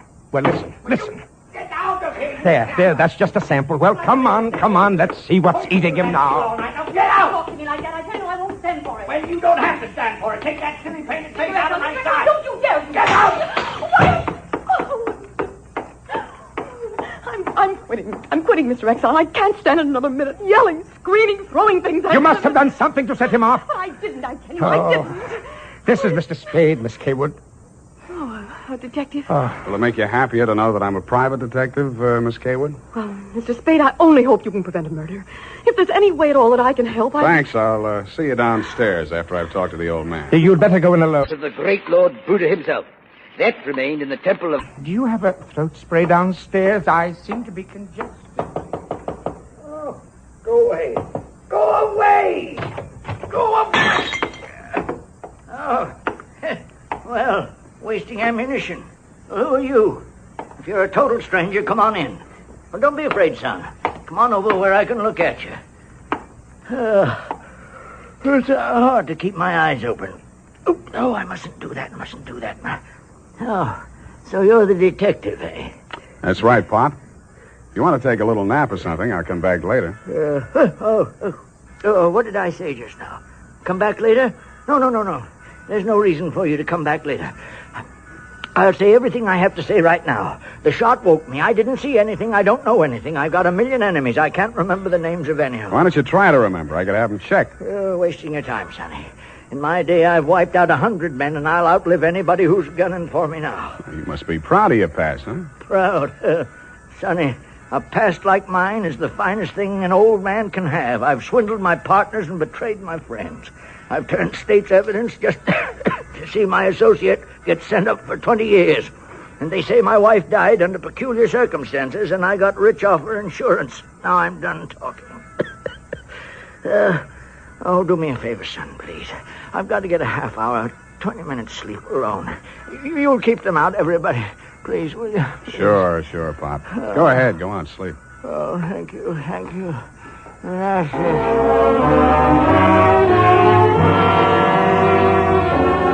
He closed his eyes, rolled over, and fell into a heavy sleep. I stood there a moment, looking down at the frail, wasted old body. Then I cased the room. In digging the bullet out of the door, Hillary had done a good job of ruining any chance there might have been of proving the direction it had come from. I strolled out on the balcony. It was a pretty night. I lit a cigarette and took it in. Then I heard a door open and close softly behind me. Nurse Kaywood was at your father's bedside. She was filling a hypodermic from a small vial of bluish liquid. He didn't awaken when she jabbed it into his arm. Then she saw me standing in the doorway. She hastily dropped the medicine vial into her uniform pocket and came around the bed to meet me. Oh, Mr. Spade, thank heaven. Why, when I saw you standing there in the half night, I thought you might be... Thought I was who? Why, the man who fired the shot. There was a man? I don't know. I didn't see it happen. I just assumed that... You shouldn't have done it. I warned you, Eleanor. Oh, we're disturbing him. Let's talk outside. Okay. Oh, it's good to breathe something besides sick room air. I thought you got used to things like that in your profession. Why are you so unfriendly, Mr. Spade? Nurses are humans, aren't detectives. Try me, sweetheart. Oh, I know what you're thinking of me. But after a week in this horrible house, that poor old man, he's frightened. He's really frightened. What of? Why, the shots. 38 caliber or hypodermic? Surely you don't think that He's supposed to be under sedatives.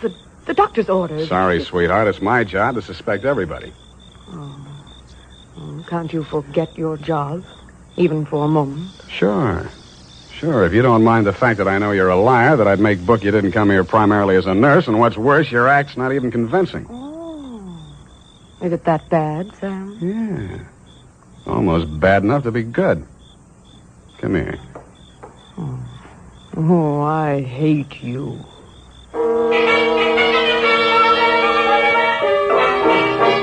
It was a very satisfactory love scene for both of us. For reasons of her own, Barbara wanted to keep me out of that sick room for a while, and she did. For reasons of my own, I wanted to get that medicine vial out of her uniform pocket, and I did. Then, as suddenly as we had fallen into love, we fell out again. After she'd gone to her room, I went back to my sentry duty around the house. Under a light on the front veranda, I examined the bottle from which Barbara had taken the injection for your father.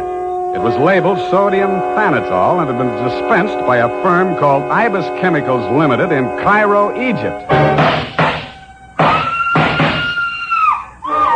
The scream filled the house, high and frenzied. I started running toward Barbara Kaywood's room. I slammed the terrace door open and found the light switch. Barbara was sitting upright in the center of a bed. Her face jerked up so abruptly that it seemed her neck had snapped. She clutched both hands to her chest and fell face down among the bedclothes, staining them with her blood.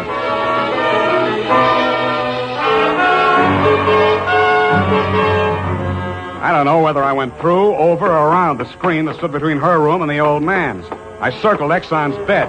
He lay on the floor on his side facing the window. I went outside. A .38 automatic lay on the ground a few yards away from the building. I put that into my pocket and listened. No shadows moving. Nothing. Then he was on me before I could be sure he wasn't a medium-sized tree. Break your back. Be the light. The warm stuff on my cheek might have been the thing's blood or mine. It gathered me up and bent me back and tore at my throat. Then I remembered that hands are stronger than fingers. I started with his thumbs.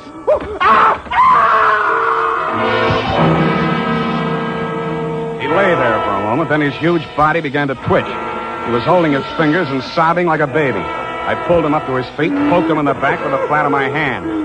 I followed him through an opening in the hedges and down a long, pitch-dark lane toward the lights of a squat brick house set on the top of a slight rise. As we approached it, a door opened and light streamed out onto the porch. The tall man framed in the doorway was the last person in the world I expected to see. Ah, Marcus, you brought it. Oh, master, very delightful service, but have much pain in fingers. Always complaining, Marcus. Welcome, Mr. Spade. Come in, my dear fellow. Come in. I've been expecting you. The lost family fortune by blackmailing me. And if you don't remit, Exxon could have you booked for forgery, blackmail, definition of character. Oh, my dear fellow, please. This is most painful. But if I had but the original letter, I could destroy it and go back to the felt. Ah, the felt. What happened to it? That Figg, that stinker stole it. He burgled my home.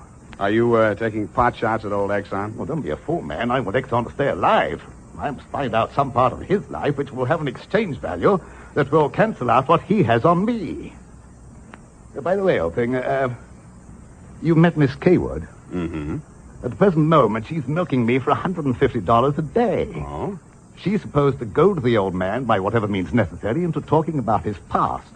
And that information she is to bring to me. Well, that ought to be easy. Exxon brags about his past. Now, so far, I've learned that Hillary Exxon stole 2 heifers at the livestock show in Abilene in 1906. I feel for you, Captain. That wouldn't get much on the current market, would it? My dear fellow, I've a proposition to make to you.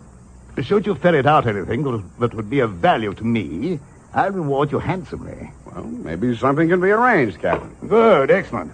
May I have your word on that? Well, there isn't much time, Captain. I'd better trot on back. Now, I'll show you to the door, sir. And let me warn you, Mr. Spade, for your own good, should you ever hear the thrum of Ibis wings, run. Flee. I assured him that I would heed his warning, bade him good night, and started back down the lane in the direction of Action Manor. Business was going on as usual. There were no shots this time, only the scream. When I got to Barbara's room, you and Adam were standing at her bedside trying to quiet her down. Well, Mr. Spade, is this the way you guard the house against intruders? Where have you been? Ask Adam. What does he mean by that, Figg? I'm sure I don't know, sir. I've not left the house, sir. What happened here? Oh, she woke up screaming. She said someone had come into the room and torn off her bandages. A nightmare, of course. Please, I want to talk to Mr. Spade alone. Oh, please go. Adam, you go too. Please, Hillary, you go too. Good. Some questions I want to ask you, sweetheart, alone. But look here, Spade, look here. She just had a terrific shock. She shouldn't be questioned. The code of detective transcends that of the medical, Mr. Hillary. Perhaps he should have a few minutes alone with Miss Kaywood. Oh, very well, Figg. I suppose you know best. Remember what the doctor said, Miss Barbara. Not too much exertion. What happened, Barbara? Oh, it could have been a dream. Somebody was standing over me in the darkness and peering down at me. And then he started to rip off my bandages, and I screamed. And when Figg came into the room and he turned on the lights, he was gone. It could have been a dream, Sam, and I could have been clawing at the bandages myself in my sleep. But you weren't. It wasn't a dream. I've been talking to Captain Sherry. And then I thought... well, how much do you know? That you've been feeding the old man truth serum to get him to talk in his sleep. Oh, How much talking has he done? well, plenty. How much you told Sherry? Well, just as little as possible. Why?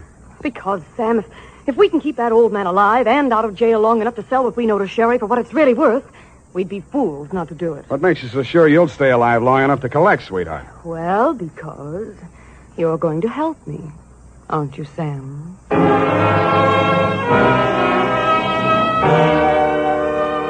So I helped her, but not for the reason she thought. I made a lot of noise leaving her room and going to mine. Going back, I didn't wear any shoes. I slipped into a clothes press in her room so quietly that even she didn't hear me. I left the door slightly ajar and waited. Time passed, and I was stiff from standing still. It happened at about 3 a.m.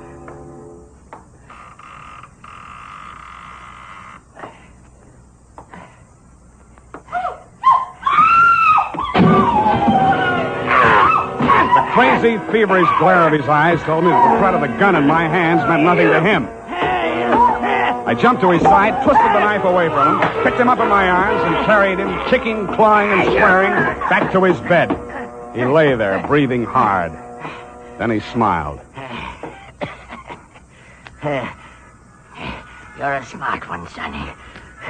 You had me figured out the first time you came in here, didn't you? Not quite, Mr. Exxon. The gun under your window was the clincher. That gun? Sure. I had it under my pillow all the time. I got tired of shooting into door frames. Look, you're dying, Mr. Exxon. There's no use trying to make up stories now. You're right, Sonny. I knew that nurse would sit up in bed after I fired tonight. And then I let her have it right through the screen. Why? You know why, will or not. She was doping me up and sneaking in here at night, listening to what I was babbling about. Maybe you weren't saying anything important, Mr. Exxon. I might have, Sonny. I might have. 14 years ago, I killed my wife. I wanted to carry the secret to my grave.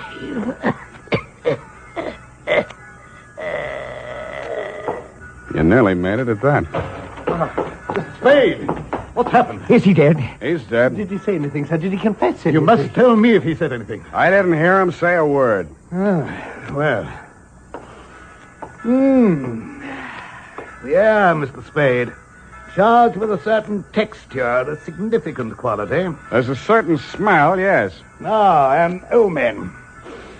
You can inhale it, sir. Journey thou to Nairobi on the veldt. Tarry 7 days, and you will collect the fabulous golden skull of Wizami, king of the Bojamas. Aha! Marcus! Yes, master. Unhook the hooker. Pack the marmalade. We are off to the veldt.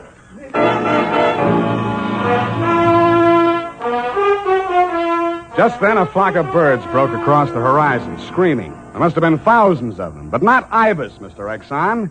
Vultures. I suppose if you're going to pay any attention to omens, it's a good thing to know your birds. Period. End of report.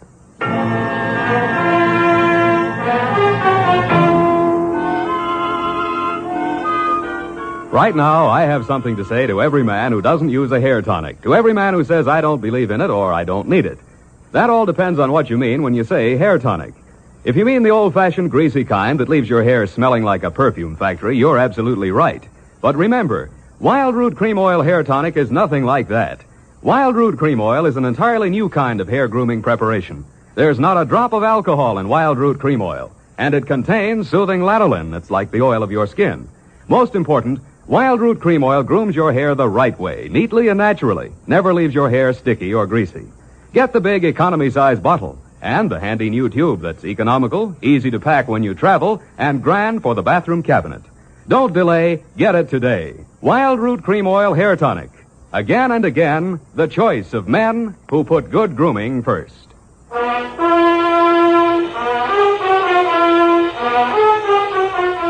Well, Effie, we, Sam! The memo robot works after all. I told you it would. Yeah, it just takes a little time, sweetheart. Oh, read the card, Sam. Now, you see? You'd know you were supposed to see Mr. Jones at 2 o'clock. Isn't it wonderful? Well, this card doesn't even mention Jones. Huh? What does it say, Sam? Well, it says, journey thou to Friskin's drugstore, wager $5 on Ira W. in the 3rd at Belmont Park. Oh, Sam, it's psychic. Tarry but a moment. Yes? Thou wilt lose $5. Oh, good night, Sam. Good night, sweetheart.